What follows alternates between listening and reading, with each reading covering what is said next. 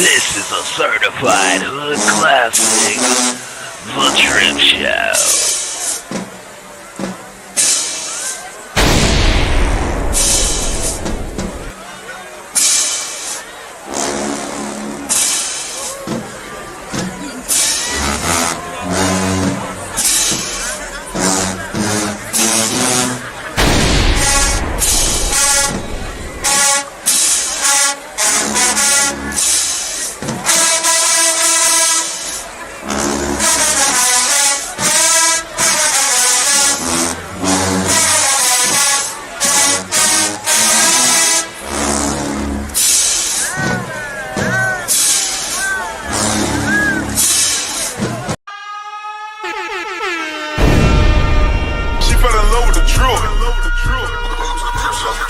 This is a certified hood classic, The Trip Show.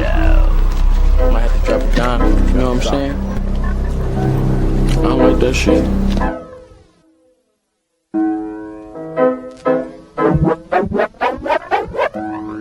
Got the drip, drip, drip, drip, Nation got 2.5 subs, y'all. Subscribe today. Y'all make sure y'all check out my homie, Drip Nation. Drip. Y'all subscribe. Shout out to Drip Nation. Shout out to Drip Nation. Much love to Drip. Drip, what's poppin', kid? Keep grinding over there, you heard? Drip, what's poppin', kid? Keep grinding over there, you heard?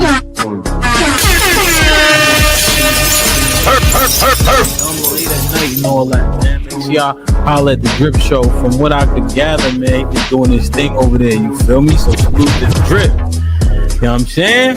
The Drip Show. Look it up. One of the mods will drop it, man. Especially if you need a late night flow. I think Drip go dumb late. I think because he on the way.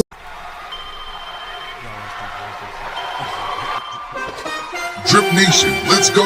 Coming to the stage.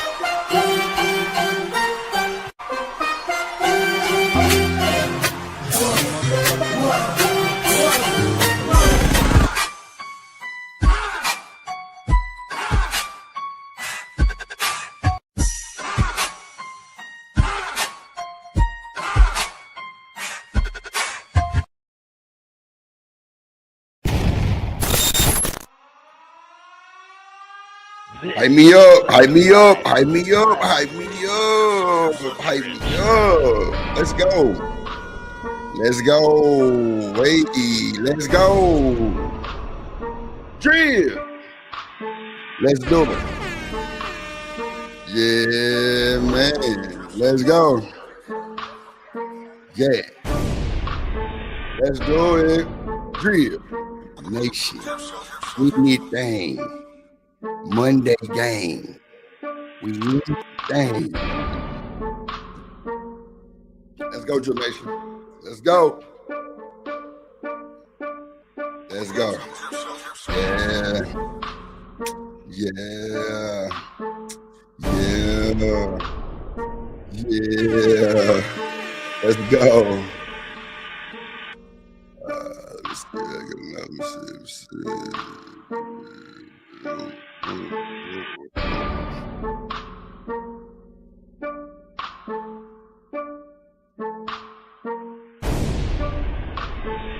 Go ahead.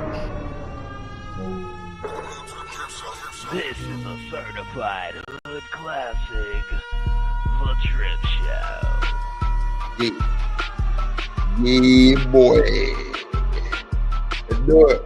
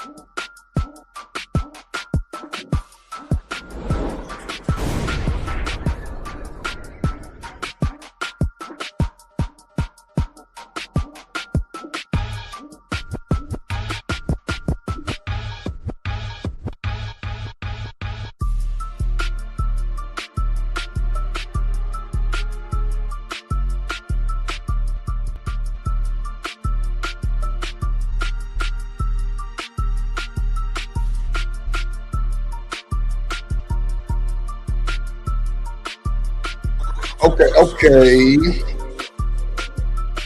A little drip for the aesthetics.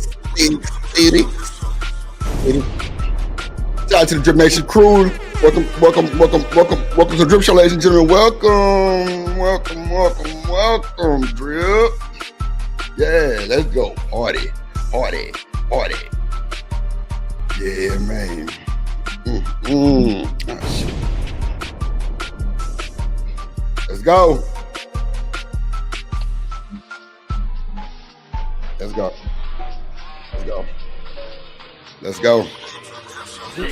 Let's go, sir.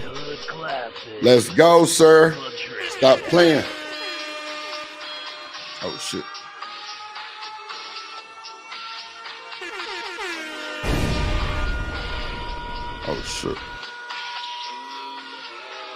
This is a certified hood classic, The Drip Show.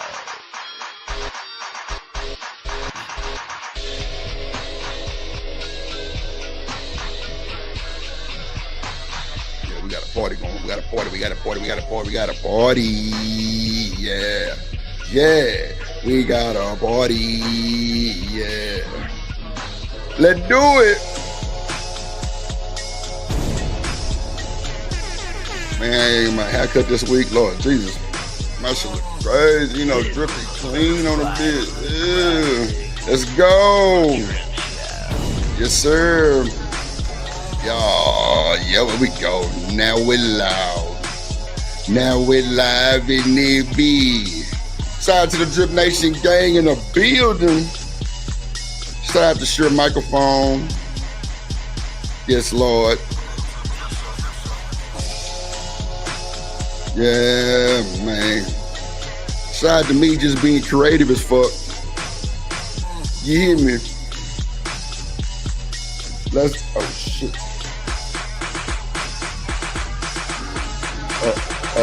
Okay. Yeah. That's what they said, though. Oh, yeah.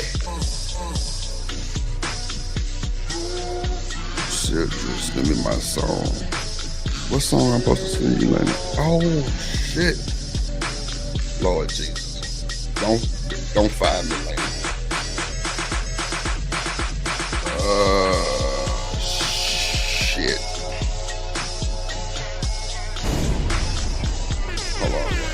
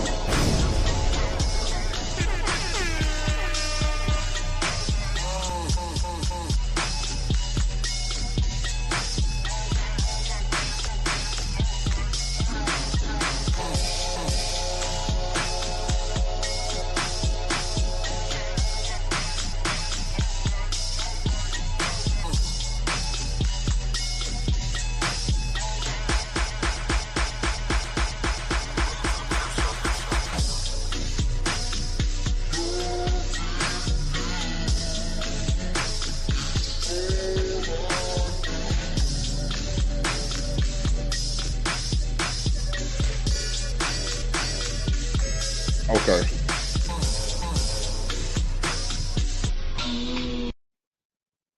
Come on, Susan.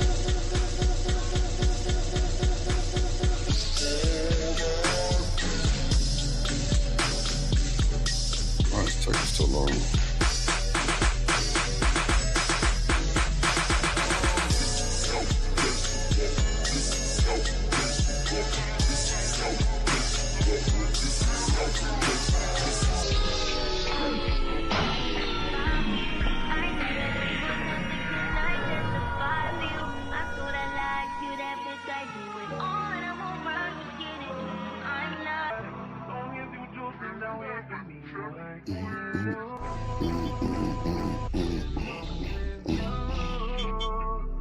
Okay. This is not right. Certified hood classic. The Trip Show.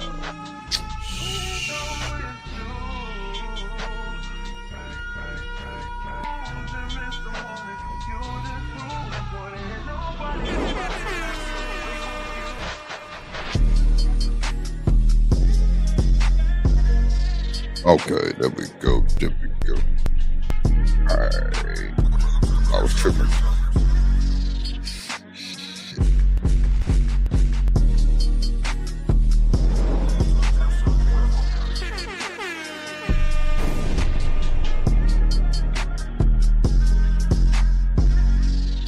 This is a certified hood classic. Okay, we back. I had to upload something real quick. I thought I uploaded, but I didn't. But that's cool though. Dripping it, be rocking with the crew though. Hey, shout out to that chat. Yeah, man, we got a few folks missing. Oh.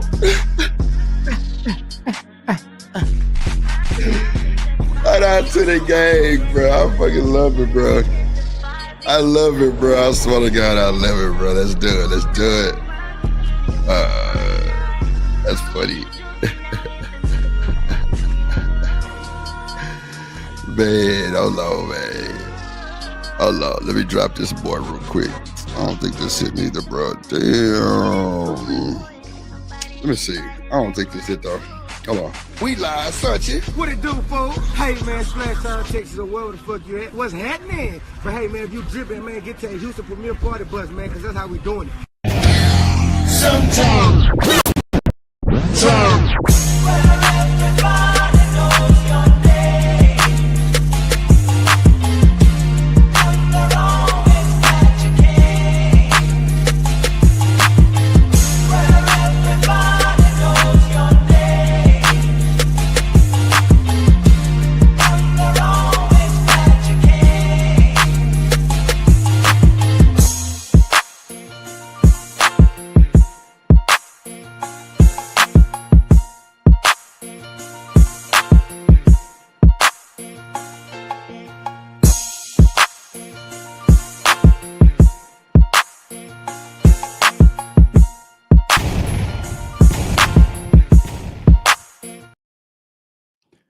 Now, I refuse to lose, right? So that was not the one I was trying to play.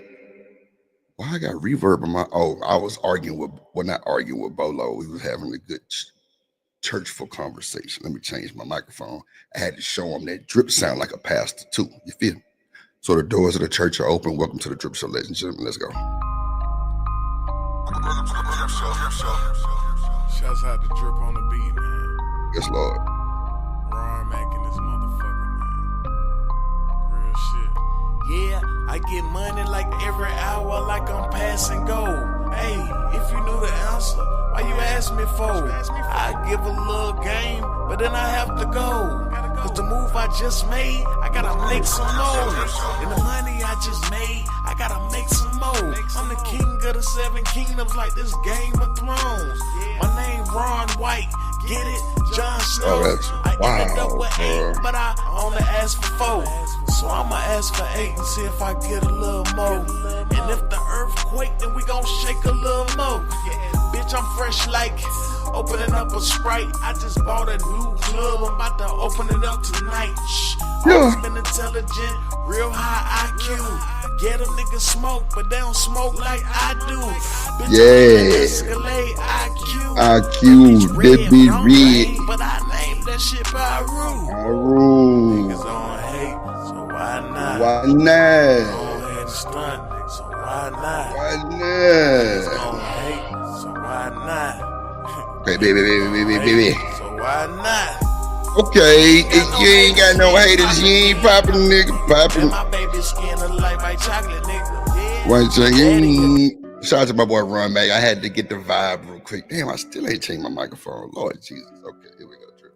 All right, welcome to the Drip Show. Welcome to the Drip Show, ladies and gentlemen. How y'all doing? That devil trying to work against me today. He not trying to let me play my new intro, bro. And I'm a little upset about that, bro. I ain't gonna lie, I'm a little upset about that. But, hey, how y'all doing, man? What's goody? Feel like I ain't seen y'all in a month of Sundays. But my computer say it's 86 degrees. You see my computer up there, y'all? You know I had to kill him. It's a party, man. That's that new boy I just built. See the type right here in the corner right there? That's that new boy I just built. I'm talking about AMD or 7900X with the goddamn big boy video card and that boy. Look at the cooler on that boy. You see Drip face on that motherfucker. Yeah, man, you gotta know what time it is. You know, I be doing my thing and everything. You hear me? So yeah, shout out to the game, man. You know, we got aesthetics for the prosthetics. You feel me? Let's go. Lane of Love, I just seen that shit. Mama Jamma. I didn't know what you was talking about, and then you sent me like $5.95, like it was a motherfucking one of your gospel best 100 hits. You buy a song.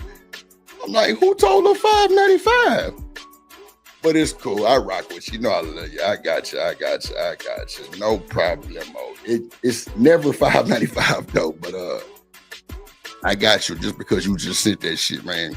So y'all let me it's still uploading. Okay, I see. Now it say 83 degrees on my computer, man. That boy processing, man. I'm talking about big render. Stop playing with drip. Yeah, we got that. Well, watch this intro. Y'all gonna see why I've been processing like that. Hold on. See how fast it go. That was a total of 14 seconds to render down a 4K minute video. Wow. With the aesthetics going. With me streaming. Wow. Bruh. With me streaming, with music going, with my audio interface goddamn hooked up, with the microphone on, with the filter on the microphone. Come on, bro. That's a fast motherfucker, bro. My mama knew. Shout out to my mama knew, bro. What? That motherfucker fast as shit. Wow. That's fast, bro. That is super fast. That is so fast. Nah, I got you later. I got you, guys. Don't worry about it. It was a tip. Nah, you good. I got you. Hold on. Let me add this shit. Oh, I hope it might not add it so big, y'all.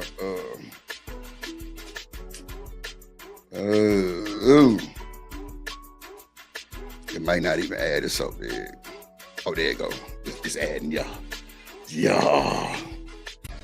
Yeah, man. You got a bad motherfucker when you streaming, playing music on a microphone, computer processing, super fast, 13 seconds with a minute 4K video.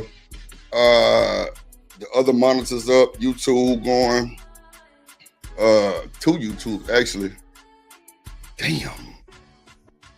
Plus the audio interface pushing on that boy. Come on, man. How y'all doing today? Monday Madness. I just can't start my show until this intro pull up.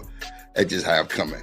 But in 99 and 2000, man, I've been trying to get my aesthetics going for the show. You know, get everything rocking and rolling, keep y'all satisfied, keep y'all in tune, you feel me? Shout out to the chat. Yeah, man, I'm finna drop this intro real quick, then we'll start the show. What up, Smitty? What up, boy? See ya. Hold on, let me see. They crank that boy up, let's see. Welcome to the Drip Show, ladies and gentlemen. Let's go. We live, searching. What it do, folks? Hey, man, Splash Town, Texas, or wherever the fuck you at. What's happening? But hey, man, you dripping, man, get to that Houston Premier Party bus, man, because that's how we doing it.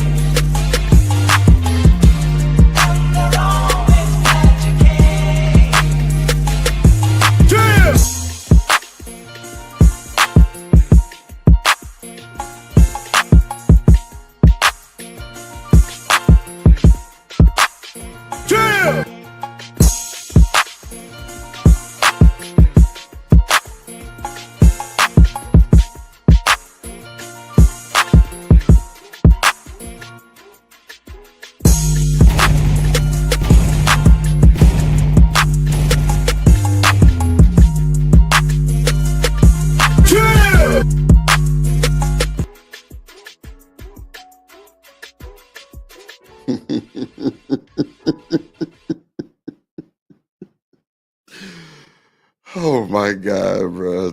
You know what? Thank you, God, for just making me a talented individual, young man. You know what I'm saying? You know, Lord, thank you for pulling me from the streets. You know what I'm saying, Lord? You know, it's a lot of things I want to be thankful for. You know what I'm saying? I don't want to run nobody away with the religion type shit, but I am a Christian, a God-fearing man. You know what I'm saying? It's one thing I do believe in is God, because he's definitely put some things in the way and got some things out the way in my life. But that intro, y'all, Shanika's so pretty. She's a pretty woman, you know what I'm saying? With her ugly ass. She gonna cry when she see this intro. I ain't gonna hurt you. Cause y'all know she came up here complaining. Drip, I can't even blink and see myself in the intro. I said, you know what, you motherfucker. My bad, first of all. I do apologize if you feel that way, but let's get to it. Let's do some remaking and shaking. You feel me? Man. So y'all, Shanika sent me like 97,000 pictures, right? To put on this one intro. I'm like, child, it ain't that serious. Don't nobody want to see you Otis. You know what I'm saying? But I feel like I gotta run that boy. Bro, it's long. I feel like it's kind of long, y'all. What y'all think? What y'all think about that? What up, ignorant in this motherfucker? That boy say be fruitful. Man, I don't know why I needed to see that for some hard reason, brother. Shit. Ignorant say, let me scroll back up. Be fruitful and multiply, Trip. Shit. Bro, that hit different, bro. That hit different, bro. Man, y'all tell me what y'all think about the intro. I'm gonna run it back one more time. I just feel like like, for me, I be catching shit. You know what I'm saying? I be catching shit. Just me and my own faults type shit. But let me see. Let me run it back one more time. We live, searching. What it do, folks? Hey, man, Splash Town, Texas, or wherever the fuck you at. What's happening? But hey, like you tripping, man, get to the Houston Premier Party bus, man, because that's how we. So let me just tell y'all behind this intro. I'm gonna review my intro. I'm gonna break it down. So behind these masks y'all see in the background, which is like see-through, that's me and Shanika behind the mask. I just wanted to tell y'all that shit. Even at the end, you see I kind of change up different, aesthetics on her face type shit. Like she's switching to the mask, she's switching to some other shit, she's switching to some, she's steady spinning though. Spinning. Let's go. We live, searching. What it do, folks? Hey, man, Splash Town, Texas, or wherever the fuck you at. What's happening? But hey, like you tripping, man, get to the Houston Premier Party bus, man, because that's how we doing it.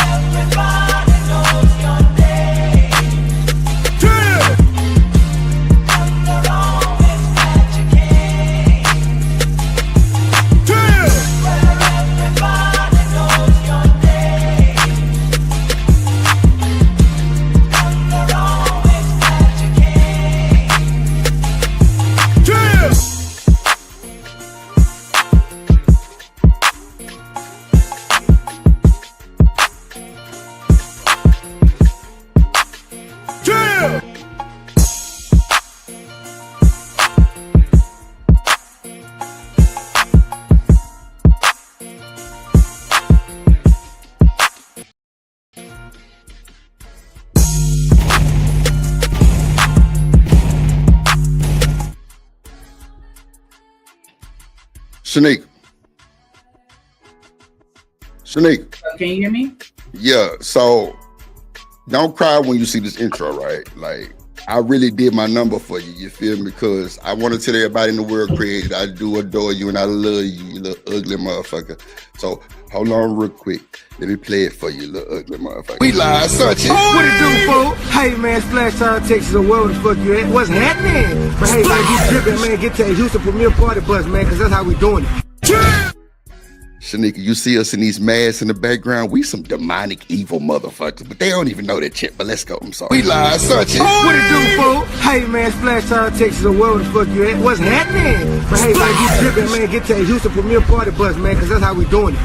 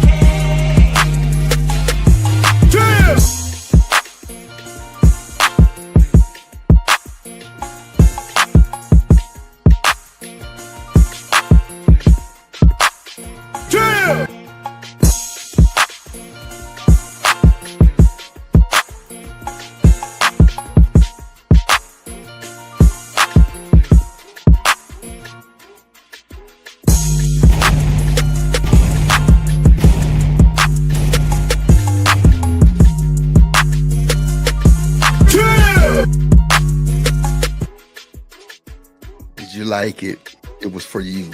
I did it all for you. Did you like it? Did you like the pictures? I did like that. I really did. I smiled the whole time. That's pretty cool. I see you threw them little crazy eyes on me for 2 seconds, but I still like that too. Just a little bit.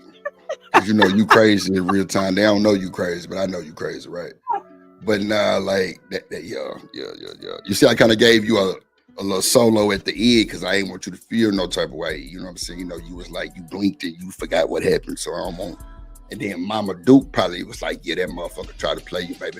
So I just wanted to give you most of it. You know what I'm saying? You know, your little hypnotizing moment you was doing to these niggas with the dimp fun is insane. I should have had you clapping on that motherfucker. I might do a little tweak, you know what I'm saying? But I just wanted you to come real quick to see.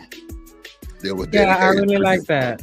Thank you. I really like that. Like, that whole fire. I ain't gonna hurt that whole fire. Yeah, I like that. I like that. What everybody, I do like that. That whole fire. I'm over here teasing. Nah, for sure. Look, me too. I'm over here like. You did that. You did that one. Yeah. They like it. They fucking with it. Okay, baby. Everybody got the fires in the chat. Okay, bitch. So if you at work, going back to work, man, just come back when you ready to, I just had to show you that real quick because I was, debuting it, but I actually played the old one first and I forgot to upload it, so I had to take it down and upload it. But we good. All right. I'm gonna go. All right. Shout out to Shanika, y'all. Big hit ass, goddamn. You feel me? See, I had to make sure my co-host was locked and loaded and good and feeling good and appreciated because, I don't be want no smoke. You know what I'm saying? Type shit. What up, Trill? In the building. Oh, shit. We ain't do the roll call. Damn, Drip. Let's go. Yay. Oh, who in the chat? Let's go. Yeah. Yup. Do it. Shout out to the chat. Let's go. Yeah, shout out to that boy Riaz, man. Big Drip King in the building. Ooh. Shout out to my boy April Kojak 313. Big mod game, big moderation in your face. Get down to get your ass put on the curve. Yeah, I'm talking about. And everything Drip Nation got to come with that one. I ain't gonna hold you. Everything come with that one, G. Let's go. Yeah. Yes, sir. Shout out to my motherfucking good fellow. My good fellow. Living humbly in the building. Living humbly. That's a positive living humbly, bro. Like, man, I ain't gonna hold you. That sound like some pimp shit, but I like it. Living humbly. I'm doing my thing and everything. Fuck a hater, you feel me? Shout out to the lovely Lena.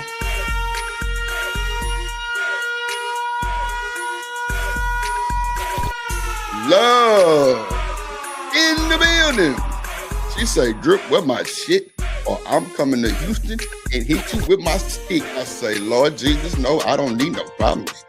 Well, you know where you at. You at the Drip Show where everybody want to know your name and they want to know your name and they want to know your name. Who at the Drip Show? Your mama, nigga. Let's go. Your mammy, nigga. Shit. Shout out to my boy, goddamn me. Oh, shout out to the people at Twitch, Kick, and X. It ain't Twitter no more, it's X. Let's go. Shout out to y'all. Man, shout out to my motherfucking player partner, Barnyard motherfucking Rooster in this motherfucker. What up, Rooster? Yeah, man. Everybody want to know your name at the Drip Show. I'm trying to tell you, man. We really rocking though. We got these motherfuckers on the edge of their seat though. You know what Rooster told me some shit the other day? He say, Drip, you know you got that evening spot, bro. That's you. You got to come on. I'm like, yo, say less, my boy. Let's go. Shout out to my boy Rooster. Shout out to my player partner. Well, I can't cuss on this, but shout out my boy Von Bryan in the building, man. Hey, shout out to Von Bryan, man. We kind of hung out last night, you feel me? Let go in the building. Shout out to my boy Smitty. Big Smitty. Make sure y'all go follow Smitty's corner, man. Real shit, man. Shout out to that lighthouse he be repping, man. Real shit. I want to talk about that, see what that really stemmed from. I got a clue, but you know, I'm supposed to keep my mouth closed, so I'm going to do that. You know what I'm saying? Shout out to that boy. Let's see. Yeah. Shout out to my boy Likes, my blue balls. You say salute, Drill. Yeah, salute, gang. Salute. Good to see y'all, man. Shout out to my ace-time partner, my boy Boss Man in the building. Let's go. Yes, sir. You know it, and you know it. Shout out to my boy Ignit. See, Ignit TV kind of remind me of me. Because I done seen Ignit in action, and bro ain't got no chill, and I ain't got none either. Yo, let's go. Shout out to my boy Ignit TV in the building, man. Let's go. Oh, shit, I did change that. Yeah. Let's see. He say, Drip, you gotta be fruitful and multiply. Nah, man, big blessings, my boy. Shout out to goddamn me, Coach Ruck in the building. My boy, my guy. Everything in Drip Nation come behind that one. Shout out to my boy Trill Smokey in the building. Big Smoke, Big Zy, Big Gas Pump, man, 93. Trill Smokey in the building. What it do? He say, yo, Drill. Intro is 5, Vaughn. Appreciate you, gang. That's big. That's blessings. Put that together. Probably about 45 minutes, Vaughn. About 45 minutes. Yeah. Let's go. What up, man? Shout out to my boy Joshua in the building, man. Shout out to Joshua, man. Joshua, good dude. I be sitting there for other little spots I be running through sometimes. Excellent goddamn chat nigga in the building. Shout out to Joshua. What it do? Man, look, man. Shout out to Shawanda. I swear this, bruh. That Shawanda make me cheese every time I say that name. I always say, and I wonder. Shawanda in the building. Hey, boy. Let's go. Bolo. See, wait a minute. Let me stop this goddamn music. Hold on, y'all. Let me stop this goddamn. Now, when I came on my stream today, what did I say? And it's crazy, bro, how God works, right? Because I didn't even know Bolo was in the chat, right? What I said? I had on my microphone. I said, yeah, me and Bolo was giving that word last night. You know what I'm saying? I had to let him know he wasn't the only pastor on YouTube. You hear me? Pass the drip, pass the collection plate, goddamn it, let's go. Shit. Oh, I wasn't supposed to curse. God damn it, drip. Shout out to my boy Bolo, man. Shout out to Bolo TV in the building. Y'all not following Bolo? You tripping. Please, somebody spam Bolo chat link for his channel. I'm talking about, boy, give you that full tank of gas straight up. And I ain't talking about no goddamn unleaded. We talking about premium, my guy. Premium. Boy, let me tell you. Look, Shawanda laughing. Hey, bullshit, Shawanda, every time, man. Every time, bro. Let me see. Let's see what I'm gonna vibe off to today. LA Project just getting me.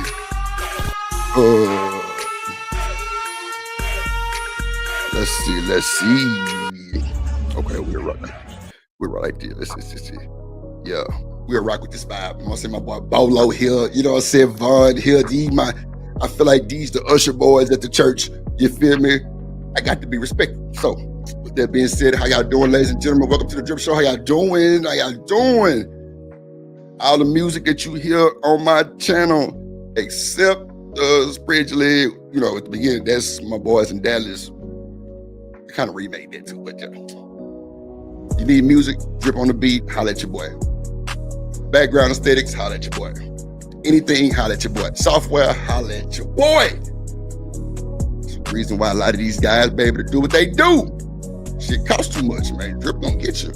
So we're gonna turn it down a little bit. So yeah. One thing about Drip is when you get to know me and know how cool of a guy I am, bro, like it really just make you just want to just come fuck with me. I gotta stop cussing, bro. Oh, Jesus, Bolo and Vaughn here. Drip, come on now. Damn. Okay, so I'm gonna restart that. So when you get to know Drip, right, you know, it's a lot of little people, you know, I don't know, they just be just saying anything. But I was on a panel with Anger Man the other day. And shout out to my boy Cellulite Podcast, dog. Hold on.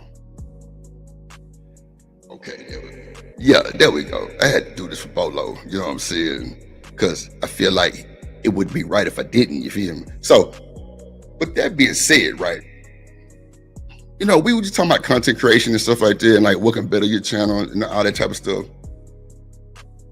And bro told me some information that was platinum. Him and Sale did really on the cool. And shout out to Christopher J and Omni too. They was up there. And what's the other guy's name? Yukin or something like that. Shout out to him too. So we were chopping it up as grown men. Wasn't no DMP, wasn't nothing like that, bro. We was having real conversation about tech, all kind of stuff, right? And Anger Man was saying, like, he said, what can you do for hours at a day? I say, well, I got the gift of gab. I think I could talk to anybody. And I think he said something like, well, have you ever did sales? I'm like, nah, I ain't never did sales. He said, bro, because you got a radio voice. I'm like, a radio voice? He said, yeah, bro, like it's animated. Like you kind of, like you know what you're doing. I'm like, oh, okay. So I was like, damn, I got to start bringing the animation to the stream. I don't know if I did, if I didn't, but just know in the near future, the Drip Show TV platform and the plug is top tier platforms. I'm trying to tell you, the plug will be monetized in a few days. That's a fact. But we moving forward, bro, in the new present time, and we doing this for y'all. No bullshit. Well, I'm doing this for y'all. Me and Shanika doing this for y'all. Straight up. Because if it wasn't for y'all, we wouldn't be here. And one thing he did say is you have to let your audience know you rocking with them. I say, damn. You gotta let them know you rocking with them. He said, because they the ones who engage and they telling people, that's word of the mouth. People that's new, they'll like catch on. So that's really the reason why I talk to y'all. I read y'all comments. I shout y'all out. You know, some people who be here early type shit. You know what I'm saying? Like, I really appreciate y'all. Appreciate the chat, because ain't nothing bigger than Drip Nation chat. Everybody want to know your name when you over here, clearly. Everybody. And when I say I appreciate that, bro, I appreciate y'all so much that it's really just like I'm meeting new people, like I'm meeting family members, you feel me? And I really wouldn't have it no other way, because in real timing, I ask people this all the time. How many people do you know in real life you can talk to like how you talk to people on YouTube? And it's always like one or two. That's it. Never more than that. I think Aunt T said like 4. And hell, he might be just trying to gas me. Nah, bullshit. But at the end of the day, for me, it's like 2 or 3 too. You know what I'm saying? That how we really express ourselves on this YouTube. So, first of all, make sure y'all call y'all people who y'all ain't talked to in a long time, right? Make sure you call your people, man. Tell them you love them. Tell them you love them. Get right with yourself and get right with that man upstairs, no matter who you kneel down to. Make sure you get yourself right with that person, man. Your friends that you might have, you know what I'm saying? Y'all fell out behind some bullshit that you really love. Like, man, make that shit right, bro. Call your mama, call your daddy if you still got them. Tell them you love them. Because, man, the world is getting crazy. It's getting crazy. And I would hate to hear that my people, somebody in the chat pass, or, you know what I'm saying? And we just didn't know. But, hold on. Hold on real quick. Like, I still got, but damn, I thought I did. Okay, my bad, wrong one. Yeah, I thought I had that shit up there still. Damn, Drew. Okay. I might have moved it, I don't know, but no, I should have that.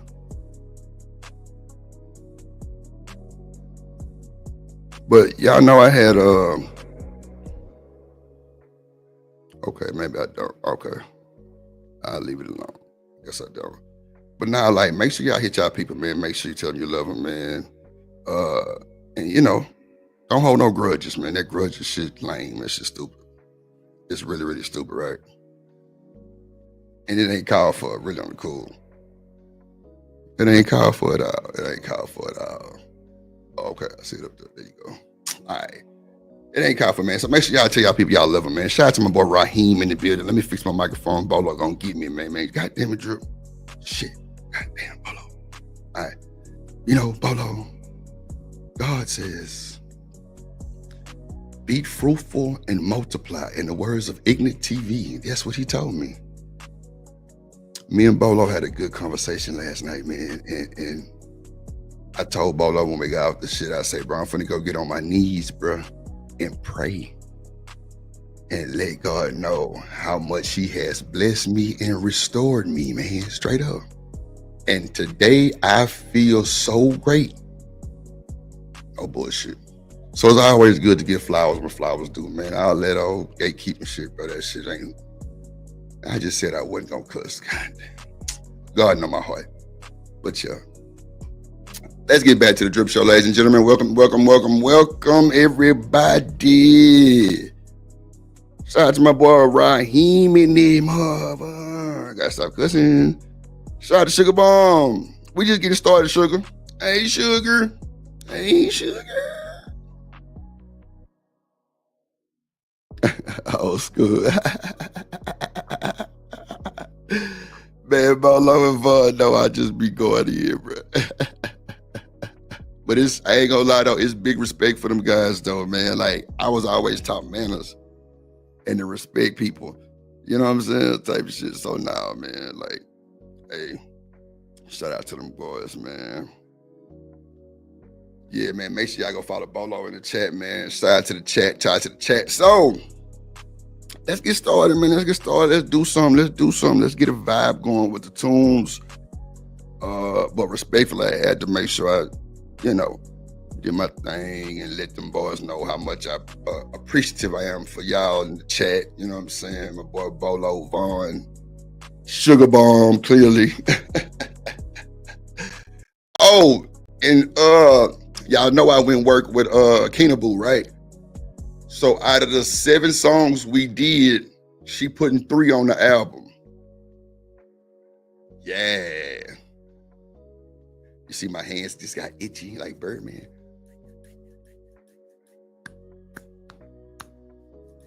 Yeah, they got itchy. It's time to go, Drip. Get you a plaque.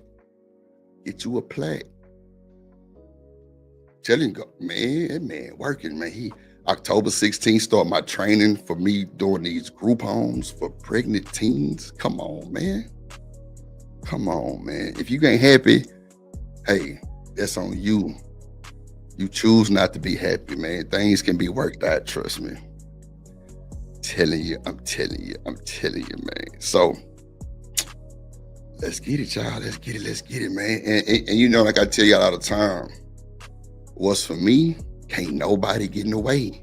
Nobody. And I ain't letting it. Ain't no way. I turned my head and looked the other way. Fuck it. Let's go. Yeah, man, let's do it.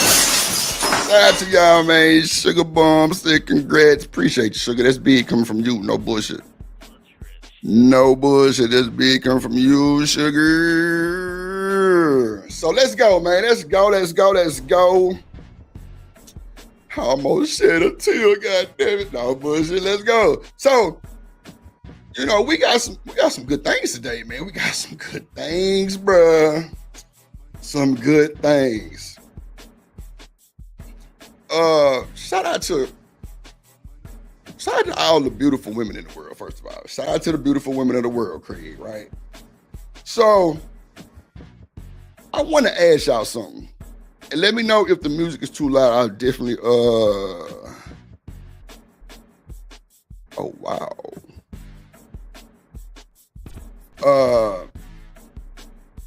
Okay. Let me ask y'all a question. And like I say, let me know if the music is too loud, right? So, I want to know, how do kids know about child support? Can y'all tell me that? How do kids know about child support? I want to know because I've been seeing a lot of little, you know, Dr. Umar moments with these women. I mean, these, Lord Jesus, these kids, and they, you know, pretty much, you know, you owe me bro, the kids are demanding child support. I ain't never, boy, that's wild, but the kids are demanding child support, straight up. They demanded child support. My earring poking. Yeah, they demanded child support. How can it, like, and it hit different when your kid is telling you you need to pay some money. I think that music is a little loud. Let me cut it down a little bit.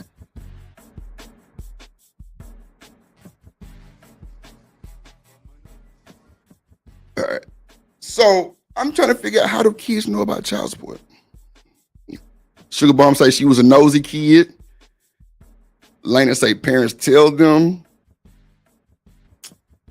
Sugar Bomb say kids listen to everything we say. They hear from their parents living humbly. Ooh, I gotta post this. Sugar say, oh damn, boss man, you had a 512. Hold on, Sugar. Let me post boss man shit first. He say the mom tell him. So, boss man, do you think it's in a, well, shit? It can't be no other way but a bad way, though, right? If you telling the child about child support from your other parent. But you know what's crazy though? A lot of these kids don't even know their other parent. And they requesting child support and trying to talk about some damn child support, bro. I don't understand, bro. To me, I think they're put up to it. On God. I think they're put up to it. And oh, man. I think sometimes, I mean, it could be either parent. Tell the kids like, you know, your daddy owe you some child support. Maybe because the kids want something that they can't get. And the mama be like, yeah, your daddy owe you some, damn. Your daddy owe you some child support, or, you know, ask your daddy for it type of shit. You know what I'm saying? I don't know. It's just crazy. But at the end of the day, I think that's so disrespectful for kids steps out of a kid place and asks for child support, or either bring up child support. You know what I'm saying? Not knowing what they've been through, not knowing what the other parent might have done, any of that. Sugar Bomb say, because kids are in grown people business. Damn, Sugar. Since you say it like that, little baby. God damn. Man, look, it's wild, bro. It's wild. It's wild. And it's more wild, right? Hold on, let me send this cash up. All right, there we go. Boom. All right. So I just think it's so petty and childish. And living home to say they hear from their parents. I can hear, well, it clearly is just one parent, because I'm sure the other one not there. But like, I just feel that's so out of pocket though. Boss man say children are no longer required to stay in their place. Lord Jesus. Let me see. Mark Chapman say mine no because I told him. Okay, yeah, well, Mark, I respect that, G. I respect the teens like 17, 16. I mean, because they do know, bro. It's a whole new technology world right now, bro, them kids know a lot that we probably wouldn't even think they would probably know. And they know. You feel me? So I'm with you on that, G. I agree. I agree with you, Mark. I agree on the team side. Oh,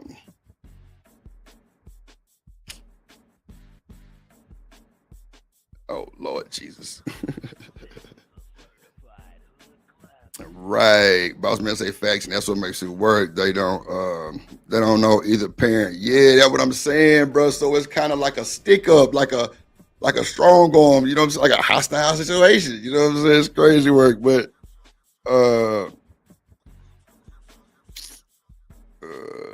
and look at this clown. Sugar, you ain't shit, but I know how you coming, so it is what it is. She said my dad was around, so he went on child support. Good for you, goddamn.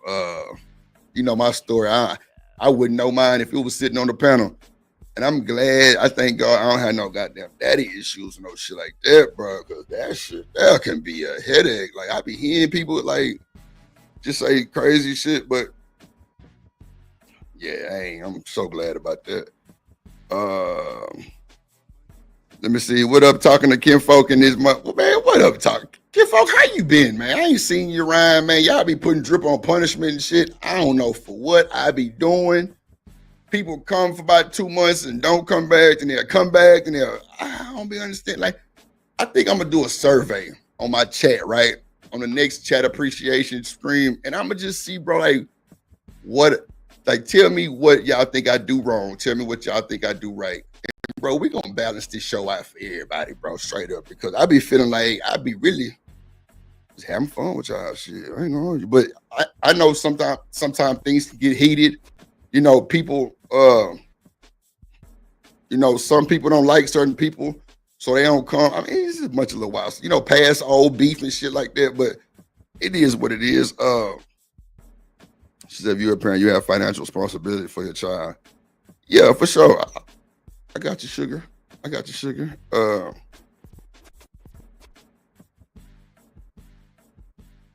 She said, boss man, them kids need their money. What up, Jones? He said the father may tell them if they ask for something. Yeah, but you know what, Jones? That make a lot of sense. But why would you just go? Well, I'm gonna just assume that you know what I'm gonna say is the situation. But like, why would you just assume to just go straight to that? That's my thing. Like, why would you want to go straight to that? Yeah, these kids do know a lot, sugar. That's a fact. Yeah. It's crazy. What up, man? What up, Brownie? Man, shout out. Man, hold on, man. Why this kid ain't got the proper aesthetics? Hold on. Shout out to Brownie in the building. Brownie, they were just talking about you the other day over here. Who was that? I think that was Chakra. She said, Drip, you need to get Brownie over here. I'm like, what you mean? Brownie fuck with the kid. Like, why would you say that? She said, man, she's silent. She's silent. I'm like, I know Brownie motherfucking that's my people. I've been fucking with Brownie. They don't even know Brownie. We've been rocking since the other side, man. They don't even know. There you go. Ooh, all right. So, you know what I'm saying? With that being said, shout out to Brownie Ellie in the building. Shout out to Brownie Ellie in the building. Ladies and gentlemen, y'all not following Brownie. Shit, you want your hair did, your edges pressed. Goddamn, you want real deal spill clothing. Shit, there you go. Holla at the girl. She get you straight. She get you straight. She get you straight. Jones and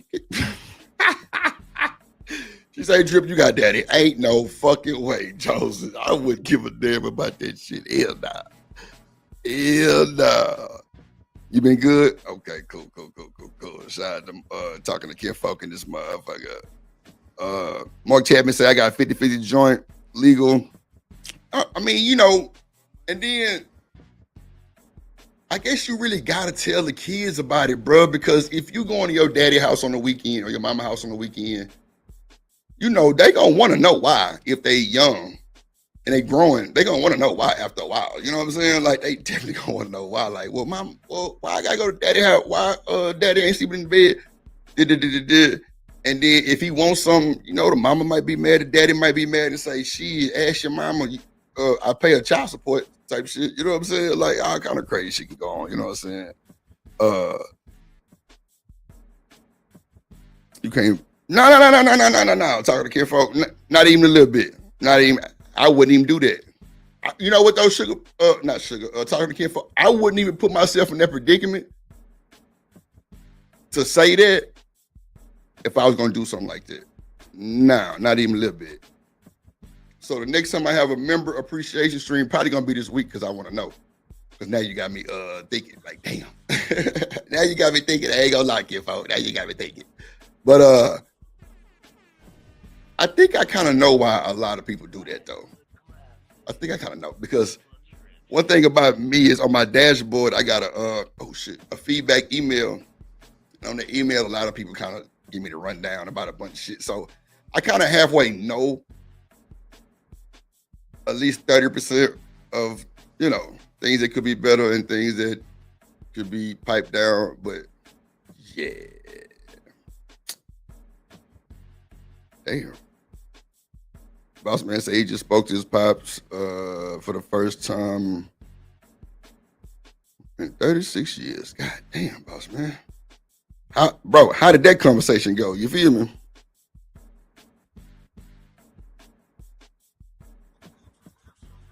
She said because you don't see the child, you what the hell? You have shouldn't pay it. Oh, that was a typo, I'm guessing. Nah, for sure, Brownie. What up, Phyllis Jim? What it do? What up, little baby? What up, Davey in the building? Shout out to David Richardson in the building.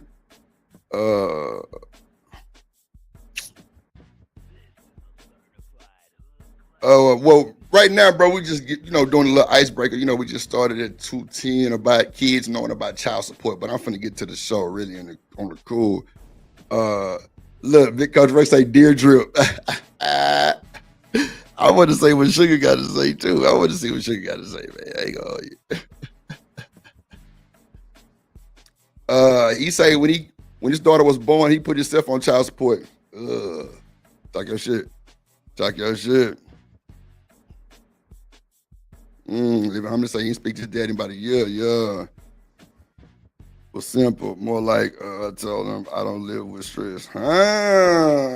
Now,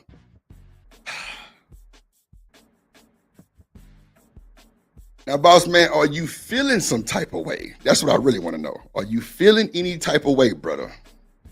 To where you made that comment?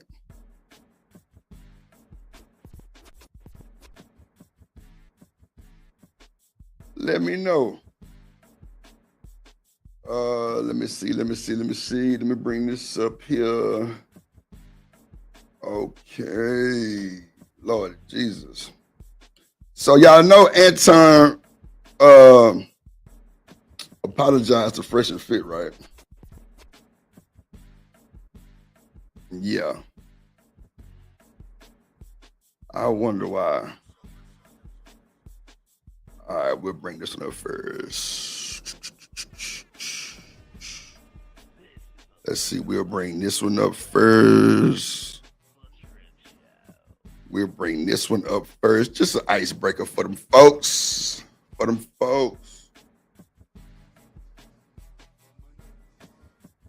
right.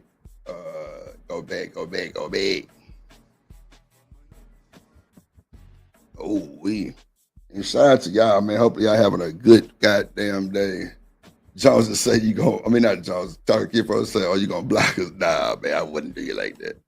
Let's see, y'all. Years with Hold on, Charles and White popping this shit. What for? I don't know. Somebody just sent it. Like I told y'all want me to go over any content, just send it to the email firetrip@mail.com. Somebody just sent this one, but we got other shit too, though. Drip Nation Fair Use. This content is used under the Fair Use Doctrine as defined in Section 107 of the Copyright Act. It is used for educational and commentary purposes. All rights to the original content belong to their respective owners. We do not claim ownership of any copyrighted material. Shout out to the copyright use. So Sugar Bomb say these men be mad they on child support. Shit, Sugar, I ain't gonna hold you. I'd be a little upset too. If Well, I'm gonna say this: if I wanted it to work and it was just more of like she just on some grimy shit, then I'd be mad. But other than that, it is what it is. Like it's best to just kind of, if you know you ain't going down the right lane with that, just go ahead and just put yourself on it. That's what I would do. I would just put myself on it. I would just put myself on it because I've seen niggas who put themselves on it and it worked out for them. That's a fact. It worked out for them. It worked out for them for sure. Hold on. Yeah. All right.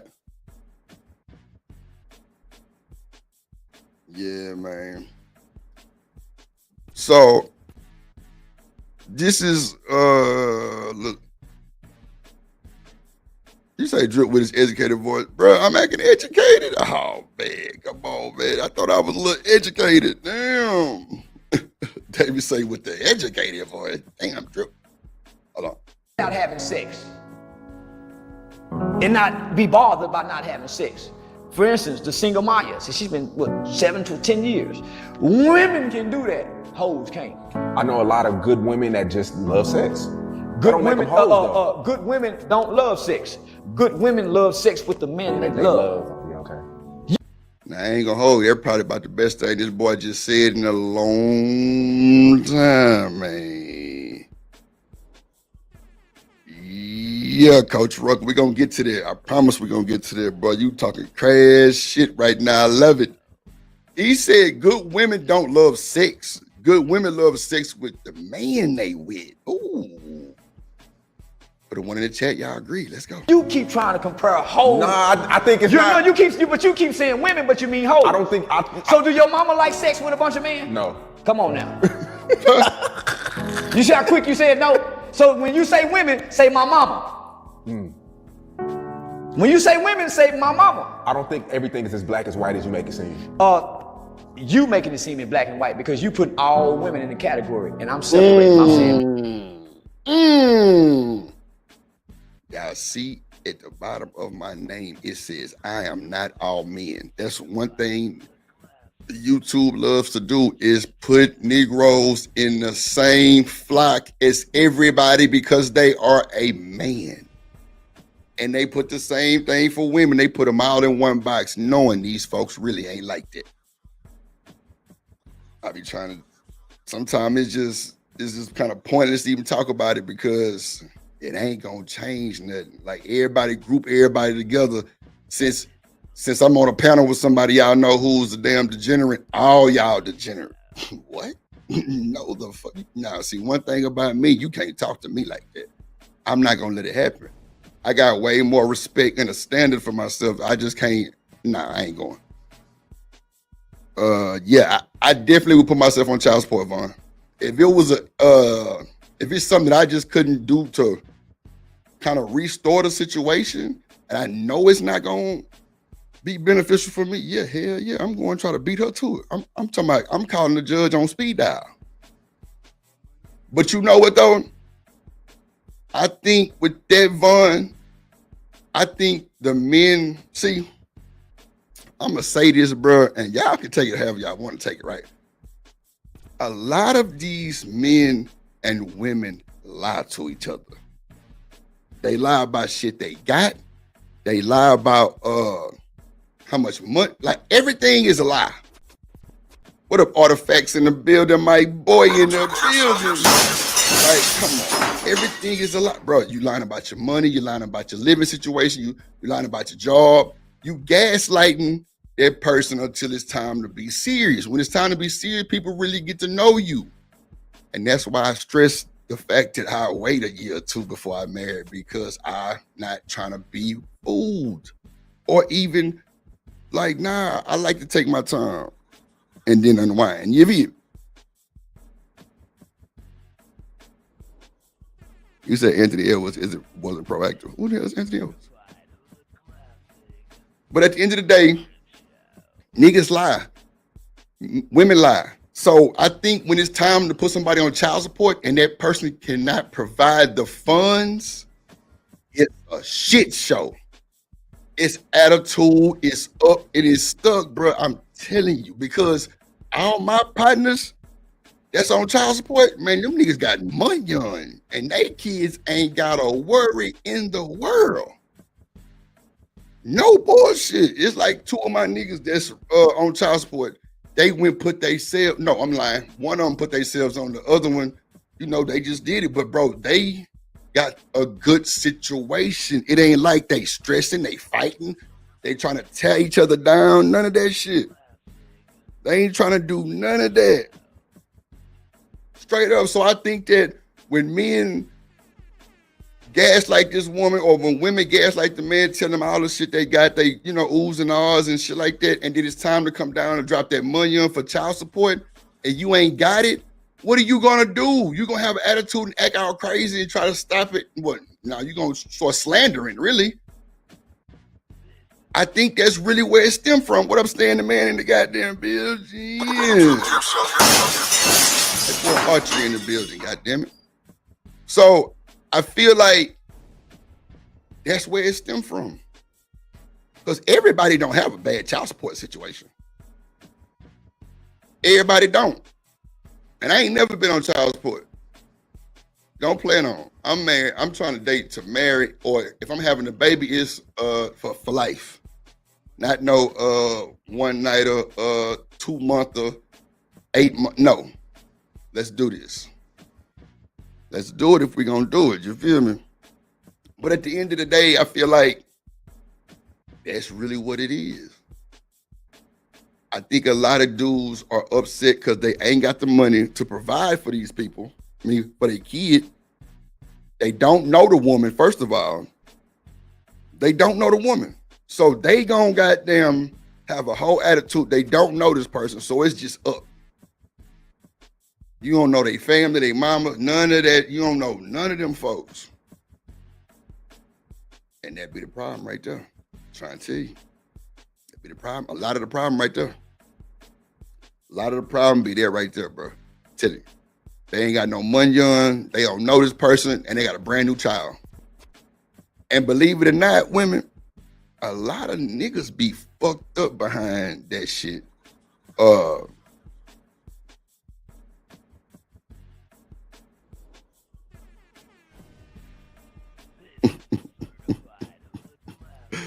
Shout out my boy Vaughn, man. Let me change your situation real quick, Vaughn. Hold on. I see you, boy. I see you. I like that. I see you. Let me see. Don't freak out on me when I do this. Hold on. All right. So do that and then do this right here.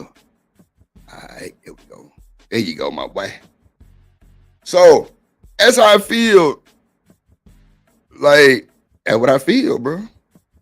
Straight up. I feel like the men who don't have the money on for the fun on, they don't know the woman. It's a whole attitude. They trying to knock a motherfucker head off. The women that don't know the men, they probably going through the same thing, because see, they gotta actually raise the baby. Us as players, we don't have to do nothing but pay the money. Because a lot of females don't even want your ragged ass in their life. But you can drop that money on though. And that sound crazy too. You know what I'm saying? You know, I ain't just one-sided. I'm in the middle with everything I say. So y'all don't take this out of character. But that's how I feel what's going on. Like, I feel like the women upset, they don't know your ass. They mad at themselves because they was in a situation where they probably was on extracurricular activities and you had a baby. I think a lot of these babies be coming from extracurricular activities too. They drunk, high, you know how many ecstasy babies? Like, no bullshit. It was a time like 2005, 4 to like 2019, bro, was nothing but drug babies. Like, I'm telling you, bro, these people popping these X pills and shit, these Miley's, it was in every song you heard. And they going get it, bro. Perks and shit like that, bro. When you on Percocets, if you really have took a real perk before, like when I had my knee surgery, from the accident, like I took perks. I see why they say you on demon time. Bro, them folks had me sign off on every calculated dose I took. No bullshit. In the hospital. It's like a little blue pill type shit. And it was so much I could only take per hour or like per day type shit. Like this wasn't no as needed for pain type shit. No, they had other shit for pain. This right here was like the ultimate, like maybe twice a day, if that. Bruh, the first time they gave me that shit, I'm like, damn, a Percocet, that's crazy work. You know what I'm saying? Because I'm normally hearing it on the streets on, well, we're just hearing it period. Well, actually, let me scroll back. I'm tripping. I didn't know what a Percocet was until I started hearing it on the songs, which is years later. But when they gave me that shit, bro, that next morning I woke up, bro, you talking about groggy, aggravated than a motherfucker, but my shit was on 50. Bro, the nurse came in there, she was like, oh, you okay? I'm like, what? And I looked down, my shit, she is trying to salute her motherfucking ass. I ain't bullshitting, bro. Shit had you on 12. I ain't lying. Like 12 and 6, no bullshit. I'm trying to tell you why I was like, damn. I ain't even, bro, because I was so aggravated. I was just ready to go home, really on the cool. But like that shit had you groggy, bro. Like I had a whole attitude with her. For what? I don't even know. I couldn't even tell you. But that's what they mean by that demon time shit. And all them more mileage and shit, them like hallucinant party drugs that make you feel super good. So yeah, you having babies behind that shit. That's a fact. But at the end of the day, just what you got to deal with, this type of bullshit. So now we have child support issues. Boy, let me tell you, let's get to it. Women do this, ladies do this, bitches do this, hoes do this. You keep saying all women, and I'm saying, no, Sean, not all women, nigga.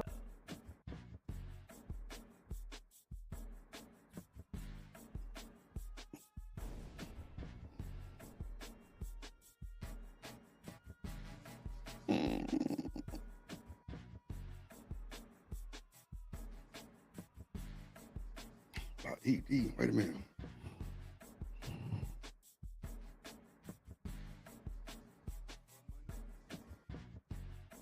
This nigga here crazy. Bro, I can't stand Smitty, bro. I can't stand Smitty, bro. I tell you, bro. Nah, I'm telling you, for me it was, oh, hold on, you talking about like the Molly part or you talking about the Percocet part? I can't stand Smitty. Nah, I'm telling you, Smitty, well, I'm gonna just say this. A lot of people that I knew definitely was having babies behind this shit. Real shit. I'm telling you.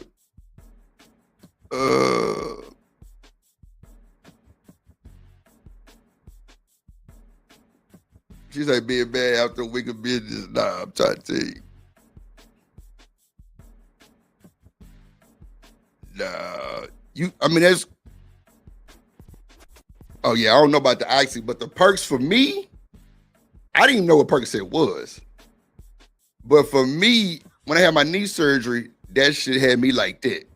That's why I can say what I said, because you know a lot of these niggas taking fake drugs too. I was in the hospital. I was a teenager in college type shit. So you got to know that was a long time ago.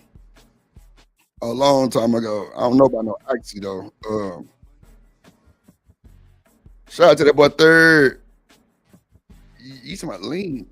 Nah, I'm talking about like the real deal drug, like not no street drugs. I'm talking about like when I had my knee surgery in the hospital. Not no damn no shit from the street. Nah, I'm talking about real deal spill. Shout out to my boy Third Boy Columbia and this motherfucker, man, real age time shit. You feel me? Yeah, I can tell you about the street version of it though. But when I was in the hospital at that time, bro, they had me like no bullshit. They had me, everything was clocked, documented, the whole nine. Wasn't no slip up type shit. Nah, I feel you. I mean, I don't know what it did. I can't speak on nobody else but me. That's all I'm saying. I'm gonna just leave right there.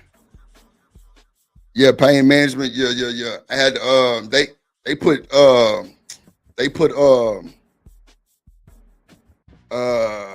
what is that shit? Damn, what is that shit called? Sterilizers in my knee. It's like numbing blocks in my shit, like type shit. Okay. Yeah, I ain't really know that part of it, Smitty. I'm just speaking on how it did me. I was like, shit, she would have gotten that bed with drip, it would have been a wrap.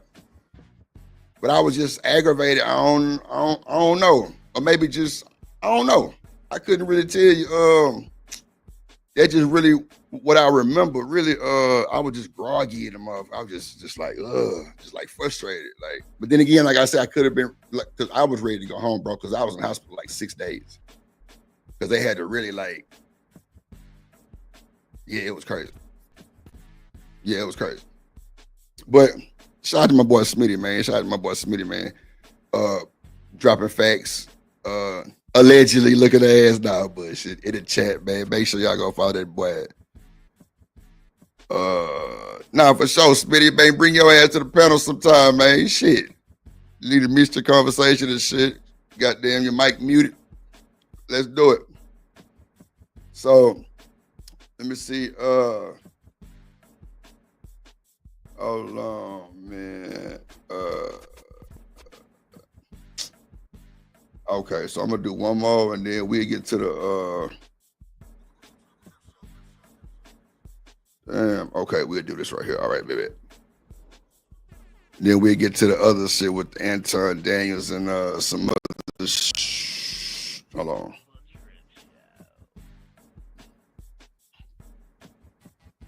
Oh, I think I did that one already. Okay. Oh, snap. Yeah, the artist, I'm tripping. Excuse me. Let me see. I got that one too. All right. Had to make sure I had that shit right because all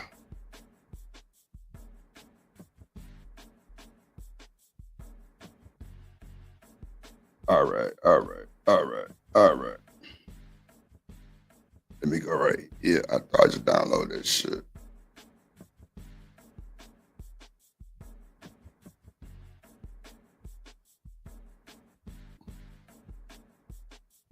Yeah, I know I downloaded that bullshit. I mean, I'm tripping. Okay, let me see. That boy Shannon Sharp back in the news, man. Should be crazy for that young man, bro. He can't catch a break, bro. He can't catch a break, bro. They not ready strong arms you, bro. Hold on, let me get this shit right. So we can get to it, man. But I downloaded this shit already. I guess not. All right, it's cool.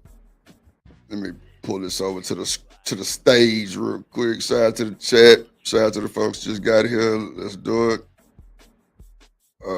Let's see. Shit. Oh. All right, there we go. All right, let's see here. Let's see. There we go. All right. Here we go. It's your boy, O'Shea Duke Jackson. That boy Duke. Looking at Drip Nation Fair Use. This content is used under the Fair Use Doctrine as defined in Section 107 of the Copyright Act. It is used for educational and commentary purposes. All rights to the original content belong to their respective owners. We do not claim ownership of any copyrighted material. At all, you hear me? We don't own none of that shit, bro. Oh, Lord Jesus, third. Back at it again with another episode of The Celebrity Junk. Celebrity. Have you ever met a chick that used to be booty clapping it up? I'm talking about seriously booty clapping it up. Like in the streets, Lord stopping Jesus. it up, twerking it off, just getting, choo-choos ran on her. And then all of a sudden you find her like 1 or 2 or 3 years later. Let's just say, for example, you find her online or in person, but usually it's online. And what you start to see is all of a sudden they out there with their daily Bible verse. They're preaching, they're aggressive about what God is doing, what God is and what God should be, and how everybody out there need to come to church and come to the Lord. And they posting pictures of themselves reading the scriptures, praying and all that. And you're like, man, you're 304. Like, I know you. I know about you. You know, I mean, Damn. like, man, you're a bopper. I know that somebody is still hitting that. And it's very similar to what happened with Brittany Renner. She fooled me. I thought that maybe she was gonna change. And no, she's back thotting it up. And that's typically what happens. You know, they're like that for a little bit, but they come back to the streets. And, you know, if you've been talking to them or hollering at them and they start on that Christian route, you wait for about a year. They'll come back and let you get in those cheeks again. All right. But then what happened? Damn. Why are they able to come to Christ all of a sudden? Because they did so much stotting it up. They can now change, or they're changing to do another grift. Okay, and now it's a religious grift, and instead of just letting, you know, pookies like, you know, me clap, they're now trying to be 304s for preachers, okay?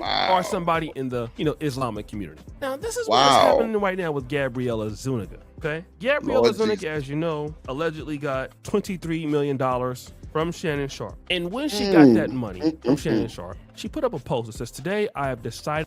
$23 million, bro. Wow. $23 million, bro. Thank you. But thank you, Brian. Come on, bro. $23 million, bro. Shannon, you gave her $23 million? Child. That's how I feel right now. 23 million, Shannon? Come on, brother. You got to stop. You got to chill, bro. 23 million! And you didn't even touch her, bro.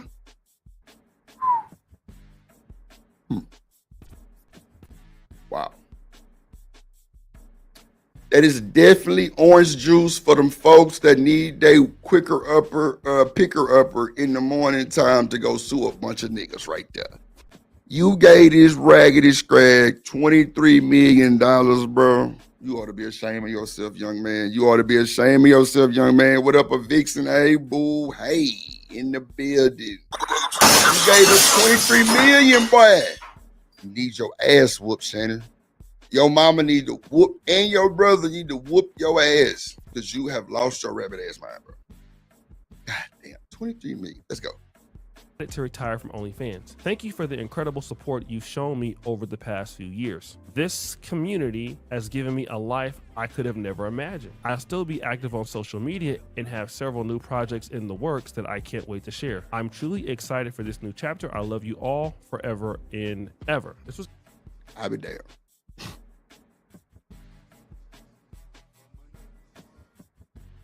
Oh, Lord Jesus. Wow. We so dumb and clumsy and just, bruh, make stupid decisions sometimes, bruh. Like, come on, bruh. This motherfucker then gave a speech like she earned that shit. Bro, you got to be kidding me, bro. You got to be kidding me, bro. Bro, she said, I want to thank God, my weed man, Shannon motherfucking the big black monkey. I want to thank everybody. Bro, she had a speech, bro. Like she won a Grammy. Boy, ain't no way in hell this shit happened. I know you lying to me. I know you lying to me, bro. Brother, you let this motherfucker put a speech out on you, bro. She said, I'm retired from OnlyFans. Thank you all. I've made it to the top by tricking motherfuckers and scamming in line. I made it. Oh, why? Oh, why? She did that Queen Elizabeth wave on you motherfuckers. Yes. Yes. Yes. Thank you all. Thank you all for your support. I be damn, bro. You need to go down in the museum of niggerdom in the worst way, bro. Bro, you just... I ain't gonna lie, bro. That shit just hit different, bro. It hit different, bro. She won, bro. Motherfucker gave a speech, bro. I just can't see it. actually after she got that money from Shannon Sharp. Now then, what is she doing now? Well, if we go here, look at this. She's now reading the scriptures. Look at this. You have made enemies retreat before me. Below that, you have freed me from the people, and you have preserved me as head of nations. Foreigner.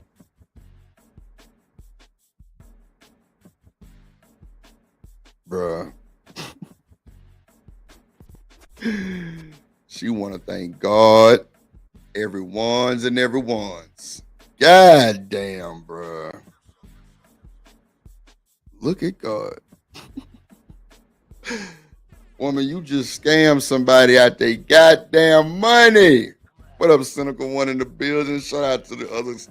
Shout out to the only Queen Mod, actually, y'all. Shout out to the only Queen Mod. Cynical One in the building. Shit Bear in this motherfucker. What up, what up, what up, what up? Yeah. Ooh, shit, man. You popping your shit early today, baby. She said Shannon could have donated that money to goddamn Umar School. Lord of Jesus. Have mercy. You definitely a top mod, girl. You got your big wrench over here. You definitely top mod over here, man. You definitely top mod. Yeah, that's crazy, bro. Yeah, Tony Busby did his thing, bro. Welcome to America. Oh yeah, Tony Busby at least got about a good $8 million out that deal too. So yeah.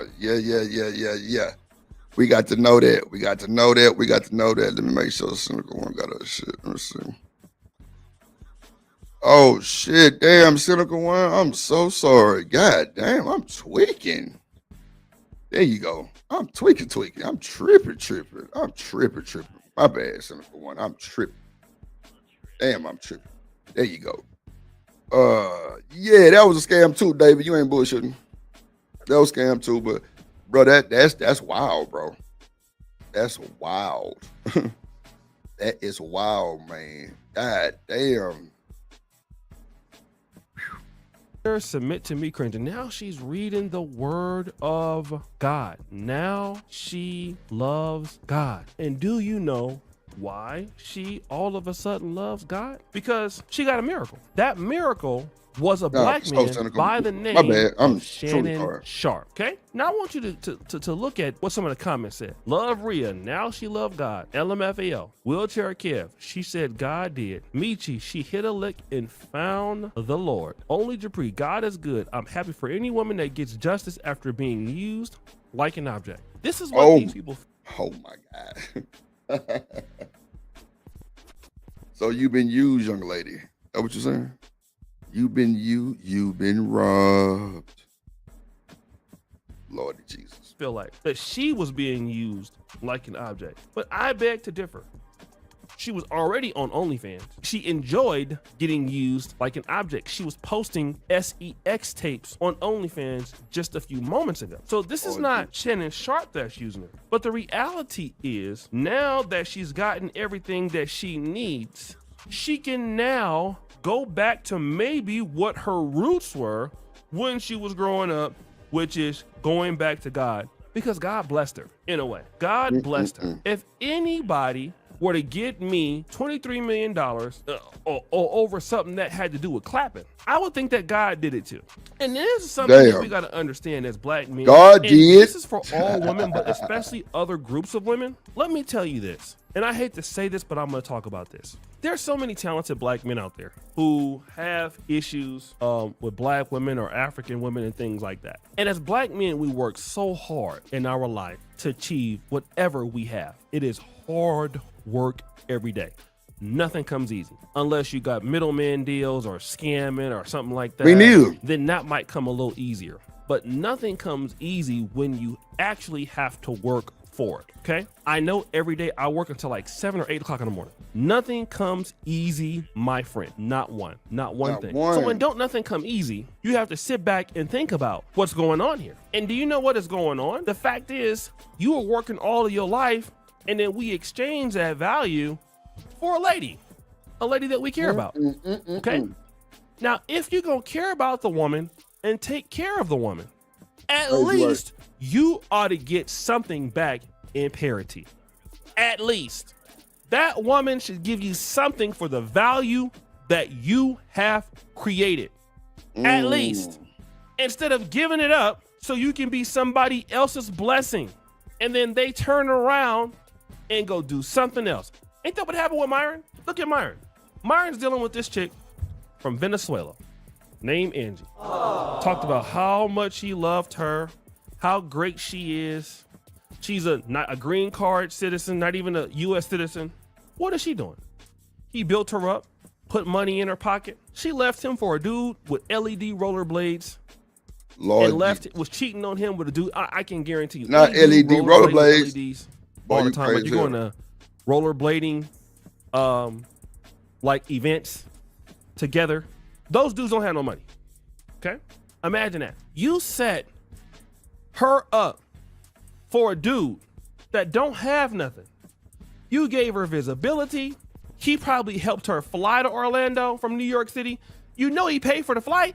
That girl came and visited Myron when he was in New York City. She went to Orlando, went to go be with another dude, was cheating on him with another dude. Now rollerblading. Getting rollerblading all the way clapped up and out. Okay? Now, when you go like that, you getting her ready for something that she don't even deserve.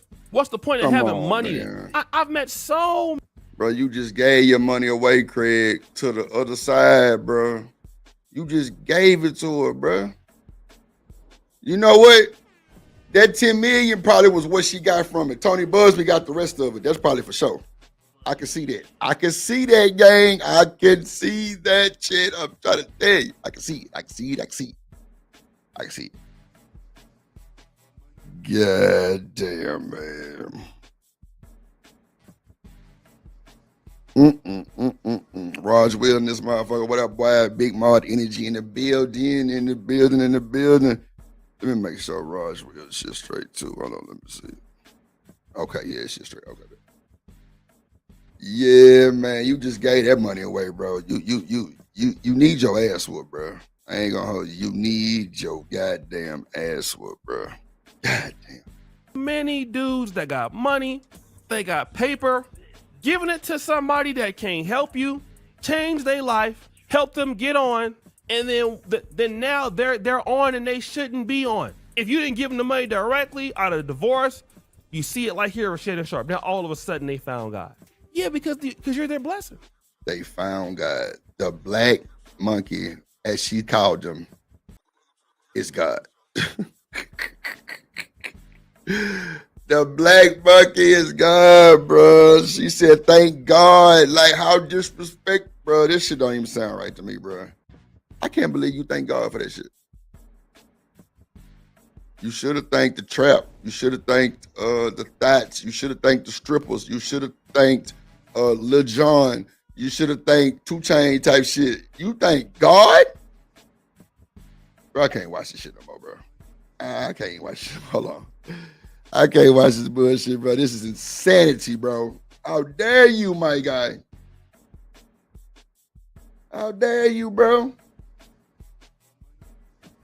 Hold on. Let me pop this up real quick.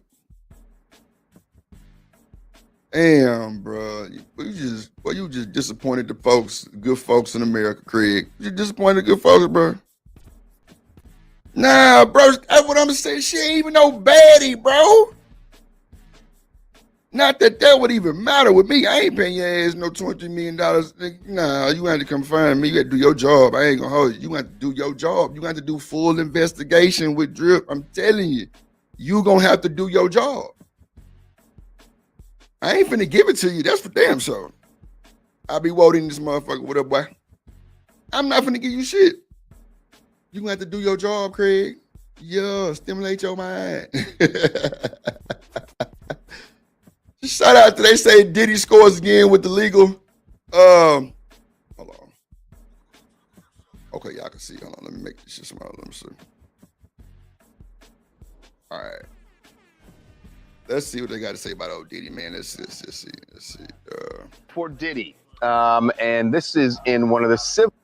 Hold Hold on, let me get that fair juice. Drip Nation Fair Use. This content is used under the Fair Use Doctrine as defined in Section 107 of the Copyright Act.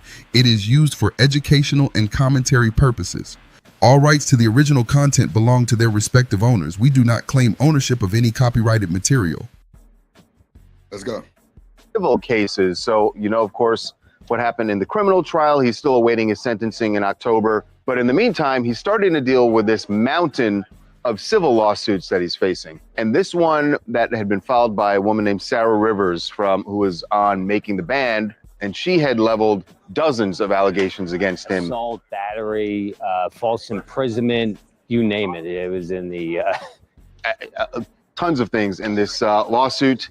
And now a judge has thrown out almost all, and maybe it may end up being all of the claims that were brought in this lawsuit. This is how y'all heart feel right now.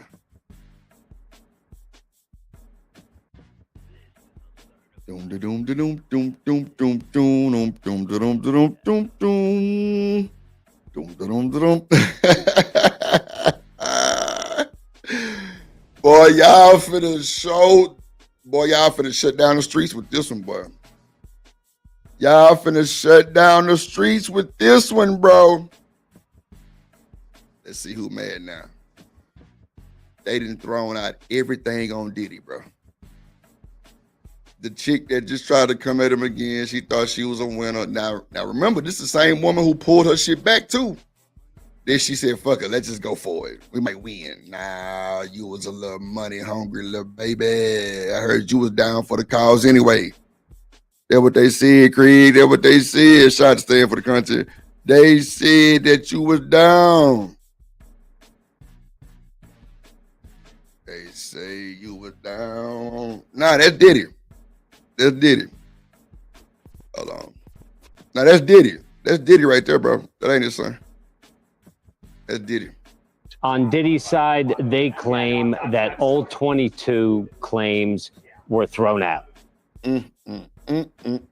22 claims, ladies and gentlemen, was thrown out.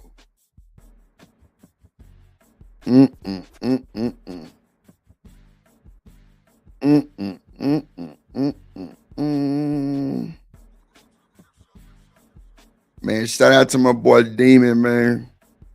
Boy, I've been a member for 4 months, man. Appreciate you, my guy. Appreciate you, my guy. Appreciate you, my guy.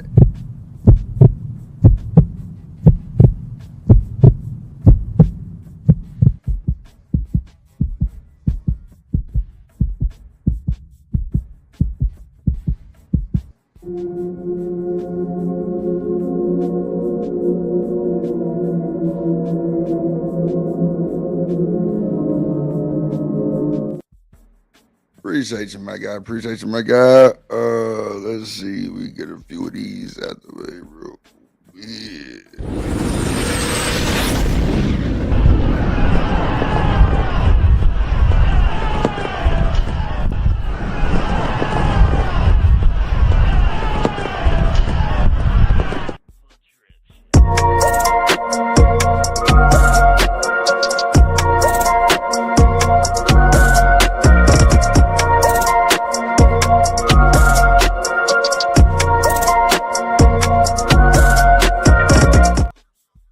Yeah, big wrench, big wrench energy.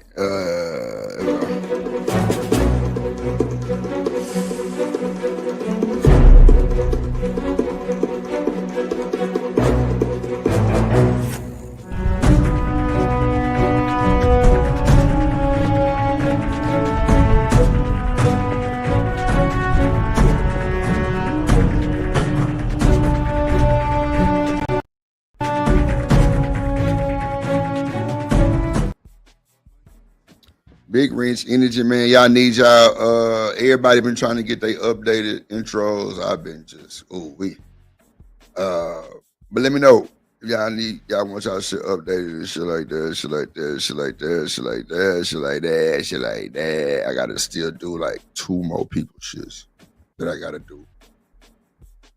No, 3 actually. Yeah, 3.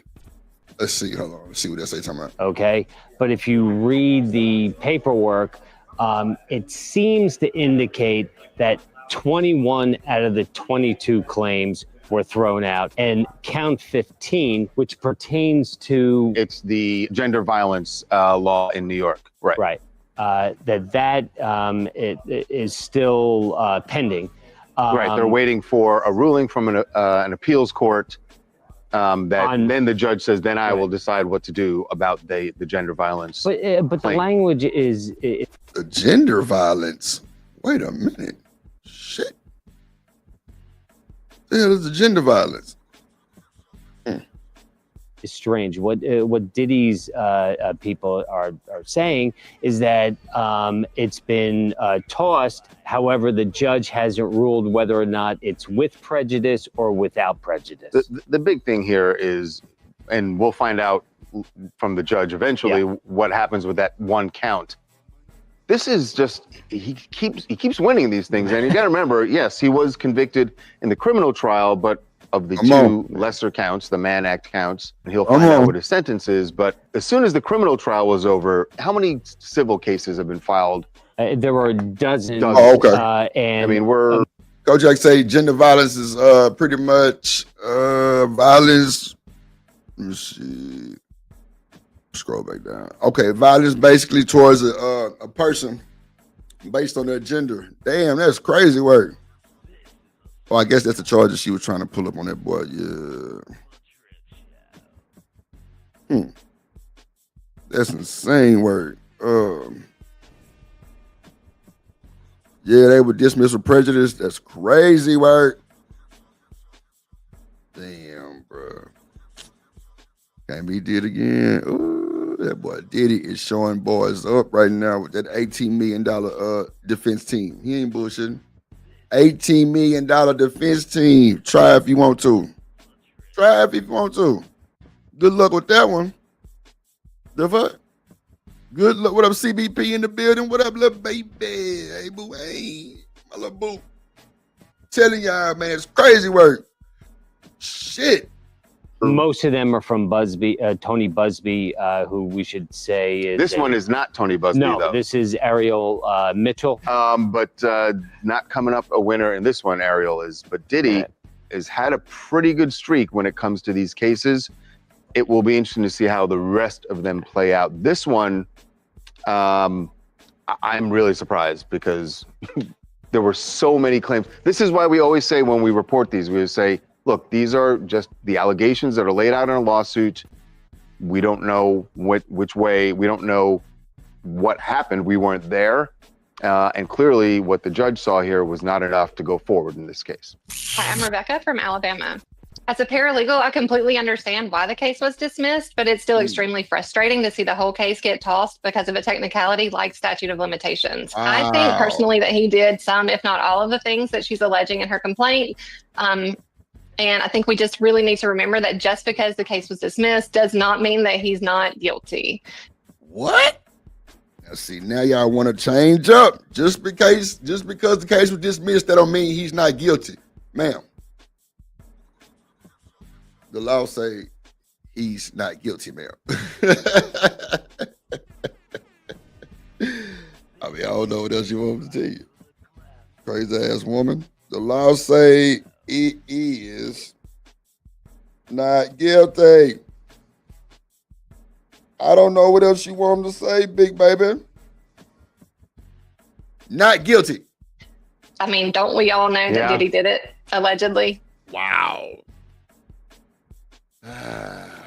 The prejudice. See, but you had to put the allegedly on the end there. Yeah, I mean, look, there's the court of law, and that's what we're supposed to operate under. But when people disagree with the outcome, they can still have their opinions about what happened. It's just that legally, in this particular case, he is not guilty. Come on, man. Make sure you put her ass back in her plate with them ugly ass glasses she got on. Trying to, man.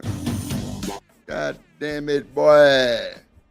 Shout out to the Diddy camp for whatever they did, Craig. In the world, Craig. In the world, Craig. In the world, Craig. In the world, Craig. Damn. T-Dub and this motherfucker. What up, boy? What's the deal?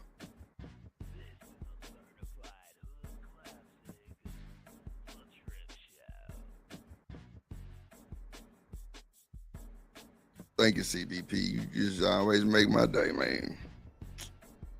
Diabolical, huh? Not Kojak. Shit. Crazy work. Damn, boy. So, we moving on forward down the timeline. We moving forward down the timeline, bro. I'm trying to see what in the hell. Okay. Okay, I see what this is. Okay, I see what this is. I see.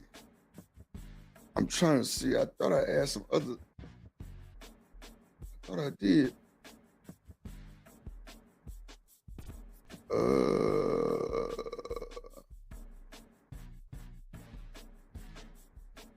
Damn. I guess I didn't. Okay.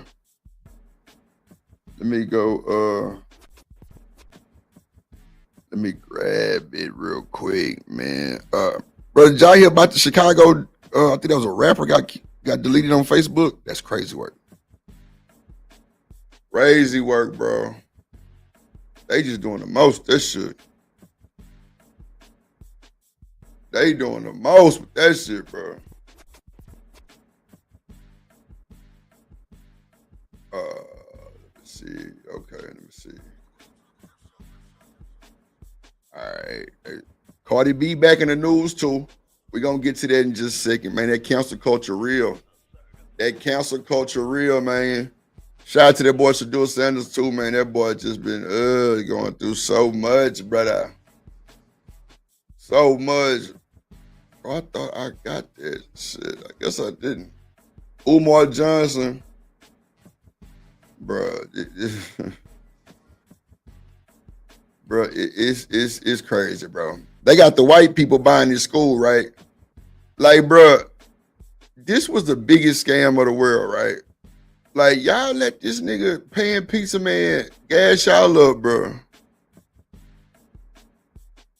And I ain't saying everybody donated, but the ones who did, bro, man, ain't no way I'm giving no Negro money for no school, bro. I just can't see myself doing that shit for a school that we ain't seen not one thing done to it. Come on, bro. We ain't seen not one thing done to the school, bro. He come with all these old ad libs and shit, paying pizza man, and man, look, bro. Come on, bro. The paying pizza man is crazy, bro. Like,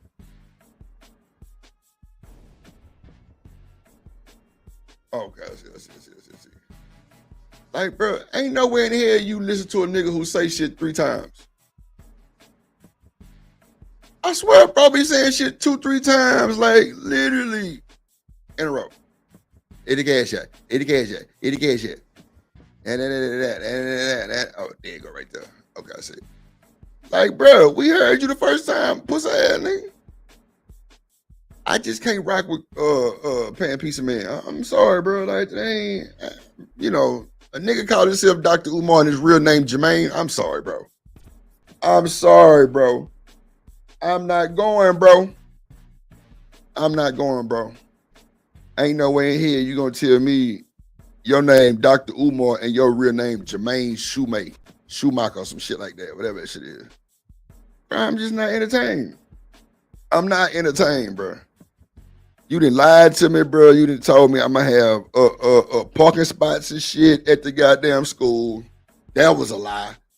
You know what I'm saying? Like, I'm just not impressed no more, bro. You got me out of my money, bro. You talking about they freezing your accounts and shit, bro? Come on, dog. You just ran out of money, my guy. You ran out of money, bro. Like, where did the money go? Hold on, we we got that shit clip too. All right, here we go. Like, where did all the money go? Bro, they said they gave you like $6 million. Bro, where did all that money go, bro? On them ugly ass leather outfits you had. Goddamn, you thought you were part of Coming to America or something? I'm not understanding. I'm not understanding, bro. That was the biggest scam, bro. Like, you had people that were really fucking with you too. You fucked that up though, G. You fucked that up yourself, bro. And you started talking about snow bunnies and shit. No, whatever the hell you were saying with that shit. Snow bunny this, snow bunny that, bro. Come on, bro. And all in all, bro, your kids coming out talking about your ass. Come on, man. What up, T-Dub? Your kids and shit coming out talking about your ass and shit, bro. Come on, bro. You a deadbeat. Your mama on Section 8, bro. Man, Sugar, we ain't hearing that shit. You mad? Diddy free? Well, he ain't free yet, but a lot of that shit was dropped.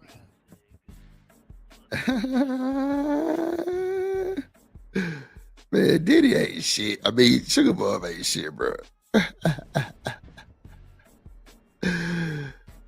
Oh, man. Not guilty, Sugar. Boy, I tell you. Statute of limitation, yup. Come on, man. Yup. You only got so long. Law-abiding citizen, yup. I seen that shit too, Stan. I seen that shit. Yeah, come on. Living humbly, bro, with trumped up charges. Come on, man. Sugar Bomb just gotta just be a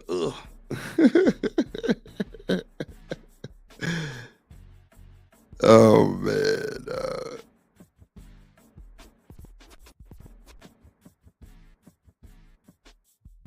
Oh, wow.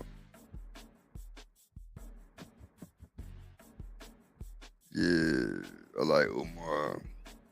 He's hilarious. Yeah, he is hilarious. That's about the bitch who's gonna get out his ass here. Let's see. Let me add this shit. All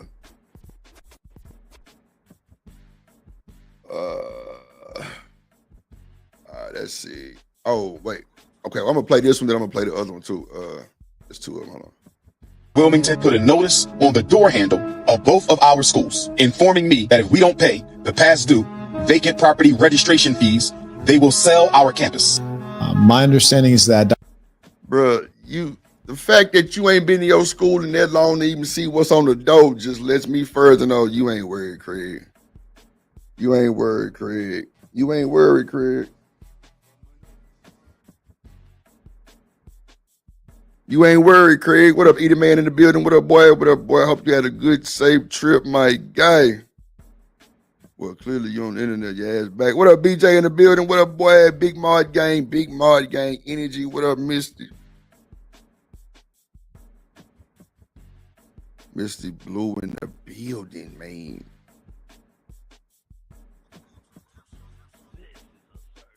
Sugar Bomb crazy as hell, y'all. BJ, get Sugar Bomb shit. Artifacts say black woman fall for anything. God damn, boy. Shit. Trying to start a fight. Shout out to the Misty Blue one in the building. American Tradesman in this motherfucker. What up, boy? American Tradesman in this motherfucker. What up, boy? Who else in this motherfucker?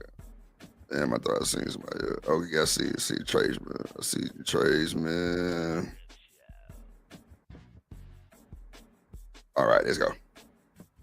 Dr. Umar owes approximately 38,000 US dollars. I will write the check for, 40,000 or so, however many dollars it is, in exchange for control of one of those buildings. There will be nothing worse than you missing the opportunity that I'm offering for us to save your project, save the valuable dollars donated by the people who support you. And if you don't take my offer and you allow the school to go to the hands of those you would consider the enemy, this will be probably the end of your social media career and your ability to raise capital. So I just...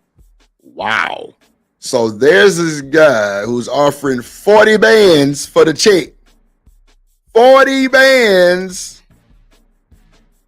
to get your name clear, my baby. Now I was somewhere else and they were saying the guy y'all be bringing him up all the time. I forgot his name. Q Dog, not Q Dog. Q something. Damn, what is this guy name? I don't want to mess it up. Man, Q. Damn, what's this guy name, bruh? Q something. Anyway, the guy Q he got schools, right? There you go. Appreciate you, Stan. Appreciate you. I ain't want to mess his name up. Appreciate you, Lena. Q Butter.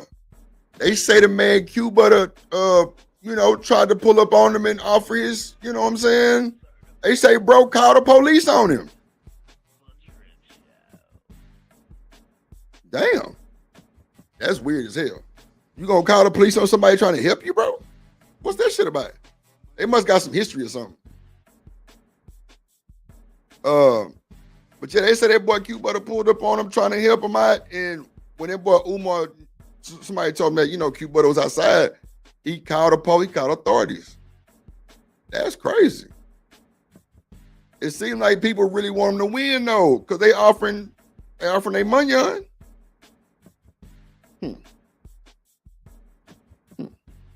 Want it to be known to the public, and please do share this because it's sincere. Don't miss this opportunity. You have a chance to save your school. Yeah, you got an opportunity to save your school, bro. Like, you gotta, come on, man. You gotta, bro. Wildin', bro. You wildin', brother. You gonna call the police on somebody who tried to help you, bro? That's crazy work.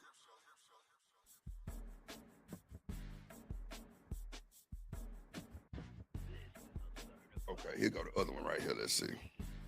For you, I beg. Damn, you gonna call the police on the man trying to help your black ass out. You paying Drip Nation Fair Use. This content is used under the Fair Use Doctrine as defined in Section 107 of the Copyright Act. It is used for educational and commentary purposes. All rights to the original content belong to their respective owners. We do not claim ownership of any copyrighted material. Shit, Bear say he just as bad. Who you talking about, Shed? Q? The Q guy? Damn. Lena say she trusts him.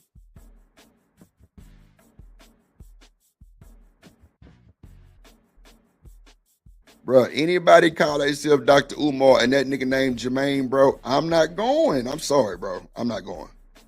Your name is Jermaine Schumacher, man. Stop playing with these folks. And or I say, see if Anton want to buy it. Lena say, I only trust Q Butter. Damn.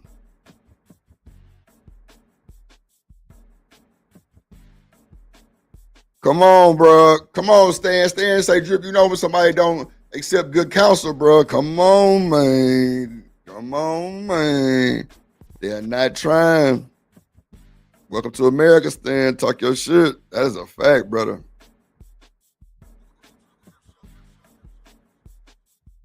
You say the man in the video is the problem, Drip. Later.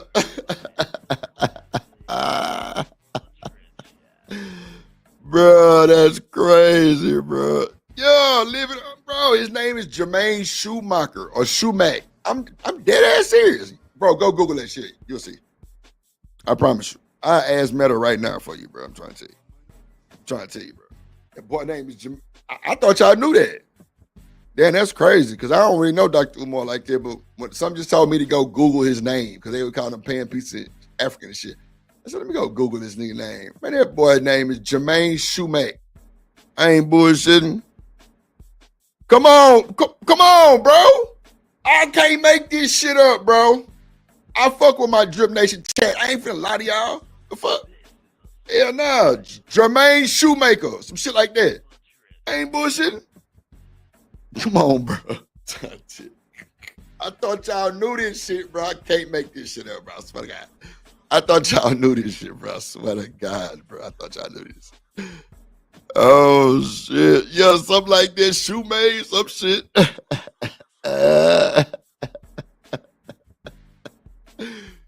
Your mama call you Jermaine, goddamn it, I'm calling you Jermaine.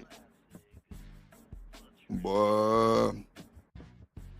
BJ say you can't hustle a hustler. Come on, BJ, pop your shit, gang. I'm telling you, bro. Y'all gonna man, hold on, watch this. Watch this. See.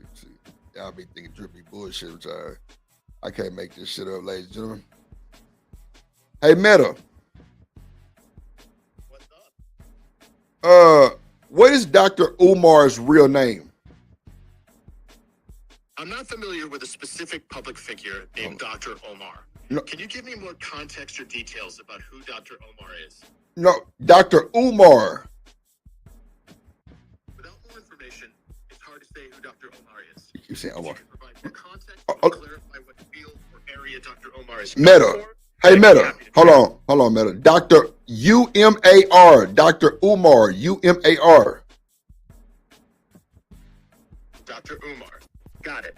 You might be thinking of Dr. Umar Johnson, They- an American psychologist and social commentator. Is that who you're looking for? Yes. What is his real name? Dr. Umar Johnson's birth name is Umar Rashad Ibn Johnson L. Now, you just gave me some bullshit. Hold on. Let me pull it up on the internet, y'all. Meta done lost his rabbit ass mind. It's Jermaine. I'm trying to tell you. Watch. Hold on. I pulled this shit the other day. Dr. Umar. Hold on, let me pull it up on the guy. Hold on. All right, Meta. All right. I got you. Hold on.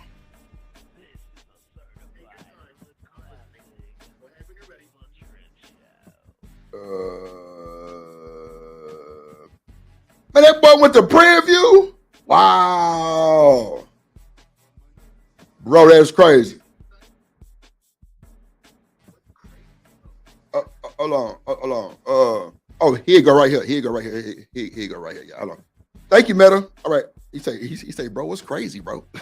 Hold on. Here you go right here. Yeah, let me share my screen. I didn't know, bro, with the preview. That's crazy. Look, Dr. Umar Rashad Abdullah Johnson, born Jermaine Shoemake. I can't make this shit up, ladies and gentlemen. You see it right here. Jermaine Shoemake. August 21st, 1974. I can't make this shit up, ladies and gentlemen.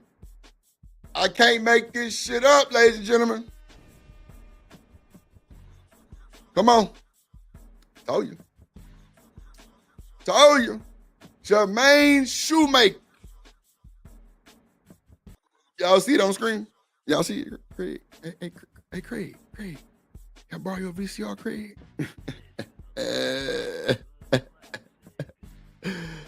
Oh shit, boy! I tell you, boy. I'm trying to tell you, boy. I can't make this shit up, bro. I cannot make this shit up, bro. Hey, Dub, what up, boy? Good to see you, my G. Come on, bro. BJ, I can't make this shit up, bro. Better tell him. Come on, bro. Come on. Let me humbly say Jermaine be tripping. Bro, I wouldn't lie to y'all on no bullshit like that, bro. I swear to God, bro. That boy is crazy work, bro. Jermaine Shoemake, bro. I ain't bullshitting.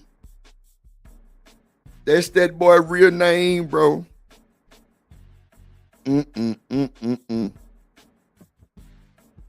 Live it humbly ain't shit for that one. You say Jermaine ain't shit? Bro, not Jermaine ain't shit, bro. That is hilarious, boy. Shit. Oh, my God, bro.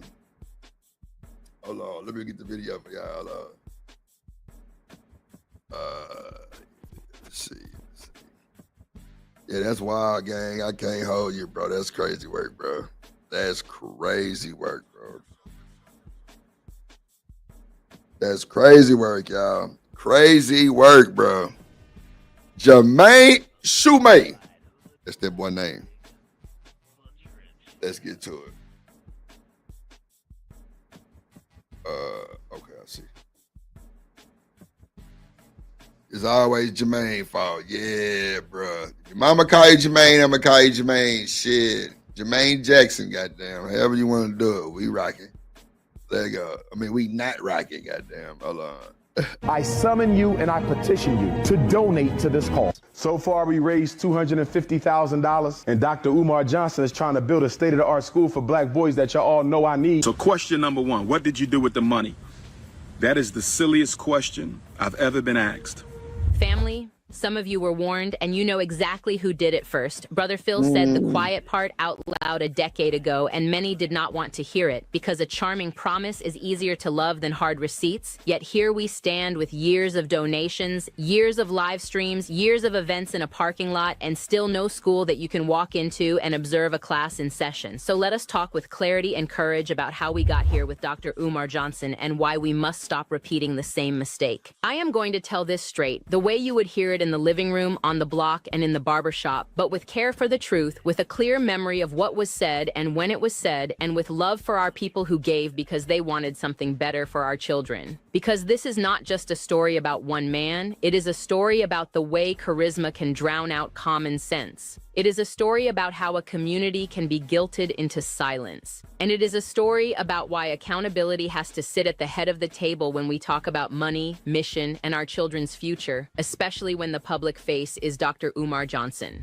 I hope to make the Frederick Douglass and Marcus Garvey RBG International Leadership Academy for African Children. I implore you, I beg you, I summon you, and I petition you to donate to this cause. So far, we raised $250,000, and Dr. Umar Johnson is trying to build a state-of-the-art school for black boys that y'all all know. Roll the tape back to the early fundraising era around 2014. The pitch hit like a sermon. The name was powerful. The Frederick Douglass Marcus Garvey Academy. The vision was a Pan-African school for our boys, a sanctuary from a system that loves to punish them and rarely loves to teach them. And Dr. Umar Johnson delivered that pitch with the cadence that makes you nod before your brain even catches up to what is being said. People remember Dr. Umar Johnson drawing hard lines about who's with the mission and pressing supporters to fund the dream, and that language worked because the need is real. Families wanted an institution that would affirm their sons. People sent dollars, people sent prayers, people defended the project like it was family. And the way Dr. Umar Johnson framed it made many feel like soldiers in a cause rather than donors entitled to a plan. At the start, there was no ready campus, no operating plan that you could hold in your hand, no audited budget, only a dream, a drumbeat for more donations, and a charismatic messenger named Dr.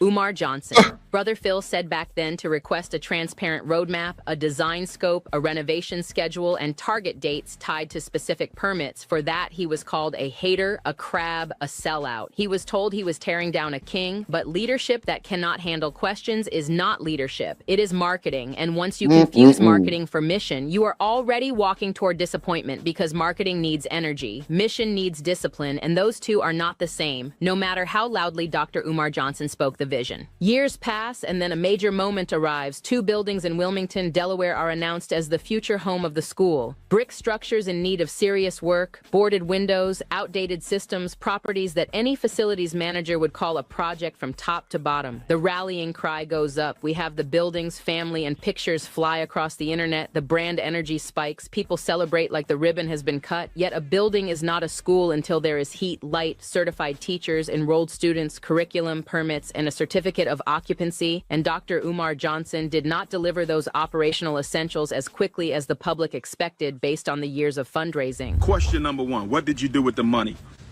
That is the silliest question I've ever been asked.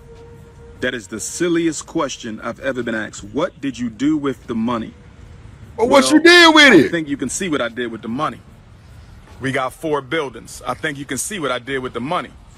We got 4 buildings. I think you can see what I did with the money.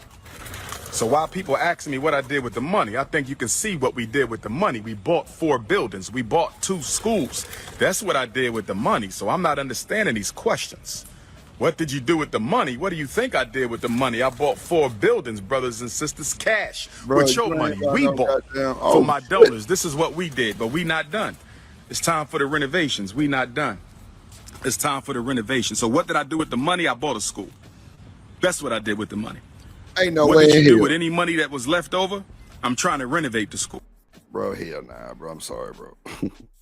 Misty Blue, you hit it on the head, little baby. He lying. Misty Blue say drip, he lying. Hell yeah, and he is. The fuck?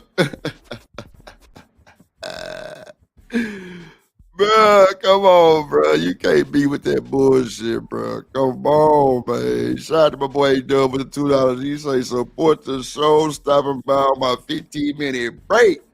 Shout out to my boy Dub, man. Let's go, Dub. Hype me up.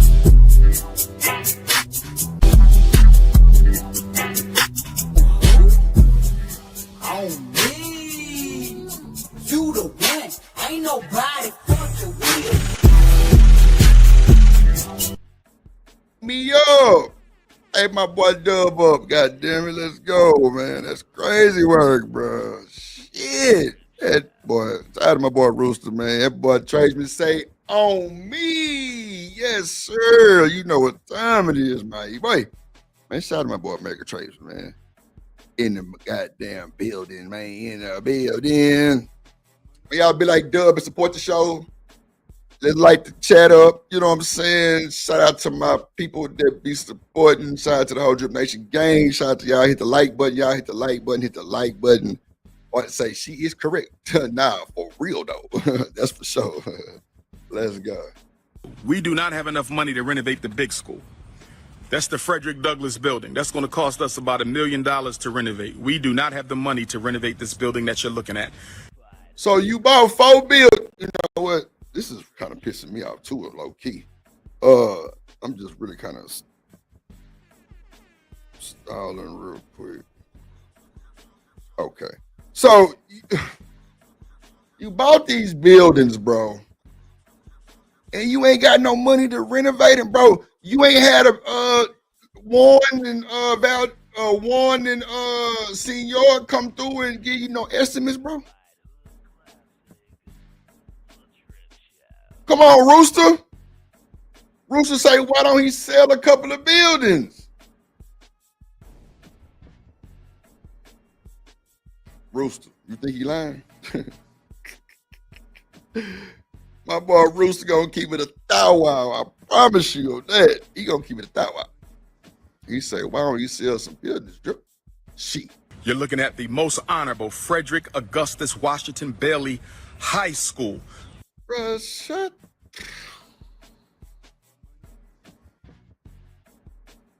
Bruh, I ain't gonna lie.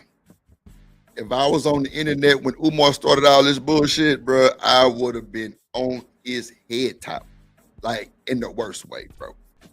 Bro, you sitting up here scamming, jamming these folks. Or to say black women fall for anything. God damn. Come on, bruh. You tweaking. You bought 4 buildings, bro, and you and this motherfucker looking like Bill and Ted, Party Time Excellent, goddamn, Wayne's World, goddamn. You a pan pizza, thin crust, with sausage, pork sausage, African. Bro, you got to stop the bullshit, bro. And I'm going to bring this shit back because I got to go get some downstairs real quick. Okay, bet. Oh, no, they're not right now. Okay. So, I'm just saying, bro, like, what we doing, bro? What we doing? What we doing, y'all? This shit make us look so bad, bro. Oh, I already know, Lena. Man, everybody invested into him. I know you try to respond back to artifacts. I already know. But not everybody invested into him.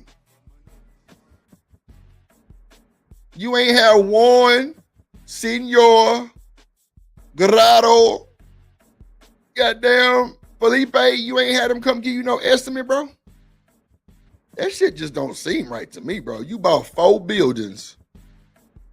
Bro, it's crackheads everywhere, bro. You can invest, my nigga. Come on, bro.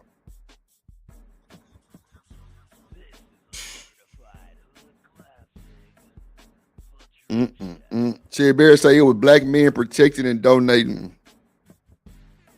Lord G. She say she got the proof, God damn it. Shout out to Cherry Bear, motherfucking ass. That's my auntie, man. Shout out to Cherry Bear. No bullshit. Like, that's crazy, bro.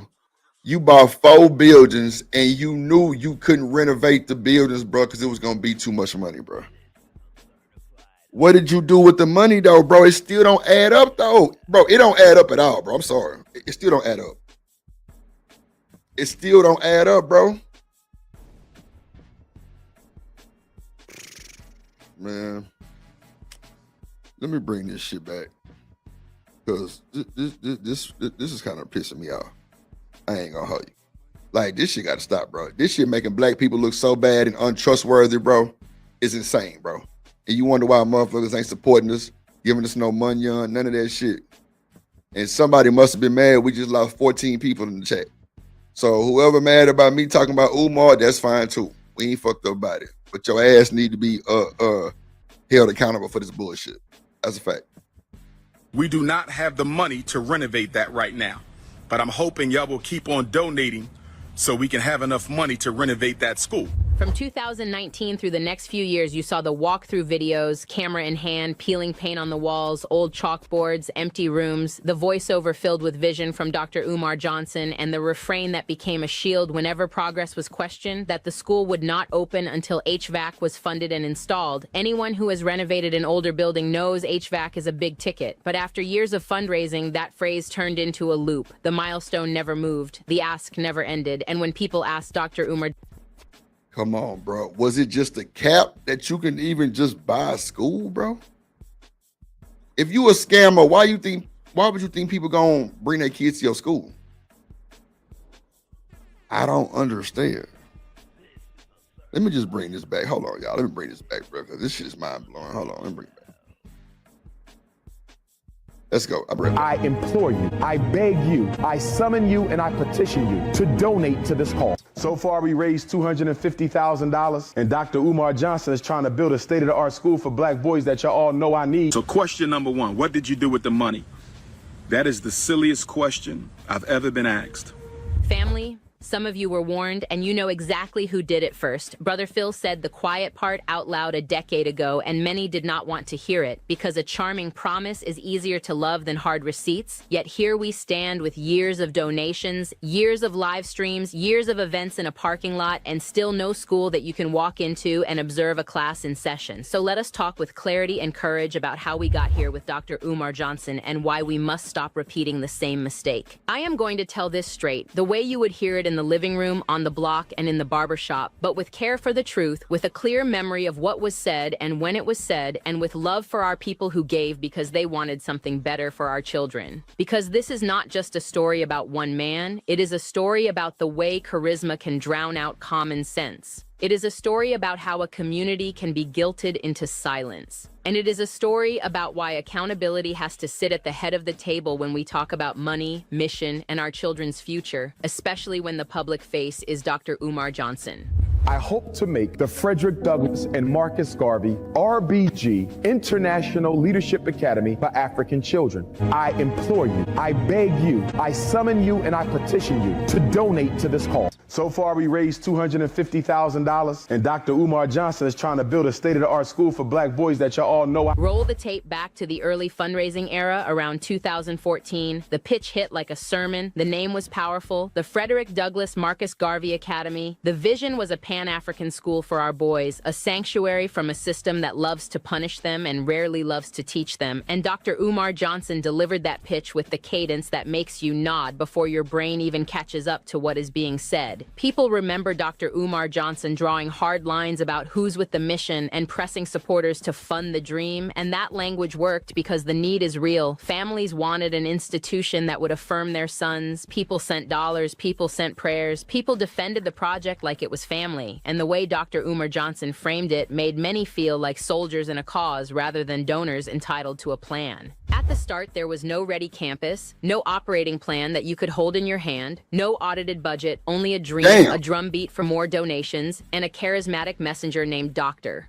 Umar Johnson. Brother Phil said back then to request a transparent roadmap, a design scope, a renovation schedule, and target dates tied to specific permits. For that, he was called a hater, a crab, a sellout. He was told he was tearing down a king, but leadership that cannot handle questions is not leadership. It is marketing, and once you confuse marketing for mission, you are already walking toward disappointment because marketing needs energy, mission needs discipline, and those two are not the same, no matter how loudly Dr. Umar Johnson spoke the vision. Years pass, and then a major moment arrives. 2 buildings in Wilmington, Delaware are announced as the future home of the school. Brick structures in need of serious work, boarded windows, outdated systems, properties that any facilities manager would call a project from top to bottom. The rallying cry goes up. We have the building.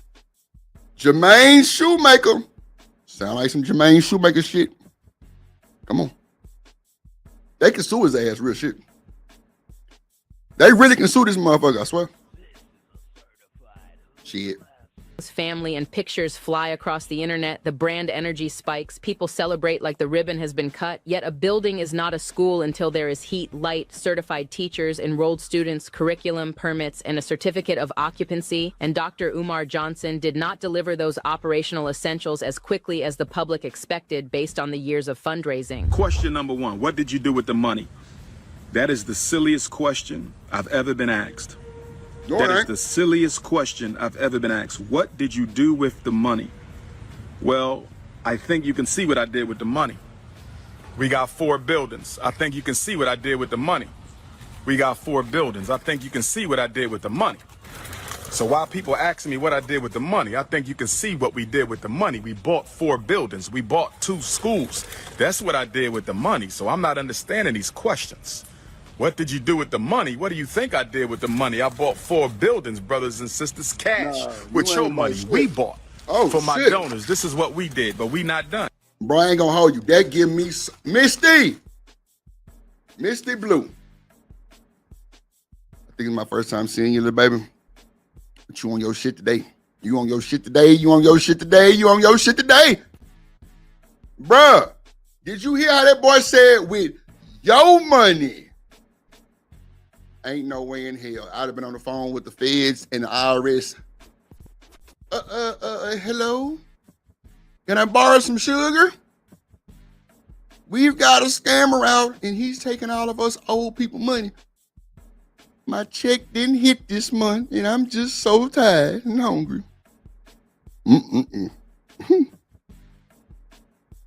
Nah, BJ, come on, bro. BJ! Man, shout out to my dog, my brother. That nigga say he pretty much just said, fuck y'all. On me. Straight up. Bruh. What up, Dr. Quantum? What up, little baby? Dr. Quantum, he say with your money. God damn it. Your money for your fun, man. Let's go. It's time for the renovations. We not done. It's You time ain't for the started. renovation. So what did I do with the money? I bought a school. That's what I did with the money. What did you do with any money that was left over? I'm trying to renovate the school. We do not have enough money to renovate the big school. That's the Frederick Douglass building. That's going to cost us about $1 million to renovate. We do not have the money to renovate this building that you're looking at. You're looking at the most honorable Frederick Augustus Washington Bailey High School. We do not have the money to renovate that right now. But I'm hoping y'all will. So why he tried to say the name like that, like it was gonna do something? The Honorable Judge Clauser. The fuck? Hell no. We don't like judges like that, no way. The fuck? Lord have mercy, Jesus. I thought it said FDB. Fuck that bitch. Hey! Ain't FDNG, whatever the fuck that was. Come on, living humbly, talk your shit. Talk your shit. American tradesman, I ain't gonna lie. I'ma steal that. What up, baby? Dr. Quantum in the building. American tradesman say, on me. Yeah, I'm fucking with that. I'm fucking with it. I'm fucking with it, y'all. I'm fucking with it, bruh. Hold on. Keep on donating so we can have enough money to renovate that school. From 2019 through the next few years, you saw the walkthrough videos, camera in hand, peeling paint on the walls, old chalkboards, empty rooms, the voiceover filled with vision from Dr. Umar Johnson, and the refrain that became a shield whenever progress was questioned, that the school would not open until HVAC was funded and installed. Anyone who has renovated an older building knows HVAC is a big ticket. But after years of fundraising, that phrase turned into a loop. The milestone never moved, the ask never ended, and when people asked Dr. Umar Johnson why the milestone never moved, supporters were told to be quiet and donate or leave, which should have been a red flag. As those years rolled on, the public heard other lines that told on the mindset. When donors pressed for updates, Dr. Umar Johnson brushed back with contempt, talking as if supporters were nagging spouses, making it clear he did not welcome basic accountability. That matters, because if Dr. Umar Johnson sees supporters as nuisances, he will hide the ball instead of sharing the plan. He will turn criticism into a personal feud instead of a project management problem. That's why you say it to you 3 times so you can get it. Raggedy motherfucker. Shut up, support. Shut up, support. Shut up, support. Bro, when you got on stage talking about snow bunnies and all of that bullshit, bro, you should have just turned your channel into a Pimp and Ken channel, because this sounds like a bunch of bullshit to me. I ain't gonna hold you. Sounds like a bunch of bullshit to me, bro. Lordy Jesus. Lordy Jesus. Shout out to the Pan Pizza guys, man. Pan Pizza. Come on, Rooster. Rooster say he ain't buy no school. He bought a building. They say if you build it, we'll come. The fuck? Not today, Craig. And once you personalize accountability, the work stops moving, the brand keeps moving, the money keeps moving, but the work sits still. Because this is the month that renovations will commence. All is well with the HVAC. The HVAC is in Delaware, but it cannot be installed unless the Prince of Pan-Africanism, CEO of FDMG. I need to be present. Stop confusing homeschools with regular. Bro, oh my God, bro. That don't make no fucking sense. Why would you have, bro? See, you know what? Shout out to my homeowners, bro. Shout out to my homeowners. Real shit. Bro, we know goddamn well you do not have to be there to get an HVAC installed, bro. Why would you want to be there with all that goddamn what's that shit called? That goddamn filter shit. They can like bro, if that shit get in your eye, it cut like glass, bro. No bullshit. That's in the ducts and all that bullshit. Come on, bro. Come on, bro. You not making no sense, G. Come on, bro. Thank you. How about renovate the other schools first, bro? Build it, bro. Make it monumental, my nigga. Come on, bro. They say your mama on Section 8, bro. How your mama on Section 8? You the Pan Pizza delivery man. Well, in the words of the drip man, you're through. Yes, Lord. You're through. Your ass is through. Done, bun. Goodbye. And you're through. I'm sorry. It is what it is. This some bullshit to me. This some bullshit to me, bro. Come on, bro. Come on, bro. Coach Jack, one thing about drip with my 18-wheelers, bro, that's what I deliver, bro. When you see them plants and you see that silver coating, I forgot the name of that shit. I don't know why my brain just went dead. Bro, that's the shit I was delivering, bro. The shit that coat the pipes, bro. If that shit get in your eyes, bro, yeah, bro, it's like glass in your shit, bro. So why would you have to be there when the fucking HVAC get installed, bro? Bro, come on, bro. This is some bullshit. I'm glad I got good solid niggas in my chat like Emperor Kojak, who done some shit, like Rooster, who done some shit. Come on, bro. I'm finna drop the link in a second, bro. Regular schools. Stop comparing homeschools to real school. Look at them big, beautiful windows, brothers and sisters. Look at the big, beautiful windows on the Frederick Douglass Marcus Garvey Academy. Let me camera up. Hold on. Bruh. Fiberglass. God damn it. Shit. Come on, Kojak. Thank you, sir. Bruh. Oh, child. Ladies and gentlemen, when your kid go to a new school and they got that, what is called, like that, I think it's like a day before school where like all the parents and shit come and like, you know, kind of meet the teachers and shit.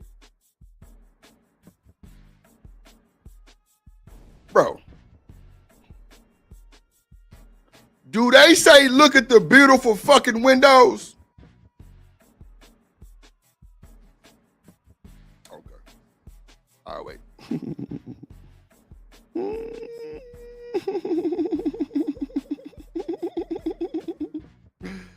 Ah, shit.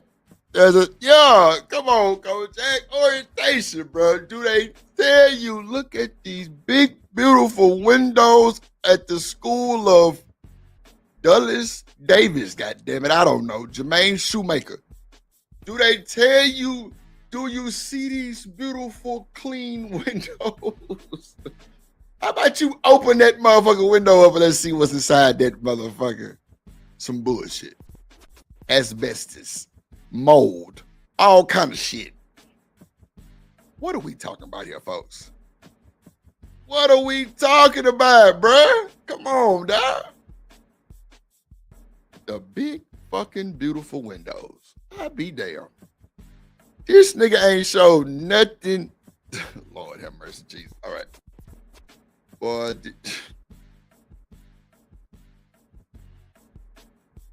bro, they saying your mama on Section 8. They saying you ain't got no real license, bro. Come on, brother.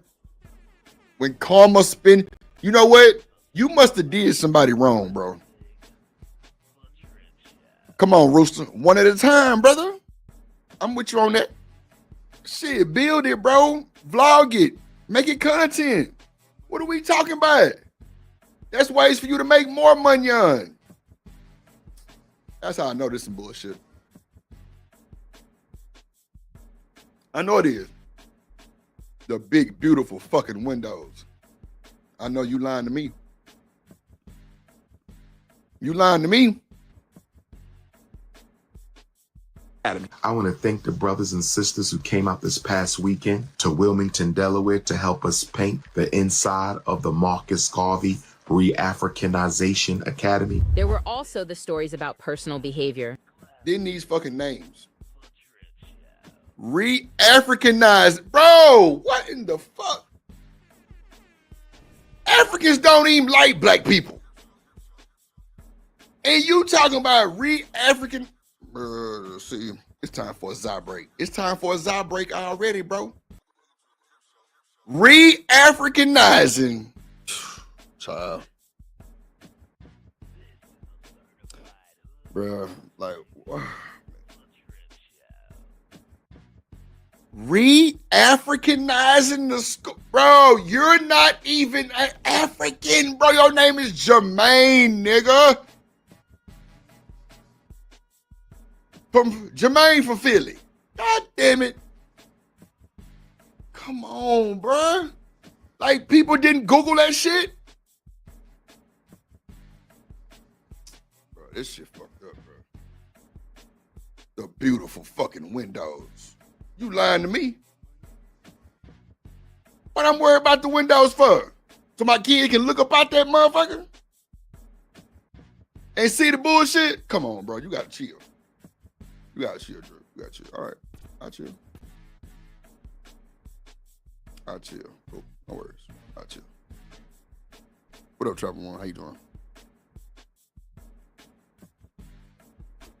What up, Chocolate? How you doing? Hey, Chocolate, you just made me smile. Trapper One, you made me smile too. God damn it.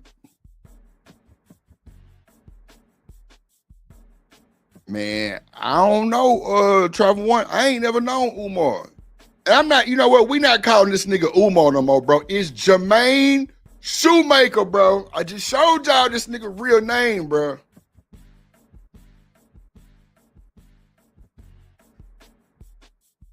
Thank you, Chuck. I do. Every day. Thanks. Alpha Omega in this motherfucker. Come on, bro. I ain't looking at him no goddamn Umar. Fuck I look like. Bro, Africans don't like black people, bro. So why are you re-Africanizing a building, brother?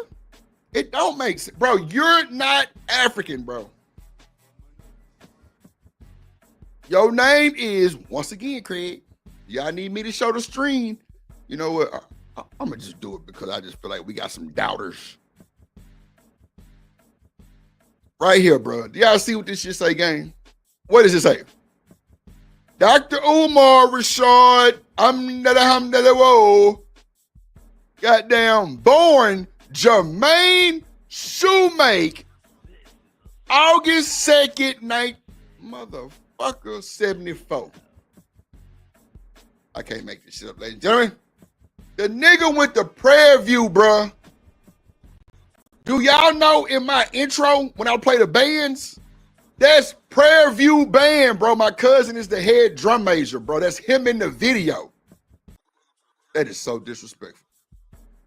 The nigga went to Prairie View in Houston, Texas, bro. HBCU. This damn intro that I play right here is Prairie fucking View, bro. Right here. Even this one.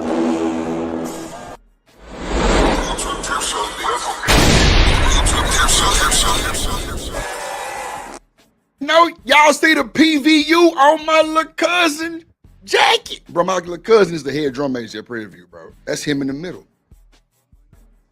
Come on, bro. Come on, bro. You went to Prairie View, bro, and you doing whole shit like that, bro. Still a nigga. I be damn. Still a nigga, bro. You still a nigga, bro. Bruh. This right here, what they say on them boys' jacket. Prairie View, man.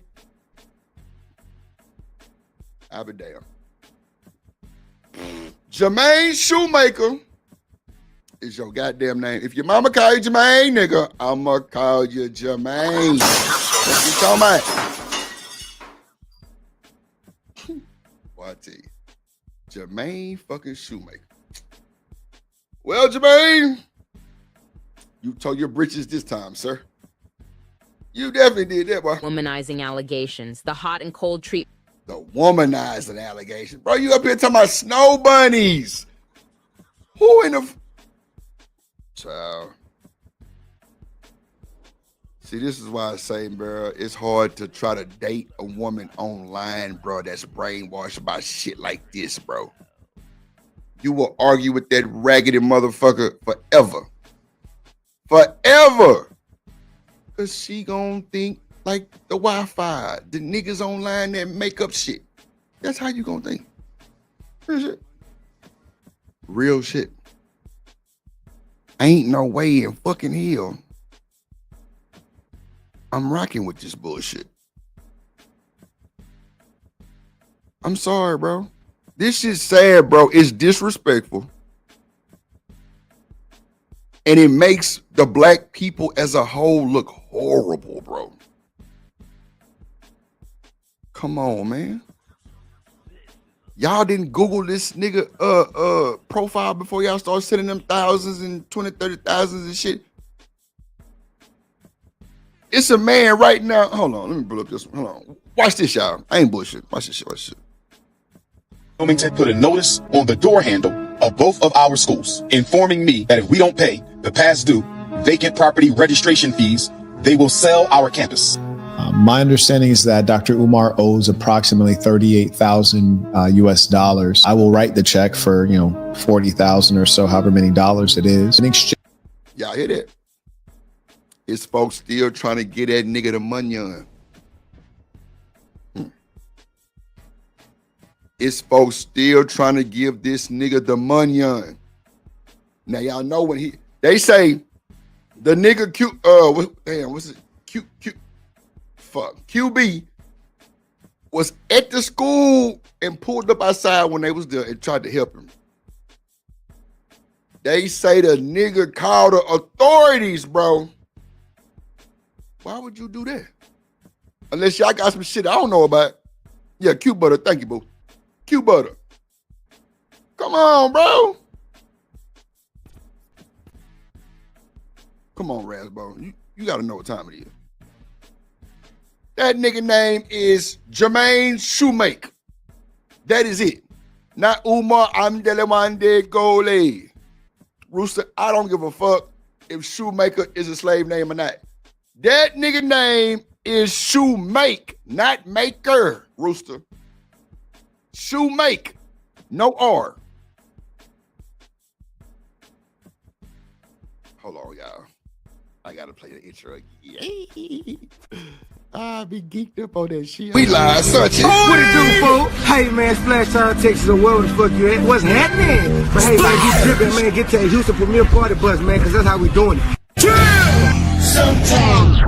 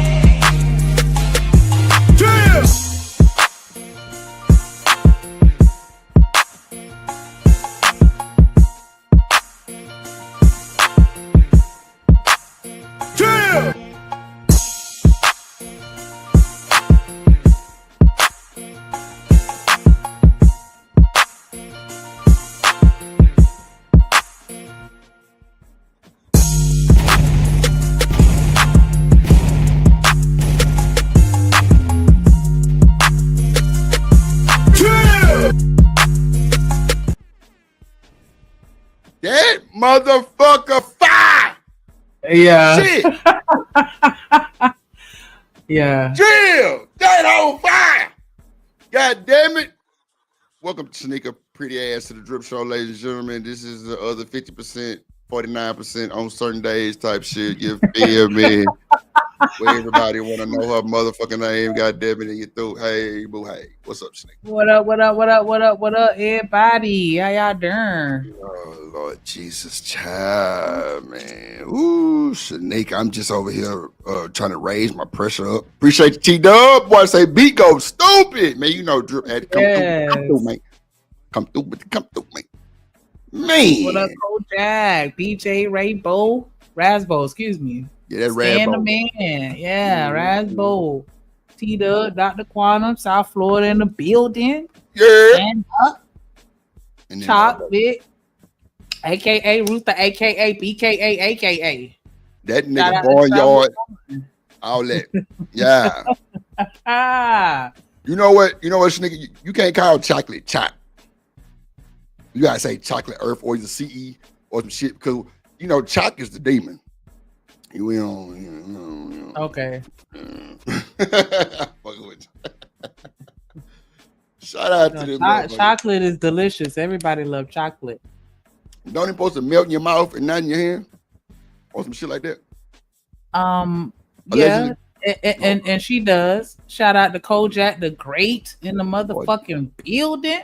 You need Mickey Ficky building. Yes, Lord. Yes, Lord. Yes, Lord. Yes. Alpha Omega Cynical one. Definitely got a shout out. Cynical. In the building. Yeah, shout out Cynical. You know what? I told Cynical she was a top mod, right? She said, Drip, I'm not a top mod. I'm looking like, why in the fuck would she say that shit? And I didn't realize she had a little bitty wrench. So I had to go back and put some respect on her name. And now she big Cynical with big wrench, big tool belt. Goddamn. Yeah. Gang. Yeah. And we got a new mod too, my boy Vaughn Bryant, man. We had to get that boy big wrench. That boy been big support, big putting everything in. Yeah. B-Town in the building. It's me, just like a nigga, give you a whole new nickname. Yeah, nah, for sure. Goddamn delicious hair, yeah. on Love and Hip Hop type of shit. Yeah, Delicious. Oh, you talking about Delicious from Flavor Love. Flavor Love, that's what it was. Man, that motherfucker on so many dating channels, bro. I don't know. I'm like that shit to me like bring women value down when you go to all them dating channels and shit like that. I don't even know why they do them. Not Like, dating it's channels, so but gross. dating shows. My bad. I said dating channels. Lord Jesus, dating shows. My bad. Yeah, it's gross. Dating show. I think it's extra gross. They be sitting all kissing on each other and shit. Like, what the hell? Ew. They be switching up dates and shit for the night. I be like, this ain't nothing but a hoe house. I be damn. Ain't nothing but a hoe house. Shit, telling me. You telling me. Nah, man, y'all get y'all intros, man. Y'all need to update, hit the update. BJ, yo, should be through, should be today. But you know it's all good. But yeah, man, shout out to the new intro. New improve on behalf of Shanique Nack Paddywhack and she ain't giving no bones either. Yeah. She said she can't be bobbing on everybody. The fuck? Shit. I know that's right. Shit. Yeah, that's super gross to me. Like, absolutely not. They be just For real, like you don't even know this person. What are you doing? Especially at Flavor Flav. I wish I would. Like, I wouldn't kiss him with somebody else's lips. Like, ew. But you know what though, Shanique?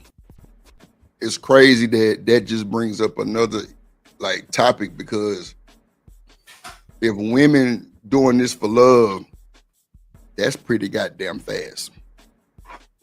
So that shows that motherfuckers is going for anything, really. If you really want to be technical, or no, or my trip. Nah, you right. I'm hoping D-Rock come back, because I actually want to run back combo we had a couple days ago. But I would really love for him to be here when we run it back. About what? Marriage and whether or not it can be equated to a business. I remember that show. I remember. Yeah, because you know, and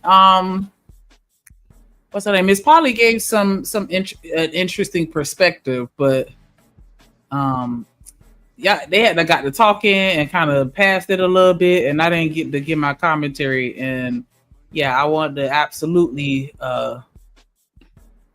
express my opinion on that, because I think it's exactly the same. You got to speak up though, man. We let them niggas talk. Fuck that. You tell them motherfucker, wait, goddammit. I got something to say. Nah, for real. Yeah, I be trying to not be so aggressive, but yeah, you're right though. Shit. Now I'm 2 streams later talk about some shit like. Come on, man. You ain't even get your rocks off, and you don't goddamn co-host. Nah, you got to tell them niggas, hold on, bro. Let me say what I gotta say. If ain't nobody gonna check nothing. So shit. Yeah. What? We ain't worried about that. Ain't Yeah, nobody I feel like put if more people get on the program, then I think that marriage would be better if more people can understand and accept, and like I said, get with the program. I feel you on that, baby. Come on, Chocolate Teller, get her ass shit. Come on. Come on, Chocolate. Shit. I'm trying to tell her. Other day when they said something, I say, she the boss. What the fuck you want me to do? She, let me get my shit together, goddamn. Lord of Jesus. Look, BJ, this nigga prostituting. This nigga soliciting prostitution. This nigga soliciting prostitution, bro. I'm trying to tell you, bro. It's crazy, right?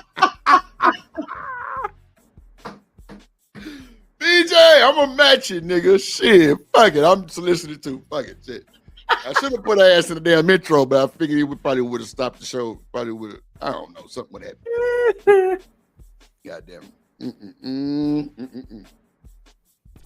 That's why I love that nigga BJ, bro. That nigga gonna say what the fuck he want. Oh God, I'm like, yeah, I'm here for it. I'm here for it. Shit, fuck you mean? I'm here for it. Nah, you ain't shit. I'm here for it, bro. On my mama. I be waiting like, let me see what this nigga gonna say today. Shit. Let's see what he gonna say. That's all you need. Shit.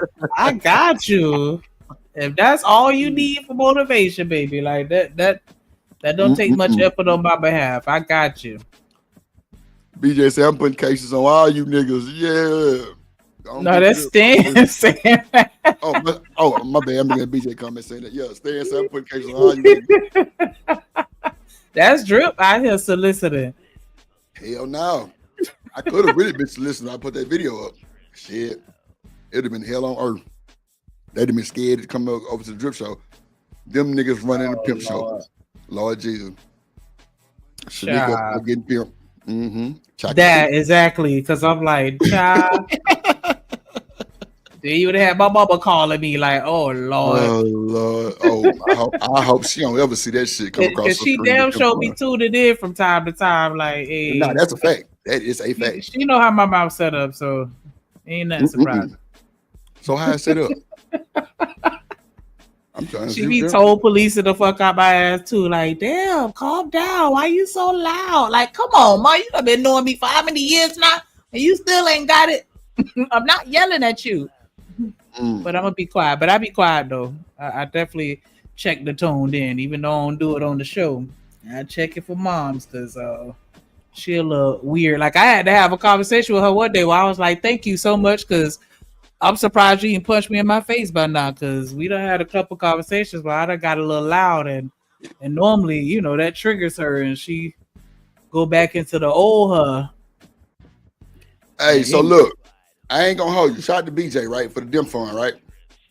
Y'all see in the intro, Shanika got the shit going across her face and say Dim Fund. That's gonna be a permanent fund, right? So I'm a challenge Drip Nation this. I know some women want to see it too. If we get enough on the Cash App or the Super Chat, I'm gonna upload the video. And when I upload this video, I'm gonna put like a little clouds around the clapping part. You know what I'm saying? So it don't just run some of you niggas off. I'm gonna put like little clouds and maybe an emoji on each cheek type shit. And I'm gonna just I'm gonna sync the clouds to the clapping, you feel me? And when the clouds jump, just know. It's a thunderstorm coming. I did not sign off on that memo. Shanique, it's in my phone now. And you through. This why y'all need to subscribe to the plug. Make sure somebody drop that link. Subscribe to the plug so you can learn how to do all this shit on your own. That way you don't have to send raw, unedited footage to nobody to do it for you. Lord Jesus. What up, James Moe in this mother? What it do? I ain't bullshit. Shout out to BJ though. Let's get humbly. I just throw a couple bills and she'll have a pair of hips. You know, the video actually longer than that too. But I ain't want to get took down. Maybe they thought it was something else. I don't know. You know what? Let me redo the Dim Fund video because I didn't even use my regular software. I think that was CapCut. But I don't know what was going on. Yeah, because I wouldn't have made it that kind of lame on the cool. It ain't no nothing. I think I don't know, something wrong with my computer, some shit. I don't know. I'm gonna redo that motherfucker, right? But we got to get enough for that shit. He can't just be playing that stuff with people watching. He said, oh, my bad, he said he got to go into witness protection before he clicked the link. Change his whole identity.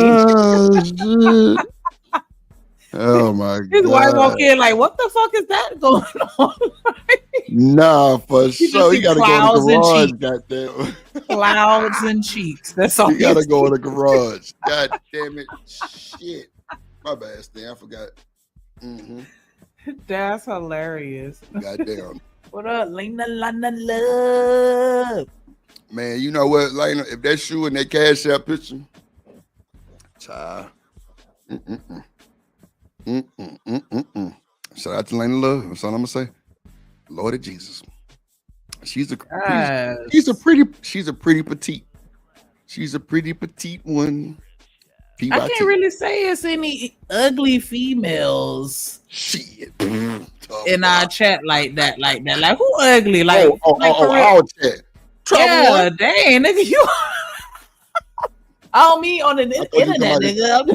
Nah, I thought you meant the space, but you said I'll chat now for real. No, and nah, over here. Travel one ain't shit. She ugly. Nah, I'm bullshit. Travel, you know I love you. Travel no shit. Fucking up shit. Ain't no over her. I know Dr. Quantum's super bad. She bad. And she could sing. We had to get rid of. Yeah, you thought I forgot. Yeah, you thought I forgot. Yeah, I ain't forget. She said, yeah, that's her and is. I know that's right, Miss Love and is. She said and is. Yes, yep. Lord, Lena. Hype you up. Right? Living humbly, like, why Trevor gotta catch her straight? Like, bro, she gonna always catch a straight right. Bro, Trevor be antagonizing me, bro. She knows she do, bro. It's fucked up. She's like, yeah, I'm gonna go over there and fuck Drip show up today. Fuck it. Let me go get up under the skin one time. So Drip, why do the black men nigga? No, I don't know. Shit. I don't know. Answer the question. Yeah. That's all I gotta say about that. Shit, I don't be knowing what the hell she be talking about. Why do black men let women or why do black men want to see the women fail? I'm like, I don't know. I never had that idea. I never had that way of thinking, man. Next. Cause that shit be crazy. Shit they be saying. I don't know where they get that shit from. Yeah, Travel gonna catch her straight until she give me a buddy pass. I ain't gonna hold you. Until then, she threw. I didn't know she was a flight attendant. Shit, I don't know either. I'm just saying. Oh, when you say buddy pass, that's what I think of. Like, hey, who flight attendants in her? Because that buddy pass is where it's at.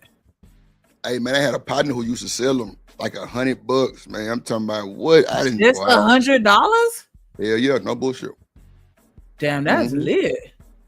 I don't know if that was just for me, but I don't think it is because I met him through somebody. So, and they told me the same price. So, $100.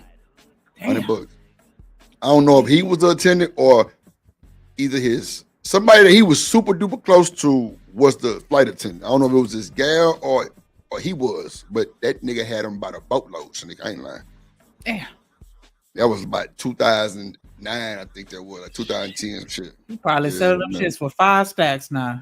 Something egregious, like. Nah, for real. I ain't talked to him in like since like 2020, but that's the last time I actually because also he had like special like private hotels and shit, like hotels that had like villas and shit that wasn't even on like your normal internet type shit, like private shit, man. It was crazy. I'm like, bro, how did you know about this spot? I ain't never seen no shit like this. I'm like, damn, but he had all that shit too. I'm like, this nigga here, a true plug, like for real. Yeah, like is he fucking a travel agent or something? Like how he get all the hookups, the flights, the hotel, saying, like, the cars, the toots.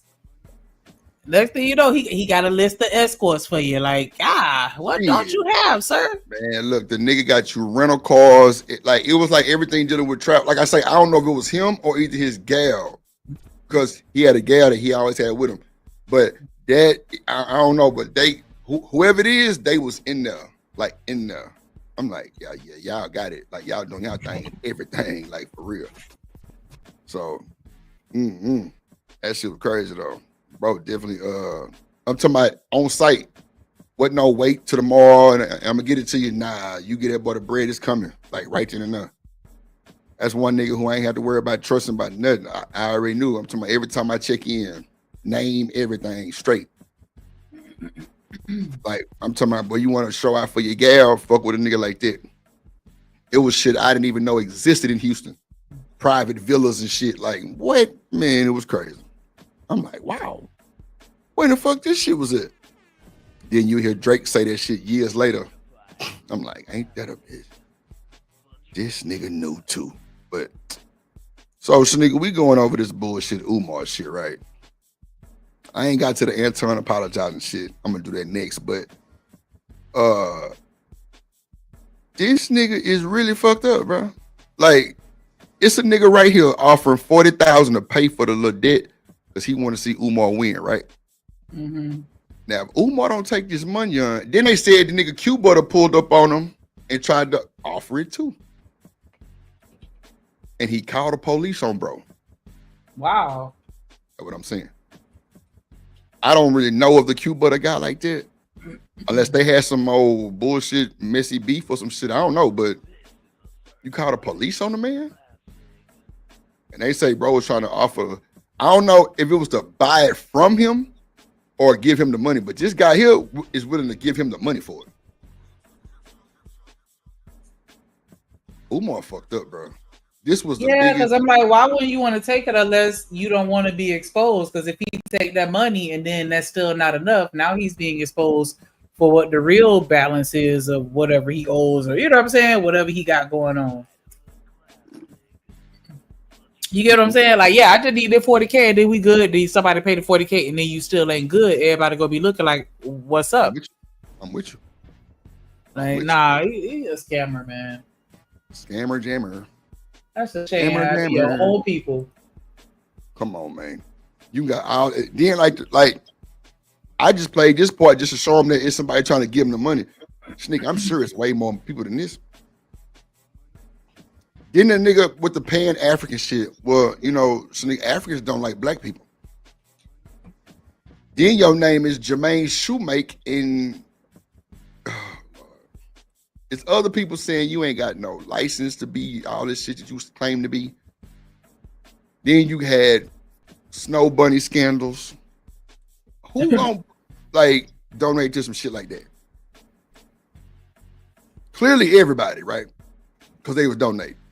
I'm gonna say it'll only be somebody that fuck with him because of who he is, and that reason alone.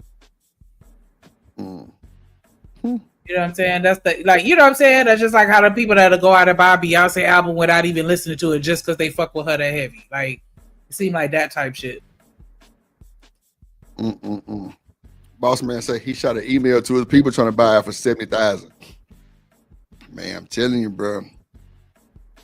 The fact, and then like the video I was showing earlier, the nigga say he needed to be there for some of the stuff to be installed. Now, this nigga, in my truck driving days, I used to deliver these filters. And these filters was for like coating for like pipes and shit, right? Now these same filter shit that I was delivering is using HVAC systems, right? Sneak, when you do HVACs, 9 times out of 10, niggas in there got on masks. And I'm talking about like respirator masks, not just a regular C-19 mask. So why do you have to be there to get your HVAC done? See what I'm saying? It don't make sense, but to the people who don't know, they would believe that shit. And if you got to be there, why in the fuck you can't make time to get there? If it's holding you back, bro, I don't understand that shit. I swear to God. I don't understand it, bro. Let me pull up this other video we were watching. Excuses are tools of the incompetent.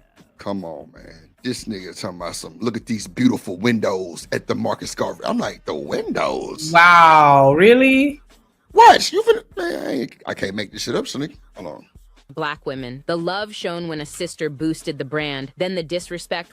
4 buildings, brothers and sisters, cash with your money we bought. Oh, with your money. Oh, Lord Jesus. Not with your money. You disrespectful mother.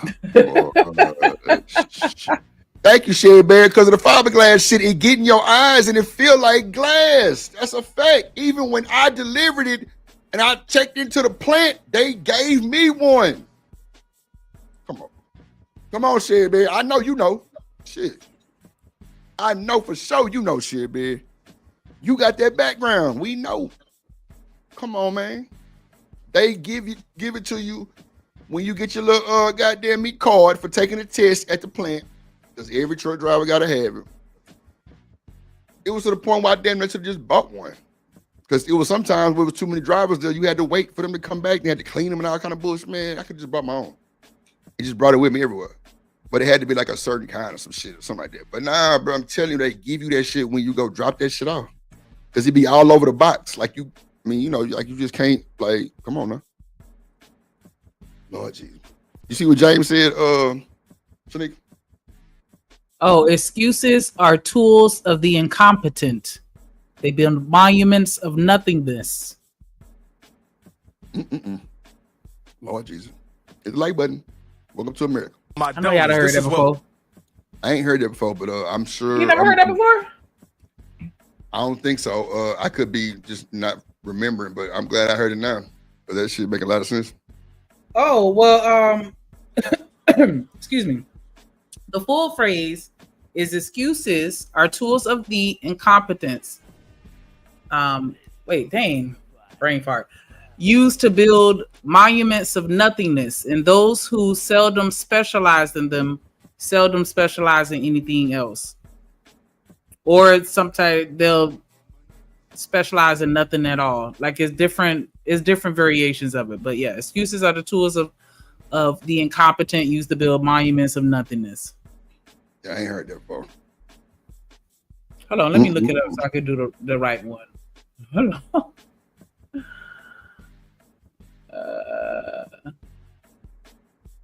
Who wrote that?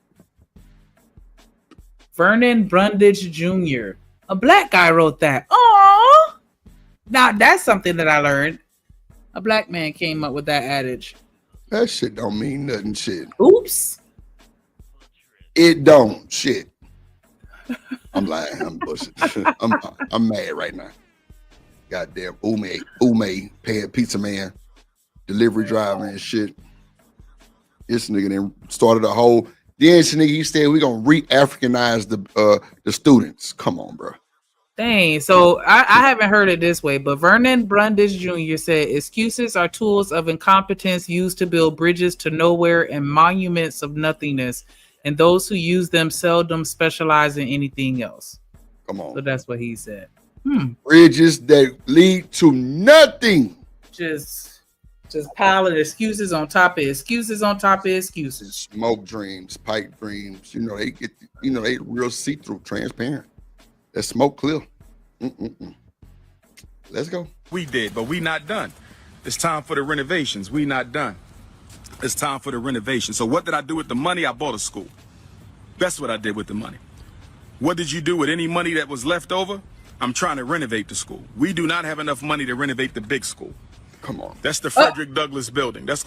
I thought we were just waiting on the carpet and the walls to get painted the last time. Look here. And for them to change the locks. It still need HVACs and all kind of shit, nigga. I tell you. Let me just So bring it back up. because the contractor's black and they not doing what they're supposed to do? Man, you could have got Warren. You could have got Juarez, Martinez, Warren, Jesus, everybody. Come on, bruh. The white man that's trying to buy it said, I'm going to get a few Mexicans, in his words, his exact words. He said, yeah, I'm going to get a few Mexicans and we'll be in there about 30 days and knock it out. He say it's going to be called Whip. Whites only. On my mama. Ooh. On my mama. On my mama, that's what he said. Man, you fucking kidding me. Don't have, I'll pull it. Shit. Don't That's wild. They doing it right in our face. Come on, man. I ain't bullshit. Uma too. Yep. Hold on, play. Oh, no, I need. So question number one. Misty, tell Sneaker. Shit, I'm trying to tell you. I'm finna pull a clip though. In first place. What did you do with the money? That is the silliest question I've ever been asked.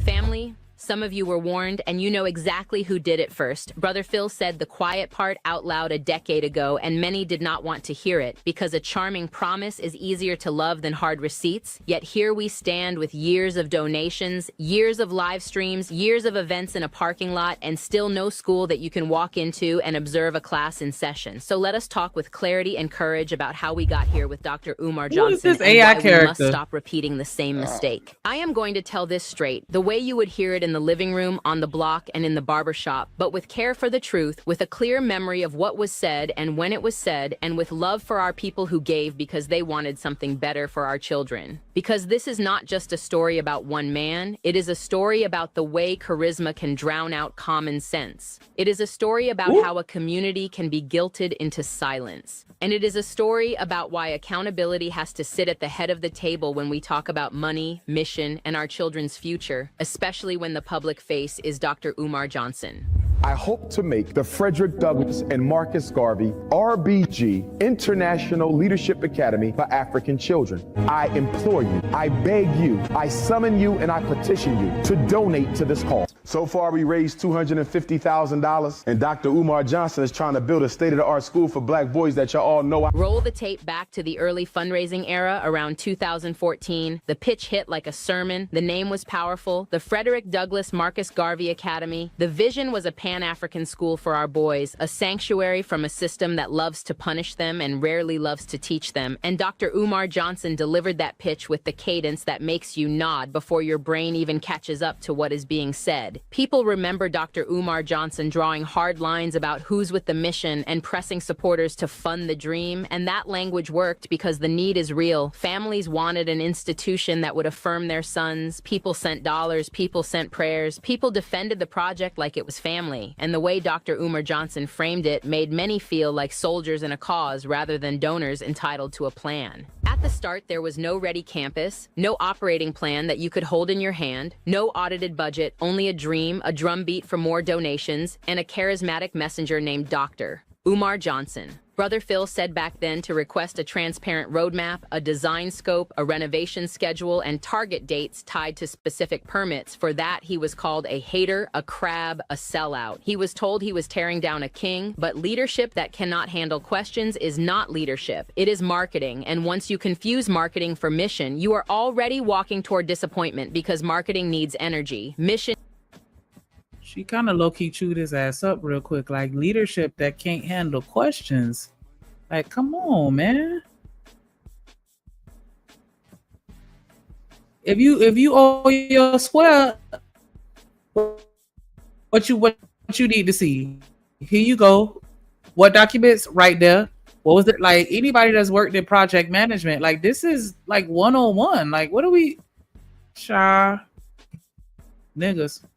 Needs discipline, and those two are not the same, no matter how loudly Dr. Umar Johnson spoke the vision. Years pass, and then a major moment arrives. 2 buildings in Wilmington, Delaware are announced as the future home of the school. Brick structures in need of serious work, boarded windows, outdated systems, properties that any facilities manager would call a project from top to bottom. The rallying cry goes up. We have the buildings, family, and pictures fly across the internet. The brand energy spikes. People celebrate like the ribbon has been cut, yet a building is not a school until there is heat, light, certified teachers, enrolled students, curriculum, permits, and a certificate of occupancy. And Dr. Umar Johnson did not deliver those operational essentials as quickly as the public expected based on the years of fundraising. Question number 1, what did you do with the money?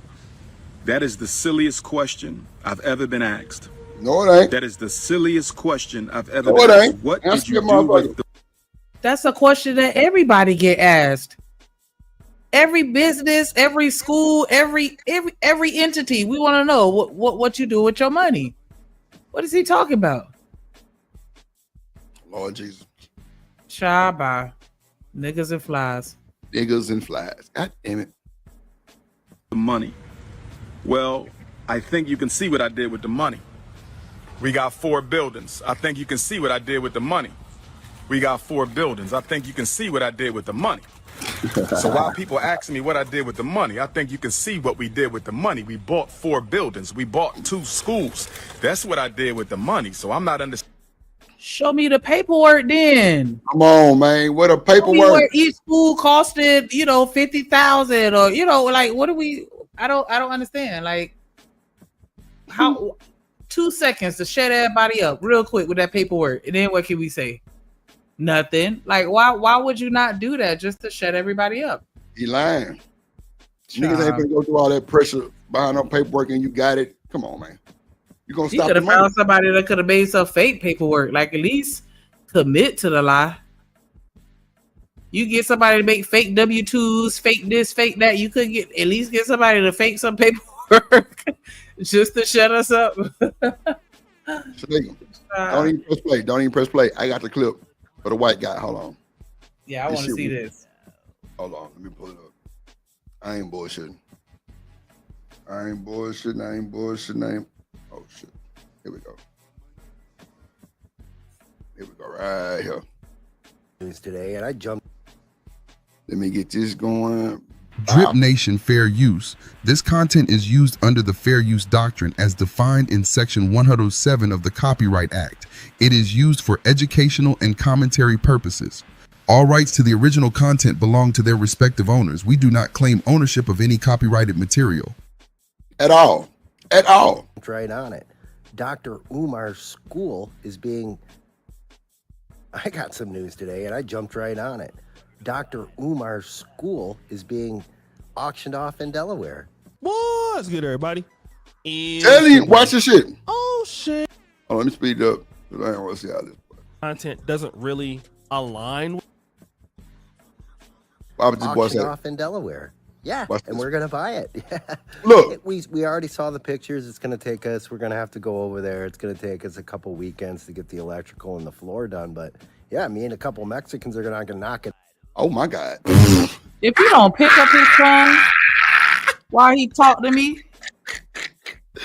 what do you say, Shanika? Me and a couple who? Mexicans. This nigga racist. Watch what he called it though. Watch this. Out in about a month.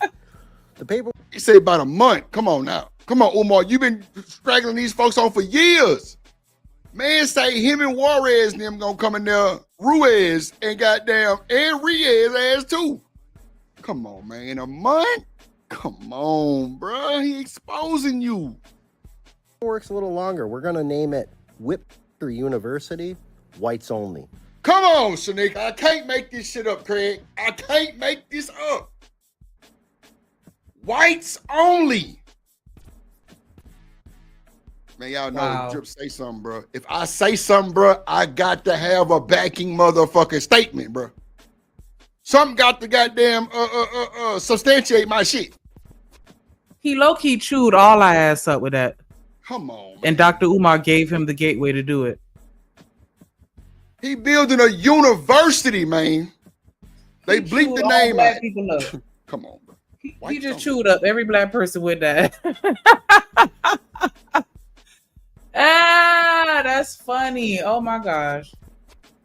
They done auctioned off the damn school. And he could have got the money, but instead of getting the money, he decided to allow it to be auctioned off. Wow. Snake, man. Shout to the Mexicans. But you know what? So that's my grandma told me that a long time ago. Like sometimes when people cry, you gotta just let them cry because there's nothing you could do to help them simply because they feel like they benefit more from crying than from your help. Some people would rather just cry every day about their problems because they feel like they get more than if you actually just resolve the issue, and then that's the end of it. They just gonna keep crying every day. Like if you don't just go get a job, but no, you'd rather cry about having to needing to pay your rent and begging everybody to do it for you. Nah, not doing it. Come on, man. The man, hold on, my shit just went up. He should have a solid network of people that could have prevented all of this. Like, I don't even understand. He not doing this by himself. So what are we talking about? Come on, Shanika. Talk to him, please. American Tradesman just told you Mexicans can throw a complete American Tradesman. I just got my roof done like a year ago. I'm talking about the 25-year, the good one. Bro, they threw that motherfucker up from 6 in the morning to 7 at night, bro. It was done. Only thing they had to come back and do the next day was the gutters. That was it, bro. Done, brother. It had to be about 13 of them. I ain't lying. About 13 Mexicans threw that boy up there. No bullshit. Boss man say what's wrong with it. Hell, I don't know. I'm just telling you what the nigga said. If that's what he want to name his school, that's what he want to name his school. That's his money on. He bought it. Do your thing. What up, Edie man? But I'm telling you, bro, that shit just come on. You say either real non-Williams. Lord Jesus. God damn.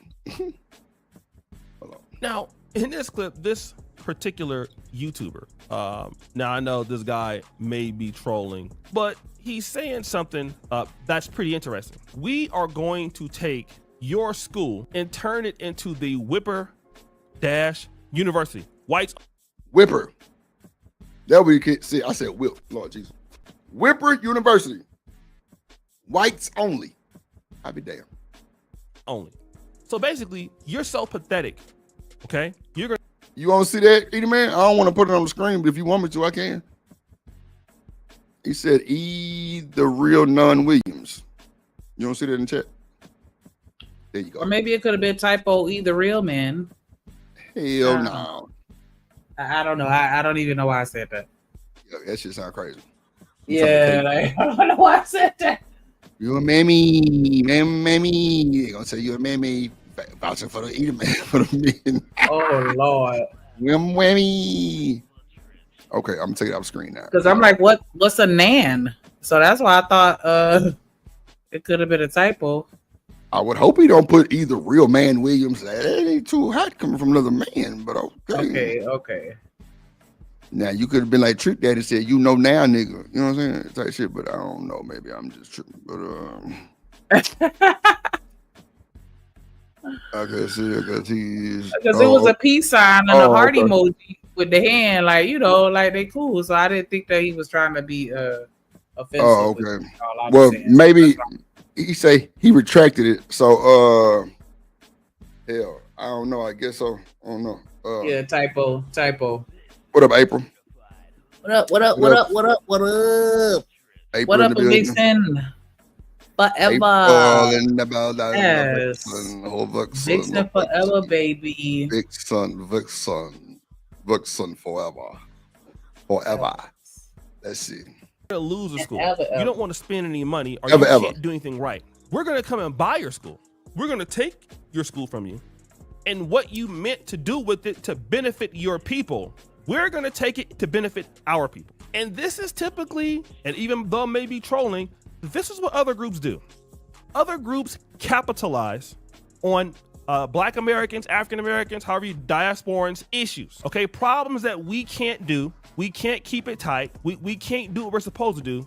So what happens is they're gonna come in and fix it. And then whatever we meant to use for our benefit, other groups will come in and use it to their benefit. We've seen it with Black-owned businesses leaving the Black community. Then you see Asian businesses, Arab businesses coming in. And then what happens? Edie Man. Thank you, brother. And I'm glad you said what you said too. I need everybody in the chat to get your phone like this, right? Get your phone. If you're on your phone, at the bottom of the screen, there's a $sign. Click that motherfucker. Yeah, you. Talking directly to you. Click that motherfucker. Send some support. We ain't Umar. We ain't Umar. We ain't Jermaine Shoemake. It's Drip and Shanika. Now Shanika need a dimple.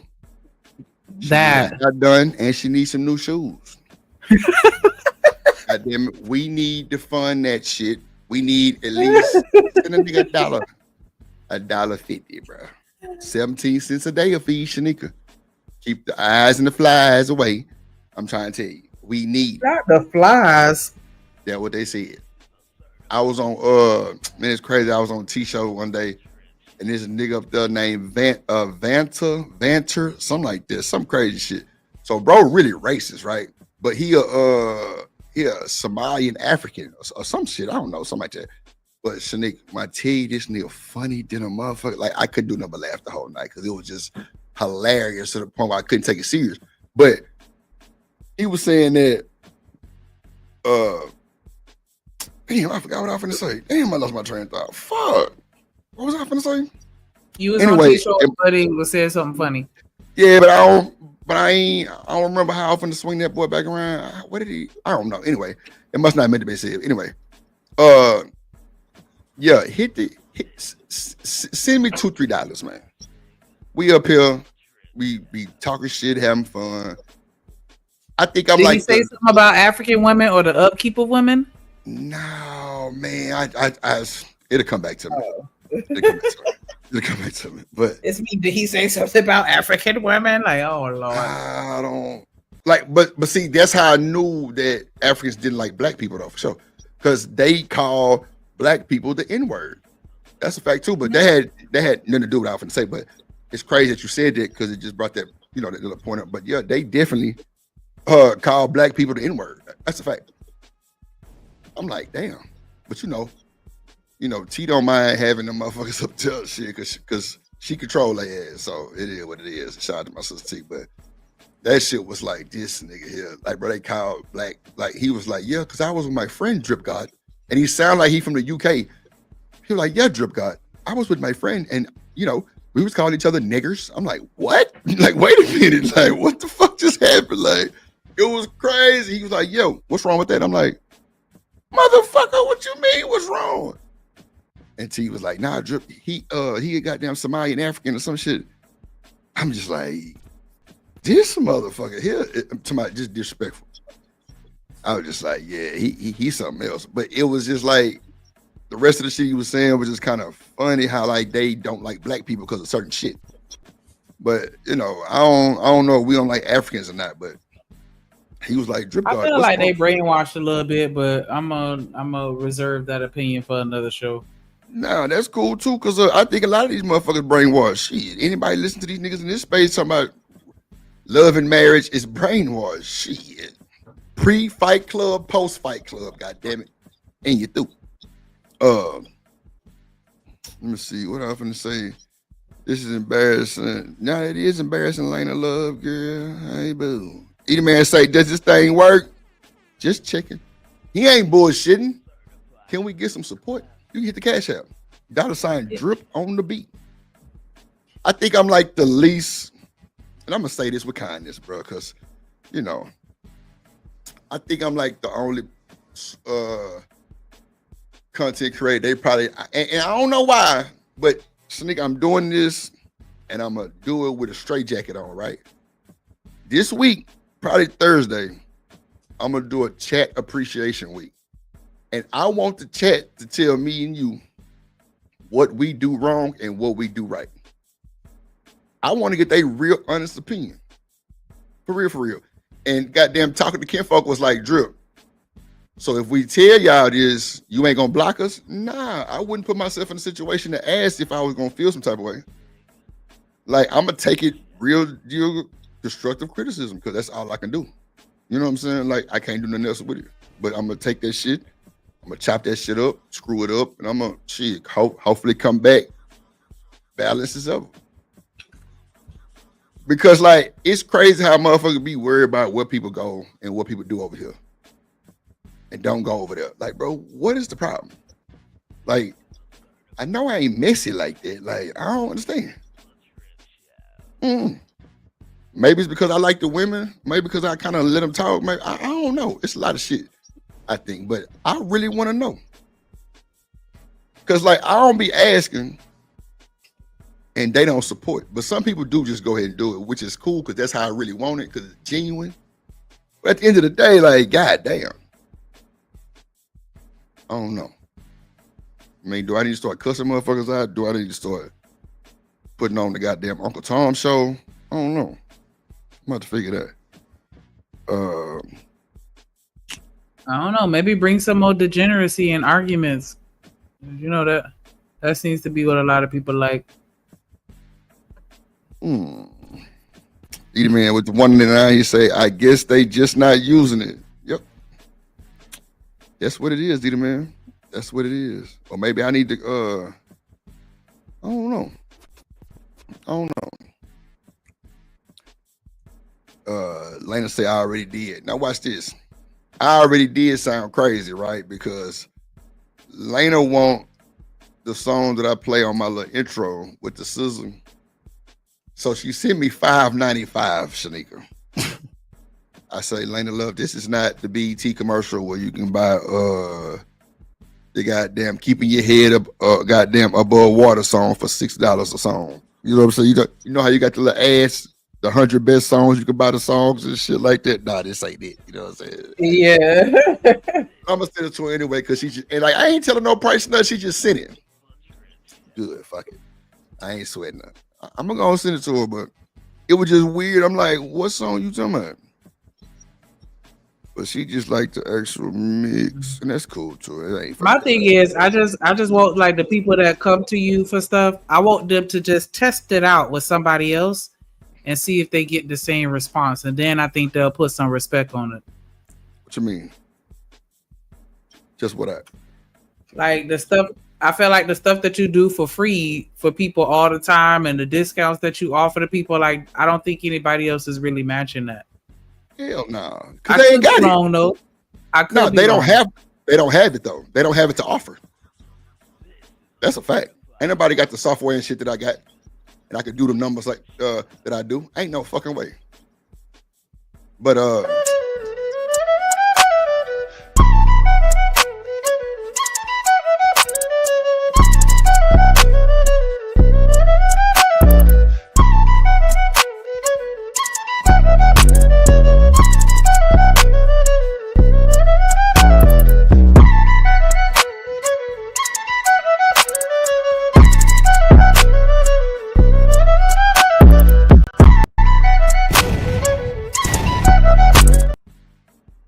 that night's layer hit different. That shit is like a ratchet Renaissance fair. Like, man, I'm all the ass niggas at. twerking ass at the Renaissance Festival. You feel me? Shout out to Miss Joy in the building. Nightish in the building. What up, way? What up, Brownie? Shout out to Brownie back in this motherfucker. Nightish, bro. Who in the hell you was getting into it with? I'm being messy, huh? God damn. See, Chakra, I told you. Well, never mind. It don't matter. Shit, you crazy.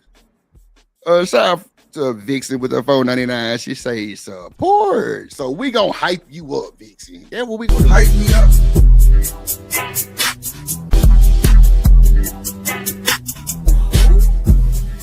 On me, you the one.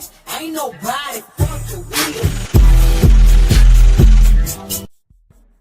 Hype me up, man. Miss Joy said, I love y'all. Hey, Miss Joy. Hey, boo. Hey. Nah, we ain't messing with Lena. Her ass crazy. She know we love over here, man. She know we love over here. Shout out to Nightish. She said, I want to flirt with Shanika. Guess what, Nightish? I'm going to do this. I just throw a couple bills and she'll have a pair of hips. Lord Jesus. Yes, Lord. Nightish got the $2 clapper. Yeah, I wasn't talking about her with my comment. I'm talking about everybody else. These other bigot ass niggas always want something for motherfucking free. Yeah, I said it. Say it again. Take y'all straggling ass on somewhere. Because if anybody gonna get anything, let me stop. We know shit. We know you a bully. We know. We know you a bully, nigga. We know you a bully. Now I appreciate y'all. We appreciate y'all. Yeah, Nightish, you're more than welcome, sir. I don't want to be soliciting the P, but you could definitely come love Joan. Look, you could definitely come love Apparently Joan. I'm pimpable. So hashtag pimpable. That's for sure. Miss Joy say, have mercy, yeah. Are you busy, Miss Joy? He was on here earlier talking about he gonna make a video. Yeah, Miss Joy. If I get enough, I'm telling you, I'm gonna put little clouds around it. All that old that old shockwave. That shit can fuck up your goddamn transmitter. A Vixen say, oh damn. Yeah. I told y'all, make sure y'all subscribe to the content plug. Cause see, once you send somebody something, you can't unsend it unless you catch it like within the first 2 minutes. That's the only time you can unsend it. Wait a minute. Nigga, you sent it. What you mean unsend? So now you That's what I'm saying. Take the soundbite and send the video back. That's what you were supposed to do. I send it back. It's cool. Shit. But shit, guess what? Miss Bella in the building. Yes. Are you coming to SoFlo? I know that's right. What's that? What? What's that? South Florida, SoFlo. That shit sound lame as hell. Ain't no. You sound lame as hell. Shut up. You a hater. SoFlo. The fuck? SoFlo. That shit do not sound like. I thought that was like a festival or something. I ain't gonna hold you. That would it sound like. SoFlo. Every day is a festival. Jesus Christ. Okay. Well, you just ruined the moment. Oh, this is I live in a vacation state. Like, quit playing. That's what it is. It's a vacation state. Never a dull moment. Yeah, y'all be in jail a lot. Goddamn. What the fuck be going on in Broward County? Yeah. Wow. Ain't no goddamn. First of all, it was over a traffic ticket, and it was only a weekend. And second of all, we're innocent. We're innocent. In a sense of foolery. Yes, Lord. Yes, Lord. In a sense of not in a state of mind. And Shanika hit pedestrians. I'm just tell y'all now, she run over pedestrians. So don't be on no bike, Miss Bella. Don't be on no scooter. Because if Shanika leaving work and you come across that goddamn four-way, I can't guarantee you'll make it. Now with Shanika in the street. All you have to do is follow the traffic laws and signs, and you'll be fine. Don't be a scammer like Buddy, just running into people's cars on purpose so that you could try to, get you a check. Like, nah. Miss Bella, tell them folks to give you a helmet too, because you're gonna need that motherfucker. Fucker with Shanika ass. Yeah. She run folks over, and it is what it is. I'm trying to tell you. What a third war? Don't get confused. I'm trying to tell you. Miss Bella, I heard you said something. Miss Bella, what happened last night, man? Somebody sent me a screenshot of you saying, I wish Drip was here. What happened? Who had to come put the goddamn me Stone Cold Steve Austin on? Goddamn. Yeah, Broward County fucked up. They fucked all of them. Wait a minute. Kodak. This nigga look like a whole meth head now. I don't know what he got going on, bro. That's crazy work. Hey, there will be no Broward County slander because we produce excellence. The fuck? Excellent what? Excellent drugs? That's about the best you're gonna get. Hell no. Fill in the blank however you want to. Just know that we produce excellence. Oh, well, they was. Oh Lord. She said they needed some players in the building. Lordy Jesus. I don't want to be a player no more. I don't want to play. I don't want to be a player. You see, we got folks missing today because they thought I was a player. Shit. Oh. Goodbye. Bye-bye. Bye-bye. You said there was too many lames. Oh, my God. Damn. The hell you call a Drip for? This whole lame ass. Nigga, so he'll join the party? Stop the bullshit. Didn't you just say SoFlo? Stop the cap. Thank you, man. That's a thing. I didn't make that up. Some bullshit. SoFlo. You coming in SoFlo? Stay flow? What'd you say? Starch? Hey, listen. Yeah. Kodak might, look a little off. We all have our ups and downs. You know what I'm saying? But they gave him a key to the city. They need to take it back. Things. He's a philanthropist. A who? Say it again. Philanthropist. I'll be damn. Ain't no fucking way. We gonna let Kodak have a key to the city. This nigga gonna rob everybody. He gonna steal. Hey, you can't catch a crackhead now. Let's keep it a buck. Ain't catch a crackhead. He say, let your soul glow. Yeah, let it glow. That nigga Kodak, that nigga would ride on the back of this bike with this big woman. Bro, I'm talking about meth, bro. It was bad, bro. They had a water gun. I'm like, what the fuck is going on, bro? Like, no. Go in the house, Kodak. Go in the house, bro. You out here looking like a whole, nigga, you gonna rob the stove for some gum and a 20 ounce. What up, random chat ninja? Don't listen to him, y'all. Like, Florida is one of the safest, funnest, classiest places you could ever visit. Just suburbs, just nothing but suburbs everywhere. Suburbs, Lord of Jesus. Yeah, we out here doing our thing. Hell no, y'all doing drugs. Come lay with us on the beach and relax. Hell no, y'all got drugs and fentanyl on the beach. Yeah. Hey, listen, if a package wash up on shore, just either shoo it down to somebody else or take it home. It's up to you. Bruh. Because it does happen. No, I don't think it happened that often. Not like that, but they have had some drugs, wash up, but nothing crazy. What? That's crazy. What you mean? Any It drug didn't come from Florida. It came to Florida. That's not our fault. That's just like if I put you on a raft right now and send you back home to Asia. Ain't nobody, bro. They gonna be looking at us sideways, like, why y'all sent this half breed here? We don't want them either. They said, Drip, you back. Yeah, I'm like, hey, oh, hey. You know, they probably would love you over there because you tall. Like, don't they obsess over tall people? They gonna think I'm playing in the China League somewhere. I don't know. But yeah. Drip Nation Fair Use. This content is used under the Fair Use Doctrine as defined in Section 107 of the Copyright Act. It is used for educational and commentary purposes. All rights to the original content belong to their respective owners. We do not claim ownership of any copyrighted material. Special shout out to my boy Third. He say, just because I'm from Houston like Drip, goddamn, I got people in Tampa and Orlando. Nah, pop your shit. She nigga be trying to Tampa ghetto as fuck though. I ain't even gonna hold you, boy. Orlando is nice. You got some hood folks in your family. I already know you got niggas. If they in Tampa, yeah, they niggas. See what I'm saying? Tampa is kind of low key neck and neck with Miami when it comes to the niggadry. Like it's just child.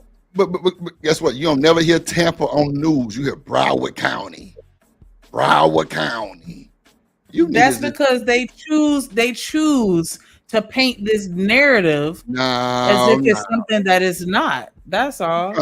You trying to play my boy Third on the cool, but you know Third from that Trey goddamn. He from that motherfucker. You see, he agreed with me. He like Tampa though. Yep. Emperor Temple, they ghetto as fuck in Tampa. Like it's sad. Bro, I just say seeing Drip 5'2" well. Shit. He think he tall just because he like 6'5". What is it? 6'3", man. 3. I'm 5'2". God damn. Who told Brownie I was 5'2"? I'd be damn. I wish I was 5'2". You know his feet swinging off the chair right now, Brownie. He 5'2" for real. Don't let him fool y'all. Yeah, nigga, please. Boy, these folks that see my pictures on this goddamn intros and all kind of shit. I ain't know what near 5'2". That's because you standing next to midgets. That's why you look tall. Wow, midget is crazy word. Okay. All the people in Hollywood short as fuck, and you always posted up next to some Hollywood ass nigga that's fucking 4 feet 11. So of course you gonna look 6'3". Crazy. And you got them platform shoes on. We know about them tennis shoes with the platform built on the inside. Yeah. Oh wow. What they call Jordans? They better be called Jordans. I don't know what they call, but they put that extra love. They put the extra meat in the bottom of the shoe so you could look not taller. The meat. Nah, nigga, that what you got on, nigga. Nah, trying to trampoline shoes and shit. Ain't no fucking way. You got them trampoline shoes on. I got a spring to them. What they call Heelys or I don't know. Some of the bullshit you wouldn't got. Trying to stand up on folks. Get your ass on, bro. We ain't going. We know. I was gonna get my baby some of them. Like, nah, I don't think y'all need them. Man, don't fuck over bro like that, bro. Come on, bro. Don't do them like that, bro. Don't do them like that. That's just it seemed like a good idea at first, but it was like the more I thought about it, and then once I started seeing people actually like use them, like it just looked weird. I was like, nah, you. Yeah, extra meat in the shoe is too funny, Phyllis. She got extra meat in her head, ragged ass nigga. The fuck you talking about? Shit. Y'all know what I'm talking about? Them shoes that give you like an extra 3-4 inches of height. Hell nah, that's some shit y'all I done used seen to them. Hold that to the shoe. But you know I've what, seen though? them. They sell them to the shoes. Hey, I ain't gonna hold you. I got some Balenciagas that's like that, but they not that thick though. Them hoes is kind of like a little thicky though. I can't hold you. Platforms. No, they not platform, but they just not your normal like Jordan 1 type shoe. You know what I'm saying? Them hoes kind of flat, but these definitely got a little thicker about it. It's crazy. I didn't understand it. I don't even wear them like that. I wore them like twice, but nah, I don't really like them that much. I didn't know they was kind of built more, you know what I'm saying? Like I'm surprised you even like the way they fit, because those shoes tend to be narrow. Yeah, but see, everything that's Euro is narrow on me for sure. I got a few others like the Giuseppe's with the buckles. I don't like them at all. Them hoes too tight. Them fucking YSLs where the heel is the letters, ladies, don't do it. I got a pair collecting dust right now, because that shit is a whole skill set. Like you got to go through a training class to be able to walk in them shits. Like just don't. Let's do it. Third say, Drew, we should do a top 10 sneaker stream. Now, third, I tell you what, the only way I do that is if we let Miss Joy join us. Bro, Miss Joy a sneakerhead, bro. She'll fuck you up, third. I can't bullshit you, bro. Yeah, she'd have to take my place because I learned that. Wait. I don't own a Who was pair. gonna be there anyway? He said me and Drip, not me, Drip, and Shanika.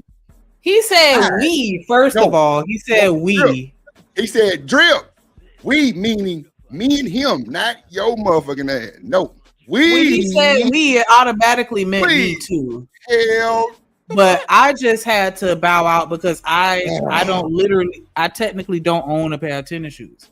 Lord of Jesus, boy. Let me tell you. I bought this chick. I was dating some of them. I want to say it was called Kate. Kate Louboutins. Man, that motherfucker damn near didn't make it back to the car. I'm like, bro, y'all ass like, bro, that was a waste of a good $1,700.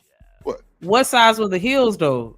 I wonder how tall the heels were, because that sound like she probably got like some 6 inches, or like they get ridiculous with it, where you pretty much walk around looking like a fucking ballerina all day, like walking on your tippy toes. And yes, third war, I did bust my ass in them, but luckily I was at home and nobody saw it.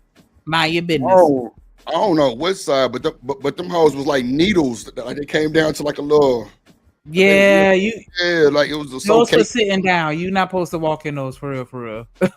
Yeah, like I'm like, bro, you just wasting my money on. Like she never wore them again, bro.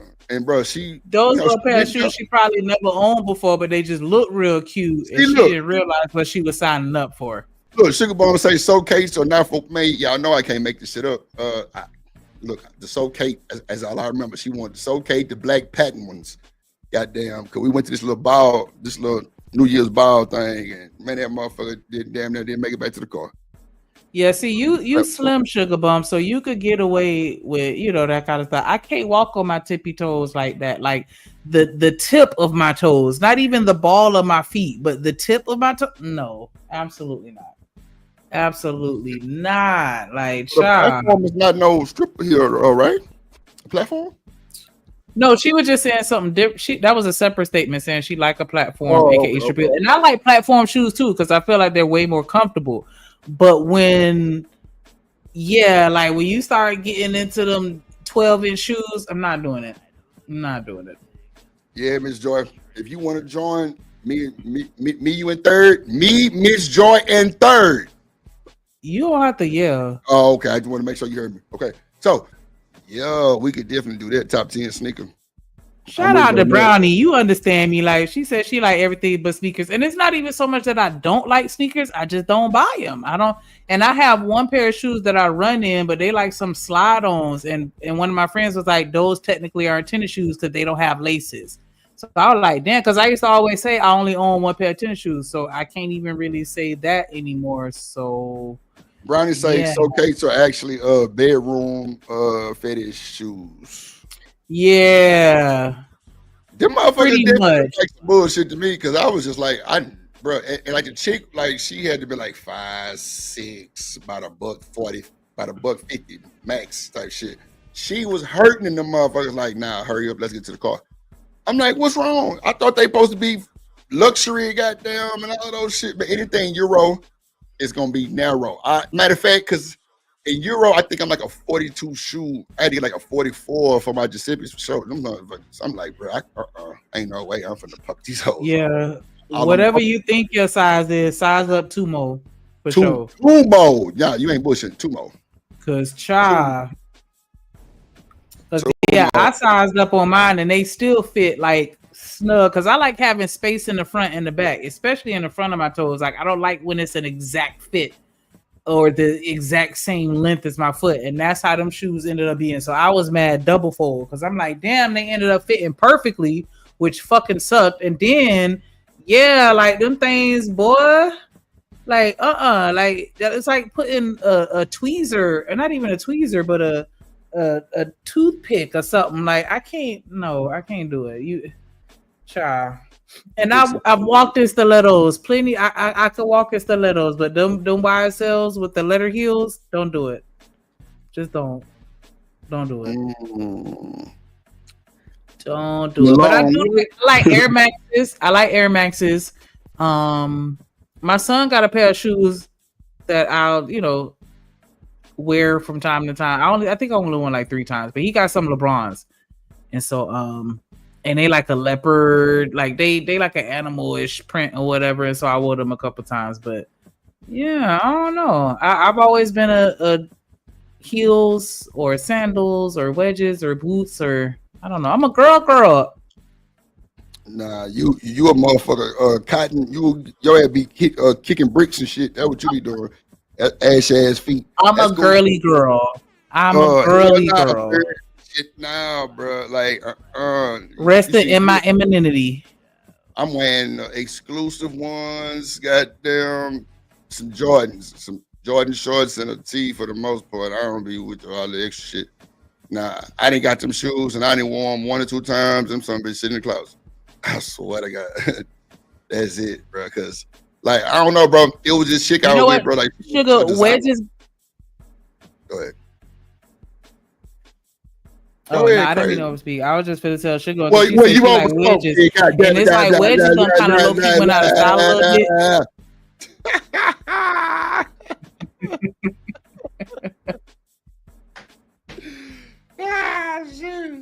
Motherfucker. Fuck with me one more time. You do. Oh. Motherfucker, I didn't kicked off the panel. God damn it. Ooh, man. She say, woo, 6'3". Yeah, it be like that sometime. She said she too bow-legged for stilettos. I feel you. Ryan said she too bow-legged for stilettos. Oh, you know what? That do look kind of crazy walking to some bows. Oh, Lord. But bow-legged women, you know what? You got the parenthesis legs? Yes. What? The motherfucker bow like you been riding a horse? Boy, you can bow drift for $1. I ain't gonna hold you. A lot of women in Houston that's bow-legged like that I've seen, and third can probably vouch they wear tennis shoes. Well, you know what? Let me not say that. When I see them, they can wear a whole bunch of shit. I wouldn't know, but when I see bow-legged women, they be having on shoes, not heels. Cause I can see how your shit kind of, man, let me tell you, my partner, Devin, we played ball together. That nigga was bow-legged. I'm just trying to imagine a heel or any type of pointy toe heel shoe type shit. Hold on, yeah. I don't know if you bow-legged, you got that motherfucking stance. Yes. Oh my. Ooh. Child.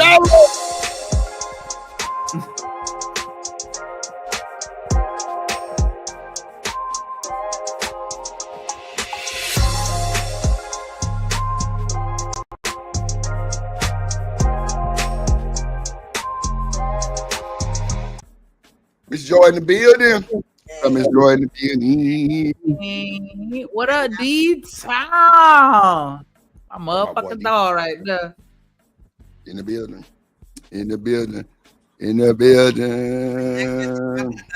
Hold on.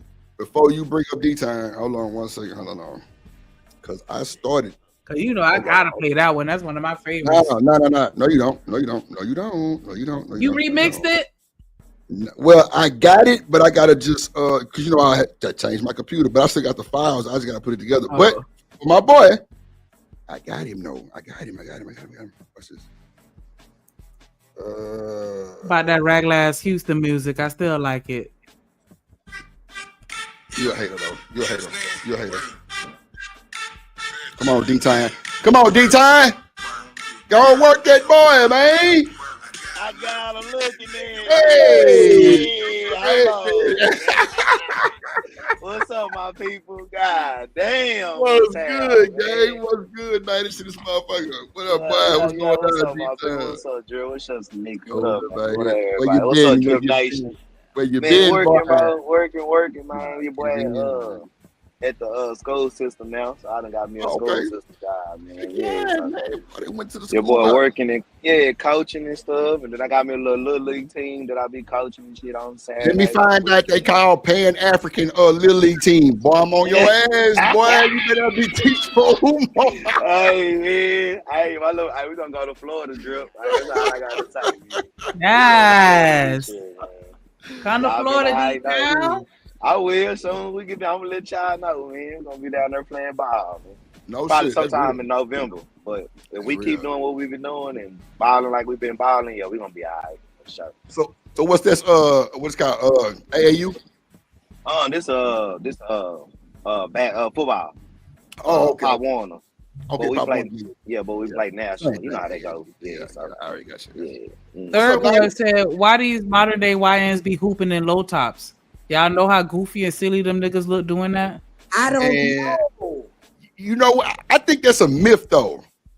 It's not a myth. It's not a myth. You think so, Miss Joy? I played basketball. You need Hey, something. Miss Joy. Hey, my girl. Hey, baby. You need something to support them ankles. But what if they got the little thing that you put over, over your sock and you tie it up and you put the shoe on? What if they got that? The little, the little brace thing. So they go over your ankle. they wearing braces instead of a high top. I've seen. Okay, so look, when those snake print 11s came out a long time ago, in the oranges, I remember them. them women was wearing them shoes in the game, but they had the little black brace that they put over the sock, and then they put the shoe on, and the brace came up damn near about 4 inches over their ankle. So I'm thinking that was the ankle support. brace. The ankle brace. Yeah. I mean, I guess if you're wearing something on your ankle, then that's fine. But I did feel that was weird. I'm like, these guys playing ball in low tops. It's just I don't know. Yeah. But see, that's the thing. Like LeBron got a bunch of low top shoes now. He does. Yeah, He most does. shoes gonna be low top or mid cut. Yeah, I think that's just a new thing. The maybe the younger generation got different ankles. Damn. Nah, that's Ankle yeah, steel. but the shorts back little too, and the jerseys they ain't the same no more either. The shorts back little. Yo. Yeah, them are little than big. So wait, y'all ain't see Lil Baby come out there with the pink crop top and the little with the cuts on them. Lord Jesus. Right.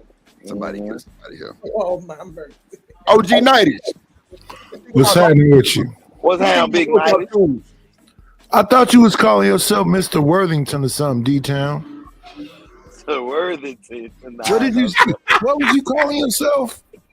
Oh no. Well, not Mr. Worthington. It wasn't D-Town though. Which one was it? I like it though. I like it. It's something with a W. No, that's that nigga say Worthington. Westmoreland, that's my last name. Yeah, Westmoreland. Yeah, why you change that? Yeah, Westmoreland. Well, it don't matter. It's J Westmoreland, D-Town. Yeah. Westmoreland, my real name though. That's my real last name. Hell no. I know you ain't got D-Town, no big head ass up here, boy. Oh, yeah, baby. What up, Eda, man? Oh mercy, Eda, man. What's up, my boy Eda? Mr. Knight. man? Lord Hey. Jesus, man. I just, listen. They lied to y'all to sell y'all them Jordans. High tops do not save your ankles. It have never saved your ankles. Come on, Eda, man. Listen, most athletes have their ankles taped anyways. Come Like on. if you play basketball, you should tape up your ankles. So this idea that a shoe make a difference because it got a little fake plastic leather from China, that little bit of difference don't make a difference on your ankle. I promise you.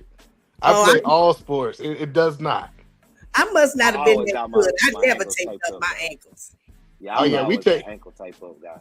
Yeah, I always take my ankles. I take my ankles up in football. I take my ankles up in wrestling, and I take Wrestling, baseball. anything, Yeah, like Yeah, you I always think- tape your ankles because you want it. You don't want your ankles to only be supported by the ligaments.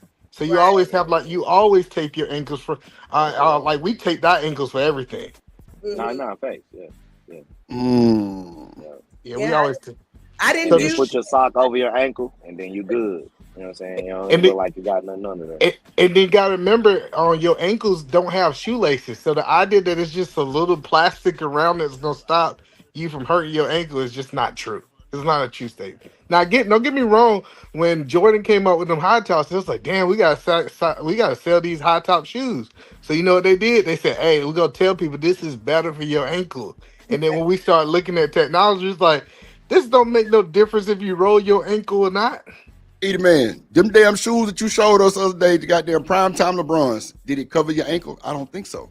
Kevin Durant shoes, low top. Kobe Bryant, Even low Kobe's. top. All Kobe shoes are low tops. Like, not all of them, but most of them. It was like all two the pair that new was ones? real tall. Yeah, You're right. You're right. When he was 8, when he Yeah. became 24, it started becoming. When he was But 8, the other one was real tall. Yeah, them was high. Yeah. Just dropped a few of the ones, the like real high ones. Mm-hmm. Yeah, they didn't release But like but when you think about it, y'all, shit, Converse used to be the basketball shoe, and ain't no support on them. Come on, people. No, you got to see. This is the thing. You got to tie your shoes. You got to tie your shoes. That's what you got to do. You got to tie your shoes. Yeah, you got to tie your shoes up though. That's the thing. Okay. No, them Converse. Converse. Nothing. Now wait. It was slave shoes, but they was high enough to where if you tied your shoe correctly, because you know niggas don't like tying their shoes too tight because we think it make our shit look too long. That was Listen, Converse listen, the Converse is literally the worst basketball shoe ever made. Yeah. It's a flat shoe that does not support your arch. Listen, we should have never played basketball in Converse ever. Man, look, Jordan 1s are saying, I don't even know how Jordan made it with the Jordan 1s. He said his feet was bleeding. Listen, he said his feet was bleeding in the game. Like a lot of these shoes, people don't understand. It's not designed for you to play better. Come on, Eda, man. Tell them. That's why everybody got mad because, like, you know who really got some shoes that like changed the game? Make me like Mike. Do not do that to my childhood right now, okay? Listen, I'm telling you, listen. Was Michael Jordan when I put on the mic. Goddamn. Come on, man. Hold on, listen. You know who really got like some dope shoes that we don't talk about? Stephen Curry. With Under Armour. Listen, like if you really want to talk about like a good shoe to hoop in, Stephen Curry shoes. Listen, but Eda, man, you ain't had no. Not to interrupt you. You ain't had no Marberries, no Stephon Marberries, boy. Them hoes, now them hoes was them hooping shoes, boy. When I say grip. Listen, I'm from Georgia, nigga. We got the you go to Shoe Corner and you get the 2 for $89. So, nigga, I don't know about these Jordans and all this stuff y'all got to play with. Stephon Marbury was like 2 for like 75, like 70. I ain't gonna lie, Allen Iverson was like that too for a second. The damn Reeboks was like that for a second. Okay. I heard the Tatums are really good to play in. Has anybody tried those? Who? The Tatums. I ain't seen Jason them. Tatum, he a little too new. He a little too new age right now. But you know They though, probably John talking about Morant little shoes. John Morant shoes, all his shoes low top. John Morant, yeah. Or in what's the other little dude named Anthony Edwards? His shoes. His shoes sold out, baby, in 10 seconds. Mm-hmm. Nah, for real? Damn. Nah, for real, yeah. And they thought him paying that child support was gonna hurt his brain. I guess it's boosting them up. Honey, I mean that shoe went so fast it don't make no sense. Brownie say niggas play basketball in slides. Yeah, you catch a few of them nowadays. But you know what though? I just seen the slides they got lately. Them boys got the bubbles on them now. They cost $125, $140 for some slides. I'm like, damn. Ain't the most strap. Nah, they look like shoes now. Hey, Shanika. They got Crocs that's $100. Come on now, tell them. Hello, Shanika. What's up? You in Florida? Yep. South Florida, aka SoFlo. That shit sound crazy. Okay. That's where everybody comes to vacate to. No, they don't. Fun in the sun, nothing but beach bums. Yeah. Yeah, crackheads. We love it. Summer all year long. Mm-hmm. Crackheads and more dope on the beach. Summer and rainy. I know Texas is full of You crackheads. ain't nobody say nothing about Texas, bro. Y'all got Zoes and No's out there. Stop playing. Stop capping. And dude, you better not fuck with them either. Nigga walking around looking like Satchel Bob and shit. My Ain't no only fucking thing, way. Shanika, is why when I said I wanted to come up here and flirt with you, you felt like that had something to do with whatever you said. I don't even want to repeat. Oh, you bring your I ass don't on. know what you was talking about, but if you want to flirt with me, you got to hit that dimp fund. Oh shit! He did. I don't That's even how know you what flirt with me. I don't even know what a dimp fund is. Okay, well, let me explain. I have one dimple, and I'm trying to get two, so I'm One is good collecting. enough. I'm only gonna see one side of your face anyway. Oh, Shanika. I do understand that women want more, but why can't you be satisfied with that one beauty mark? I thought it was a unicorn mark. I mean, I don't know. I thought one was like something that was unique. I think that it's cute when you have two or none. I think one is weird. That sounds like a you thing. Oh wow, okay. That boy say you live in I Tallahassee. can't have two dimples. I think it's cute when girls have two dimples. I can't have two. You don't want to see me happy? I think you got two of a couple things. Why you not happy that? You got three. You got three of two things, if I'm not mistaken. Go ahead and break that shit down. Matter of fact, 4. We listening. Can I just smile and look like, you know what I'm saying? Had the Lauren London dimples. I can't think of nobody else that got dimples right now, but can I have two dimples? Like, I don't think that's asking too much. So yeah, having two dimples is awesome. Thank you, cynical one. Like, come on, man. So wait, how much it costs for two dimples? Well, it costs $4,000 for two dimples, but I only need one, so that's why I just need $2,000 to get my second dimple, and then we through. Nightish. I told her to go get a cheek pierce, right, and just don't let it heal correct, and then it give you a dimple. But hey, who am I? Thank you. She get it. I just want to be symmetrical. That's all I want. You know, symmetry ain't all it's cracked up to be. You, Shanika, you not symmetrical, no way. Yes, my face is pretty symmetrical. Man, you because they have that. Okay, but hold on. TikTok had that filter where it did half your face, and the people were just flipping them real fast to see the difference from half of their face being mirrored, and then it would switch to the other side. And when I did it, it was the same face. The only difference is this beauty mark that I have on the top of my lip.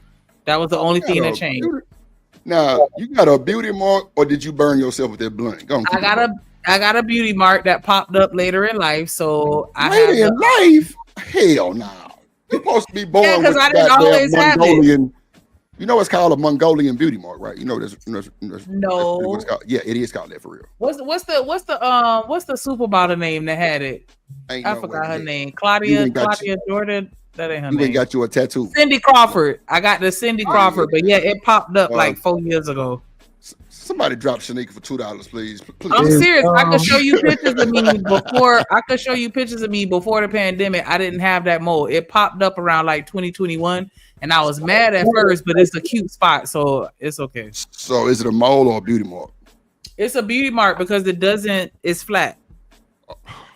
And I wish Drip would have told me that when I was in the chat. Damn.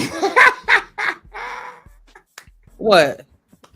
That I got to trick off on a dimple to flirt with you. Mr. Nightish. But my boy a player, dog. I'm telling you. That's why I fuck with Nightish. You could do it for free, but you may not get my attention. But if you support the Dimp Fund, then you know. He did support. He sent some money. I played it for him. Oh, I missed it. My bad. I keep telling you that in the low key, you ain't listening to me. My bad. Hey, boo, hey. Oh, wait. I didn't know that was for the Dimp Fund. I thought that would support the channel. See, we gonna put it up the God damn it, Nightish. Yeah. I can't trick off. Oh, okay. I'm into approaching women with my hand out. I believe in that purse first type shit. I ain't in with that. Oh, First. You're not speaking my language. We supposed to build each other up. It's 100%. Yeah, I ain't in that 50. Yeah. I got a half a dimple too. Oh shit! Oh Jesus! Enjoy getting Nightish ass. I am not messing with Mr. Nice. The fuck? Boy, look at here. This is hilarious, boy. This is funny, real shit. I just want somebody to time out Third Ward real quick because I don't understand why he being a hater. Talk about I'm lying and I'm in Tuscaloosa. I don't even know how to say that shit. Alabama, man.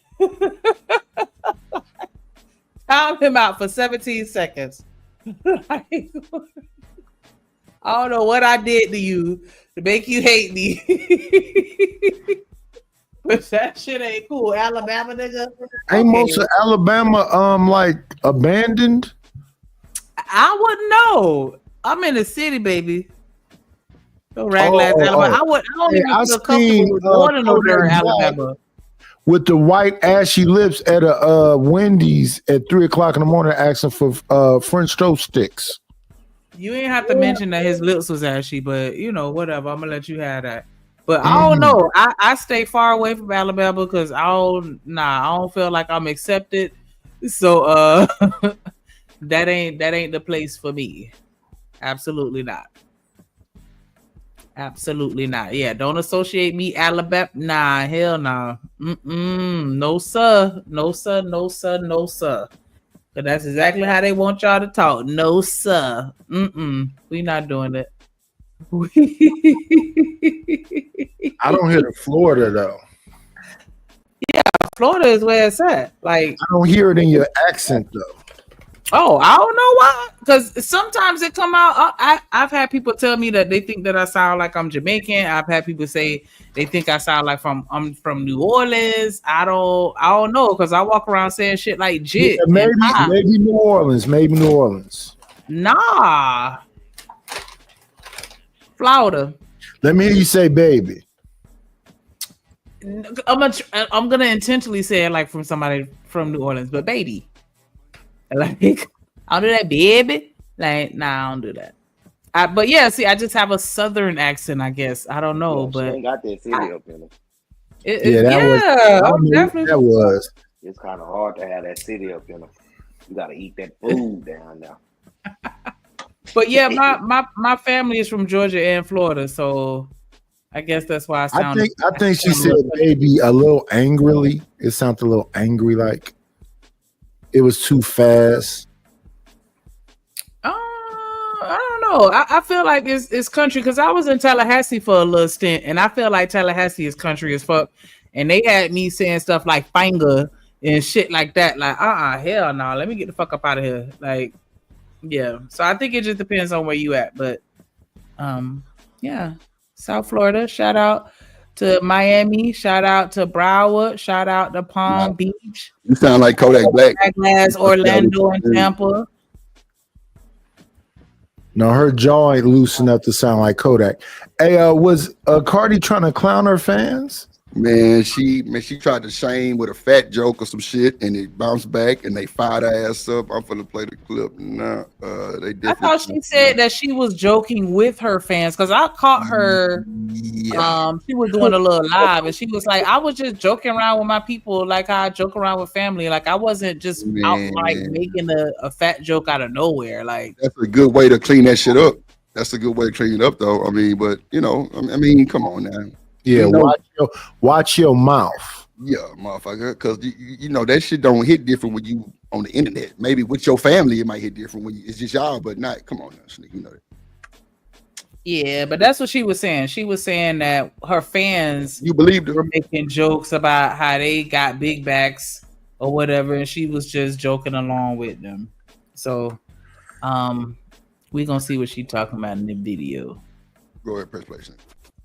That we really underestimated the box sets. So the box sets are completely sold out, especially because you fat. Clearly you guys are fat as Chick-fil-A for y'all. I don't know if my eyes and ears are deceiving me because I just woke up, but I know I did not just see a video of Cardi B talking about she was surprised that her 3X sold out and that her fat fans are just big as hell and shouldn't have no Chick-fil-A. If I got y'all so upset, we can't have. Chick-fil-A. Oh Lord. Child. Here's a cupcake. I'm not gonna apologize to. But if you like to keep those fat fans, please consider unlearning fat phobia. Let me tell you something. I can't stand a bully. She followed up by adding, "Rumors is doing great. Stop trying to say the song is flopping to dismiss a woman's emotions on bullying or acting like they need sympathy. The song is top 10 on all platforms. Body shaming and calling her mammy is mean and racist." She mammy. I'm so tired of this whole fat phobic bullshit. Like, no one is afraid of gay people. Like, get out of here. What you mean? Afraid of them? She meant to say nobody's afraid of fat people. But yeah, like it's not a phobia. Oh. Or do you see those types of cases where people are when you have an irrational fear? Because that's what a phobia is. I do know a chick that like literally like freezes up when a stud would try to talk to her. But is she afraid, like scared for her life? Like how women act when they see spiders. That's how she act when she get around gay people. Well, I don't know about the sea spider shit. I don't know what that look like, but she literally freezes up and be speechless, like, oh my God. Like, I'm good. Like literally, like it was like at least 2-3 times I seen that shit in college, and she was just like, I'm just so scared of studs. Like, no bullshit. I don't know if she been through a situation before. I don't know, but she definitely was on some like quiet. I'm talking about like stuck. Like, I'm like, what the hell wrong with you? You like, you ain't see a stud just try to talk to me? I'm like, I ain't know it was a stud. Shit, I thought it was a little boy, but okay, guys. But you know, I'm being a little messy right now, but okay.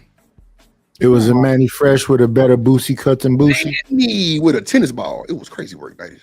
Oh, jeez. Yeah, there you go, Shanika. Manny Fresh. Ooh. Was she walking around straps? She, I don't know if she had on some. Okay, you know how people used to wear the overalls back in the day? She had one of them on and one of them off with a little sport thing up under there, Shanika. No bullshit. And tried to talk about that. She was crazy as hell. And she literally froze up, like, what the hell just happened? I'm like, what? It's like, you ain't still try to talk to me? So, I mean, I don't know if it was a fear to where she would run like Michael Myers was chasing her, but she definitely froze up. I seen that shit real time. So, I don't know if that's even comparable, but I mean, what you call by saying that, like scared? Because now you're saying phobia. I don't think it's that extreme. I'm saying people call it fat phobic. They calling her fat phobic, and I'm like, oh, she was just talking shit. Like that to me isn't her showcasing an irrational fear of gay folks. That's just her poking fun, at them for being too fat for the set. Well, I mean, she's a public figure though. So like, you don't think that's gonna hit different? I understand that, but I just feel like it should be a different label other than fat phobic. Like just anything, because it doesn't feel like an irrational fear. It just feel like saying something derogatory or maybe even humiliating or whatever. So that's on your time though, right? Cardi, like people can be different. Everybody not Shanika. I don't know. So do you think that if I make a joke or say something crass about fat people, then that means I'm fat phobic or afraid of them? No, I just think you talking your shit. No, I was just curious as to, how other people may possibly define fat phobic, because maybe, I don't know, maybe I have a different definition. No, phobia is right. You're right. And so, yeah, so that's why I'm like, why are we using that word? Like, I don't. What you said, Night, you said. Yeah, arachnophobia means you're scared of spiders. Right. Gay phobic is, nobody's scared of fat people or gay people. That's what I was trying to figure out. Okay. But if you Cardi B, everything gonna hit double, triple time. I don't know. I think Cardi B only talks shit. I ain't never heard of Okay. Like, isn't that what she's known for? Like, and why everybody loves her? Because she's so authentic. It always That's how she got famous, yeah. Especially when her teeth was fucked up and she had them raccoon circles around her eyes and her body was fucked up. Wow. Now, after all the surgery and everything else, of course she's gonna keep talking shit. She's a weird looking little Latina. Yeah. She had she took a BBL out, put it back in there, goddamn, put the other one in the goddamn freezer. Yeah, she ready. All right. She was a real smicks worker too. So she clowning people. We ain't gonna get on her story. We ain't gonna bring it up, but she robbing these niggas, man. It's crazy work. Nigga, you press play. Let's see what she's talking about. Tried to slide that in there, huh? You see that? Yeah, I see. Hater. A little bit. Riva TV. Shout out to Riva. What's up, guys? It's your girl Riva, and I'm back again with another video. So, if you guys do not know, Cardi B is under a lot of backlash. Okay, apparently, allegedly, her plus size fans want to cancel her. And if you don't know what's going on, I'm gonna go ahead and bring you guys fully up to speed. So basically, Cardi B went on the internet and said that she was selling merch. And, you know, she did her marketing for it, all that. And the t-shirts in the size 3XXL ended up selling out. She ended up going on live stream to kind of like talk about it. And this is what she said. What I wanted to tell y'all is that we really underestimated the box sets. So the box sets are completely sold out, especially because you fat. Clearly you guys are fat as Chick-fil-A for y'all. All the 3X sold out, y'all. The 3X sold out. I can. So that was a joke, right, Shanika? She's. Oh wait. Yeah. A dark joke. Come on. Like. I'm just saying, her being Cardi B. Cardi B and not expect her to say some shit like that. No, because you're Cardi B. What? You're Cardi B. We ain't talking about her and Offset fucking up and fucking. No, we talking about this is Cardi B saying that. But if her fans feel some type of way, that wasn't. She didn't even laugh. Normally it's a LOL or type. She talking shit like she called niggas roaches back when she was funny looking. There you go. Ooh. There you go. I mean, you know. Sugar Bomb say she's screaming, but she ain't worth shit. But at the end of the day, I don't know. Like, I thought it was kind of like she was kind of aggressive with it, but I don't know. That's how she talk. She a gangster. Oh, well, there you go. She Suwu to the B game. There you go right there, Sneak. But I don't know. Like, I'm just saying, like, do you think that's? I mean, you know, I'm asking y'all. What you think? Well, what you think, Miss Joy? Hold on, let me hit a joke one more time because I thought all she said was "Be off that ass." Time out for a trip. Everything go now, man. If you fat, you fat. If you fat, short, you fat. You short. That's true. Yeah, bro. Damn. I think this is a good example of dropping the ball. Hey man, fat lives matter too. They do. She fumbled this ball. She fumbled it. Yeah, you think if I got somebody who done sold out, she should have shut up and just dropped another 10,000 3X. Right. Come on. Like, that was stupid. She should have shot it in my. You know what I'm saying? Instead of degraded. I mean, but I don't know. Why would you try to assault the customer base? She need to be canceled. Cancel her ass. That's what I said. That's what I said. It'd be different if she said something about somebody else. She attacked the whole. It's okay to call one person fat, but she's saying if anybody else buy her 3X stuff, you part of the fat club. And you can't eat Chick-fil-A. I kind of got offended by Chick-fil-A. That's crazy. That's retarded. She bugging. That's some goofy shit for real. Like, I don't see why you would say stop eating and they sold you out. Like, you made the money on. I don't know. It's kind of backwards for me, but I don't know. Yeah, that's stupid. Maybe she bored since she ain't got no man. You know, usually when women get no man. No. She a cougar now. Shout out to her. That's one thing I like about her. She know how to break bread. Sugar Bomb say, but it's funny because she got surgery. You see what I'm saying? Yeah, she just got her lipos shit sucked out and everything else. But she giving that young boy some money on. So shout out to her for being a G-A-Y. But she sugar mama. Stefan. Yeah, you know, man, that nigga got G-A-Y allegations. Come on. We gotta that's who they be liking. You know they be brother effers. Boy, I tell you, you ain't lying. Ooh, child. Yeah, Yeah, him and those Javante Davis got a lot of allegations. I'm talking about nigga went to jail fresh off a Texans game. That's for sure. That's a fact. So I don't know, man. I don't know. That boy Stephon going around hit everybody. Gal, clearly he got the industry in shambles. Guys and girls, huh? Mm-hmm. Yep. I covered the show. The dude he tried to it was something with a crown heart or something like that. And the nigga had some type of party at his house, and nigga was licking all the nigga ear and shit. And I guess I guess that Southern-ism was too much for her. Shit. I'll say it wasn't bullshitting. He wasn't trying to fuck around. But you know what though? That's why I think she had sued Tasha K the way she did because, bro, that shit hit different when that shit be true. Straight up. Come on. Tasha K need to be sued. Now, Edie man, I don't debunk that, right? I'm with you. I like. But look how many people Tasha K talk about, bro. I did a but Tasha K. No, but see, the difference is the reason the court awarded Cardi B because it proven that she was lying. Tasha K was lying on her. Man, it was slander.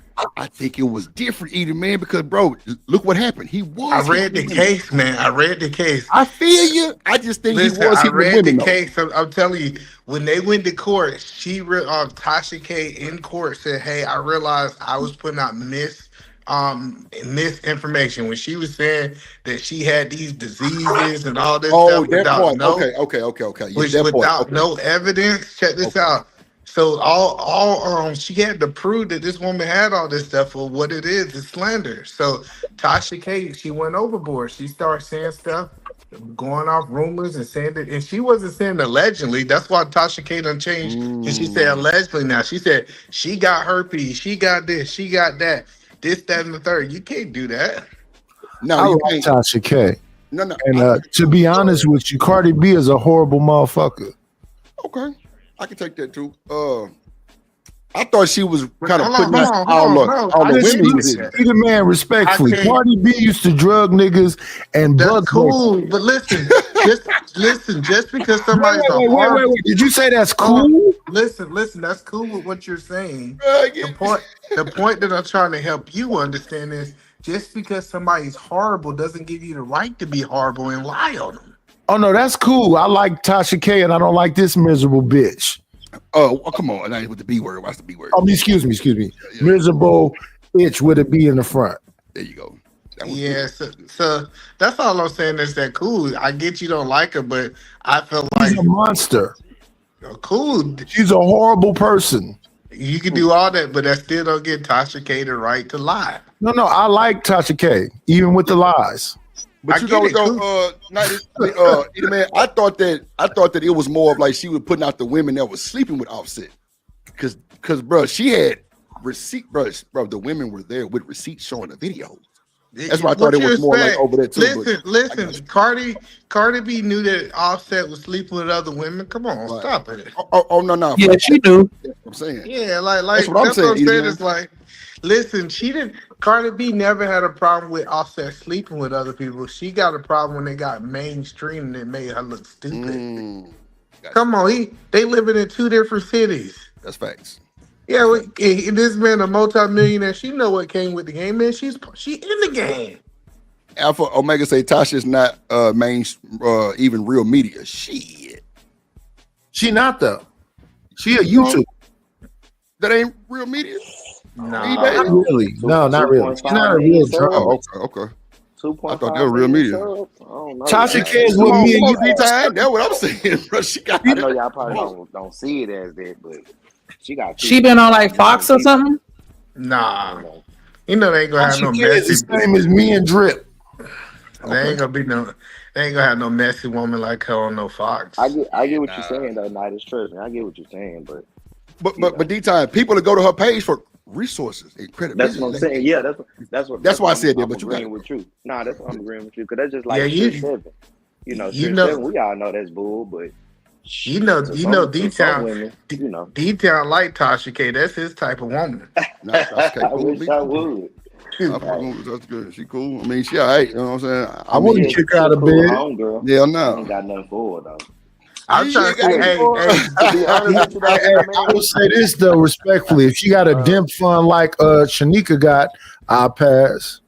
but look, I was gonna say, she probably. Okay, just move on out the way for the next person waiting in line that want that slot. Lord, the slot. Lord Tasha for Jesus. sure. She probably be a good woman. Like she Wait, probably you be a got woman. slots to fill, Shanika? Wait a minute. Everybody be quiet. I was waiting on What that did you one just now. say, Yes, Shanika? yes, there's an opening in the congregation. If you move, I got 2 seats to fill. Okay. 2 of them. Okay. Oh, nice. That means you can sit in both of those seats. Hold on. Let me get my bolo voice on because we got to open the doors to the church. Yeah, 2 of them. Yeah. Close the doors. Close the doors. So we gonna act like it's okay. So we come today, ladies and gentlemen, for Shanika Dim Fund. Yes, indeed, we come today. The doors of the church are open. Come on down. Come on down. I need y'all to pay Shanika 17 cents a day. That's all it's gonna take. Yes. Keep her full and keep that dim fund going. We gonna get them dimples on that face, no matter what, by any means necessary. Just a bowl of rice. And in your name, Father. In your name. Well, first I want you to say, look at your neighbor. Say, neighbor. Neighbor. We need to get that dim fund for Shanika. We need to get United don't want to give a dim fund. We're gonna move them on to the side and we're gonna give them another dimp, and that's what it's gonna be. In the name of the dimple. In the name. Let's go. Night gonna make me lock the door. Close and if you don't give the dimp, we're gonna lock the door. let me bring somebody up real quick. Hold on. Oh shit, I hit the wrong one.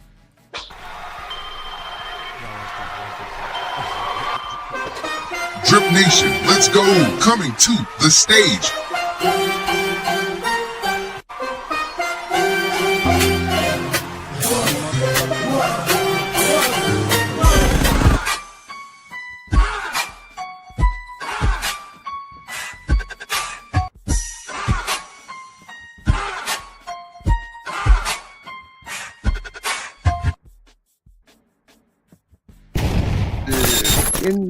In the building, Brownie, Alien Boss Man. What did it do? What up? Hey, you know what I y'all. want to say real quick to Miss Bella? Like, you right. Tasha does have movement, and she do have celebs that got her on payroll and all that shit. So I'm definitely not taking away from her. But as far as mainstream media, then I don't know if she's necessarily on that level. I think she is. I don't know. I think she is. That's what I was saying. Have we ever seen her on a large platform other than YouTube? That's Lord Jesus. What up, Brownie? What up, boss man? I'm sorry. Look, I'll give you this. We won't put her at the same thing as like Anton. You get what I'm saying? But she do have enough or a followers. Funky Deneva, because Funky Deneva be on YouTube and he made it to Fox. That's cool. If you're making it in the Fox, then you got some type of influence. That's just how I feel. You know what I'm saying? Wait. You said Funky Deneva, then you said he? That's a guy? Yeah. Naniva, yeah. Oh, okay. Let me shut the fuck up. Oh, hello, Joy Israel and Brownie Ellie. Bro, Joy spoke to you 47 minutes ago. I can't hear. I'm an old nigga. He kept speaking too. Now they say shit. I'm like, well, damn. I didn't hear her. That is too big. What up, brother? Trying to take my woman, man. Which one? Shanika. Oh, nah, you can have that one. you take that one with you, boy. Dimp fund too. Have your money for that dimp fund. She need $4,000 for 2 dimples. Well, that's your price, boy. Come on, man. Everybody 90s was like, shit, let me get on that. Wait. You know what I'm liking what the young niggas saying, the little lingo when they say, what's your player bill? I say, nah, not the player bill. Come on, man. Itemize it. Itemize your player bill, Brownie. What you need? You need that her, nails, goddamn. You gonna need shit. That shit got to come with a little shit, man. You got to prioritize it. Prioritize that shit. You know how like you Nightish and homeboy say, you know, Shanika, we just call it a jump ball right there. That's a jump ball. You know what I'm saying? We don't know where that's going, man. You feel me? Not a jump ball. Damn. What up, Brownie? How you been? I've been good. How y'all been? Can y'all hear me? Yes, ma'am. Loud and clear. What's going on with I've been seeing you over there, big motion. Shout out to Brownie, man. Hey, moderator, can we put Brownie link in the chat and spam it? Matter of fact, all the content creators that's on the panel in the chat, spam they shit in the chat, please. Nah, but what's going on with you, Brownie? Nothing. Brownie sound like she just having a good day. Mommy duties. I had picked up my baby from school. She had her first day of first grade. How she like it? She alright. Look, we on shit. She alright, I guess. Y'all feel She you. survived shit. Nah, for real. Man. So Brownie, I got a question. What's good? I don't know if you married or not, right? But if you was married, would you get upset if your husband didn't change diapers? Ooh.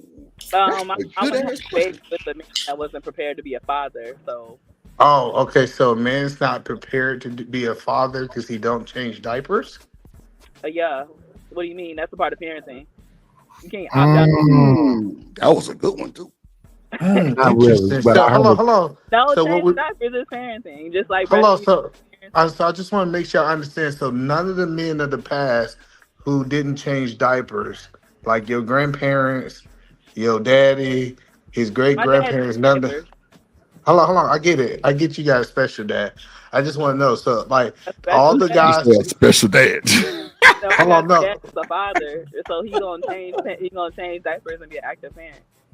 So you said hello. Pops So did. a father, hold on. A father is not active if he don't change diapers. That's the part of being an active father. Is that not part of active parenting? No, Taking care of your kids. So if I no. go to the store and I'm gone for 3 hours, you're gonna let your baby sit pissy, and then I'm gonna come back home and you're gonna be like, oh, I was parenting. Like, no, parenting is making sure your kid is straight and comfortable and clean. So at the moment that you decide to opt out of that because that's not something that you feel like doing, that's not parenting. Well, isn't it in a world that women just own their shit? Like they just own their shit where they create a world where men don't even have to change diapers. No, because I don't create. It's not a world where women don't use a man to create a baby. So when I can procreate by myself and I don't have to have half of a man to be able to push out a baby, half of them. then I'll change all the diapers by myself and I'll breastfeed. Broke the internet with that one. Hold on. You know the funny part about this drip? I learned that I can pay bills by myself. I learned that listen, I can do all the man duties by my damn self, right? But when it comes down to things that's typically designed for women, they always need help. You ever notice that, Drip? I was changing a diaper. Damn. A thing that is designed for making It's sure definitely- the child is comfortable and clean is a Nurturing is definitely something for women. Shout out to Are you Edelman. disagreeing that nurturing is for women? Edelman is being controversial last night, and he's starting off early this morning. So he finna go on a little run. Hey man, you can't do this with me. Nah. I didn't hear you. You cut out. I'm sorry. What'd you say, ma'am? But if I was to have a baby with a man, then I would expect that man to participate in certain things and changing diapers. So that's what I'm saying. Like for instance, my father, he had his first couple of kids were girls, so he learned how to do our hair. So he knew how to do basic styles in our hair, so he wasn't scared to take care of us and need be if my mom wasn't around or anything like that. Yeah. I get that. I get that. Like if your mama got a job and she gotta go to work, and the daddy there, so he gotta do these things, right? But you know, it is a level of men that provide a lifestyle of for women. Hold on, ma'am. And her dad still changed her diaper. Ma'am. I get that it might be a touchy subject. But no, the question I'm asking is, so y'all think whether a father is a good father or not is based on him changing diapers. They have nothing to do with providing, supporting the family. It's more of doing the roles, the nurturing roles. Like, what about, let me ask another question since we on it. What if a man don't wake up in the middle of the night and feed the child? He got the expectation that you get up every night. Is that a bad father? I breastfed for the first year of her life, so he didn't have to wake up to feed her. Okay, so he don't got to. He don't got to get up at night. Okay. So it's just diapers. So I'm trying to figure out what makes him a good father versus a bad father. Okay, I'm writing a book, this and I is the think Brownie got the answers. hold on. No, this is the thing with it. Men with the same bonding hormones women release from giving birth are the same bonding hormones that men get from actually spending time with the baby, which means doing all of those things. So as you're No, doing all of those things, you're having a hormonal release that helps you to bond to the baby as well as like the mother, the same ones that she gets released when she pushes the baby out. So it's all a part of bonding and growing a connection with your child. no, ain't got nothing to do with changing diapers. Even in medicine, they tell you that you should do skin to skin contact, right? Your baby laying on your stomach ain't got nothing to do with no diapers. Like you don't. I don't know why we so weird when we say that clinging some shit off somebody gonna create a bond. That's gonna create a stronger bond. That's how Listen, hormones listen. get released.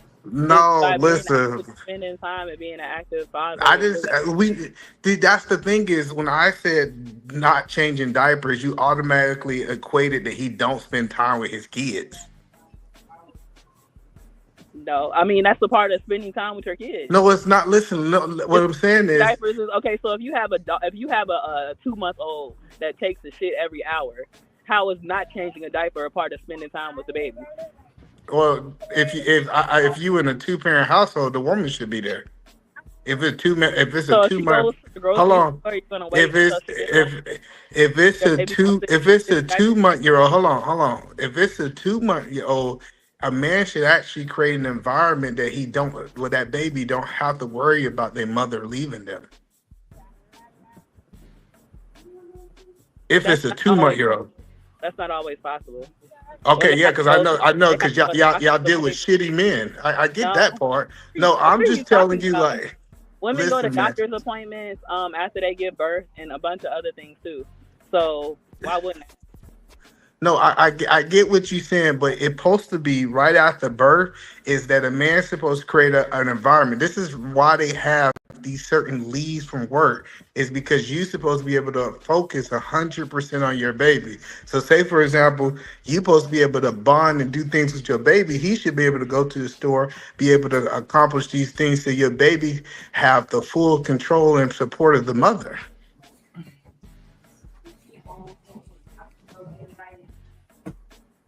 You got it. I ain't about to argue with you. I can't hear you anyway, so I got it. I just I said I wonder. ain't about to go back and forth with you about this because you're projecting. Because the whole time when I had my child, her father, like I stayed home, and her father was still an active father when he got home from work. But He gave that's just a way for you to shame that says that he's not active. Like it's so many no. levels to spending time with your kids, aka playing with So them, you're holding gonna them, hold them and doing chest to chest. Hello, I got you. Like this idea that you not being actively in your kid's life have to do with something about changing diapers is crazy to me. But you're right. You ain't gonna do this with me. We can go back to talking about Carter B ratchet ass. okay. You So right. so on the I thought we was opposite. going back to Cardi Hold B. on. You said you Let wasn't me gonna let do me this say. with me, Brownie. No, I'm You not. said you You're was not. over. Now you want to I'm do it not with me? talking to One you. mic, one mic, You are one mic. What sorry. the hell? You say what you Go have to ahead, say. Brownie. Hold on, I ain't gotta be up here that long because I'm about to hang up and get off here anyway. But that's to say, like certain women are like that because they've been traumatized and because they've been abused, and they don't want a man changing their children's diaper because they don't trust that man. That would be along the same lines of of that mentality, and not you. Oh, now we had to go to she's abused and she's No, traumatized. it's plenty of women that No, like that's what I'm saying. Like we go to no these like, it's uh, plenty of women that have that mindset that like they've been through things and they don't well, want their well, child to well, go through. Brownie. My final question to you But is this something that women supposed to do for the kids that the men don't supposed to do? breastfeed. That's it. It's a lot of things that women do with the kids that men aren't supposed to, but at the same time, a kid is a kid, so they require both parents. No, I get that, but is it some? Because I think in some words, especially when you talk about a young baby, I think the man's supposed to provide. I don't think the woman, especially you talking about a woman with a 2 week old, 3 week old, really always 6 months. I think a man's supposed to create an environment where his wife don't have to worry about that, right? So I know it's a lot of dudes that roles that we feel is completely just on men. My question is it any roles that you feel is just on women? Well, if you're at home with your kids and you're supposed to cook and clean and maintain things and teach your child and all of those things. But do you feel that your man's supposed to cook and clean too, right? No, I'd rather Interesting. We can go back talking about Cardi B. I just want to ask Ronnie some questions. What do you think, Shanika? Shanika, you think that you I think really didn't want to. I intentionally like was quiet let it go? because I just already know how people look at me, but y'all Let have it to go. understand that my situation was different, right?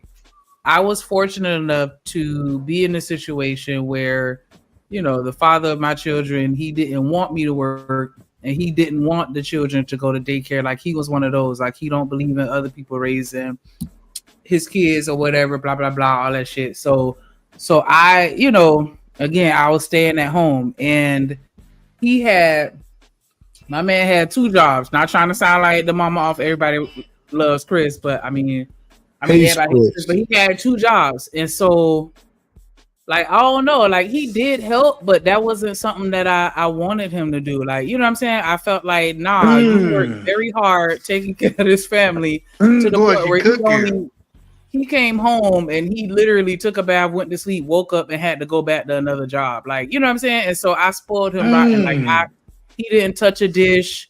I cooked for him. I delivered food to him at his job. Like I spoiled him rotten because he Hit spoiled that me dimple rotten. fund. Hold on, stop. Hit that dimple fund. Come Look, on. you know what? You Somebody be need quiet. to hit that dimple fund real quick. But No, that's like, just me. That's just me. Like I no, enjoy but see, doing those types of things as well. I Like, you know get what I'm it, saying? but Like I'm gonna hold down the kids and you keep putting this money on this card that's in my purse because I walked around with all the money. Like he had no say so in the house when it came to finances or any of that shit. So just as an individual, I just felt like, nah, let me handle the lightweight because you handling the heavyweight. And I just didn't think that it was necessary. But he did change diapers. He did cook. He did help clean up, but it wasn't a requirement for me. But you said something that it's like you had a pride that you didn't want him to do that. Like you felt like it was a level of responsibility on you. I don't know. I don't hear that no more. And Because it's like if I'm not working, the least I could do is change a diaper. Like I'm here all day living my best life. Like, you know what I'm saying? Like best life. So I felt like that's the least I could do to say thank you or express gratitude for the comfort and peace of mind and security that he offered us, at that time. So yeah, it's just a different perspective. But nobody's right, nobody's wrong. I just think that I just wonder where that pride went. The pride of women saying, "Hey, no, I got this. I got the house." Like I think it just went away, and I don't know where it went. it went with the pride that the niggas had with the I got these bills. I'm gonna protect you. Like when all that shit went out the window, women was like, fuck it. If you ain't gonna do what you supposed to do, then you need to help me out. If you want me to pay bills, then you need to change diapers.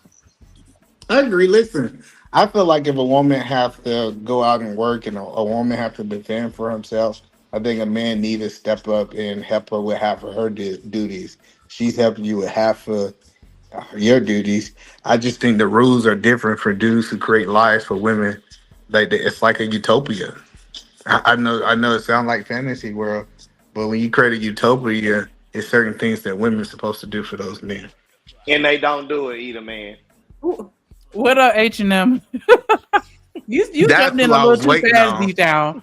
I was waiting on details. I said just details saying, have been man. he done been quiet too I'm long. He just done saying, been man, away they from don't his do it. face. They don't do it. That's the thing. We not talking about them niggas that's going 50-50. We understand it. Most men will understand it. It's niggas that's talking. It's like you, either man, that's taking care of everything. A woman still talking about you need to take care of a diaper. Like, Yeah, but I'm saying if you got the baby in your hand and the baby gets soiled, you gonna come and bring me the baby instead of just changing the diaper? I'm just saying, either man, men are very much logical. So they gonna put it like, well, Women are nurturers, if right? I'm gonna be paying You all know the what? Drop bills and I H&M. still gotta do this, I'm right? just D-Man? asking. Okay, I'm just saying. So let me give you a I am the situation. nurturer, and so I felt like I would do a better job than he would, and that was a part of the reason why I didn't want him to do certain things anyway. I didn't trust him with washing my baby because, I need to make sure my baby all the way clean. I need to make sure that you go. Not saying that he wasn't good enough to change a diaper and no shit like that, but I just felt like I did it better. I don't know. See. So, do you And want me to change the Hey, diaper, for all you or know, you say that I No, can't? I'll she's probably, Which supposed. one is Listen, it? she's I'll fuck around, supposed to put the feel wrong better. side out. Listen. She's supposed to feel better because I told my wife, and you stay at home because I'm a provider for the family. Like we supposed to take pride in the things that we supposed to be better at.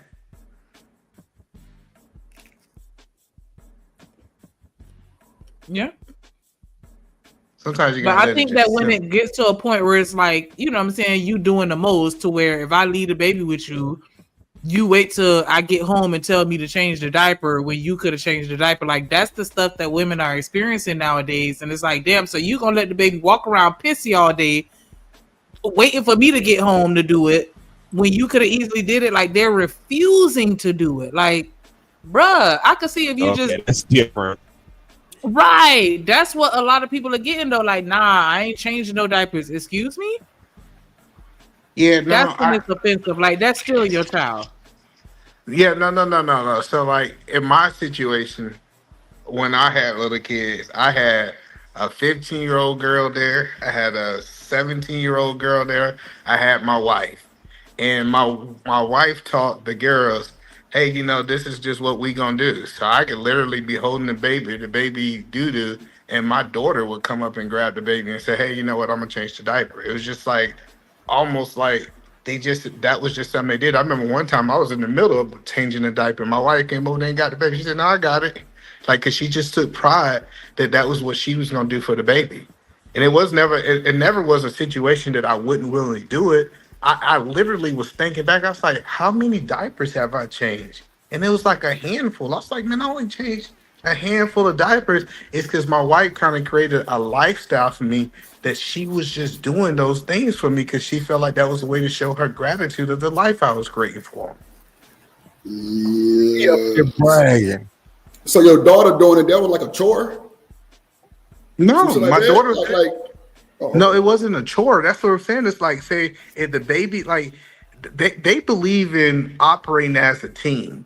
Like that. That's something that my wife taught my daughters, and that was something that I just really admired. Like I never Right. seen my wife just cleaning up the kitchen or cooking in general. Hey, they all the girls in the kitchen laughing, talking, gossiping, they cooking together, like, and it was a happy moment. It wasn't like something that they like it was a job or it was a chore, it was this like that. They was doing these things because they just was taught this is what women do. These are women responsibilities. And I asked her, I said, where y'all learned it? They said, I've been doing this for as long as I've known it. I don't know no different. And I'm not no dude who's gonna jump in and say, no, change it. I want you to conform to this modern world. No. They just felt comfortable being women. Now, okay, so watch this. I've seen where the women didn't let men change baby girl diapers. I don't know what that was about, but boy diapers, I mean, shit. I don't know. I ain't got no babies. I ain't changing no diapers. Except my nephew. I change my nephew's diapers like 3-4 times, but that ain't my children. So, But that's the point. Like, even if you get a man, let's say you get a man who say, hey, I refuse to change diapers. Is that a deal breaker? If you get everything else and he just say, you know what, I ain't gonna do the diaper thing, but I'm gonna do this, I'm gonna do that. Like, it's crazy that people say, oh, since you didn't change diaper, that means that your kids don't have a bond with you. That is crazy. Listen, that is one of the absolutely crazy thing. You know what I think my kids bonded more? Me taking them to the playground, me being recess dad, me sitting down on the back of my truck and us eating ice cream. Like this idea that the only way I can spend time with my kids is changing their diapers is crazy. Like it's so much. Like fatherhood is so much complex than you changing a damn diaper. I think you really came up here to start a fight, but I feel where you're going with it because I know sometimes women be tired and they can't get up. Well, I ain't gonna say they can't get up, but in the middle of the night, they might nudge you. Go ahead and go change the diaper real quick. You know what I'm saying? Because the baby crying type shit. You wouldn't change it then? No, that's crazy that that your woman can't get up in the middle of the night, especially if she ain't got no job. No. See, I knew you was gonna take off with that bullshit. I said she nudged, not get up. She just tired, and she nudged you, like, babe, can you go change the diaper? You wouldn't change it still? My wife never did that. I was never in that situation. So to answer your question, if my wife would have nudged me in the middle of the night and asked me to get up and change the diaper, I would have got up and changed the diaper. If she felt like that it was that important for me to do, I'd get up and do it. But I'm just saying, why would that even go across her mind if she could sleep in? And I gotta go work 14 hours. Now, okay, so either man, I understand on that part. I understand you being the breadwinner. I understand you doing, the long house shifts and shit. I understand something like that, but that's something that y'all agreed to, right? It ain't like you just going in that motherfucker like, fuck them diapers, I ain't changing shit. No, I'm just saying that it's a level of women's servitude to their family that went away. And I hear it all the time that women now have the expectation for men to help them. And it's not just about diapers. It's just, we had a conversation last night about diapers, right? But it's not about that. Like the idea of, I've never seen my grandfather wash a dish. I never seen my grandfather cook, to be honest, outside in the grill. But he never cooked in the house. I ain't never seen my grandpa with an apron on cooking in there. Like this idea that these women had a level of pride that this was their responsibility to the family. Now it sounds like it's supposed to be a shared responsibility. And I'm just saying, cool if you paying 50% of the bills, cool if you're doing 50-50, but I think it's a level of men that's supposed to get better. That's all I'm saying. And I ain't trying to argue, Drip. I'm just speaking my mind tonight.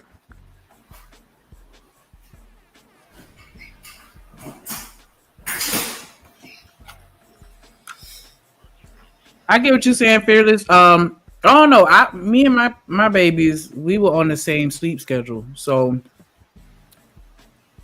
I don't know. And then I was blessed too. My baby slept all through the night. Like I trained them quick. Like, You I'm like, I'm not waking up in the middle of the night for shit. Like, didn't cry out once. No, but you gotta keep them up. When you let them sleep all day, then they gonna be up all night. Nah, I'm not doing that. But even that, like babies take naps. Listen, if you could get a couple naps in, listen, this idea that you up all day and then the only time you got to sleep at night, if you ain't got no job, especially if y'all on the same schedule, a woman can take 2-3 naps a day easily. Yeah, me and my baby nap together. And I was I breastfed my boys too. And so yeah, we'll be in that bed. I'll be laying on my side. I'm asleep while he eat. Like I'm gonna fall asleep first.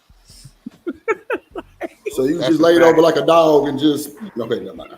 Yep, flap my titty over my shoulder and let him go to work while I go Not to your sleep. shoulder, Lord Jesus. Have mercy, Jesus. Damn.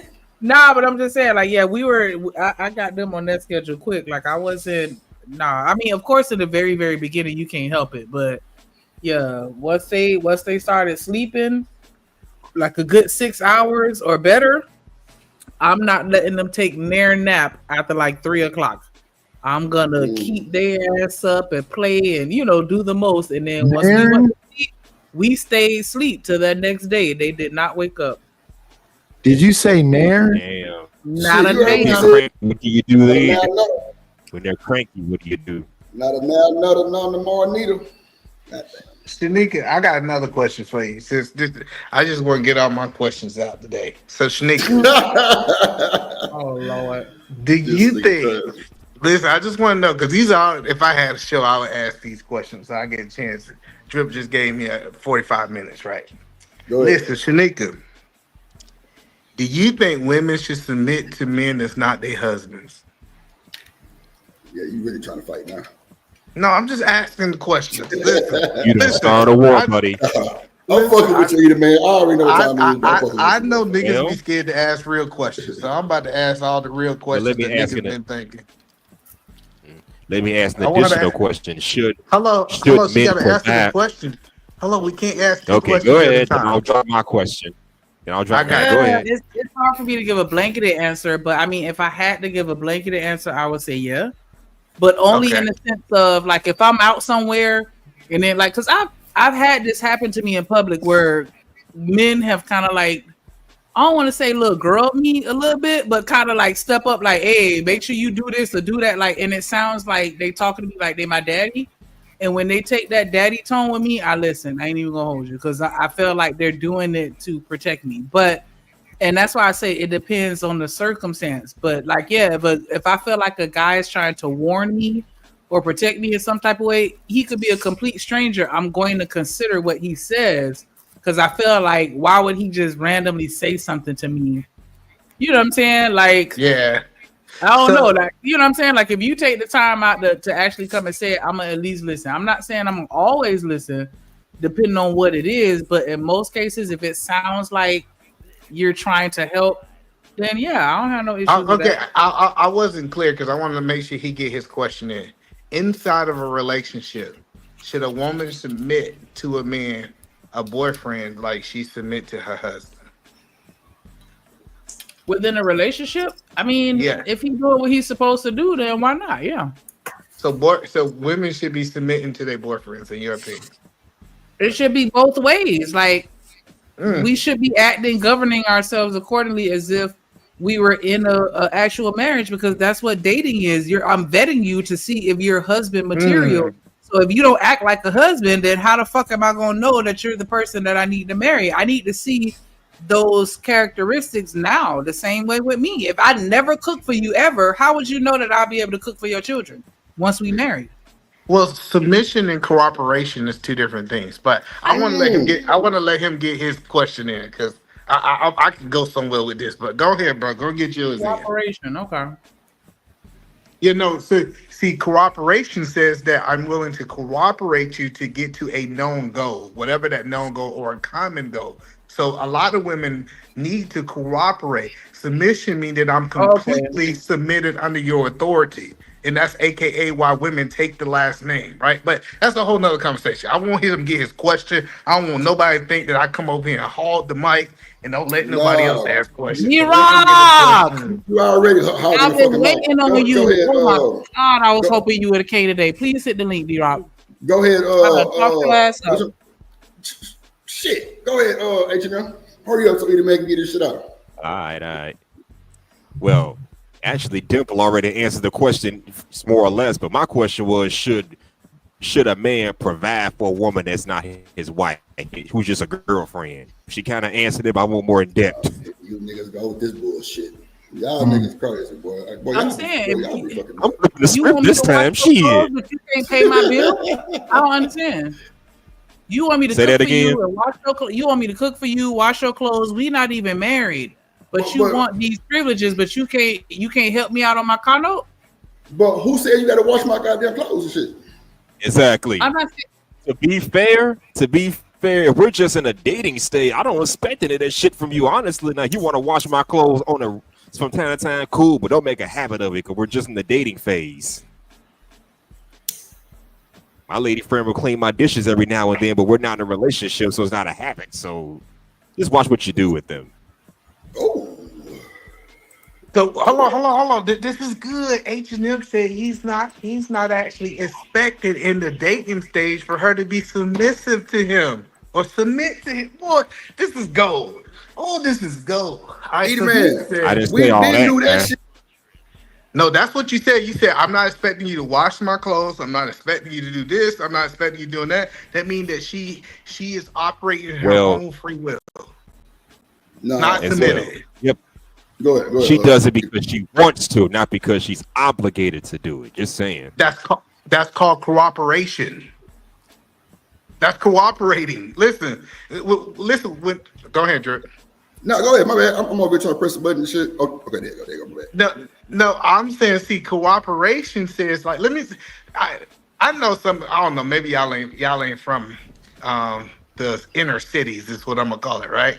But when we hear somebody's cooperating with the state, they are cooperating with the state. They're not submitted underneath the state. That means that them two have an agreement to get to a known goal, right? I just think that cooperation and submission is different. Like I I think understand that. I think every woman should cooperate with a man, especially when she's dating. Now, can cooperation turn into submission? Yes, cooperation typically turn into submission once you get married. But either So man, I can agree with that. Cooperation and then marriage and then submission. I could Hold on, definitely. hell no. Hold on. Let me Oh, say I don't know about all that. Well, cooperation. hell no. Cooperation should be the first step. So wait, I mean, you can't cooperate with me. So wait.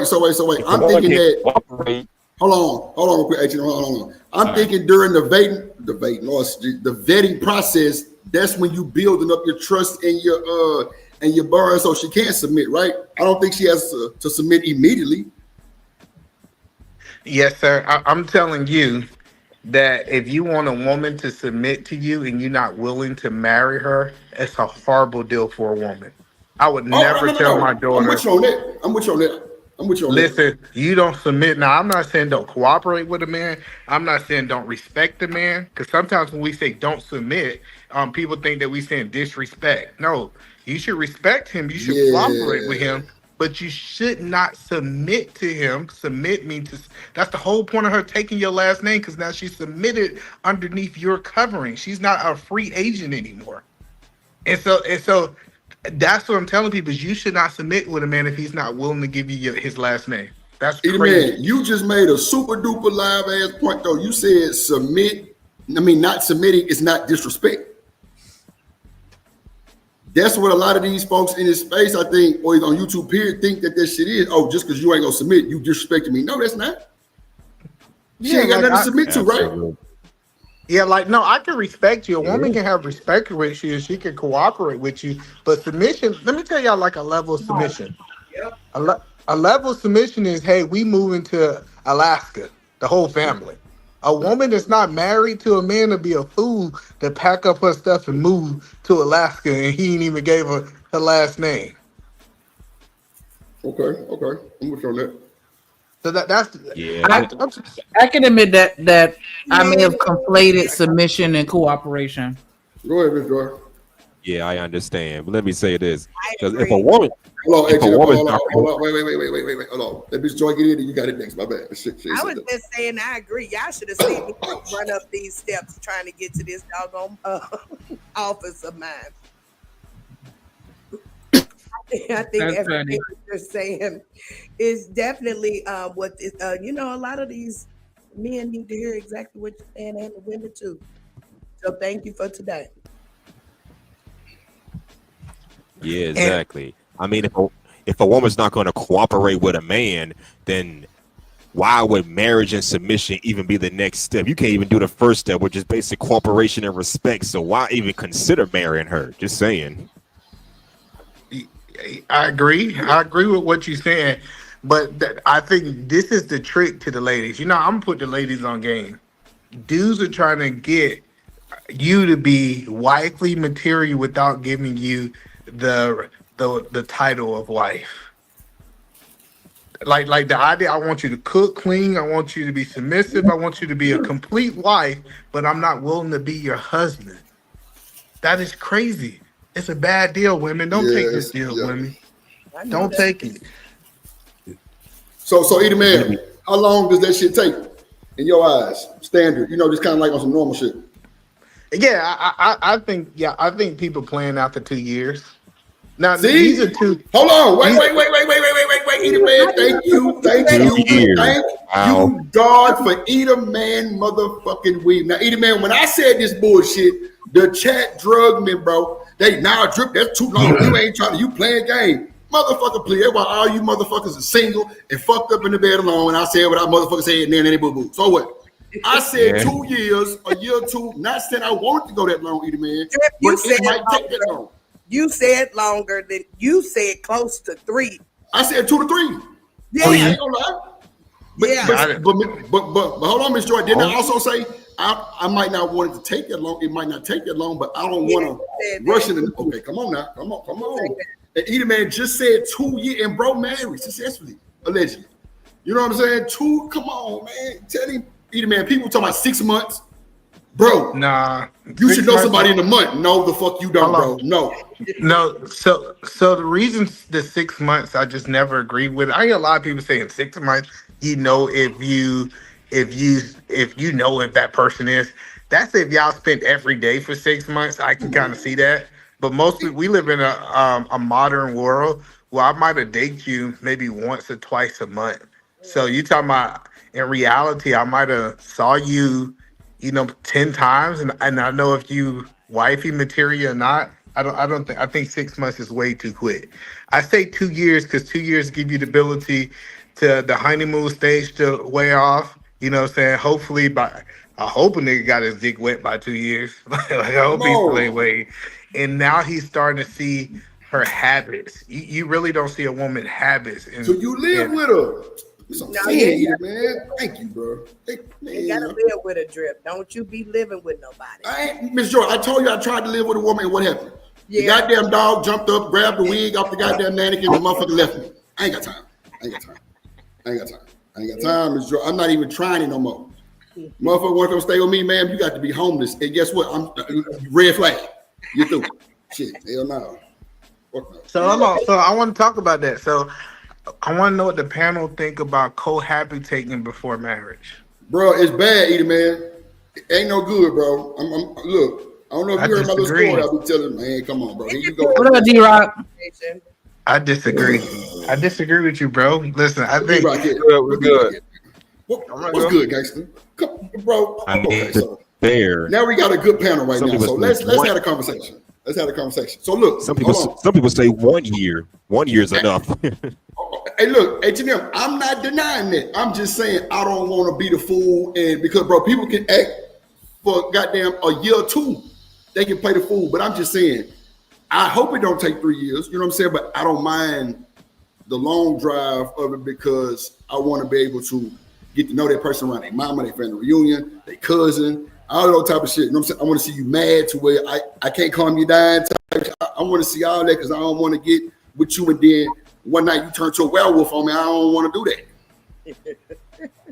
So look, since we got the folks up here, we're gonna have the conversation. Let's not cut nobody off. And H&M, my bad for cutting you off. But let's not cut nobody off. Let's Edie Man gonna kind of ask these old Love Joan ass questions, but they good. And then, we just go around the pound and just have a conversation. Shout out to my boy D-Rock the Black. You know what I'm saying? Let's get it. Well, the question I got is, how do the panel feel about cohabitating before marriage?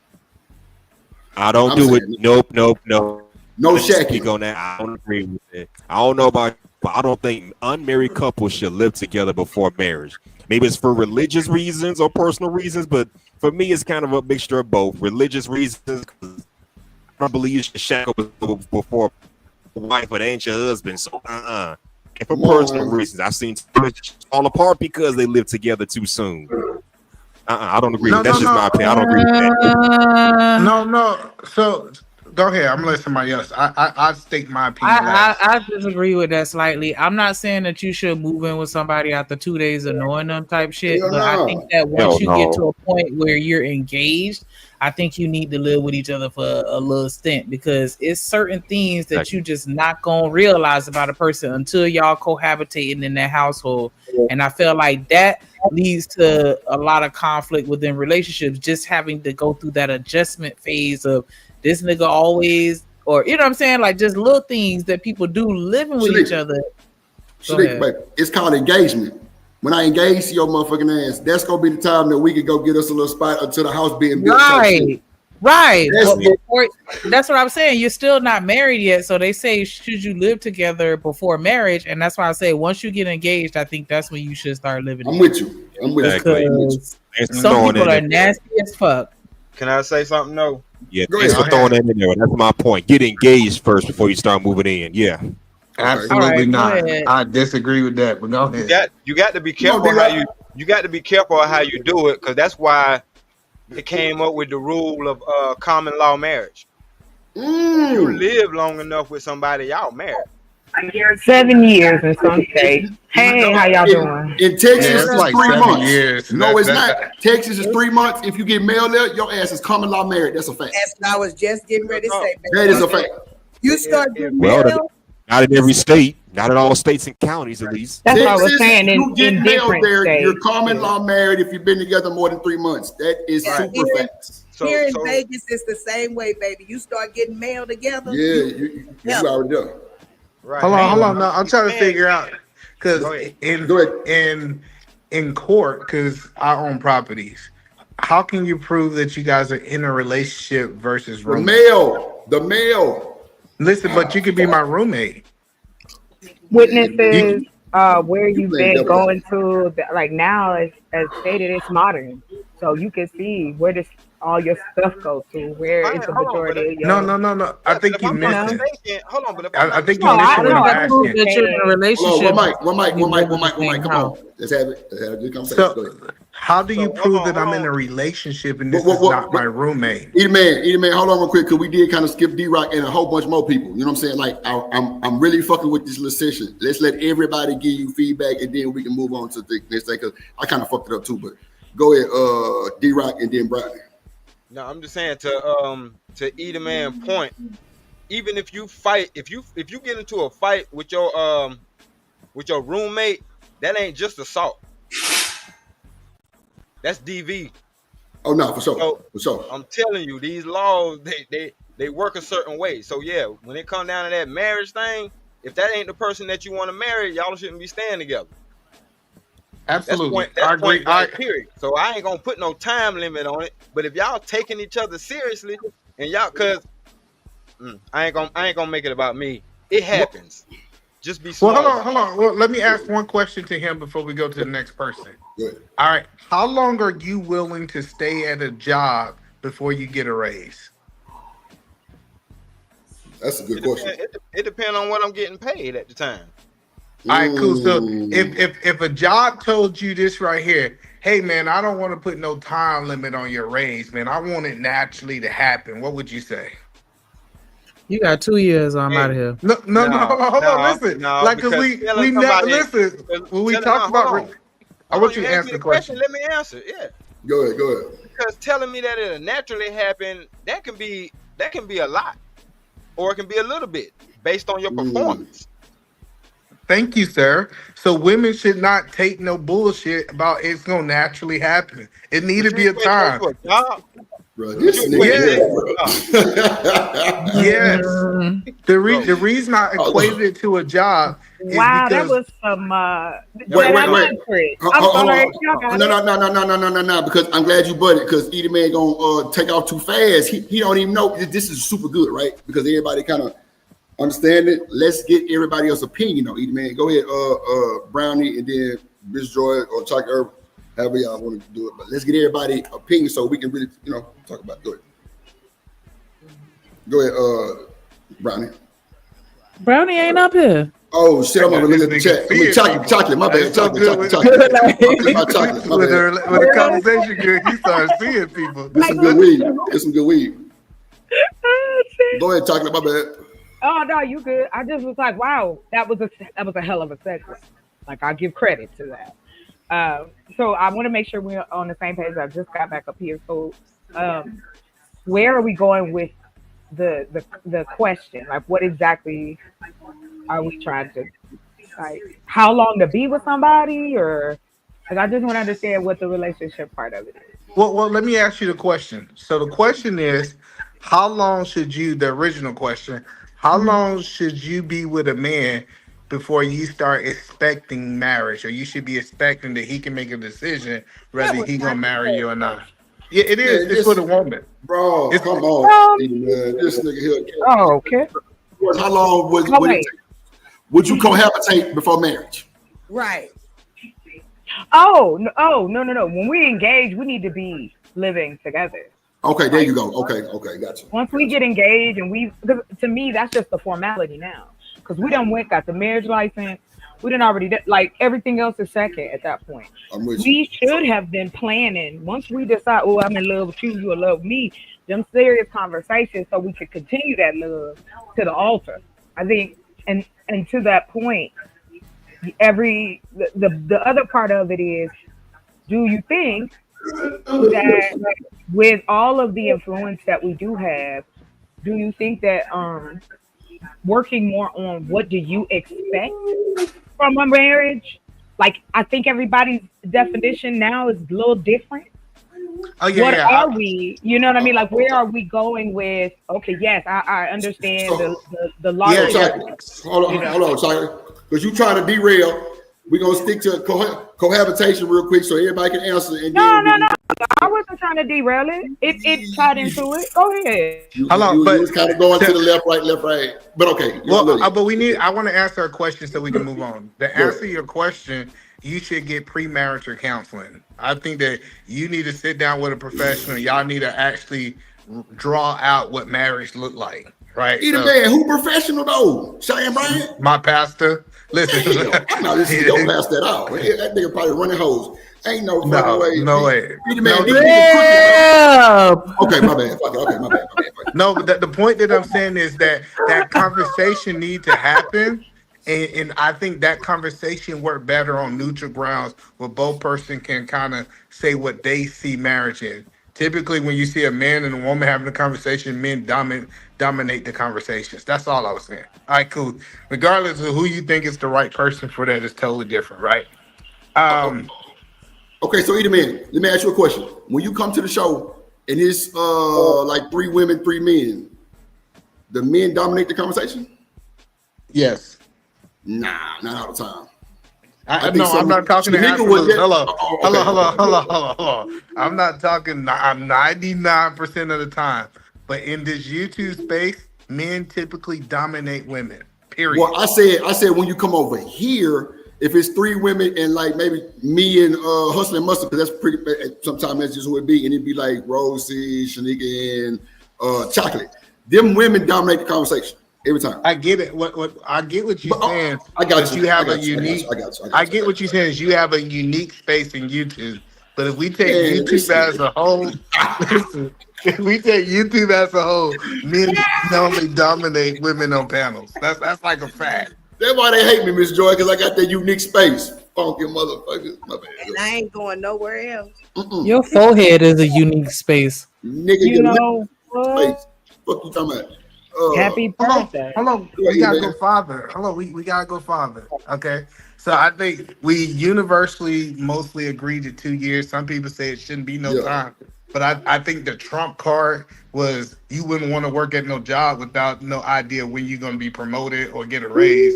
So it should have like a time, right? All right, so the next thing I want to ask you. Hold on, man. Before you start, let me bring up somebody real quick. Now, let me bring up my real pastor since you want me to follow your goddamn pastor. Hold on. Put your hands together for my motherfucking friend. Play that because there's cursing in it. Bolo, what's going on, my guy? What's going on, everybody? Bolo got promoted to pastor. Always a pleasure. Hey, Pastor Bolo. Big E, what's going on, baby? Hey. How you doing, ladies? I hope all is well. Bolo, they don't understand me, man. I was trying to tell them. Yes, I've been celebrating all day. Thank you, Bolo, for asking. Hope you had a good day too. That is awesome. So, Bolo, what say you on cohabitation? Do you think you should move in before marriage? Or how long should it take you to cohabitate? No, you shouldn't move in before marriage. There you go. I knew it. Either man disagrees though, but you know, either man, you never really told us why you disagree though. Yeah. So, well, I was gonna get there because I want to see my bad. how long Go y'all. ahead. Okay, but no, because I want to hear Bolo point, right?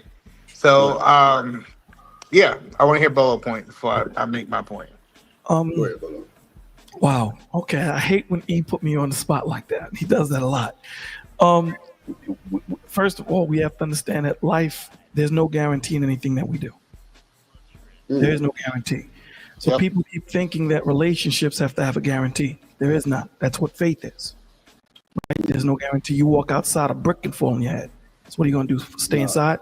Big facts. You know, when we're looking at these relationships, we're not moving with intentionality. We're just not. We're dating to date. No, you're supposed to be getting involved with the intentionality of marriage. So from the day one of inception, when we're dating, I'm letting you know this is where I want to go. I don't have time to waste. The one thing I don't have, because once it's gone, I can't get it back, and that's time. So, you know, when we're talking about these young men and young women, the one thing that they lack is patience. I'll give you an example. I think her name is Joy.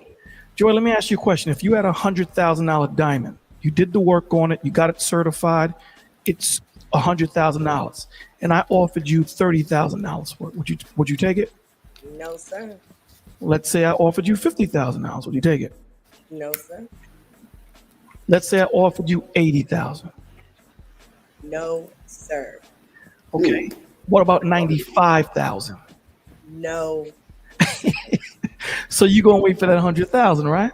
I think about 95. I think about 95.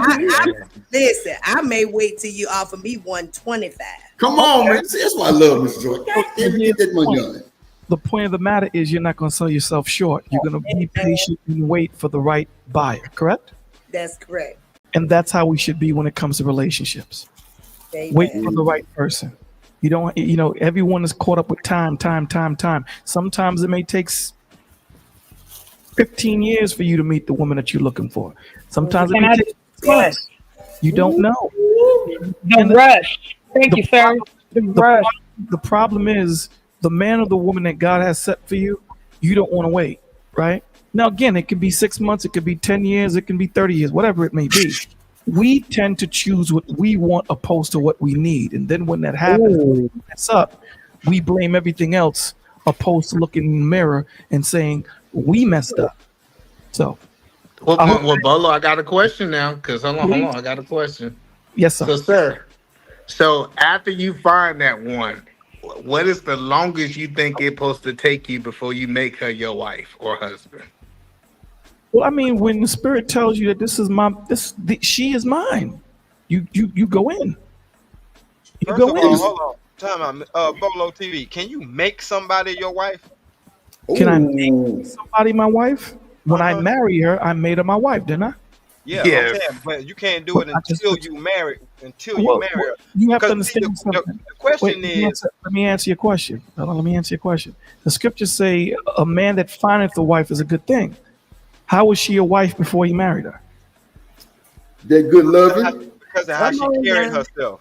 There you go. you don't become an NBA player when you join the NBA. The fundamentals of basketball is already installed or instilled in you. And it's the same way. How did that man find that wife? Because he had the fundamentals of what a husband is. Now, when these two come together, now they start their journey together in growing. Because remember, it takes a lifetime to get to know that man or get to know that woman. It doesn't happen overnight. And this is the problem that we're having. You don't meet no perfect person. You make that person perfect for you. Come on now.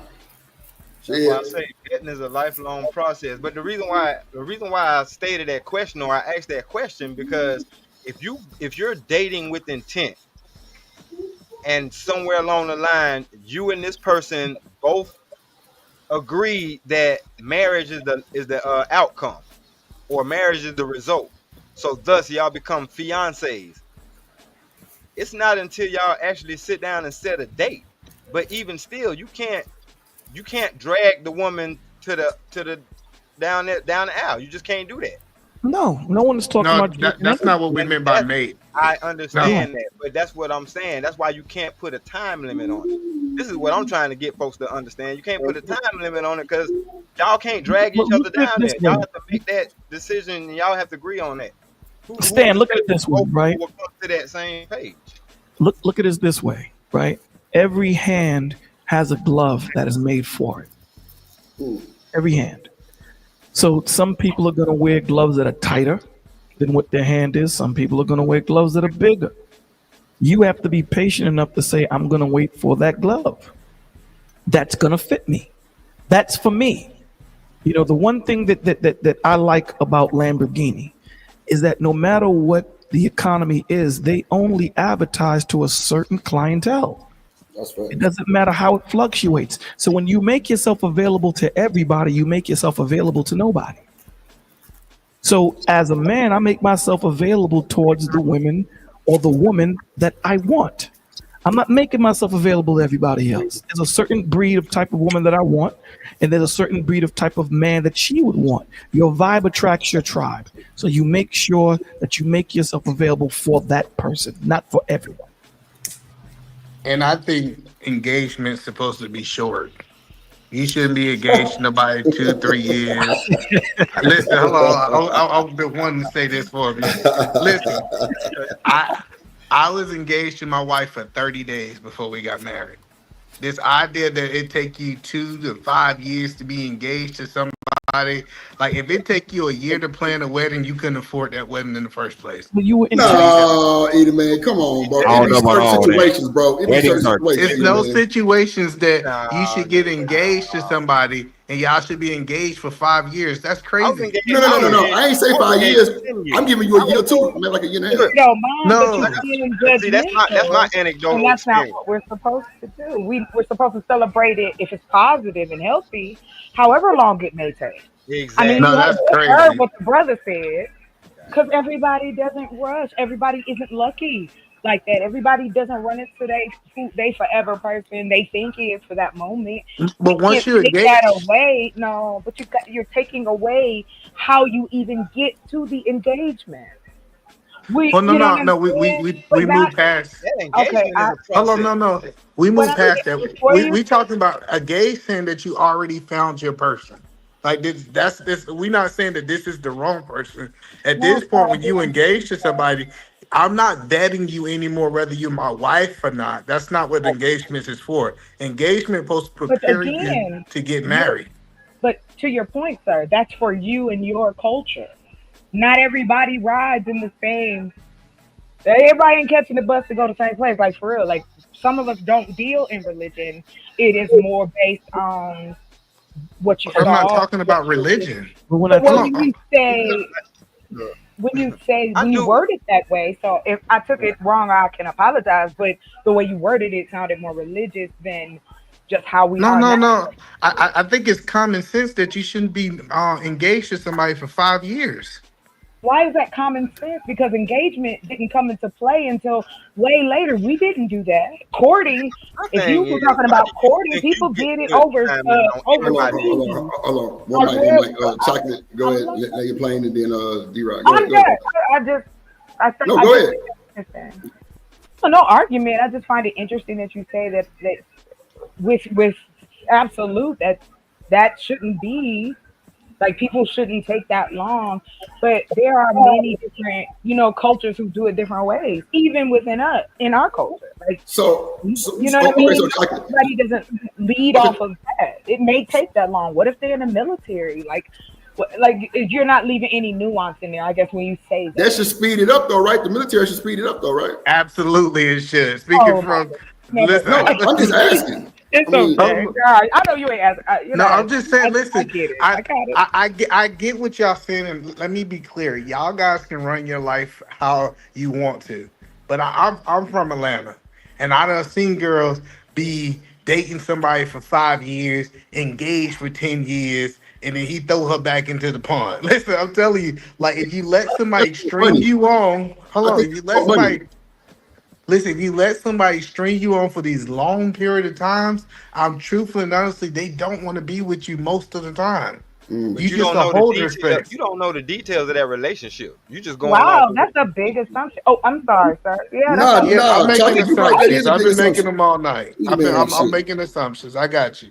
He The ain't whole shit. point, the whole point that I'm telling you, Here's what we're doing. I think that the conversation that we're having now is becoming more personal and anecdotal opposed to being a general conversation. When you leave the emotions out of it, I understand the point that the young lady is making. But when you leave the emotions out of it, again, the one thing I don't have to waste is time. When you're going to look for a house and you're intentional looking for your crib, you're going to look for, you're getting your credit right. You're getting all of these things off your credit. You're doing all these things, and you have a set time on when I'm going to make this happen. We all have a set time when we're saying, I ain't playing. I have a set time. Any man or any, when they meet that man or meet that woman and they are convinced that this is the one for me, time doesn't play a factor in it. I promise you it doesn't. You're gonna lock it down so that it doesn't get snatched up. And that's on both ends of the pot. You dig what I'm saying? So what we're doing is we're playing, like the young lady said, we're playing with the nuance of it. And this is why we have so many children out of wedlock. This is why we have so many issues of people playing the mother and the father game, and the kids suffer for it because people are playing games, stupid games, and win stupid prizes. They don't even know themselves. They have no clue what their character or integrity is, or their intentionality or their direction, but they're going to jump into the game of trying to be a husband and being a father when they don't even know what being a man is like. But you know who suffers? The woman and the children suffers because I don't know what it is to protect, nurture, guide, sacrifice if need be, and vice versa. This woman doesn't know what it is to be a wife or a mother, but she's going to try and figure it out when she jumps into it.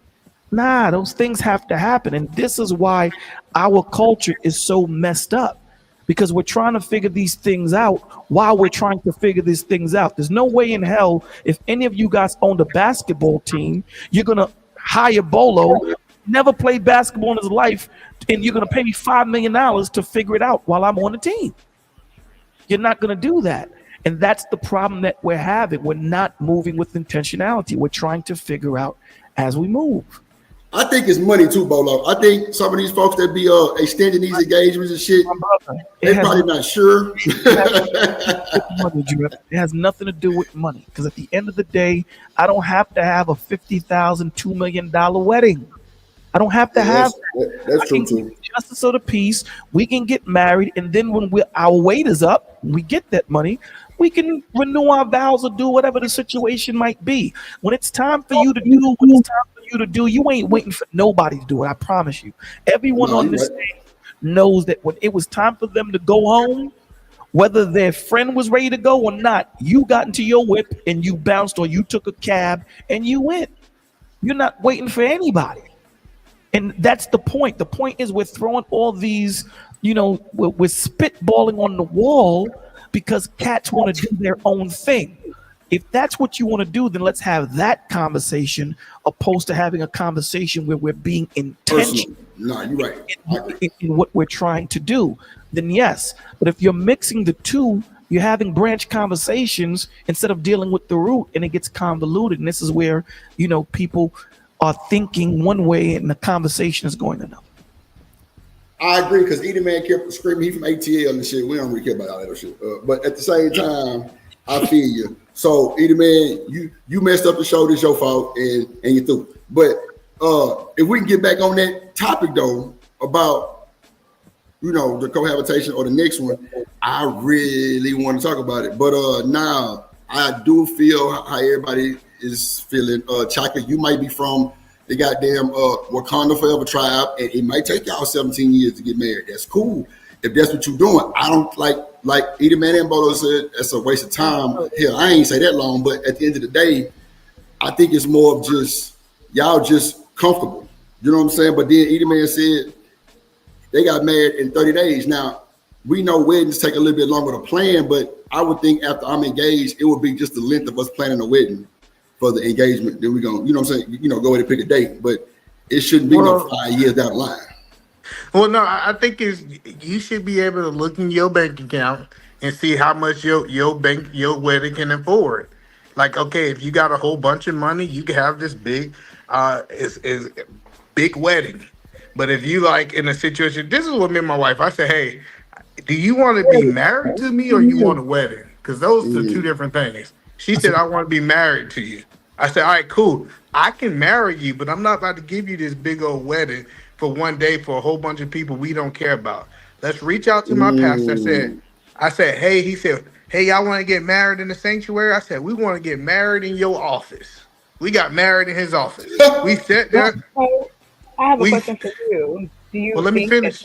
Oh, I'm sorry. Go ahead. I'm almost done. We got married in my pastor office. It was me, my pastor, and two witnesses.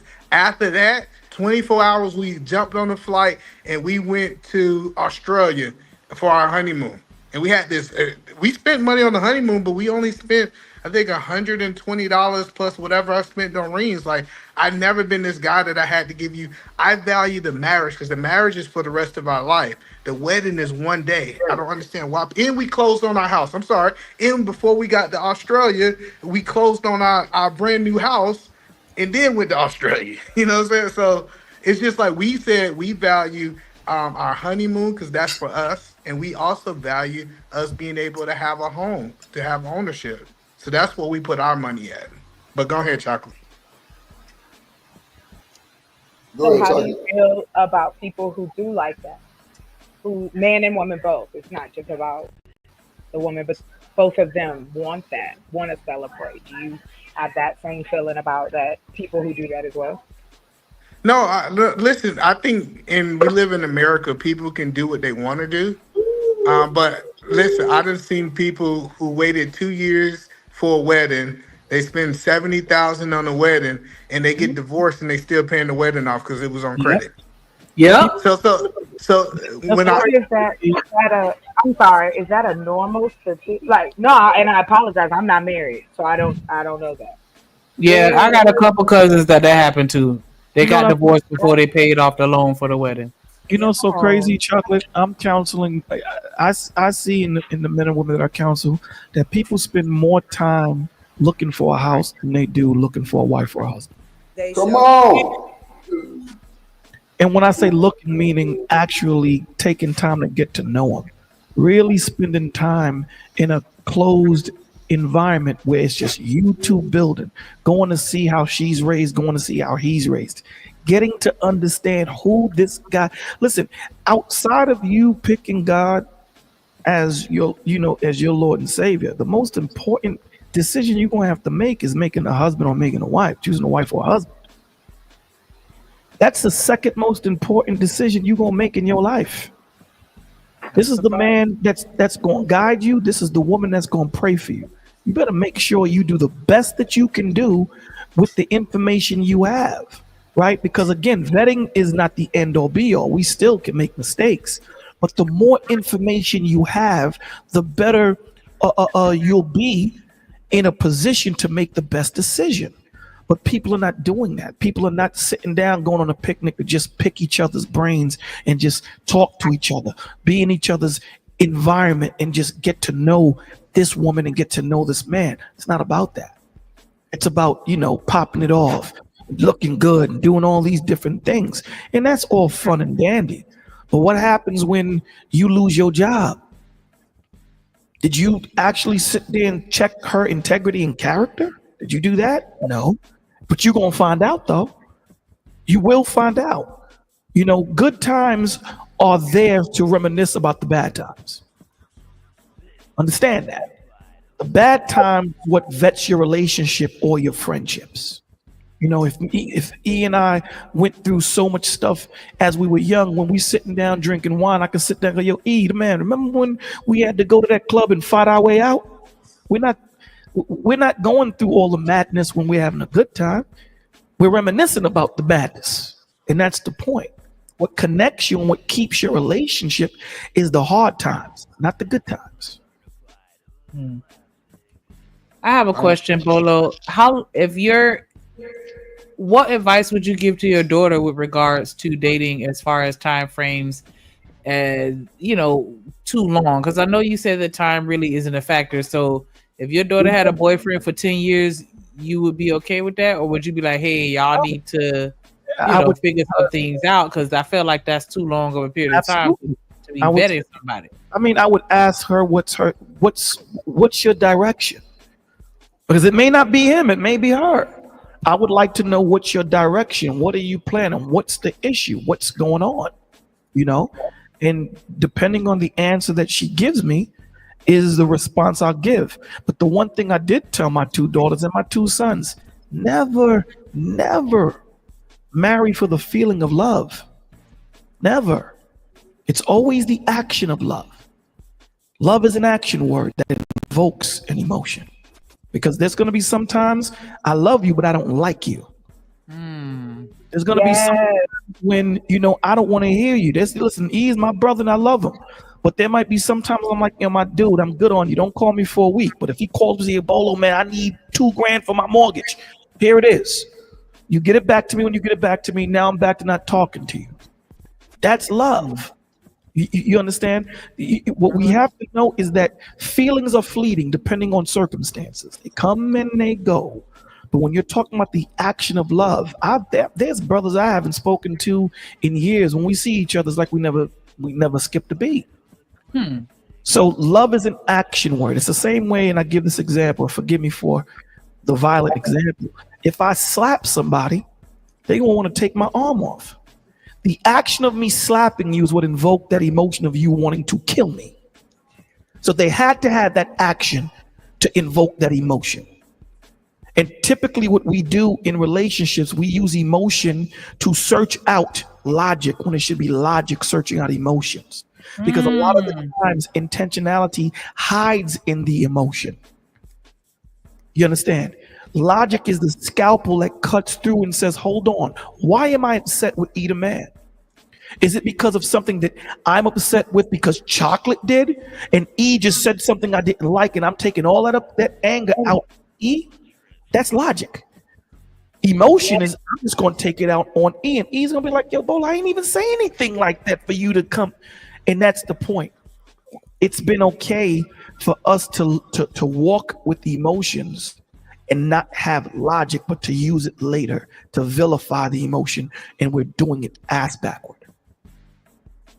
I wanted D-Rock to be up here when I talked about this, and I'm glad. I feel like this kind of segues into where I wanted to kind of navigate the conversation a little bit. But how do you feel when people say marriage is a business? Marriage is okay.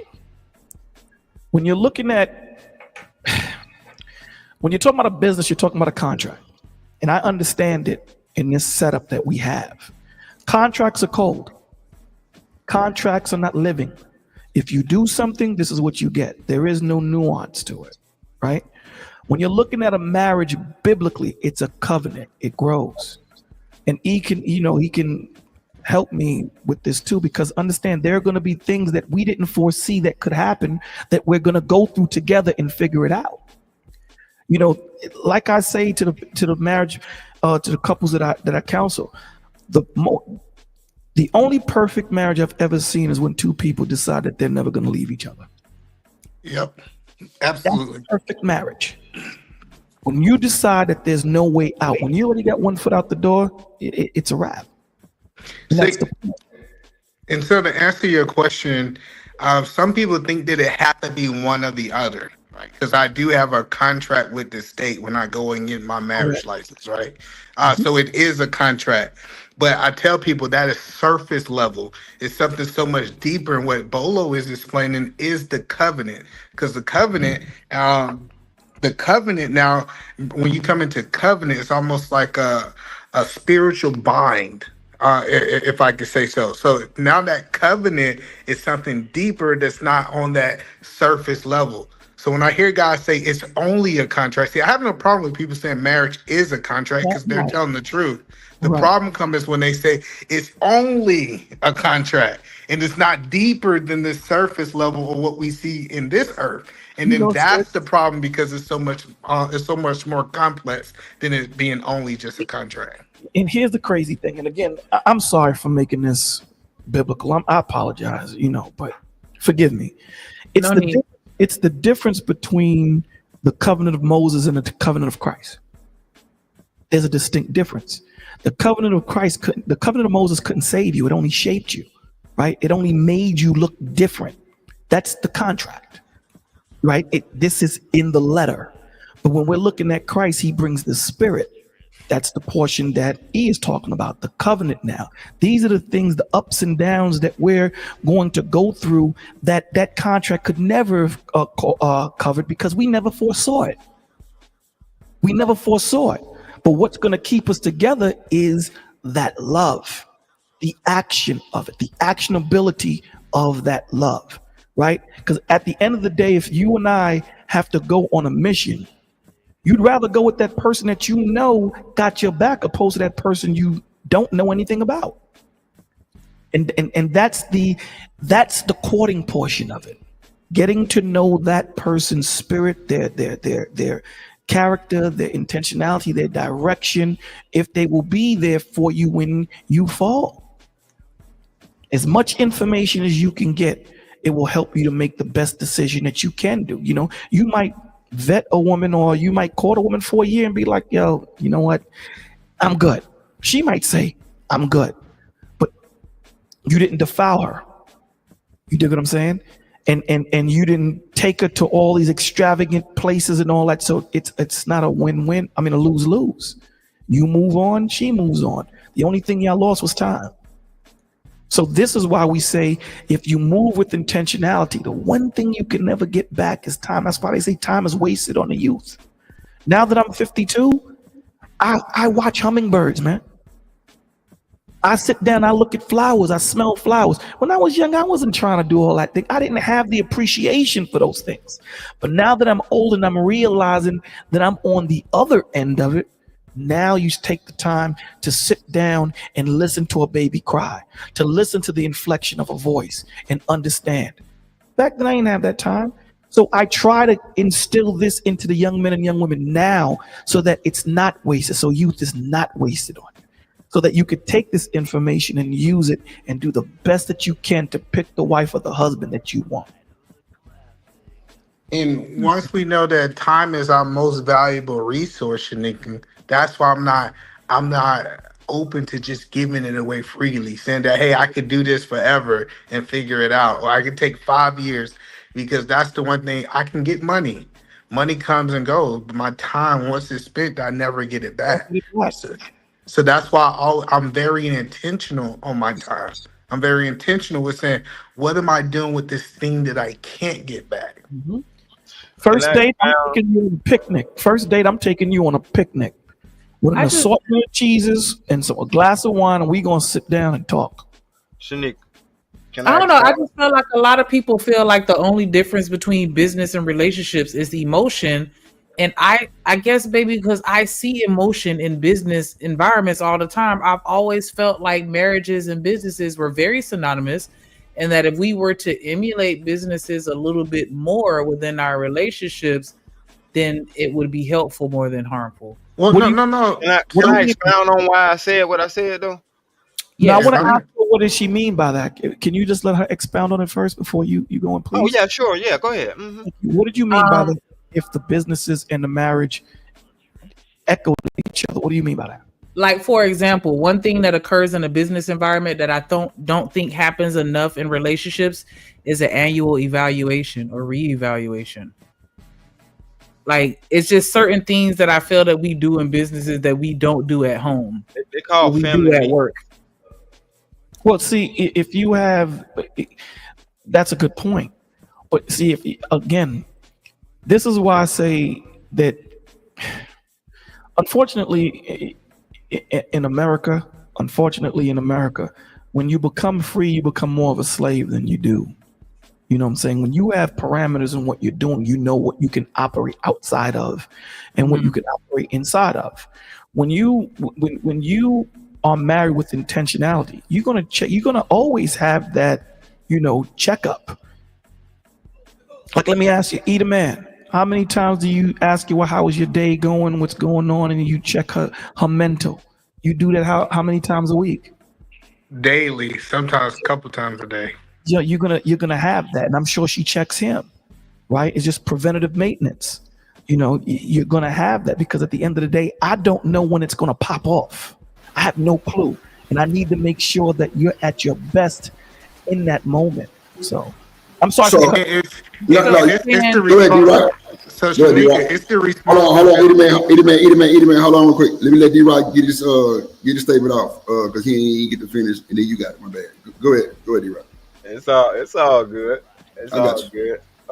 But yeah, Shanika, the question was based off of the conversation that we had, and see, I don't want people to get it confused. Even though I'm using the word business, you can't look at it like it's a job or you can't look at it like, businesses. The reason why I say business, for one, is businesses and relationships, you would think they would have the same goal, and that's the profit become multiple or become more than what it started off as, and not to fail, right? The reason why I call it family business, or the reason why I said that every time my wife comes to me with a conversation, I look at it as a business meeting or a miniature business meeting, because that's what it is. She's the family manager. She supervises the kids, and she's the family manager. And I'm the boss. I'm the I'm the CEO of the company, and the company is our last name. You know what I'm saying? Right. So the things that I have to contend with is on a larger scale compared to her. She's more regional. You know what I'm saying? So I have to look at it like that now, and I say business because I'm putting the importance on what it is that we're doing. Like I said, I'm not trying to fail. We're trying to increase profits, and we're trying to expand and become better. And not only that, we do have those family meetings, which are miniature business meetings with the employees, aka the kids. But it's all a business at the end of the day. We have budgets, we got appointments, we got all that stuff. You know what I'm saying?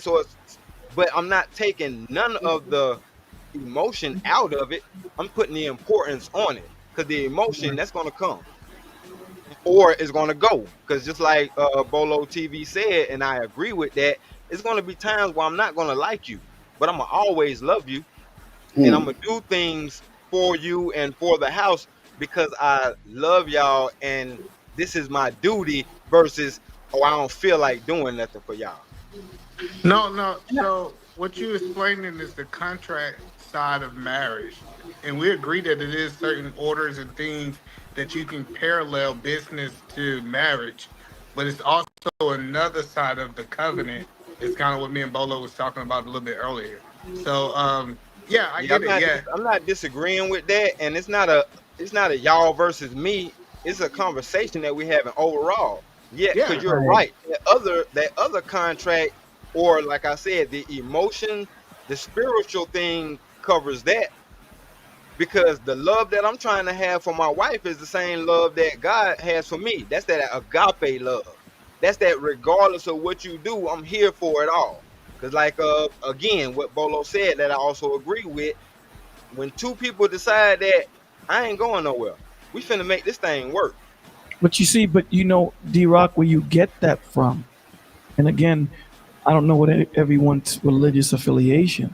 I like to compare it to a ladder, right? You open up that ladder, and it's in the shape of a triangle, and your wife is on one side and you're on the other. God is at the top. So if we can all imagine that kind of example, what happens when both my wife and I climb that ladder and God is at the top? What physically happens? Can you guys tell me? The ladder tips over. No, we're climbing together. Climbing together. It's the triangle ladder, and we're both climbing together at the same time on each rung. We get to the As God same is at the place at top, the same time. we both get closer as we get closer to God, and that's the point. Because when I understand that the love that I have for her is what Travel One said is the love that Christ showed for me, and I'm supposed to emulate that to her. There is no stopping. There is no stop. When she understands that, that's the point. When she understands that, because this is a controversial statement I'm going to make, but I'm going to make it. A woman can never love a man more than he loves her. It's not set up that way. And let me explain to you why. It's the same way that a child can never love their mother more than she loves them, because her job is to sacrifice her life for that child if need be. Our job as the husbands for our wives is to sacrifice our lives. This is why Christ said, husbands, love your wives as he loved the church and sacrificed himself for it. Agreed. And love is different. A lot of the times, when I'm talking to men and women, they think love looks the same for both. It doesn't. It doesn't. Love for a man is sacrificing. Love for a woman is helping. And I mean, it's much more than that, but just the brass tacks of it, right? That's what it is. It's different. We take things in differently than how you guys take things in. What did he say at the end of Ephesians, right? Ephesians. Husbands, love your wife and respect him. Husbands, love your wife and sacrifice for her. That's the difference. So when women are trying to say, I want you to love me the way, that you're supposed to love such and such, it doesn't work that way. And this is where the confusion comes. It comes in, right? A woman's strength, she has way more strength in her femininity than she does in her masculinity. Way more, okay? When you operate outside of your femininity, you start getting into masculinity. Now, understand the vibration that we're dealing with now. We're dealing with a different vibration, and we're going to move accordingly. So when you operate in there was a scripture, and I forget what it is, but maybe E might be able to tell. A king said, what is the most powerful weapon in the kingdom? One guy said the sword is. The other guy said something. And one guy said the queen. I saw the queen take the crown off the king and slap him with it. Name another man that could do that. Can't. So when women operate in their femininity and men operate in their masculinity righteously, there's nothing that y'all can't do, man. There's nothing you can't do. I'm on mute talking and shit. All right, man. What's the next question? Shit, let's do it. That's some good ass information right there for the people that's listening. Yeah, I like that. A woman can't love a man more than he loves her. I've said that before, but not the same way he just said it. Like it land different for sure. But in Shanika, the stuff that you were saying is supposed to happen within marriage. You're not crazy. When you say a man's supposed to sit down with his wife and cast vision for the next year. As a leader, I'm supposed to be like, hey, this is where our family is going. These are the things that we're going to get women to buy into what you're going to do. Just like I got my company. Like me being married made me a better businessman because I already had time to do this with my wife, right? Yeah. So that's the point is you're supposed to be able to cast vision, talk about the annual changes. Like it's certain things like, hey, this just don't work for our marriage. We need to get rid of it. Like if we don't adjust, because you got to remember, both of us are changing. We're not staying the same. She's his counselor. Yep. You know what I'm saying? She's his counselor. If he wants to ask a question, he can make it, babe, what do you think about this? See, cats don't understand why God compares wisdom to a woman. Women can get in places men can never be. Never. I've seen women walk into rooms where you got cats that are execs, powerful men, and they pay no attention to this woman. And she's ear hustling on the different conversations, writing things down. And she walks right up to the husband and says, you see that guy right there? Talk to him about football. See that guy right there? Talk to him about fishing. See that guy right there? Talk to him about economics. I would have never got that information if I was myself. Bolo. Yes, now, sir. You know. I ain't on my church microphone, so I'm gonna talk my shit. Excuse me for cussing, right? Because I ain't on my church microphone yet. You just wait till I'm done. But I'm telling you, now I ain't gonna hold you. If my woman ever tries to play me like a sucker, and I'm guessing I'm gonna say it's a me problem because I'm thinking like that. You know what I'm saying? I'm gonna just say that first. And go around scouting the room like you some type of club promoter. And you telling me to go talk to these Negroes for anything, I'm going to have a problem with that. Yeah, but you're looking at it wrong. You're looking at it wrong. Drip, listen to what I'm saying to you, Drip. Check this out. Do you know what the difference is between a modern woman and a traditional woman is? It's mindset. Okay.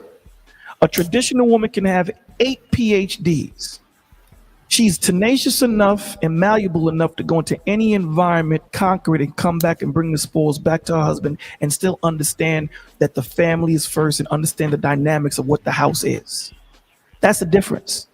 So the point that I'm saying to you is you have to understand, like E just said, it's the dynamic of understanding that once a man walks in the room and let's just say that you command the room, conversations change.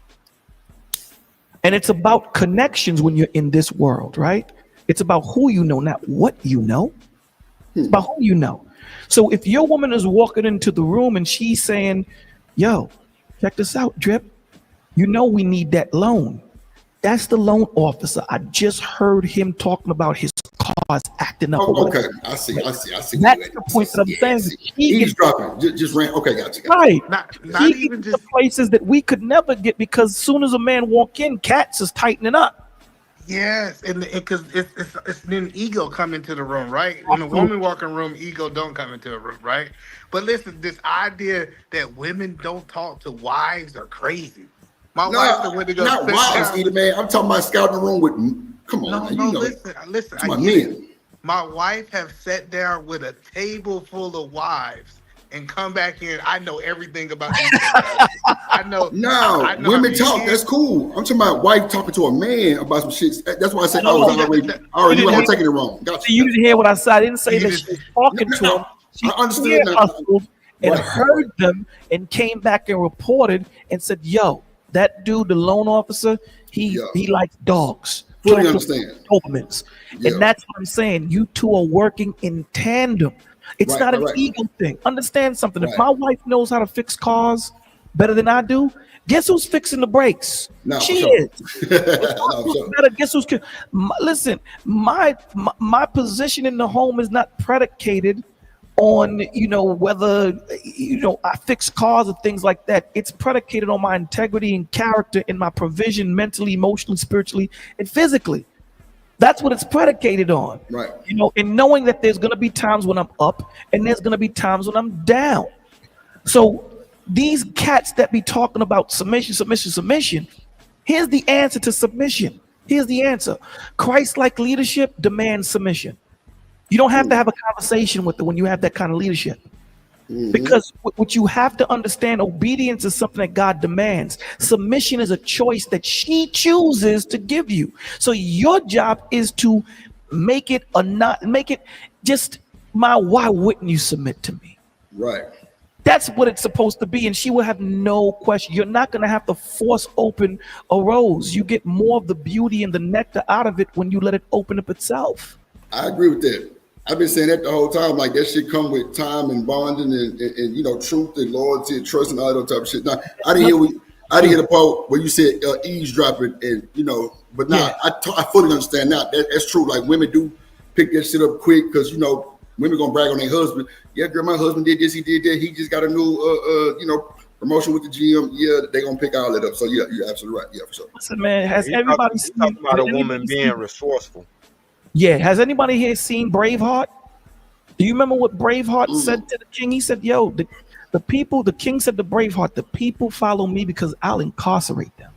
The people follow you because they love you. When a person loves you, there's nothing that person won't do. They'll die for you.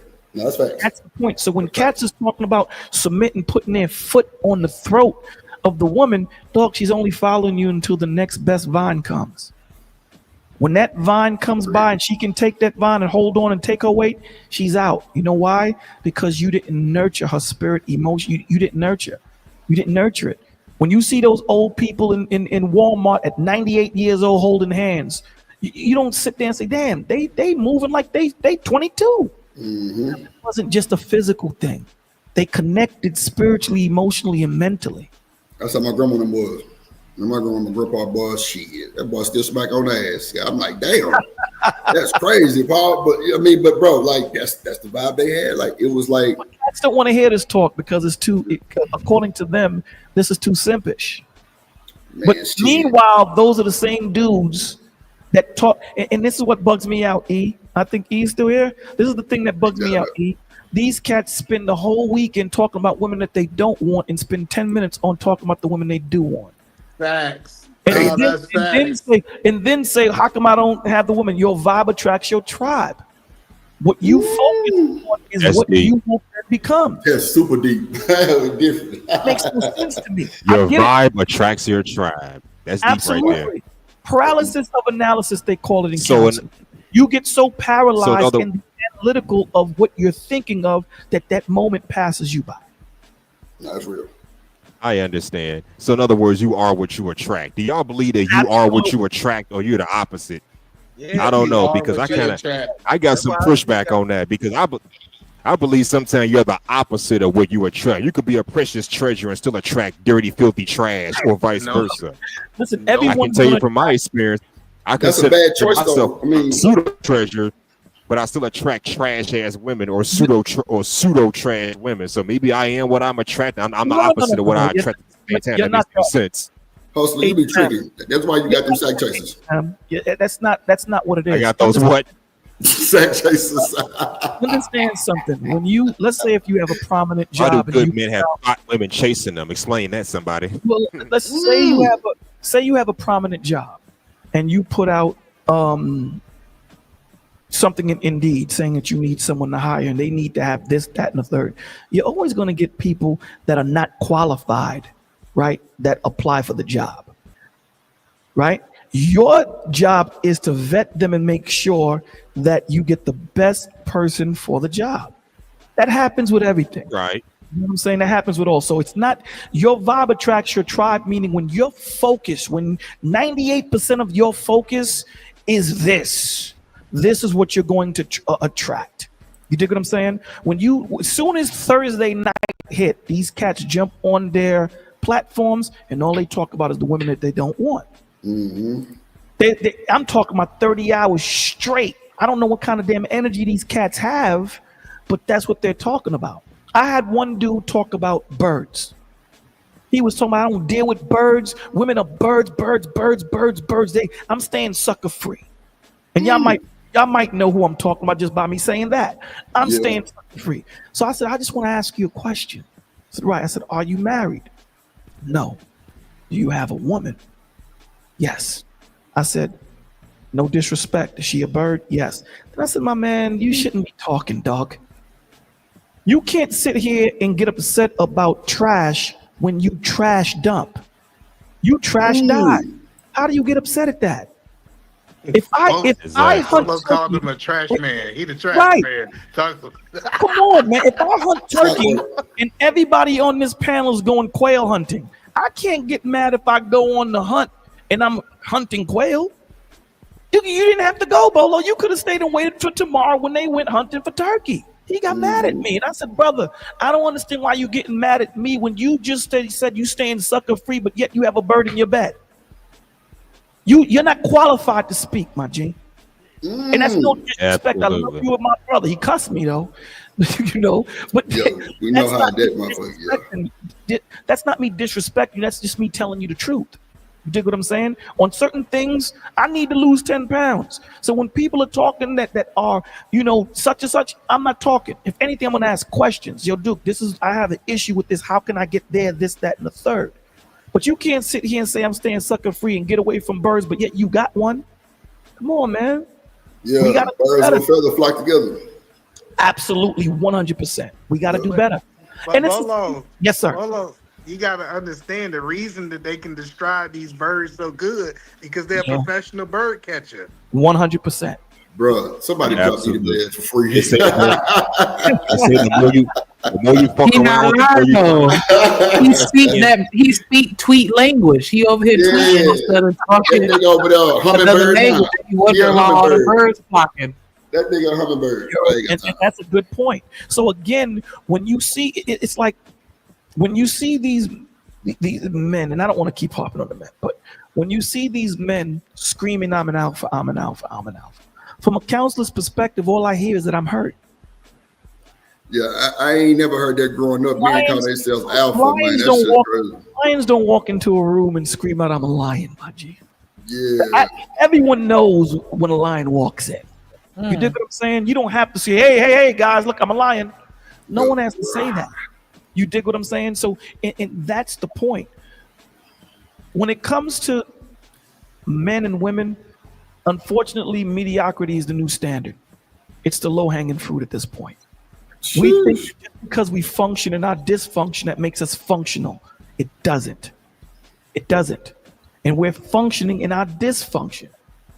You know what I'm saying? That's like you having a computer with a virus in it. What happens? The computer goes into safe mode, and there's certain things you have access to, but you don't have access to everything. And because you don't have the money to get it fixed, you operate it the way it is. It becomes normal. It becomes normal after a while, but it's not normal. And that's the point. Because when you take them, it's like if you lived in darkness all your life, when you finally see light, it hurts your eyes and you think it's evil. Why? Because it's painful. But growth is painful. Growth is never comfortable. Just because you have movement, Well, let me say this. you mistake movement for progress. Especially you gotta fight for it. You gotta fight for growth. Fight for it, baby. It ain't, yeah. Talk this shit. Go Go ahead, ahead, ATM. Hustler. I want to hear what Hustler got to say. What you got to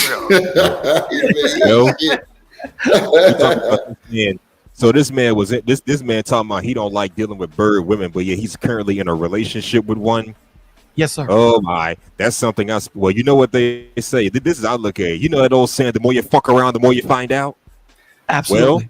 Well, I speak on the dark side of female nature because that's what I had to do. I had to fuck around with these women, and I found out how devious some of them can be. But you know, I've had the good, I've had the bad, I've had the ugly. So I know not every female should be put into the same category. You're gonna deal with a bird brain woman. Who are you to talk about this, that, and the third? If you're in a relationship, you fucked around with one, fine, whatever.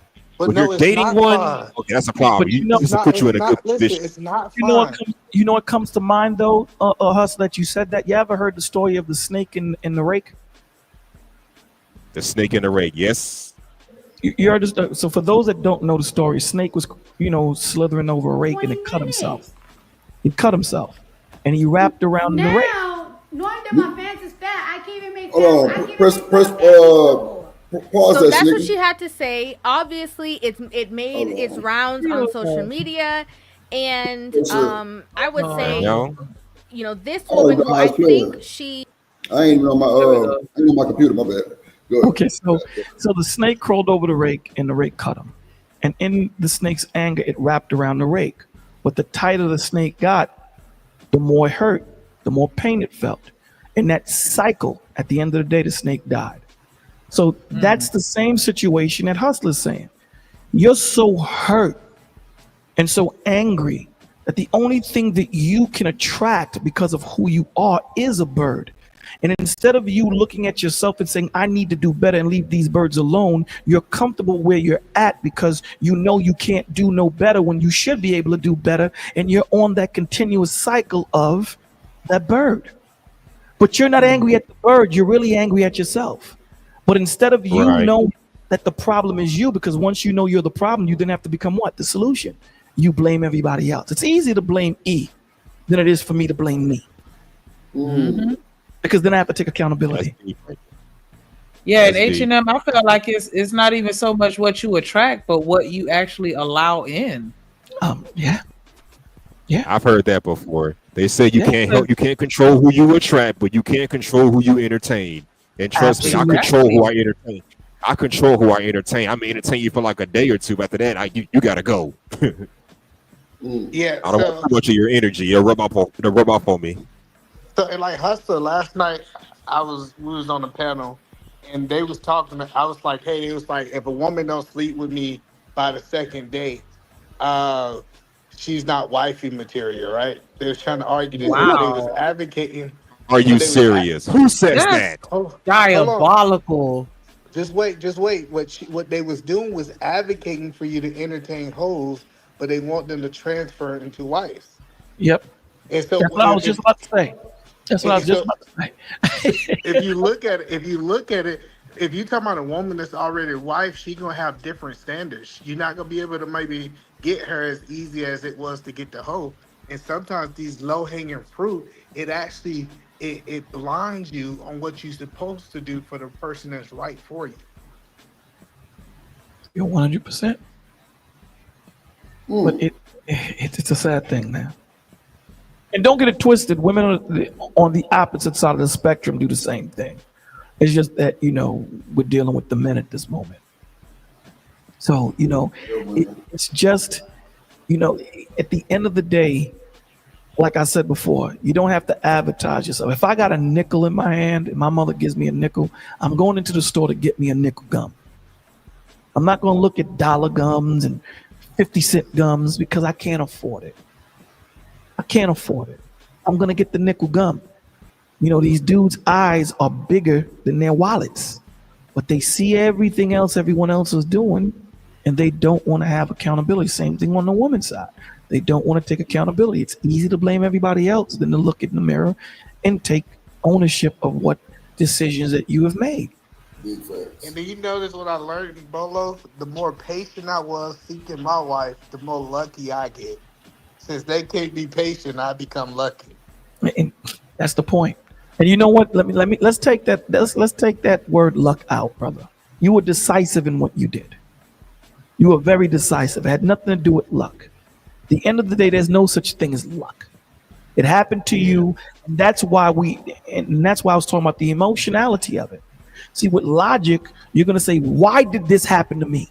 How did I miss this? Right? I understand I'm pissed off, but now I'm gonna use logic to search out where I messed up.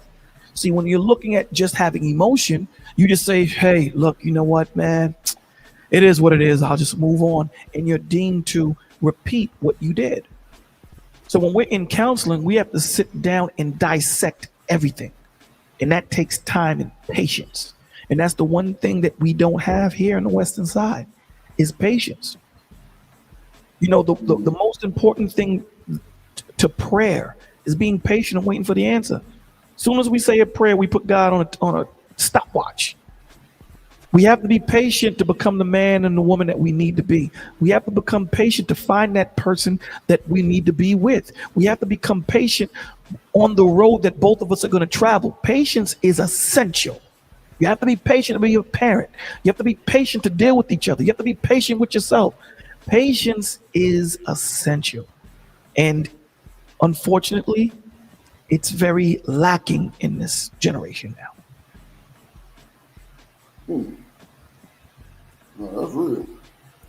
That's great. Yeah, patience is not. Yeah, you're right. Anybody that don't got that patience. Yeah. And as far as men dealing with those kind of women, I've always believed that sometimes men do that. Sometimes we subconsciously do that because we thought that's the best we can do at the point that we're at now. I mean, come on. When you were like in your early 20s, a broke college student or whatever, doing whatever, trying to hustle and build yourself, you're in the what they call construction state. You're at the, I can't find a proper word. You're like under construction, in develop. So you feel like that's the best you can probably get until you can get yourself in order and get those right kind of women. I've heard men speak on that too. Hell, I used to feel that same way. But that's a self-image. But that's a problem. If I'm building myself up, there's no need for me to be in a Benz when I know I can't afford it. When I know that I'm not that man that I need to be in the moment, but I have a vision of what type of man I want to be. I should not be in a Benz because I'm causing more issues and stagnating myself because I'm becoming too heavy in this moment when I should be fleet feet. I should be light.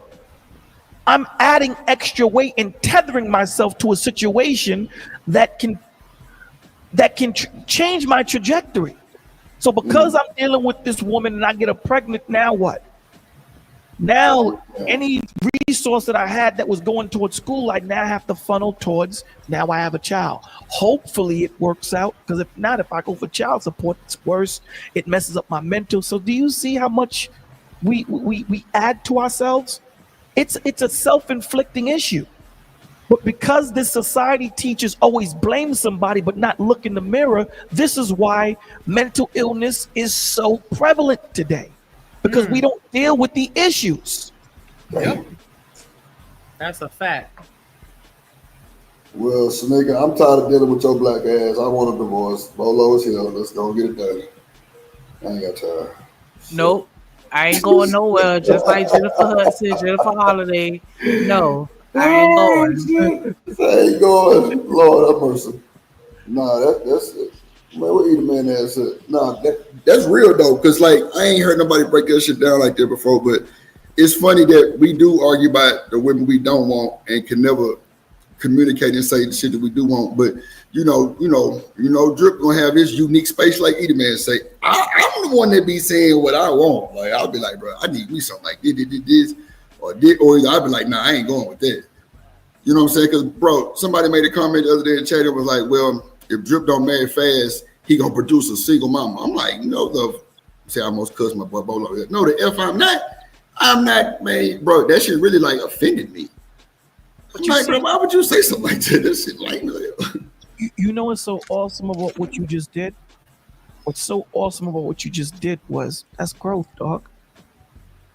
As brothers and sisters, what we're supposed to promote is growth. So when you say, you know what, Bolo's here, I'm not gonna cuss. Anybody else would interpret that to say, man, come on, man, who Bolo is. It's not about who I am. It's about us all growing together. And that you're making you're sitting there saying, I'm gonna make a conscious decision. And when you see these panels, there's nobody there holding anyone accountable. Everybody goes into the rabbit hole together. Nah, that's for sure. But Bolo, you also have an aura about you to where I respect the God in you. And I feel like as adults, we don't always emulate that type of aura to attract what we really looking for. If people don't see it in you, they're not going to respect it. That's my opinion. That's a good point. Because you don't have to tell me that you're Christian for me to pick up on that. And once I pick up on it, just naturally, I'm going to submit to the God in you. And it's bigger than you. And you see, and here's the thing. Nigga Bolo cheating, no. I'm gonna tell you now. It's the microphone, bro. Come on, man. He make you want to pay your tithes, man. Come on, man. Come on. But here's the thing that you just said that's so prevalent. Because I don't believe it's just a Bolo thing. You know, you have E, you have Drip, you have Hustle, and you have Stan, and all of these men are respectable in conversation, at least while I'm here, right? Absolutely. So when you say that I'm going to submit to that, that's not as a wife would submit to her husband. There's a reverence and a respect that you're saying that I have, because that respect and reverence is being shown towards you. And that's kind of like a protective state. Like, I can have this conversation here and know that we're not going to, 50 of us are not going to talk at each other and cuss each other out and such and such. Even though we may have different opinions in how we see things, we can agree to disagree and it'll be a respectable thing. And that's what we don't have enough of. Mm-hmm. I'm with it. You're right. Because it seems like everybody, everybody that's normally on here, like, you know, with these people normally, you know, respectable. So I give them that anyway. But, you know, we have Rooster or you know, somebody wild, like, but I don't know. I don't know. I'm with Shanique on that. It's just like, it's the vibe. It's the aura for me, because like she said, you ain't have to tell me nothing like that. You know what I'm saying? Right. So, you know, it is, yeah. I'm with you. For real, because and the same could be said with everybody up here. I don't think I've ever gotten loud or had to really even go there or anything where I felt like I'm being more masculine when having a conversation with Edaman, Stan, H&M. Like, it's just, you know, that's just that vibe that they give where it's like, okay, I just naturally respect them to a certain extent. And then there are other men that just they carry themselves in a certain type of way where it's like, F you. Like, I just feel like they're telling me that with their body language, and you know what I'm saying? Like, they're not saying anything directly disrespectful to me, but I just don't fuck with they vibe like that. And it's just like, I don't have the desire to respect them, and I don't. Just say you know a sucker when you see him. No, that's funny though. That's funny. That's funny. Oh my god, that's funny, bro. Go ahead, say my bad. Nah, you're right. No, I mean, see, that's why I can't agree to what you said about now to raise my voice, because I know I cuss Edaman as we didn't have back and forth on other shows and all kind of shit. But at the end of the day, I don't have no malice for Edaman, no beef. Every time he come up here, it's a new day, a new fresh smile. Good to see my boy, and I know what he finna come do. And it's like, it's cool. Cuss me out. Drip be cussing my avatar out in the chat. Let's be clear. Okay, I might have lied a little bit. Okay, Bolo here, so let me go and give him the holy water. Let me go and get fixed, baptized. Okay, now, I'm back. I'm back, Edaman. I'm back. He beef with that dude in the track all the time. When he ain't never cussed me out while I'm on the panel. Nah, for real though, like I'm just saying, like, me and Edaman ain't just never took it that far. We cuss each other out like that. But nah, it's just a vibe though. You know what I'm saying? Like, and then like I think that what D-Rock was saying, or Edaman saying, bro, you can't be in your feelings and making it personal all the time. It's just a general conversation, and that's why I think people who have debates or these deep conversations, as soon as they make it personal and get to taking shots, it's over. Because now it's not general, it's more like, you know what I'm saying? You know, have you ever noticed majority of the time I stay on the subject or whatever subject I want to, and me actually speaking on the subject offends people. They take it personal. I to this day I say, hey, you know, I remember the other day I was like, it's better for you to have kids within the marriage than outside of the marriage. And these women got so offended about the truth. It wasn't like I lied. And they got so offended with me because they felt like I was personally attacking them. And I think the truth sometimes just make you look in the mirror. Either man, them women put us in one box, bro. If we all up here together on the panel, Bolo bad too. He one of them black men, all black men. That's why in my little avatar thing, it said, I'm not all black men, bro, because, bro, I'm not all, bro. You can't put me in the same box with everybody because you can't talk to me like that. You can't disrespect me like that. And you can't assume that I'm this way. And I'm definitely not. But, bro, people put everybody in the same box, and that's what it is. You know what I'm saying? For men, with the women, they put the women in the same box. Oh, all of them ain't shit. They just want, bro. No, they don't, bro. It's women that you can talk to really in the chat, or it's like, in like real time, and bro, these same women on YouTube, bro, they totally different. But they tell now you just blown away. They're telling the truth, Drip. All the women they interact with does do that. See, I understand that some people. Okay, I see what you're saying. All the women that qualify for. Right. I got you. So when I hear people say, you know, all women are this, like I had this one dude tell me, all women are 304s. All women are 304s. And that just told me what his reality was. Right. His reality is everybody that he interact with is that. So I don't reject people's reality because I understand his reality is not my reality. I know Bolo used to be a thought pocket 20 years ago. Y'all just done caught the mature version of him. You caught the mature version of him, but I bet you when he was 25, you didn't tell him shit. Let me tell you, look how calm and bro sound on the microphone. You got to know he was finessing, bro. I know he was out here. What? Run up on Bolo if you want to. He probably would have knocked your teeth out your mouth. Like he from the streets. Straight thug. I already know. He told me that night. Y'all all alike, y'all all alike. To be fair, you was hustling. You was there last night with my man. Come on, man. Shit. He said he did grow up in New York City. I mean, come on, the man's from the Bronx, the roughest part of New York City. Oh, we already know. Everybody get saved though. He done stomped somebody out in them Timbs. I already know. I grew up in Chicago, and like I'm standing on business with that. I think New York is worse than Chicago, in my opinion. I'm standing on business with that. What was your name back in the day, Bolo? Hold on, y'all ain't gonna just dump on Bolo like this. What your name used to be? Smash a nigga head in. Bolo, we talking Bolo. That's his name. It's probably YOLO. Bolo the Thrasher. It's probably YOLO. You only live once. No. They called him Bolo. They called him Bolo. You were bold. Be on the lookout for that ass whooping. That's what that means. You cross him, be on the lookout because he coming for you. I already know. Be on lookout. That's deep. Hey, you know, on Friday, when they say Debo coming, he say, who? Debo. Yeah, there you go, right there. Yes, I know. I already know. What you got on that 40, homie? Y'all want to be all mature and stuff? Nah, tell the whole truth. One thing about Bolo those niggas that I've learned, he don't mind. Like he don't mind telling you. That's what make it so much real because he don't mind telling you transparent shit that you would think. And Vaughn Brown, that's another one, bro. Like I would have never known just some of the stuff that these men come together and talk about, bro. But hey, I'm with it because transparency is like making yourself vulnerable, bro, so you can just accept and speak. You know what I'm saying? You know, like you know, take the good word and give. Yeah, good. Drip, that's what I'm saying. Thank God. Thank you for God, because God scraped his hand on picking me up. That's how low I was.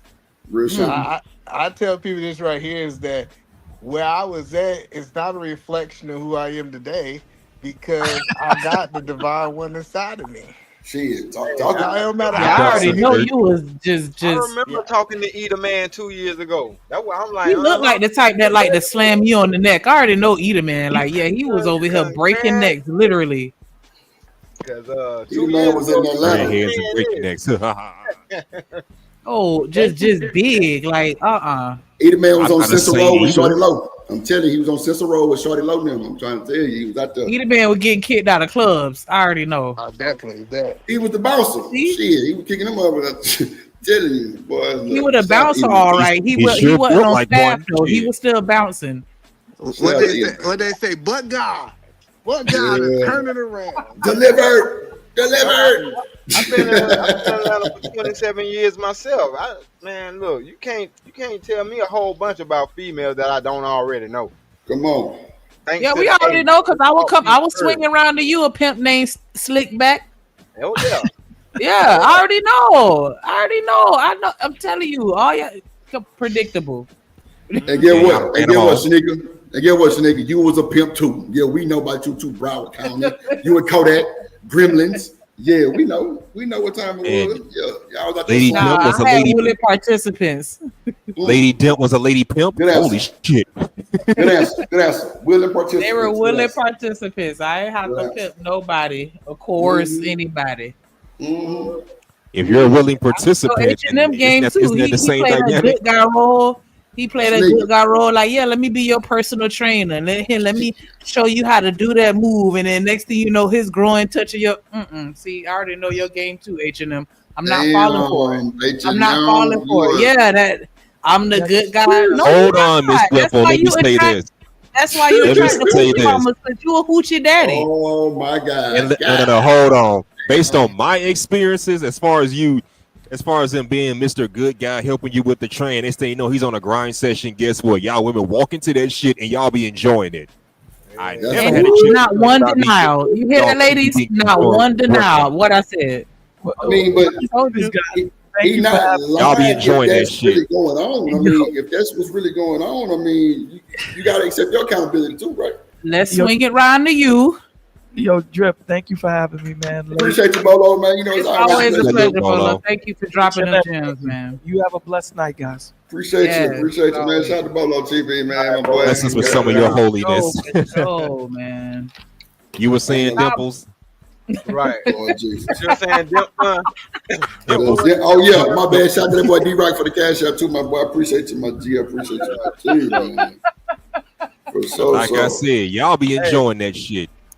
Ain't no female gonna just go to the gym. Ain't no female gonna go jogging in the park with you without inspecting some kind of physical tension. There must be some kind of physical tension between y'all.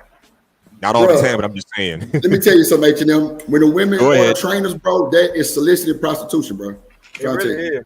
On my mama. What? Yes, bro. That is solicited prostitution. Hey, I wasn't being paid to do this shit. Damn. No. I ain't saying you, giving brother. it away I'm just for saying. free. No. Wow, that's even crazy. But my thing is this though, like, if you're a trainer, bro, and you end up doing that type of service for somebody, bro, and they paying you for that shit, bro, you're soliciting prostitution. I'm trying to tell you.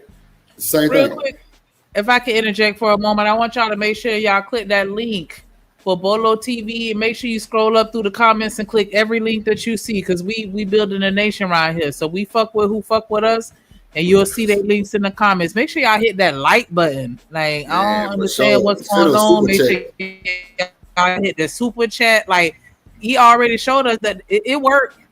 It seemed like it might be broke, but nah, I promise it worked. Test it out and see. Drop $2 on the Dimp fund. Yeah, it worked out. I mean, damn, like, do I got to send myself something? That's wild. Like, come on, Drip. Make sure we got guests. Y'all don't want to show out in front of the guests. Like, I don't know.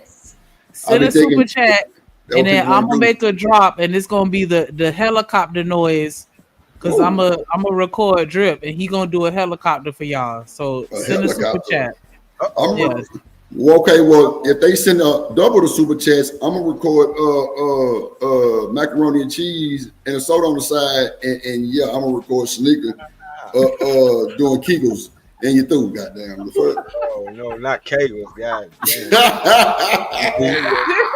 And then is you recording it like that's no sir. They call that pussy. It's a workout video. Yes. No, is he? No. Drop everybody on the panel real quick because we was having a Lord, good, mature conversation. Now you the one talking about helicopters and I'm just saying. shit. But nah, man, that shit was, I ain't gonna lie, Edie Bear definitely struck up a big, conversation derailer and shit. It made a lot of sense. And then, with Bolo just going into debt with it, bro. Like, like I said, everybody don't think the same, and that's cool. But my thing is, take what you can from it. You know what I'm saying? Right. What I took from it is there's definitely a difference between submission and cooperation. That's what I hadn't really thought about that. So that's what I'm gonna take from that. I can cooperate with you, but I don't necessarily have to submit to you. And I have blurred the lines on that for quite a bit. So I'm definitely not trying to encourage people. Did you want to talk to D-Rock about something, Sneak? My bad for cutting you off, but we brought it up. It's on my mind. Okay. Yeah, we brought it up when Bolo was here about the marriage being parallel to a business. Oh, okay. Because I felt like it was, and that's how I was saying. I felt like a marriage was parallel, and I just didn't get a chance to really chime in when Miss Polly was saying what she was saying. But I was like, everything that she said to me, I could apply to a relationship. When you meet somebody and you present the best version of yourself, that's just like the best version of yourself you present on a job interview. It's an interview. They say that there's no emotions. There are emotions. People are passionate about getting that money.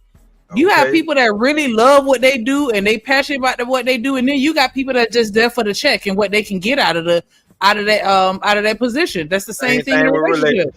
Some people gonna be there for the money. Some gonna have a passion for what they do. Like I didn't see it as anything different. When you at a job, if you fuck up, they gonna work with you. They gonna put you on the corrective action plan. They gonna try to figure out what's going on in your life. And and once they realize that you're not doing what you're supposed to do over a prolonged period of time, then they dismiss you the same way a person would in a relationship.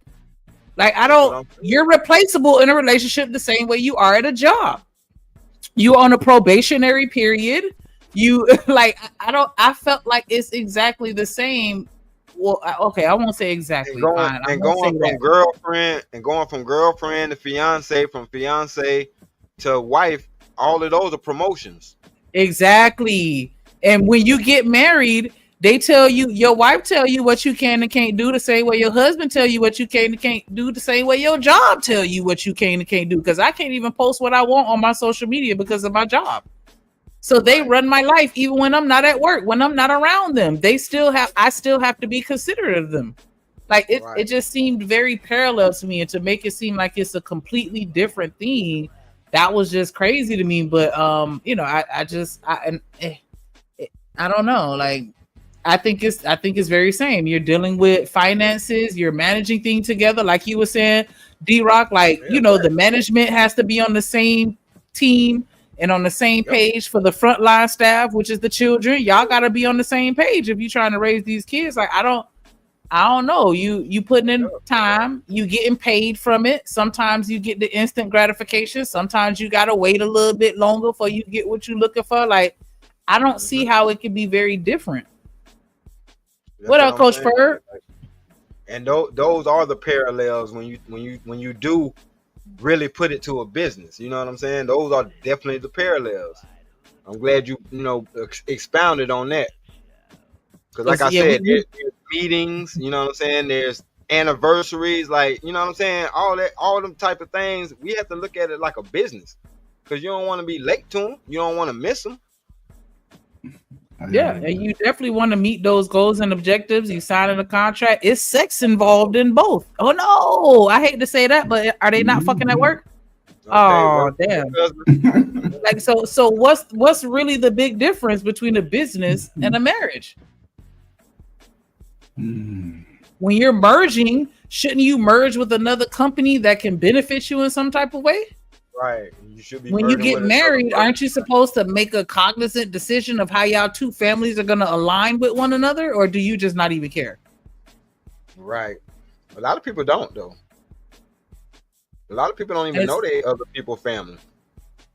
Right. That's crazy to me. But that was pretty much my thing as far as like, is it really that different? Real quick, I want to give a shout out to Von Bryan with the $10 super chat. He said, "Be not weary in well doing, for in due season you shall reap if you faint not." Peace and blessings. That's a word right there. Definitely want to hype you up with that one. Hype me up.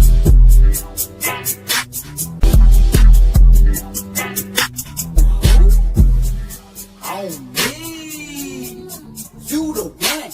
Ain't nobody fucking with.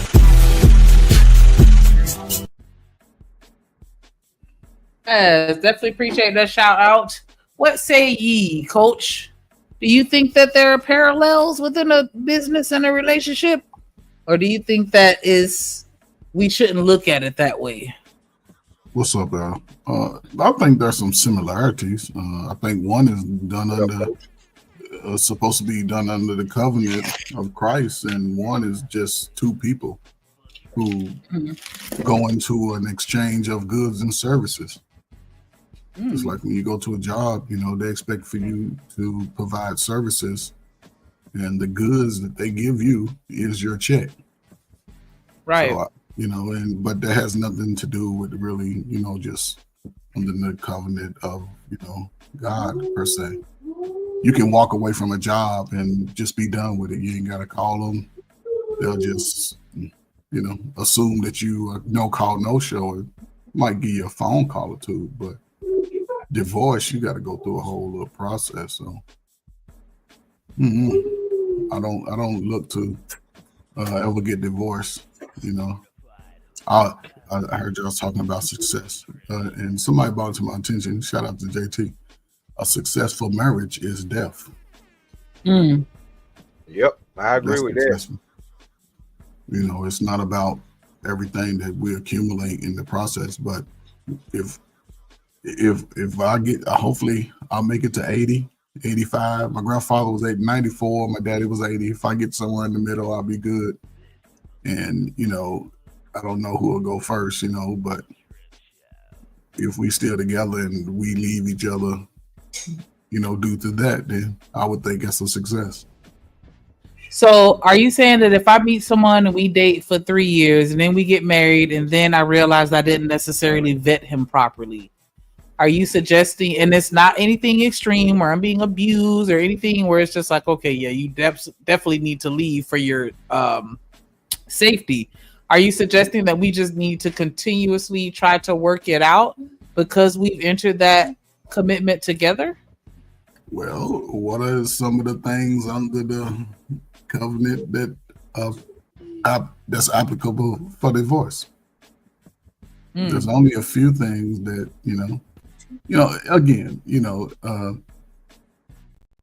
well, if somebody's putting their hands on you, I think that there's always been red flags. People just ignore it. Somebody that's always argumentative, always raising their voice, that can ruin a chill moment just because, I don't know, you overcooked the French fries just because, you didn't iron it, But again, every man is different. Every man's tolerance level is different. Mine was low. Yeah, I feel like if that's on your mind constantly, then you might well go ahead. Just like Bolo TV was saying, if you got 1 foot out, you might as well go ahead and leave. Because unless you want to work it out and that person wants to work it out, it ain't gonna work. No way. Okay, I got a question. I got a question for the panel tying into marriage. Anybody can answer this. Which do y'all think is worse, physical cheating or emotional cheating? Damn, anybody got an answer? Shit. I mean, I can't even separate. I can. Oh, go ahead. I'll go last.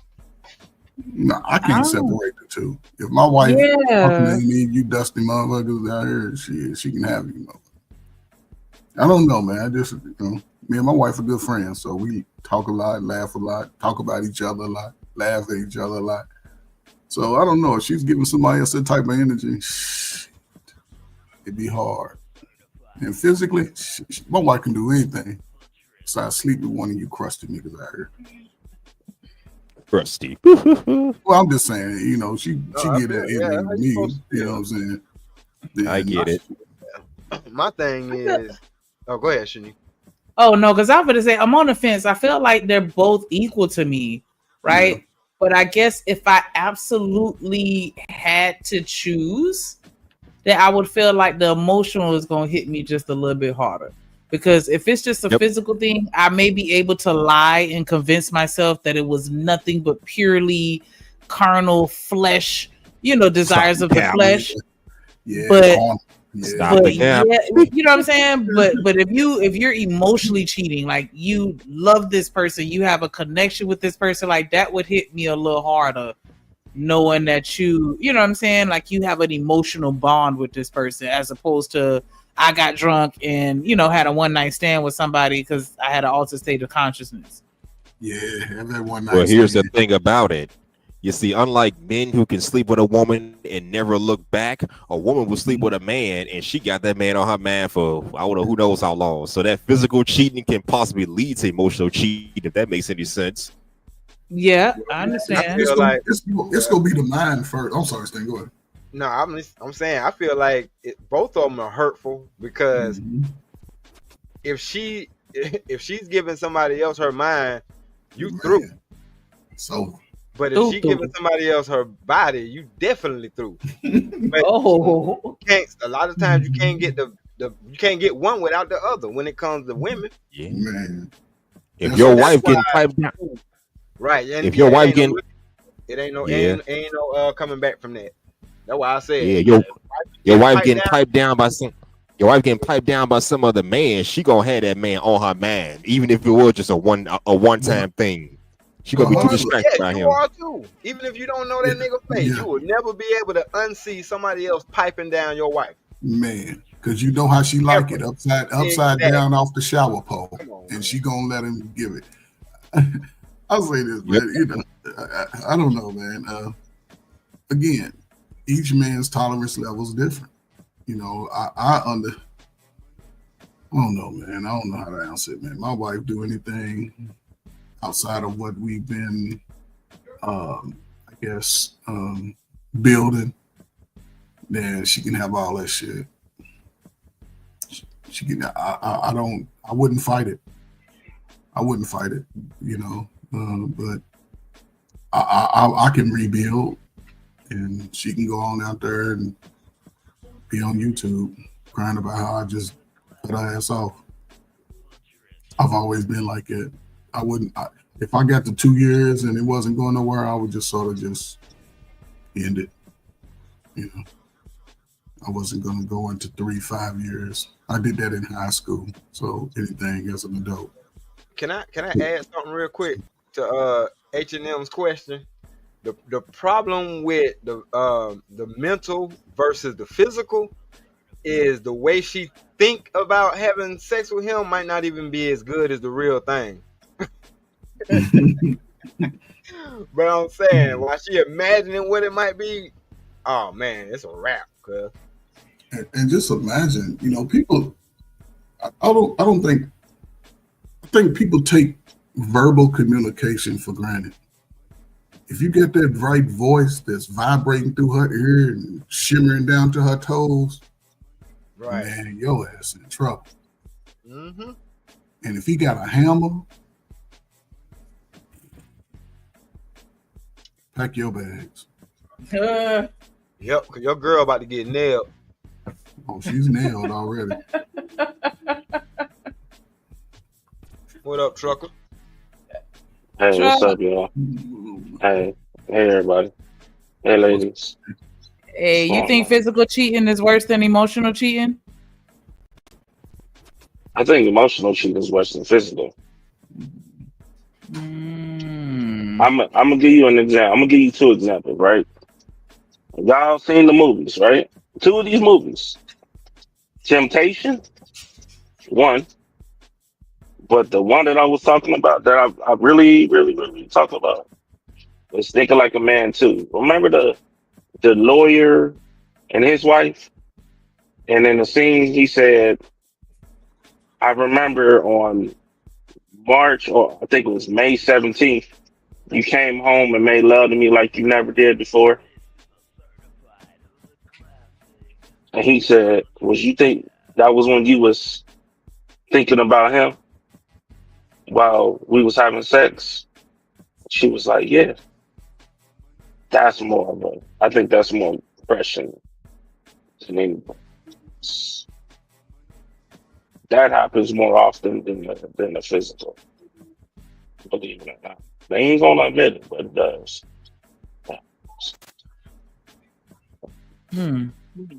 So you would rather her just have a one night stand or a fling than to actually not engage in a physical act but have an emotional bond with somebody else. I don't want her to have. I don't want her to. Listen, I don't want to have. I don't want to have her have a fling at all. You know, but I think. I mean, they both terrible, but I think that emotional is absolutely different. That because like she didn't give a damn about the kids. She ain't giving a damn about your well being, and that emotional just don't go away. That shit lasts for years. She let another man conquer her. It's a wrap. Like like you already packing your bag. Your bag's been packed. Oh yeah. Because it ain't her. It ain't you that she got on your mind at work. Guess who? Guess who it is? It's Mike or it's Tyrone who she been thinking about for the past 2 months. For the whole time. Y'all out. She still got that nigga on her mind. So I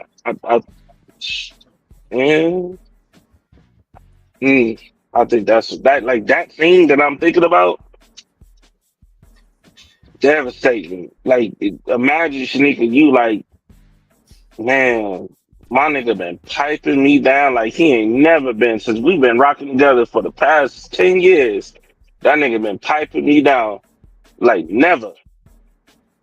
And the whole time, the reason why he piping me down because he thinking about another female. He treating you different. He ain't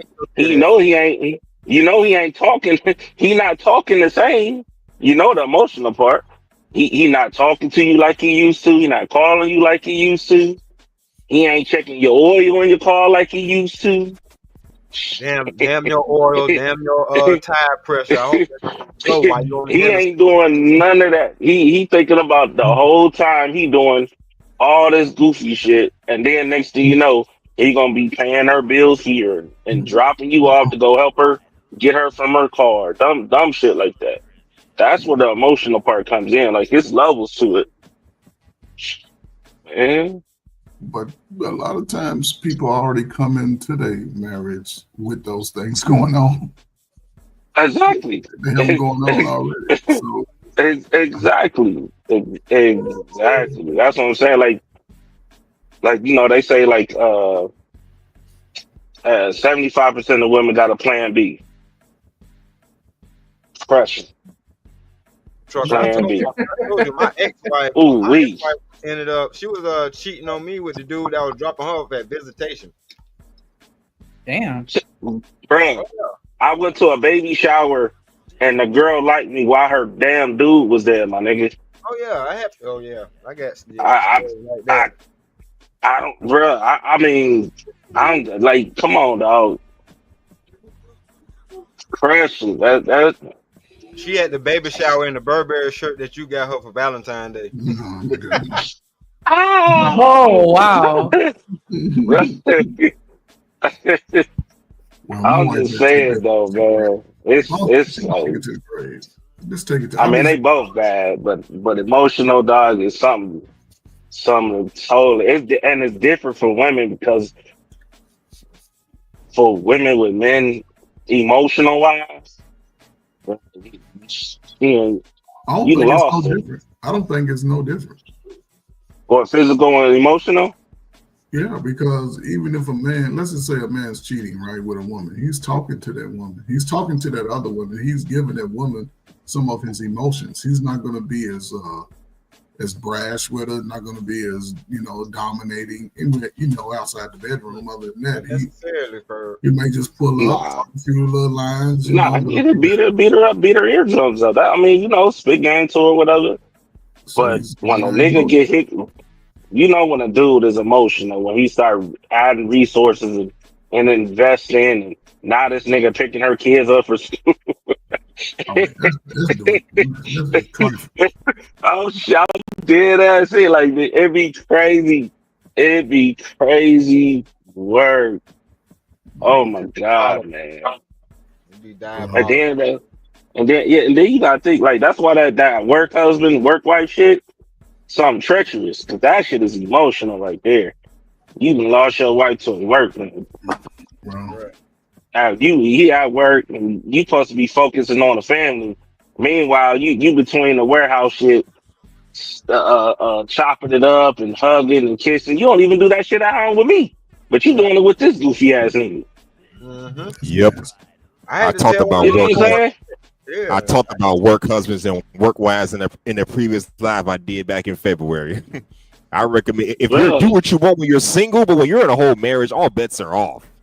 But then again, I recommend you don't fuck around with anybody at the workplace because that's how shit go wrong. So Oh yeah. I know. When Oh God, dude. the females initiate it, boy, it'd be hard for them niggas to say no.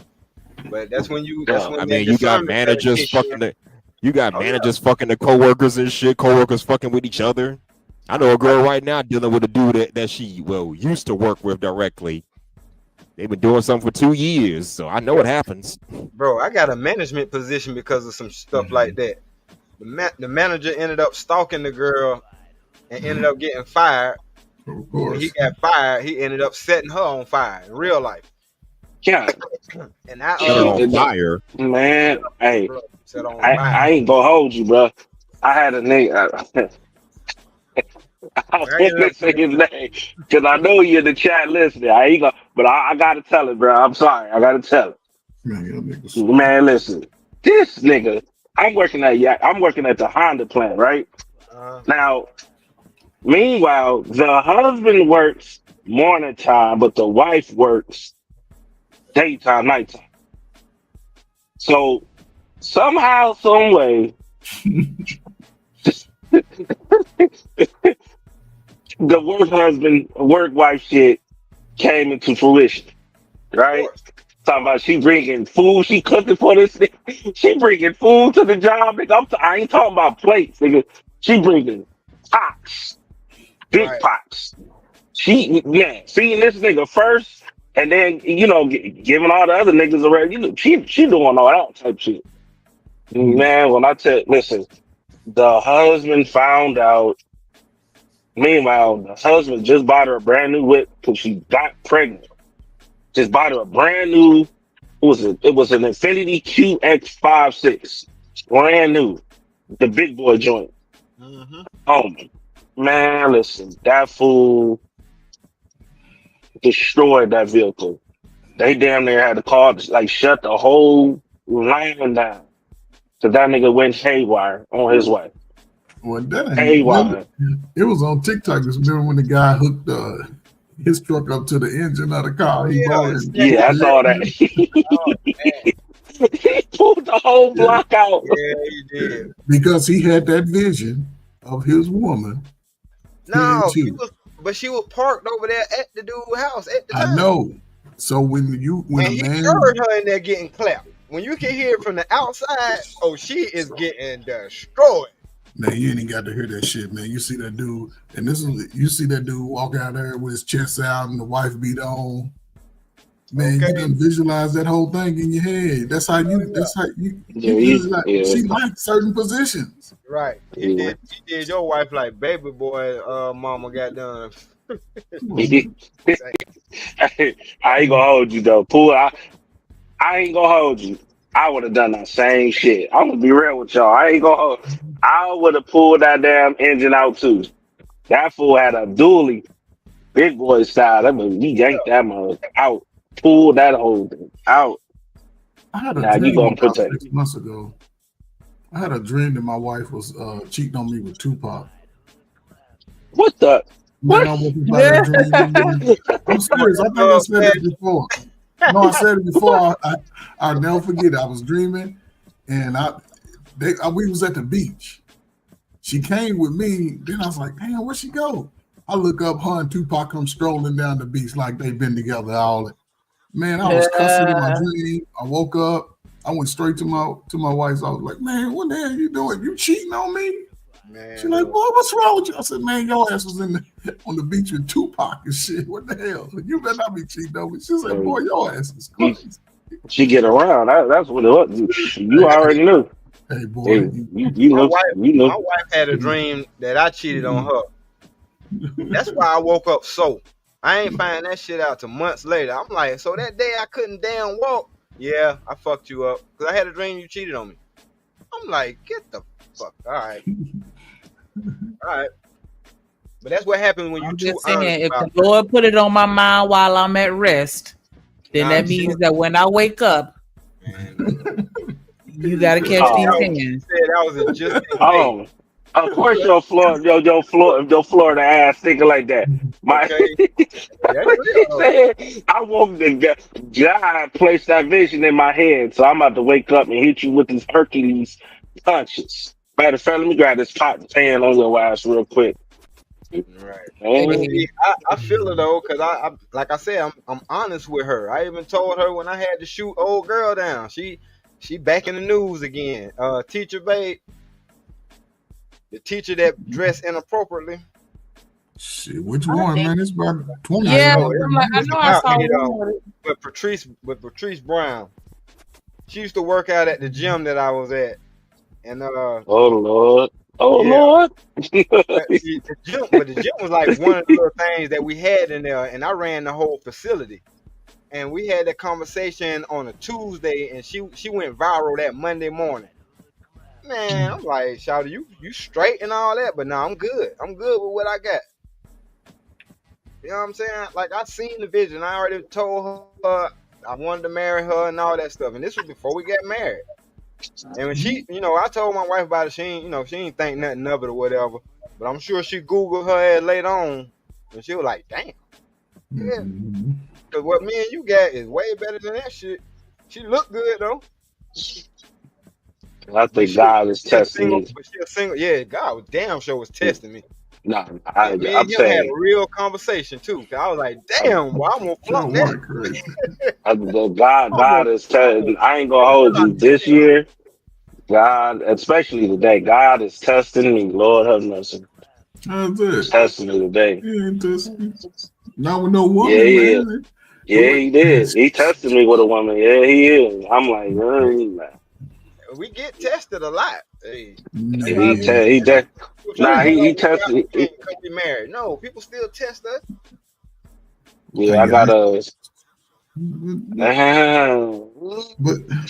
gonna keep it to myself. I want to say it out loud, y'all, but I ain't gonna hold you. I want to say it out loud, but no, I'm saying it's gonna do nothing. Go ahead and put it out there. You curved it, so come on with it. Well, I hope you did. Curve it, then we can move on to the next. Ain't that the ultimate, I guess, test with men anyway when it comes to women? That's why God gave women certain physical assets that we all are attracted to. Hell yeah. You see what this girl look like? You don't think a female lion look good to a male lion, a female giraffe look good to a male giraffe? Yes, they do. Yes. They over like, yes, this is all mine. So what makes us good? I ain't gonna hold you, man. It was today was a testament. Like, I don't know, this year been a pretty it's been a lot of tests, but this one was like this one you almost tripped up on. I know. So he was almost emotionally it was well, it was emotionally no. It was we had a real conversation. It was one of them conversations, but I went to Columbus. I had delivered a load in Columbus, Yeah, and you ain't mentally and cheating, are you? no. It was the conversation that we had that kind of like because I feel bad for her. Yeah. You get what I'm saying? But it's Yeah. just like like she was just like I just regret Bro. not That's what choosing. You know what I'm Oh, saying? Not choosing you. You know oh, what you I'm talking saying? about Like somebody from the past? Yeah, I well, feel you. this is the remember I told you I was when I was vetting there was 4 women. The Oh, 2 women, yeah, there was 4. I was cutting them off like left and right. I was because I wasn't, I was trying to make sure I choose the right one. I chose the right one. You know what I'm Right. saying? But I was still out here actually dating with attention. Mm-hmm. And the one Damn, trucker, you starting to borg out. You might be in the hot spot. You starting to hear borg me? out. Can you hear me? Hold on. I'm in Tennessee right Yeah, now. there you go. There you go. You I'm good? poor. Okay. Yeah. So to give you an idea, this is I can honestly say she is a 9. Right. I'm talking about like she's Asian, Irish, Black, and Russian combined together. Dude, she nice. She got a mind on her head, Is she light but skinned? she's like a yellow bone. She's a yellow bone. Yeah, she's a yellow bone. And her hair long as shit. Niggas love them. Naturally. Yeah, I married that. Yeah, I Y'all married love that. them light skins, boy. Ooh, I, I'm I sorry. I don't, might be but hold colorful. on. I don't like. Yeah, No here offense, come ladies. D-Rock. Yeah, I married that. Quit your whole time. You know what I'm saying? Don't try. Somebody drop him for Travis. 17 cents. Oh, I Travis, love there's smell ass. listen. There's only 2. I love chocolate women. I do not really mess with light skinned women. Now yellow bones. That's a different subject. What the hell's the difference from a yellow bone and light See, skin? But Shanika, check this out though. I only reason why I did go for it because both of her parents are black. No. You see Yeah, what I'm like saying? her people's cool. I Let ain't me want get no closer to the mulatto. mic so you can hear me sucking my teeth. Trying to act like, oh yeah, her parents dark skinned, so by the transitive property, she technically dark skinned. Get the fuck out of Yeah, here. She's dark skinned. Get on his ass. Get on his ass. Yes, sir, boy. Good You ain't God. you ain't with her parents, you with her light skinned ass. Boy, when Oh, that but sunlight hit her just right. But I noticed though, brothers, they sort of give brown skinned sisters a hard time, but boy, y'all will go. I love it. I give light skinned women more of a hard time than brown skinned women. Bro, I love me some brown Keisha skin. off of Belly was the most pretty thing I seen on the movie screen. Who you say, nigga? She's still pretty. Shit, you see her? She still look good. I know. I'm talking about when they had her extra black in that one scene. I was like, oh my God. Dude, she's Yeah, with because that it was the gold. lighting that made her look darker. Yeah, but don't With the silk gold skin that be just glistening off the chocolate sisters. Lord, have mercy. It's something about the breast. Listen, it's the truth. That glow is something else on brown skin chocolate women. I'm telling you. Man, come All on. right. Nah, but real shit though. We was having a conversation, and it was just like, I guess she like had to, cause I was just asking her like, yo, why you ain't, like why you didn't choose? And she was just like, Why she didn't well, stick around and get yeah, promoted? yeah, like she was just like, well, to be honest, I feared fucking it up, cause at the time I was young, I had a kid, I felt like nobody wanted me. I was depressed, and so I felt like if you a good dude, I didn't want to fuck it up. Like I didn't want to, fuck you up mentally or anything But like hold that. on, So Strucker. How did that make you feel? Somebody telling you they felt like nobody wanted them at the time when you wanted them and you were showing them that you wanted them. Prince, bro, I ain't gonna hold you. It was just like I felt so bad because it was like I told her directly that I wanted like eye to eye, like yo, you know what I'm saying? Yeah, she was But because of, but even if I tell her, you get what, like it just made me think like mentally, like damn, what was this woman going through at the time? You know, because this is somebody that I actually went to school with too. So I'm like, well, what was you going through like in high school to where we're an adult? Like, you know, we're adults. And you know what I'm saying? You like for you to feel that way and now you like regretting your decision. You know what I'm saying? Because you didn't choose right. So and now like she said like she was so down and depressed that like her health started deteriorating. Yeah. So now she's like sick. Wow. Like, and it's just like, damn. I'm like, damn. She like, I just had to be honest with myself. She like, you know, I had to really be honest with myself. She said, I really do regret. You know, she was like, you was a good dude. I should have jumped. But I was just so mentally messed up. I didn't, and I felt so bad. I really did. Don't feel bad, Truck. You dodged the bullet. But cause I hate that happened to you. But it's like, no, I don't mean to sound like that. But think about it. You would have been trying to save somebody who was drowning. You know what happens when you try to save somebody who's drowning and they can't swim? They bring you down with them. So yeah, she basically bailed out the relationship because she felt like she was going to wreck it within the relationship. So she actually did you a favor. That's how things turn out. Yeah, I mean that's what I'm saying. Like I was like damn, like because I knew who she was. You know, I knew like we was tight. Like we was tight. Like cool as shit. You know what I'm saying? We kicked it. We ain't do nothing crazy. We ain't messing around or nothing like that.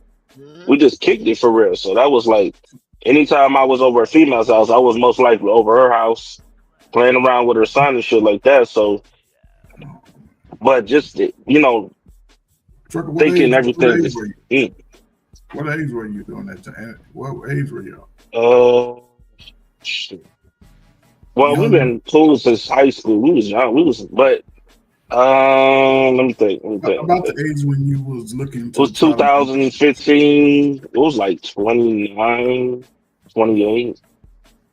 And then before that, like a couple of years before that,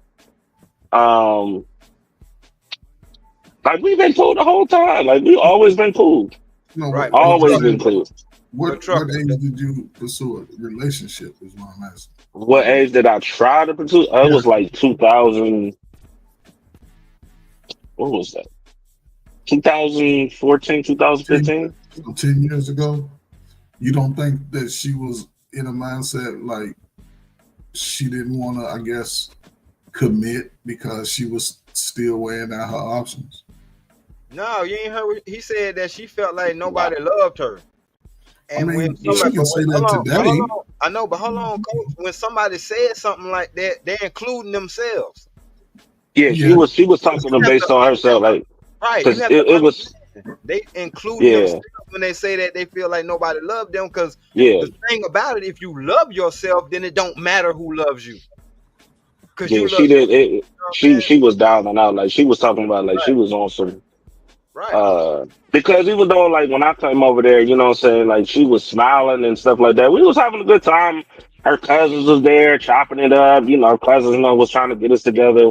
And we was cool. We was kicking in things like that. We couldn't took it that far. But it was just like she was like, I can't do it because she have a baby at the time? Yeah, she had a kid. She had a kid. Yeah. Yeah, she had a kid. So she was like she was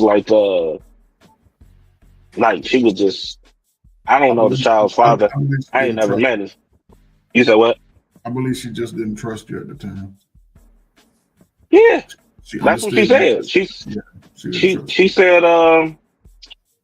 said because we was talking, she was like, Cause I'm thinking she with somebody. She like, nah. I'm like, what? You single? Like, ain't no. I'm like, well, what? She was like, well, these dudes always trying to be in a situation shit. And I was like, wait a minute. Is that why you ain't give me? That's why you ain't give me no play? Like we was dating, but you ain't taking any further. She was like, that's a little bit of it. That's what a trust in man. But she was like, mostly it was on me though, because I didn't have no trust. I didn't have none of that. Like I could sit here and smile, but deep down inside, I didn't want to drive you crazy. How old was her baby? At the time, Cam was A small baby. yeah, he was young. He was less like 4. Yeah, He she was might just 4. been still heartbroken. You know, heartbreak takes a long time for black people to get over. Yeah, he was 4. Postpartum too. People think Yeah. postpartum just be like when they be infants. Hell no, you can get postpartum when that baby turns 6. Well, I mean, she was. I ain't gonna hold you. I ain't never met the father, and all them years we known each other, never met her father, met the child's father, or even known like who he is or anything like that. But I mean, when I say she's a single parent, like she's a single parent. Like she don't Right. get no help besides from her In the mother. world by herself, and that's why Yeah, she feel like yes, nobody to love her. You know what I'm saying? yeah, That's what that yeah. It does. was. Yeah, so it was just like, damn. She was like, even though I know you wanted to, but and we, I just, I didn't want to, I didn't want to destroy your world. I didn't want. I knew I was gonna fuck it up. She was honest. I knew I was gonna fuck it up. Well, at least she was honest. Yeah, I gave her. Yeah, absolutely. It was just, you know, it was just bothering me because it's like, man, like, what have you really been through for you to get to that point where like you was like down and out? You didn't have no self esteem. You didn't. Even when I'm around, like you been smiling in my face when I was around, but when I left, you wasn't smiling.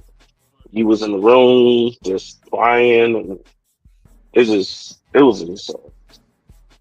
a test for that. I just Yeah, said that. that means that person was wearing a mask, and every time you left, they had to take that mask off.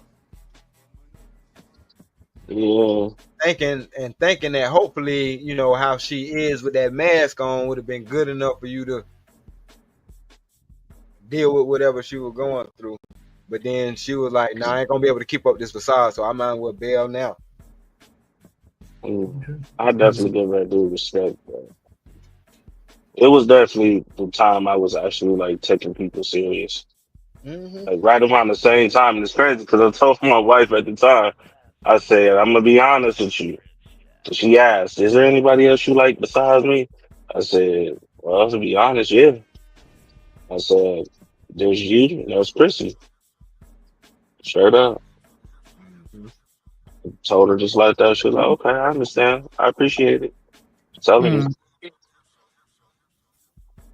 Let me give a shout out real quick to Set Media Reacts with the $2 super chat. He said, "Black women with the hard eyes, even though they piss me off." You know what? You know it.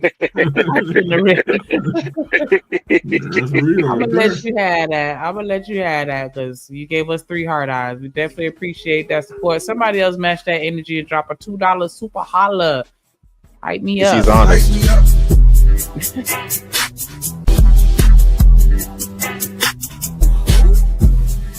On me, you the one. Ain't nobody fucking with.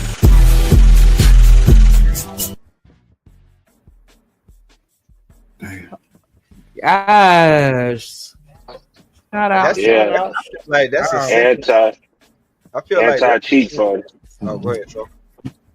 No, I was saying, yeah. Pay for that anti cheat fund. Yeah. Right. Yeah, we understand one of them. I feel like that sentiment that's in these spaces. I'm sorry, Shanique. Nah, it's just Trucker being a hater. That's all. I sure am. Sure am. I feel like a lot of this is the sentiment in the spaces. Like we love black women, but they piss us off, and it's not the black women, it's the behaviors. And I don't like the fact that a lot of these spaces get the criticism they get when they're talking about the behaviors as if that's the say they hate black women. It's not the same. Yeah, but I think, man, a lot of men be capping before they even come. Like I said, man, YouTube is a space where everybody's done been kicked down the road of life. I listen to stories, and everybody got a story. Everybody got most people tell a bad story about relationships that's happened in the past 5 years, 10 years, a year ago. And it's hard to really, I guess, break from that, because when everybody's just telling a bad story about the life, or some people just tell stories about the life they hadn't even lived yet. They living through somebody else's eyes and views. You ain't lying. It doesn't. It keeps you from really receiving your blessings sometimes. And most of us, we got family members that act like the women that we talking about we don't want to date. But a lot of dudes like toxicity because that's what they accustomed to. Yep. I go over nigga's house right now, and his room is dirty as hell. Apartment is raggedy as hell. He grew up like that. That shit ain't just happened. So to me, a lot of people just be rapping and capping, man. Niggas are new to getting some coochie. They got a little money now, and they want the woman to move like they want. But they still got to understand, I'm ugly to some women. So just because I got some money, all women ain't gonna like me. And just for travel once, you got to have at least 220K to date. Well, get with me. Other than that, Man. my house husband for life, baby. Travel is a cokehead. I got a couple of 20 rocks I can, lay out over the threshold for. You on that Wolf of Wall Street, just throw the whole goddamn bag on the table, drag her. Yeah, I can just, put a little rock trail down for like It'd be crazy to me having some of these conversations. I ain't even gonna lie. Because they be trying, they love to say, don't make it anecdotal. But it's like, that's the only thing that I have to draw from is my actual experience. I can't really speak about what somebody else then went through. Because like I said, it's too much nuance in what somebody else went through. It's details that I don't know. Right. That if I would have known, it would have been like, oh, I see why they made that decision. Without even thinking. You know what I'm saying? But it's like, damn, they don't want to hear from the people that got experience, but the people who don't get experience, they want to hear from them. Man, that's because they like to lie to each other, saying, these people, come on. Damn well, listen, you can have a man like Stan Archer come up here and tell a nigga the truth, and they will try to, for them to get better and do better, and they will shun that nigga. But as soon as that nigga start lying and beating that person's eardrums up with the bullshit, they're all on board. Yeah, they all on board. They got full attention now. Like that's what Charles did. That's why Charles don't like do what he do.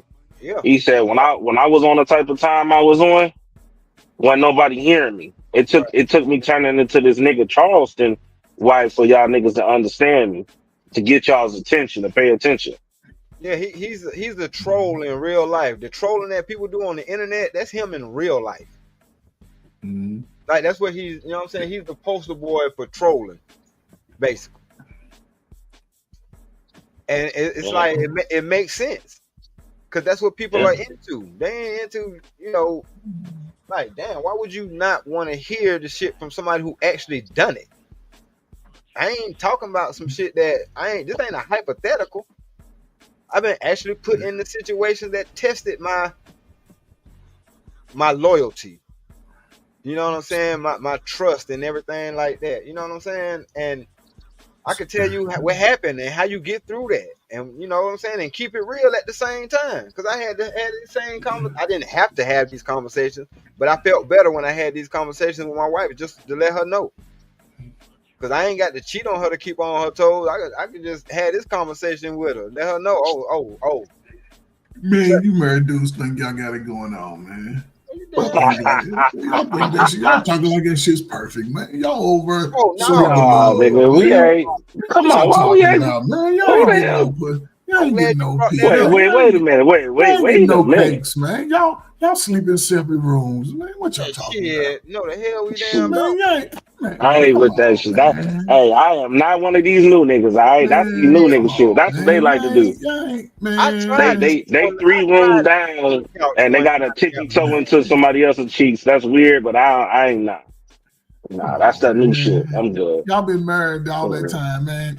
Man, come on. Man, you crazy. Lying Now like you trolling. Coach trolling. That's what they be saying, man. Y'all simps. Y'all simps, man. Y'all straight up simps. That nigga, that nigga actually told me I was a simp. I said, how am I a simp for spoiling my wife? What? I'm confused. You just simping. Because I'm like, nigga, that's my wife. I ain't never bought no female. I never bought any female anything. The only 2 women I've ever really bought anything is the wives. That's it. Well, that's it. I don't know. Trucker, man, you lying, man. That's why you be on the road, man, because you ain't happy in your marriage, man. You be on the road too much. Matter of fact, I take that back. I tried one time with a woman for Valentine's Day. I'm gonna tell you how fucked up this situation was. So I didn't do too much, but I did get her like $100 bottle of cologne, perfume. You know, just better than Teddy Bear, something simple. Brought it to her. You know, this bitch got me. I almost said we were. You did. Nigga, I swear to God, I felt like a duck when I did this shit, nigga. I swear to God. What she got you? Oh my. Nah, nigga, she did some kindergarten shit, nigga. She brought like this giant colorful poster board with pictures and shit on it. And then she was like, happy birthday. I'm like, what the I'm just looking at her like, bruh, you know how in kindergarten where they make you draw the cardboard, you gotta put pictures on it and shit. Yeah, Bruh, she brought nigga, she made a project. I swear to God, yo. That was the most duckful day I've ever had. I just looked at her like, oh, okay. All right. Yeah, Dang, never so again. she made you Bruh. something with the thought and the love and the time to glue them pictures to that board, and you just gonna dismiss her like it was nothing. Man, listen. If it wasn't for the job, I would have set that bitch on fire. I ain't gonna excuse my language. I would have set it on fire. Man, just I swear to God. For I swear to real, God, because I ain't listen. Call it what you want. All I said was, listen, just get me something nice. I ain't asking for like, give me some cologne or something. That's it. Nah, she got me a cardboard. She got me a project. I felt like it was a scientific project, and I'm bringing her this $200 perfume with other stuff, bro. God, Yeah, but that I was perfume sick. is gone by now, but that cardboard man. project that she made out of love, you still got that. Yeah, you still got No, that. no, I don't. I threw it right out that same day. I threw it right in the trash. Cold. Man, Yeah, right. I threw it right at the job into the call it what you want. Call it what you want. That was a lesson learned. I ain't gonna hold you. I tried it one time, paid the price. Never again. How old are you, trucker? How old are you? But Coach Bird, niggas don't want to tell that, but folks be afraid to tell that because they missed the perfect. Sound like he was in his 20s. I was in my 20s. I was 20. That was 2000. I think most men before 25, when they meet a woman, I was 29. They really want a quarter, right? You know, we think we know we got a Mac game. We want to take you to get something to eat, to the movies, to the concert. We want to do stuff to you that today on YouTube is corny as hell. Oh man, you can't do that. How you go? You know what I'm saying? But that's the way. I don't know. Listen, again, we say we ain't been taught nothing, but we still learn those things through people around us, TV, family members, and again, now that we are, say, most people on YouTube 35 and over, 40, when you've been through life, you have a little better understanding. Why is it so difficult for people to want to walk in those shoes today? Is it just because the women are just asking up front what they want? No, it ain't even so much as that. Asking up front is one thing, but aggressively begging is another. I mean, you know, black people beg, man. Shit. Nah. You know that. Now when you talking about, so now when you at the grocery store, you talking about, let me fill out that application real quick. And shit like, well, in order to fill out that application, I need you to pay $500 for this grocery food first. No, the hell I look like? No. Right. What? Wait a minute. I gotta pay for your food in order to get your number? No. What are we doing here? Like, just look at her feet, look at her fingernails. She got them booty digging fingernails. She got them old scaly ass feet. Look at them edges. That'll tell you all you need to know.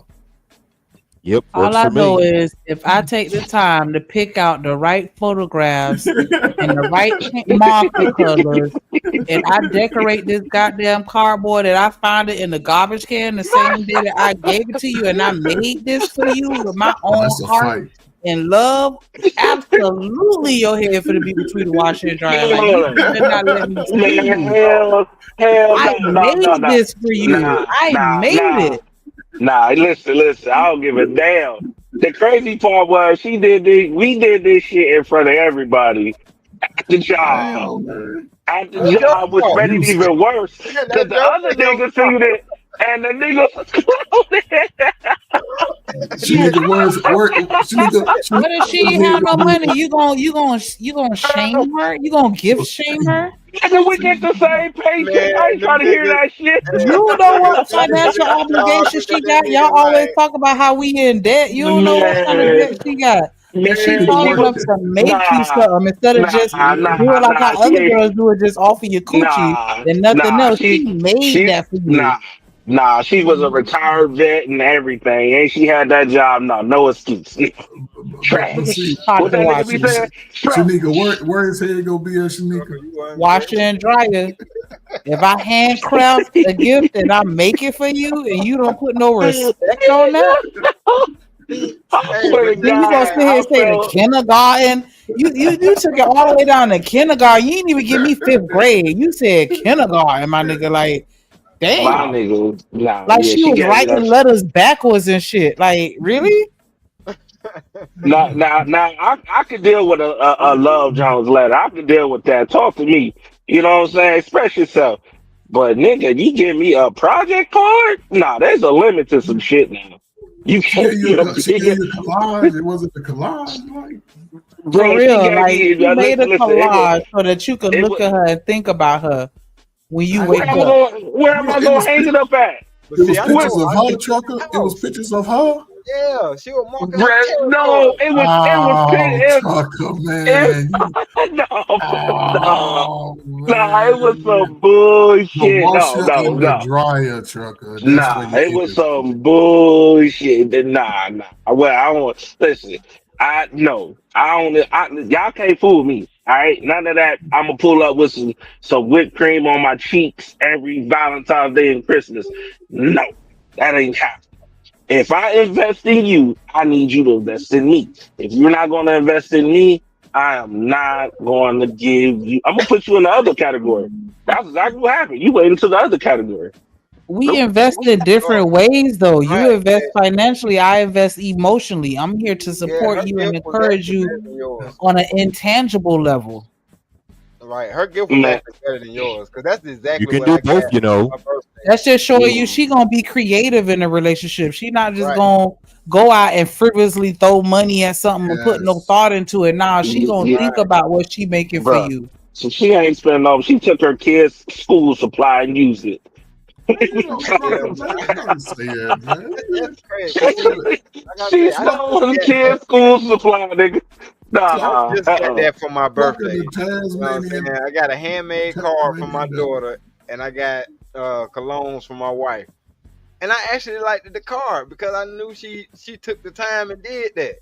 Thank you. Bro. She made that for you. Yeah. She made. She ain't no. He'll deserve nothing. No. Nah, contemplating we ain't on it. we ain't covering. We ain't covering for no strag activity. All right, that's out of the book. Okay, listen, it was like it was like a 36 by 36. It folded in half with a "I love you, you love me, we are best friends happily." And then it was like a photo of us, and that was it. I'm like, this big ass red cardboard, but like, come How on, old was niggas you? looking at How old was you? Miss? niggas was looking at me like, They laughed at nigga, your you ass. just I read. already know. Yeah, they like, nigga, you know it. They niggas looking at me like, that's what your goofy ass. As soon as I Bro, got to the that's line, because we don't listen. care. But bro, that's because we don't care. Like we, Look, of I think course you we missed gonna out on a laugh. good woman, man. You missed out on a We good did. woman, man. Of course For we You real, missed gonna because out. she laugh. was willing to put We y'all love on yeah, display we on that jealous big cardboard. You as were supposed to prop that up at your workstation hell. Real so talk. everybody could know what's up. Yeah. But Nah, bro, if And you just want leave to it go, there when you left nah, the job. you gonna Just leave it listen to there when you us. left. nah, I ain't Tell doing her no. she handmade you a card. Of course we finna tear your ass up. Oh, we finna jump on your Yeah, but I ass bet you arrest none of them today. homeboys was ready to top you off and eat your booty like she would though. But you concerned about what they talking Shit, about. You shit, concerned about what listen, they talking about. They not in listen, a relationship with you. listen. What's wrong with you? I Come on, nigga, what's listen. wrong with It wasn't. Listen, y'all don't understand. It wasn't. No, listen. It wasn't none of that. It wasn't none of that. It wasn't none of that. You know what I'm saying? Like it was awkward. It was just awkward as shit. It was just like, here you go. It wasn't all bad. You know, I made you something. It was just like, here you go.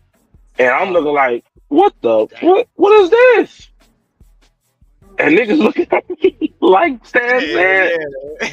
And then I got to the line, nigga, and then they crucified me. Yo, goofy ass coming up here. You can spend $200 on that perfume and shit. And she done brought you. She done All right, throw her kids okay, Chuck. supply. I get it. I get Goofy it Him now. over here ass. keeping tabs. Look at him Them I keeping get niggas it. I tabs get it got for now, a tit Speak. for together. tat. Hey, I got him at start you dollar women. for dollar Yeah. like I'm a No, 401k. I get it Niggas now. get the I high get it now. fiving each other and shit. Yes, Trucker, I get it now, Trucker. It wasn't her gift. Your ass was embarrassed. That's all. Mm-hmm. That's It all. was Because the you went gift. out. It was the gift. No, It was the Trucker. gift. If they would have said, man, she really put some thought in that, man, that's bomb, you'd have been like, yeah, man, Yeah, I man. need Nah, me a It is car. bomb, ain't it? nah, A Yeah, big, yeah. Them a niggas big, was nah, what she like, get, what nah, she get you, a niggas was 60 like, inch? What was that, this shit 60 cost inch? $2. nah. Yeah, they laughed at your ass when you got mad. Hey, Yeah, they was letting you have You it. could have had that in the back of your truck right now, just sitting up on the little, covered the window. nah. Nope, Oh man, nope, he was nope, mad. nope, He nope, mad nope. as hell at work for the rest of the day. Damn. Man, Really good man, trash. Like, nah. It was, bro. Like it wasn't like it wasn't. It was a quick. Here you go. It wasn't no like. It's different when somebody do it genuinely, but it Yeah. wasn't like that with her. It was like, here you go. You know what I'm saying? Like that. Like she I'm not was at supposed her to. You best know, Buy. like it wasn't no. It was all like, and then like throughout that whole situation, like us just kicking it, getting, oh, it was like nonchalant, nigga. Like, oh, so you trying to play me like I'm a peon? Okay, all right, got you. Went to the bar. We went to the bar, and I hit her I hit her with something sick in front of her friends. Something sick. Ooh. Damn, Trump. you was still buying that shit at the bar, Trucker? Hell I ain't get no, nah. that She happen. no, hell no. I wasn't buying. Now listen, I didn't buy her nothing. I didn't buy her nothing. I don't do that. No, no. But you know what I was doing? I was buying my own girls bottles. I was chilling with them. She on the other side of the bar with her friends. I'm chilling with the other girls. Trucker said the last dollar I spent on her was when I bought that damn perfume. It's a wrap. Yep, that was the last time. It's the thought that counts. Yeah, and he thought about cutting that faucet off. And so that's what he did. Trucker, that was cold. Nah, Hey. It's only cold to a person. It'd be different if it was cold. The person that was doing it out of respect and love. But She tried to play me like I was a peon. Nah, try to use that nigga. Try to use me and play me for a goofy nigga. Nah, That it collage ain't working like laminated? Trucker, was it laminated? that. No, I wasn't laminated. I was gonna say if it was laminated, man, you was wrong, man. Because she put some thought into that. Yeah. Yeah, if it was laminated, it probably would have been different. But nah, this was, bro. The pictures was on the back, duct taped up. Duct tape, duct tape, nigga. Like she made that like 5 minutes before she got there. She made that exactly. She made that shit the morning before she got to work. She made it in her car. Like when you forgot to do your homework the night before. Duct tape, nigga, I swear to God, yo. Every stop Oh she my got there, she God. put a little picture. Let me get this duct tape. Yeah, I got Bruh, nigga, I was like, nah, you not about to play me like that. That was the last time. Yeah, I take back what I said. That was bullshit. Put that shit together right in the vehicle, dog. Hurry up and put it together, wrote some shit, and handed it to me. I was like, was it in fancy handwriting? No, it wasn't no fancy handwriting. Talking about like calligraphy? Oh, hell no. It's real that shit. On the dashboard. I swear to God, dog. You know, you hold shit in your hand and write that shit on you while you hold it with your hand.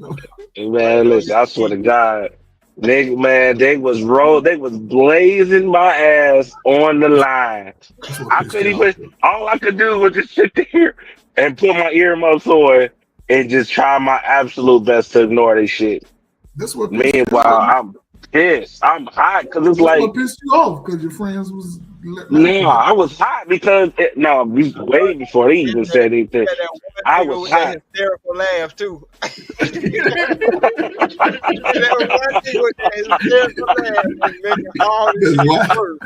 That's loud. That hear all over the whole warehouse. This loud ass laugh.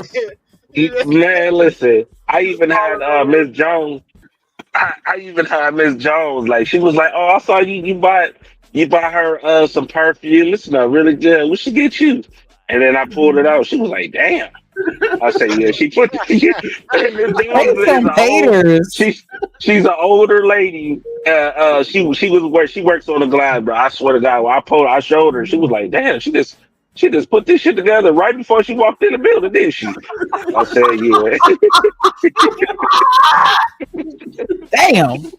Shout out to A-Dub with $2 super chat. He said, "Better make that cardboard art into a shrine. You better. If it's coming for me, you better. I don't give a fuck. Kindergarten or not, whatever." In the corner, put some candles around and some sage and everything. Yeah. She ain't there none of that. I would have loved, when a person genuinely makes some shit and take their time. Nah, she put that shit together like she was like it was the day of the last day on the homework assignment, and she put that shit together quick. Oh my God, sick. Oh, sick. Hey, at least she threw something together and then just say, "Hey, fuck it, I ain't got nothing." You know what? This is why I'm saying, defund the cheeks. Defund cheeks. This is some bullshit. This is some bullshit. Don't be making fun of me because I'm not as artistic as you want me to be. Okay, everybody can't draw. Right. Man, all right, okay. Let your piece, let your man come home with some shit where he sat in the car for the last 10 minutes and then brought it inside. Like, here you go, baby. And it's some printed off sheets with the screen with the little numbers on the printed pages. It's old scratched out birthday card from somebody else. I got your name on it. Damn. Everybody looked at it and felt bad for you. Oh, sick. It was embarrassing because it was like everybody knew, like, oh yeah, she tried to play you like you a sucker. I was like, ooh, okay. You said what the white people say? Yeah, what they say? Oh, Mr. Tyson. this stocky white dude. He was like, man, I wouldn't accept that shit. Damn. Okay. Now I have to concede. I wouldn't accept that shit. Mr. Tyson, man, he was 100. He said, I wouldn't accept that shit. That's crazy. Yeah, what crazy? We went to got her some cologne from the mall and everything, and she Yeah, brought you back Macy's up. and everything. You went to Macy's and everything, didn't Yeah. Yep. I did a gift exchange on the job, man. Why some nigga gave me a used bag? It was cool though, because it was a great life lesson. Don't invest into bad property. Don't invest into don't invest into women that's not going to invest in you. Exactly. So that was a big lesson. And it worked out well for me. Because I think even edible arrangements will do like a last minute same day delivery. You just gotta pay a little more. Bro, she wasn't doing none of that. She wasn't doing none of that. Well, Edna, Ooh-wee. I tried to defend you, but I can only do so much. Man, listen, we she couldn't definitely get pulled. Cody and Trevor on the board when they saying hell nah. There's nothing I can do about that. You can't even get the white people on your side because they usually they're way more understanding than we are when it comes to stuff like that. And even they wasn't having it. Yeah. Yeah, the white man, Mr. Tyson, man, and he pulled And you that said she was wallet. retired, so I can't even say blame it on, her frontal lobe not being developed. Like, I have no lifeline. You gave me nothing to work with, Edna. She was a man. Oh, That walk, and we had to walk around, the warehouse. You had to walk around in the lines, green lines and shit. And I'm just walking down, just holding this big ass cardboard, walking about 40, 50 yards to the line, putting on my gloves real slow. Niggas is walking past me, just shaking their head. I can see it at the corner of my eye, but niggas is shaking their head. Asian men shaking their heads. I might put that in a movie. That is terrible, bro. Sick. Every step that you took, sick. You felt stupider and stupider. Every step. Sick. Dude, it was sick. I ain't gonna front. That shit was so. It was already embarrassing the fact that you try to play me like that, but to see the other people's face added on before I even walk down the line. Yeah, they were disgusting. Sick, nigga. Niggas is on my man. Listen. Not disgusted. Disgusted, dog. Listen, I swear to God. What up, India? I worked in my section. I worked on the sunroofs on the Hondas, right? Mm-hmm. So I had to deal with the hot glue, and I'm putting the drain cup onto the rail at the same time. I'm moving slow as shit. Like, they had to shut down the line like 4 or 5 times. That's costing money. I was fucked up that entire day. I was fucked up that entire day. I ain't gonna front. I was salty. Can't get right. Oh, salty. Drove around Columbus, listening to EPM. I'm begging driving downtown to Columbus, listen to EPMD, nigga. Sorry. Yeah, I would have made fun of you for the rest of that shift too. I ain't even gonna hold you. Oh yeah, I don't expect nothing less because I was her done the being same grown, day. like come on now, you. Be fair, She would have been better off just saying I forgot and got you nothing, or waited till the next day and got you something half off.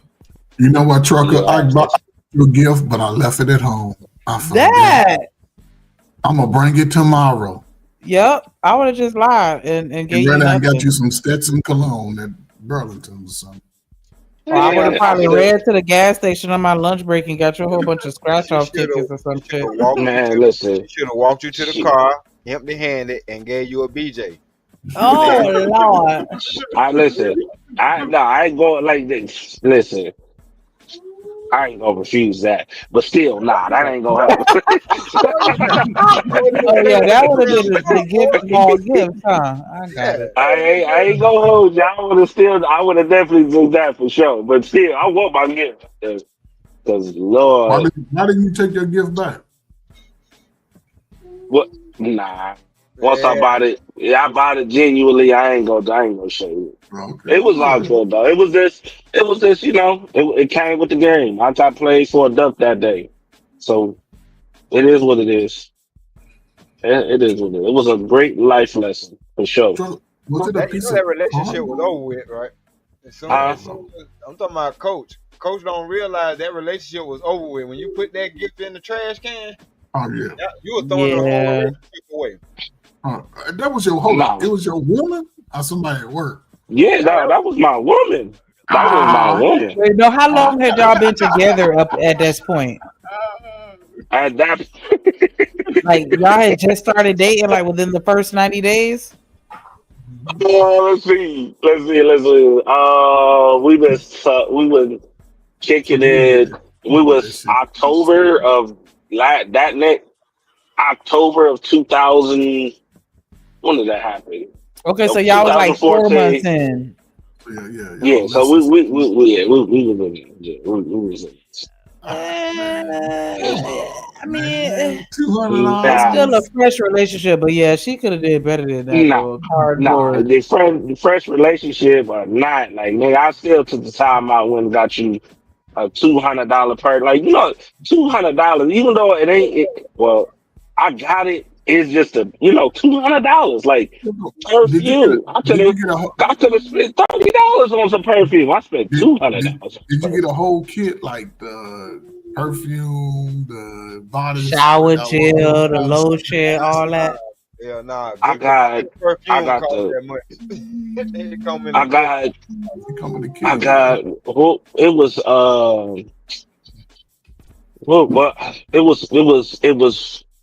it was nah, it wasn't no white diamond. It was like a Versace it was like a Burberry, like women version of Burberry. It was just like, and it was more than one bottle, y'all. Just understand, it was more than one bottle. Yeah, it was like a 3-bottle set.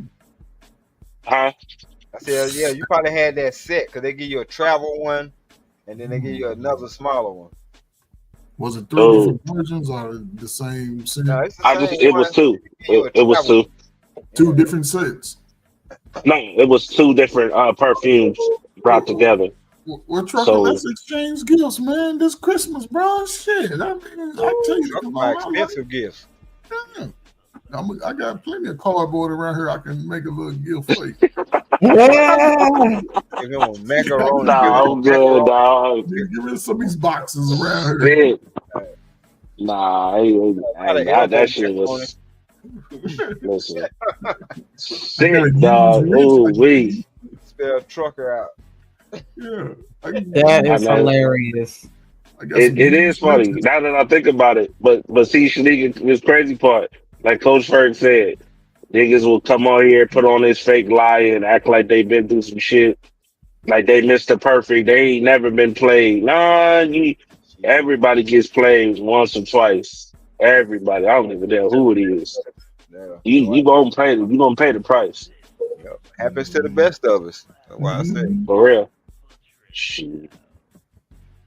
They just want to tell the glory story. They don't I don't know. Maybe we could. Oh, go ahead, Shanika. I'm sorry. Oh no, I was just gonna say maybe we could set a standard, like maybe $2 for every year that you have been on this earth. So if you at least 20 years old, at least spend $40 on the gift. Like 40. I don't know. Yeah, Shit, you know what you can do with $40 with? Shoot, man, listen, the cologne sheet for $40, man, listen, you can get some good stuff for $40 for some cologne, right? Real talk. Coach said, nah. What? You don't think? Man, listen, go online right now and look at some, bro. Some cologne you can. No, Last time she bought me a Burberry men's cologne for $30. They got it like that. Yeah, You can buy the little. You can get yours for $30. What size was the bottle though? Because it sounded like it was smaller than 3 ounces. It was a nice size bottle too. It was like 2.75. It was a nice size Okay, bottle. yeah, that was decent. Yeah, it was a nice size. I was surprised. Like, how much you pay for this? $30. I said, I need you to order more of these. I said $30 because I know this bottle, Burberry bottle, just is like $100 just alone. It's probably more than Yeah. that now. Where So are for you? that I wonder where she got size, that from. it was. I'm gonna ask for the website. I know she got it online. Yeah, Yeah, you can order them online. I can tell you a website where you can get almost every cologne at a discounted rate. It's called fragrancenet.com. I figured you was gonna say, yeah, There it because is. I That's do it Fragrance right there. Net and That's what it Perfume is. Mania. Yes. Yeah. Coach Ferg just said it. Fragrance. Yeah, that shit right there. Fragrance Net, they Yep, do be having some decent sales on there. I ain't gonna hold you. She got it off of there. Yep. That's what one of the gifts that I got. I got a Macy's fragrance the sampler thing. It had like 40 different fragrances in it. Oh, you did say. Hey, yo, I seen that before. I seen that before. Yep. Yeah. From everything from Burberry to Careful with Cardi. that shit next time. Yeah, Yeah, that's the we want to I test like something the out. little samples. That's Yeah. personalized. I take it every time I go to the base. I grab about 5 or 6 of them with one scoop and keep it moving. You know what to buy without having to buy. Yeah, and they give you a decent amount. Like it's not like 2 sprays and then you through. Like they give you, or at least the ones that I'm used to getting, like they give you a nice little tube of it. Like, okay, thank you. Yeah, them things are amazing. I'm trying to tell you, and they last too, especially like when you not wearing it on the regular, but you just wearing it on special occasions, or like you going outside feeling great, or they last for a long time. They last for a long time. I'm gonna shut up after this, man. The best cologne I bought, and they don't even sell it no more, man. Probably never be able to get it, man. That Puff Daddy 3 a.m. Let me tell you something, man. Oh, I ain't gonna lie, man. First time I wore that, man, hurt somebody. I almost was in the situation we was talking about earlier, man. I don't know if I was going to be emotionally cheating or physically cheating without the way I was getting reactions. Okay. And I bought it almost 10 years. Is he in there? So be careful when you wear certain scents, because if it smells better than it does in the bottle on you, you could be in trouble. You might be, but it got to match it. Well, it got to match it you though. Well, I'm it clean, smells like man. you know how it is. Like if certain dudes wear a certain type of cologne that don't smell good, but it might smell good on somebody else. Yeah. Those are the dudes that be a little musty. Those are the dudes that don't really clean themselves, exfoliate their skin. It just don't mix with they natural chemical. And they might oils. drink a lot. They might drink a lot. Might be All that. that come through your pores. So just clean your cells and you'll be all right. And let your skin dry before you put cologne on. You don't want it to get into your skin. Let your skin get dry, almost ashy. Throw your little lotion on, then put your cologne on top of it. You'll be straight. Wait, I gotta have my body works cologne. You say Bath and Body Works? Yeah, or you can melt the Vaseline and spray the cologne in the Vaseline and let it cool up, and then use it and mix it. Oh my god. Oh yeah. Oh yeah. All you gotta do is get a little bottle of Vaseline, melt it, spray as much cologne in, not too much, but just enough, and let it cool off. Mix it up good, let it cool off. As soon as you go to take some of everything, it does not disappear. It smells exactly what you got. Yeah. I use it all the time. It smells really good. Yeah, I might do that with a couple of these samples. Thanks. You looking like a nice Real old tough. greased monkey. Hey, don't be hating on the Vaseline now. It does wonders. No, Vaseline is shit. Like greased monkey. Just because it got you shined up like a butter biscuit, nigga, that shit don't apply with us. That only apply to you light skinned folks. Y'all the ones that be out there shining, right? It look good on the brown skin, you know what I'm saying, dark skinned brothers. That's all I'm saying. Yeah, I make it. I like to shine, boy. Shit, I ain't gonna lie, I'm be shining tomorrow. I feel you. Ain't nothing wrong with that.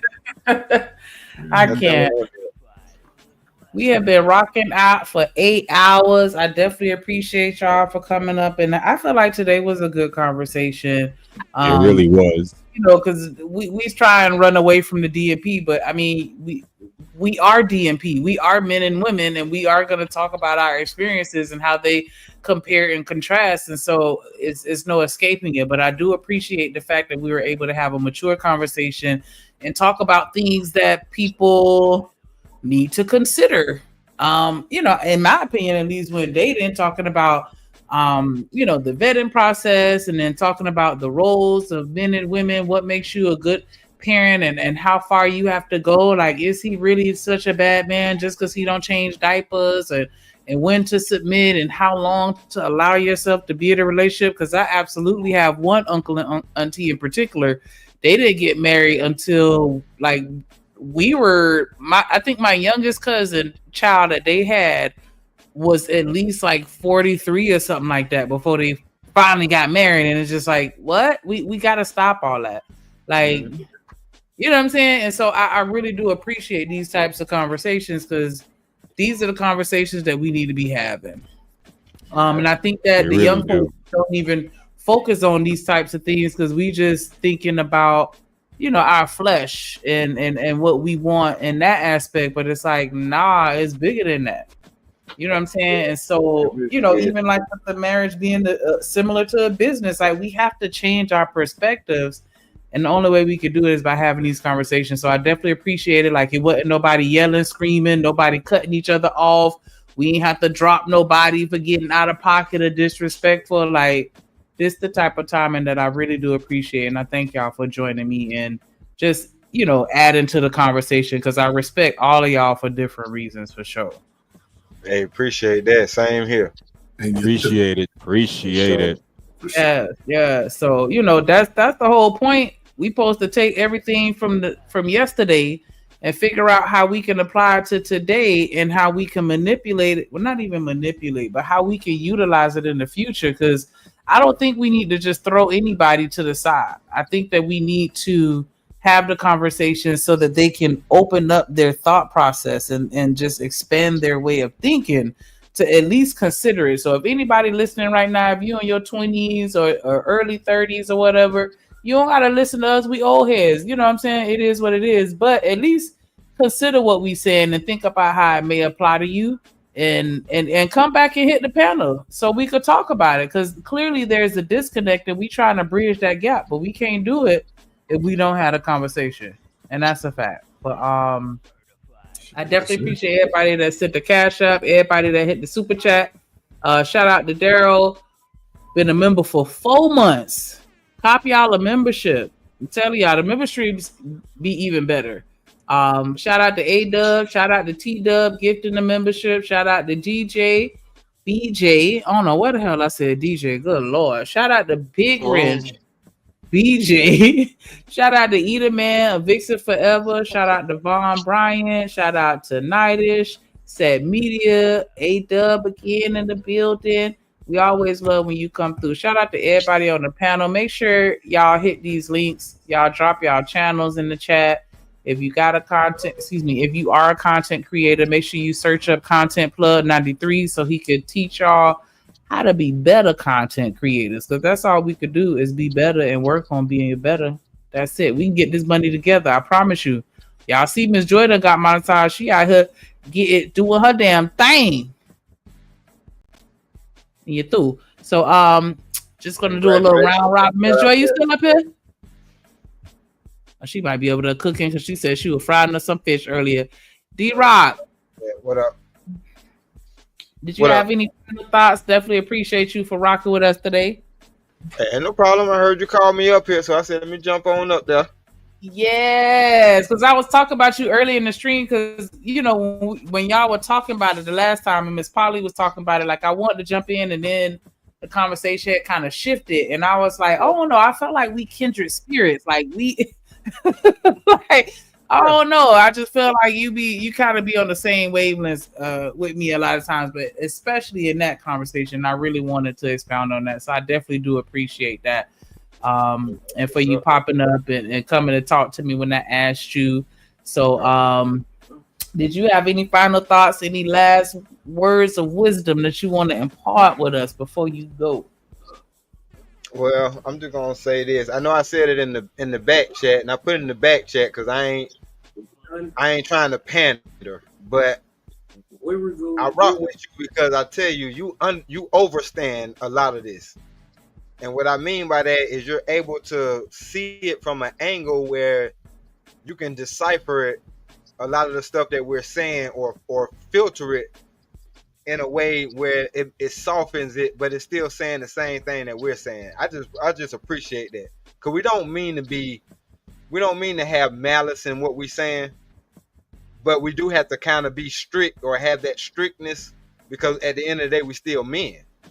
You know what I'm saying? We still carry that last little bit of essence of that real men that people talk about. So it's gonna come off harsh. It's gonna come off like that James Evans. You know what I'm saying? But we don't mean no malice. We just trying to fix this community, because it look bad out here for us, and we don't like the way it's looking. And I don't think it's fair for me to just sit back in my not perfect relationship, but it's pretty damn good. You know what I'm saying? And just sit back and be like, well, I'm good. Everybody else just need to figure it out. No, I should be able to impart some of the stuff that I've learned over the years. Yes. So appreciate you for having me. I appreciate you for that, because we definitely need more men with that mindset. Like, we can't, I mean, yeah, we do need to focus on ourselves so that we can lead by example. But once you get where you're trying to go, or at least if you're on that pathway, because we're all a work in progress, but still, like, each one teach one. Pull one person up under your wing. That's it. I ain't telling you to change the whole world and be out here starting a million man march and doing the most. I get it, you know, but at least one. Right. Pull one up under your wing, because yeah, we need it. Because, you know, then they're gonna be wait a minute. Yeah, we right here. They here. Right. Because that's the thing that I don't understand when people be talking all this trash about men.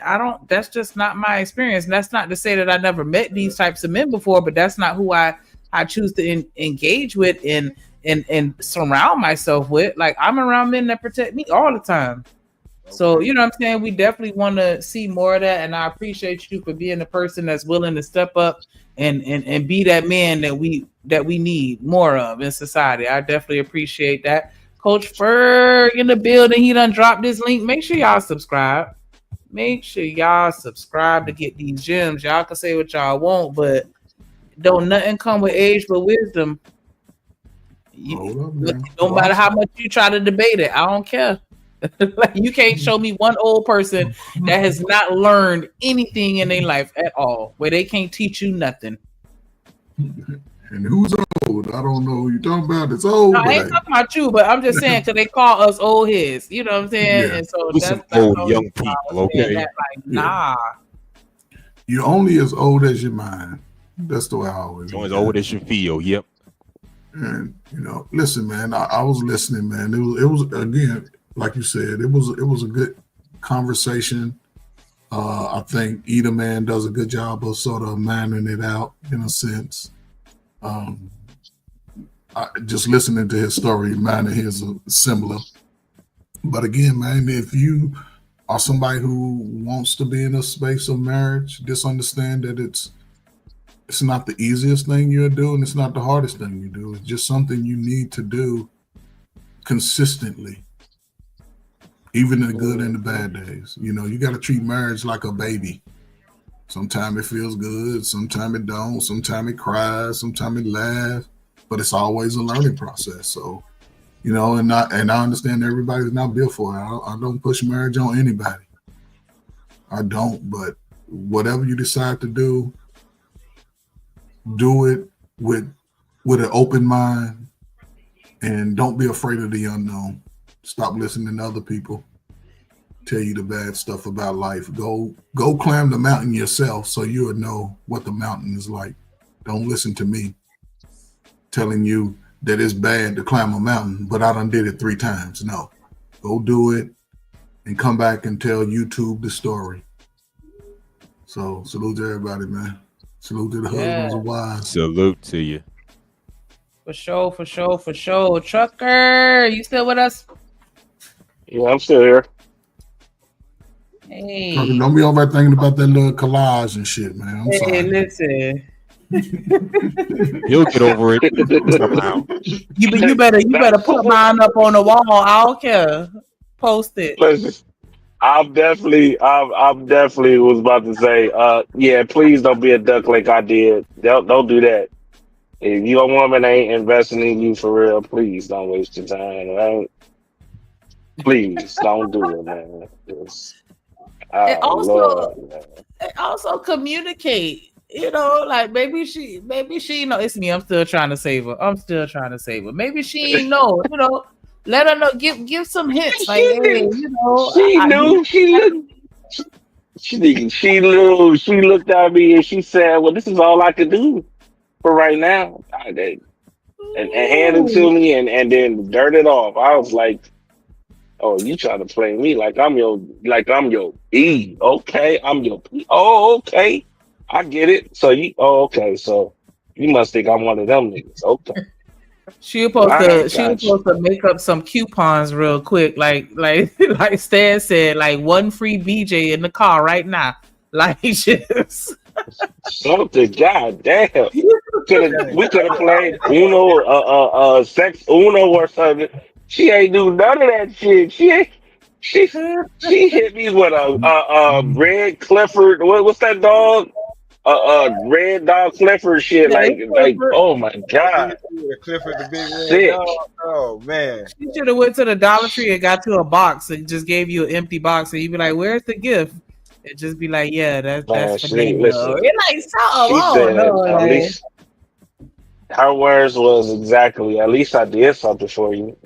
Did what? What? Nigga, what? I said, okay. Yeah, that was the icing on that nothing ass cake. Yeah, go ahead and throw it on in the trash, man. I'd have flung it like a frisbee after that, like man. Yeah, Man, listen. I would have tried to get her a paper cut with that cardboard. Now you understand why I'm just sat there like, okay, all right, walking down the Green Mile with my head down, threw that right in the trash so she could see it. I know she saw it. Threw it in the trash right there. My boss Tyson was like, man, I wouldn't accept that shit. Damn. I wouldn't accept that shit. Then you see it in the cardboard. They done threw coffee grounds on your picture and shit. Like, damn. Soda and all kind of. Man, you can't even pull it out the garbage. Old to peanut save butter it. and It's jelly. fun. Somebody threw the half a peanut butter and jelly sandwich on there. I ain't gonna hold you. Other trash cans got trash in it. Just that one. Listen,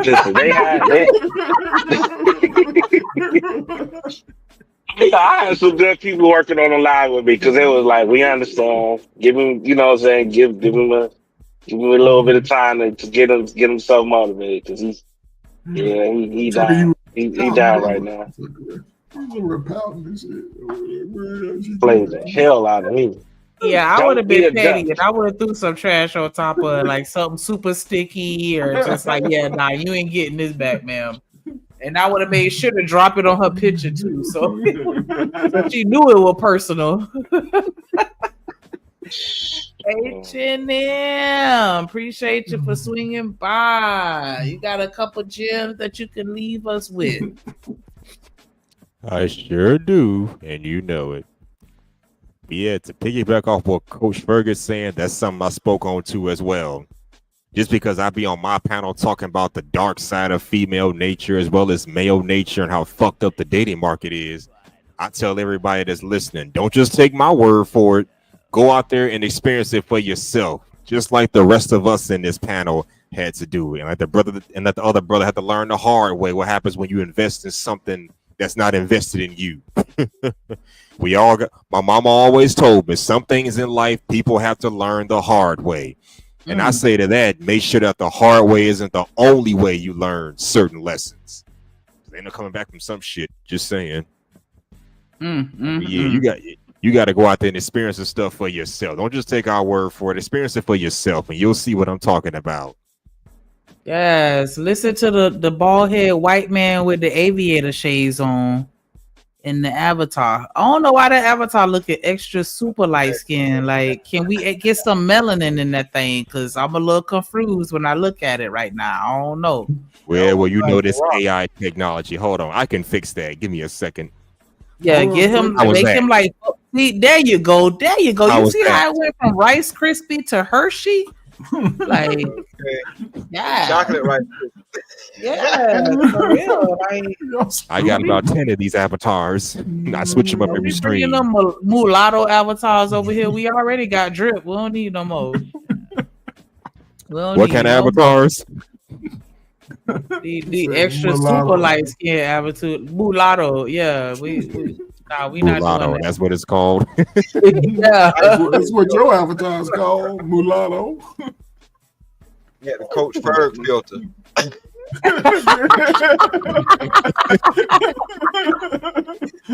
For real. Like, what the hell? This avatar is close to what I look like. It's For close real, enough like, for who- imitation to be. Who was that other nigga? Like, we don't know who that was. Like, no. He not invited to the cookout. But yeah, it's always, it's always insightful just to get everybody's different perspectives. So I definitely shout out to Eater Man, Polo. I don't know why my mind is blanking out right now, but I just remember them and their perspectives on things definitely changed a few ways that I consider certain things in my mind too. So I learned today, if you ain't learned nothing, you're dumb. That's all I can say about that. If you couldn't pick up one thing, you're gonna have to go back and rewatch this stream. If you can't tell me you took one nugget, that you ain't take one nugget from anything that anybody said, you missed the boat. And that's the thing. Like we listen so defensively, we just waiting to argue. You gonna miss it. And then you wondering why ain't nobody teaching you nothing. People are teaching you every day. You just missing it because you too busy being combative and wanting to do the what about isms and nah, it ain't about that. So open your ears, clean the wax out, like my mama say, and catch this game. Because I'm telling you, this shit is the same shit that's been going on and will continue to go on, even with social media. Y'all think that really made a big difference? No. Not You really. still got people simping. You still got people, chasing, crashing out. All that shit is still happening. Exactly. You know what I don't understand though?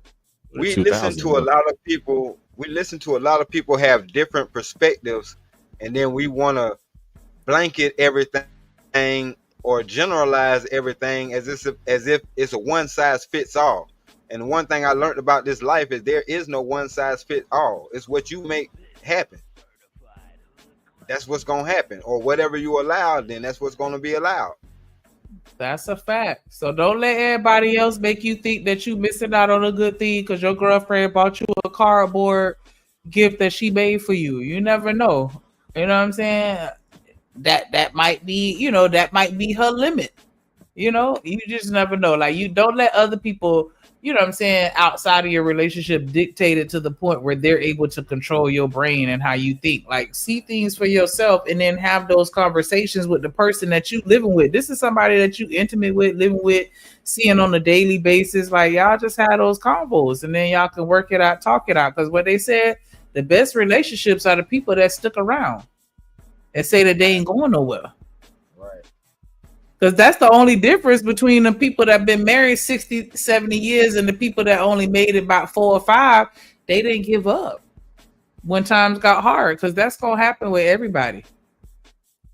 Yeah, I told you that was my actual revelation when I realized that this is what love is. When I looked at my wife and I realized that, damn, this is the last woman I'm going to be with until I die.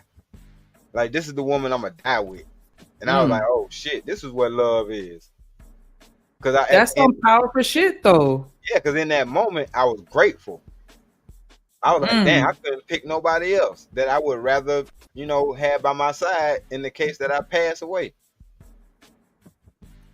And that's when I realized that this is what love is. All that other shit was puppy love. Yes. And you chose that. It wasn't like you were forced. No shotgun wedding, none of that. That's who you chose. So that to me, speaks volumes already. Like I chose you, and I'm happy with that, and I don't regret it, and I'm here forever. Yep. But I also know them. I also remember the moment that she chose me. Mm. And this is why I have something to say when people be talking about struggle love. It was actually during the situation where it was struggle love, but it wasn't because I put us in that situation. Like, her mom passed away, she lost the house, and they was in $1 million worth of debt. So when you know what I'm saying, when I came along, it was a situation already, but I got us out of that situation, and we was there together with each other, and she saw that, oh, okay, this is somebody who I can depend on. So I can relax, I can be submissive, I can cooperate, because I seen in real time him showing me going from nothing to something, or not letting the situation break him. You know what I'm saying? Because I didn't ask for that situation or call for that, but that fell on my shoulders too, because we was together. We wasn't married, but I already decided that this is going to be my wife. So that's why I'm like, when it's a lot of nuance in it, it's a lot of nuance and stuff. Absolutely. That's always going to be the case in every situation. And that's why, even though, like you said, people try to do these blanketed, formulas that's supposed to work for everybody, you got to take everything with a grain of salt. And, when they give you that sandwich, pull the meat out, throw the condiments to the side, everything that you don't like pickles, throw the pickles out, but keep the rest of the sandwich and just figure out, what works for your palate and what works for you as an individual, and then what works for you within the confines of your relationship, because it's always going to be an outlier or, some type of situation that makes your situation different from others. Because I think we kind of get caught up in that there's nothing new under the sun and we all go through the same things. And it's truth to that, but not exactly, because your mama could be a crackhead and my mama could be a super crackhead. So even though we both had crackhead mamas, our experiences are still totally different, because your mama was functional and mine wasn't. Right. You know what I'm saying? And so it's always going to be, differences even within the similarity. So we definitely can't always just be like, nah, what's the cheater? Always the cheater. What's this? Or, whatever the case may be, like, nah, that don't work. Because that's why I say it wouldn't be no redemption if that was the case. Exactly. That's what I was saying. Like, yeah, that means we never grow up. We never mature. We never learn from our mistakes. We don't become better people over time. Like, we got to give each other grace, man. Yeah. Nobody's perfect. Nobody. So you can sit here and look at this one person and be like, hell nah. Then you going to leave him or her and then go find somebody else, and it's going to be the same bullshit or maybe even worse. Yep.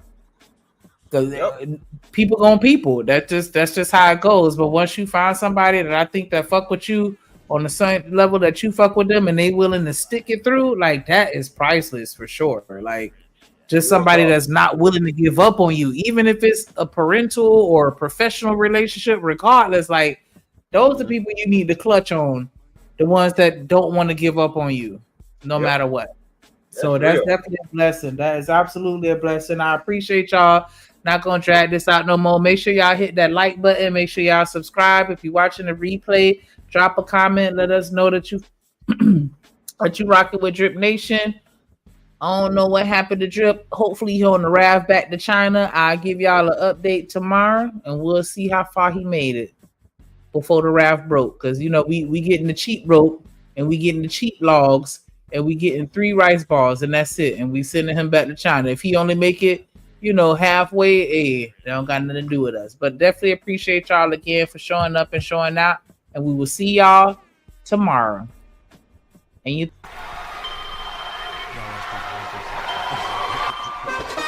Drip Nation, let's go. Coming to the stage.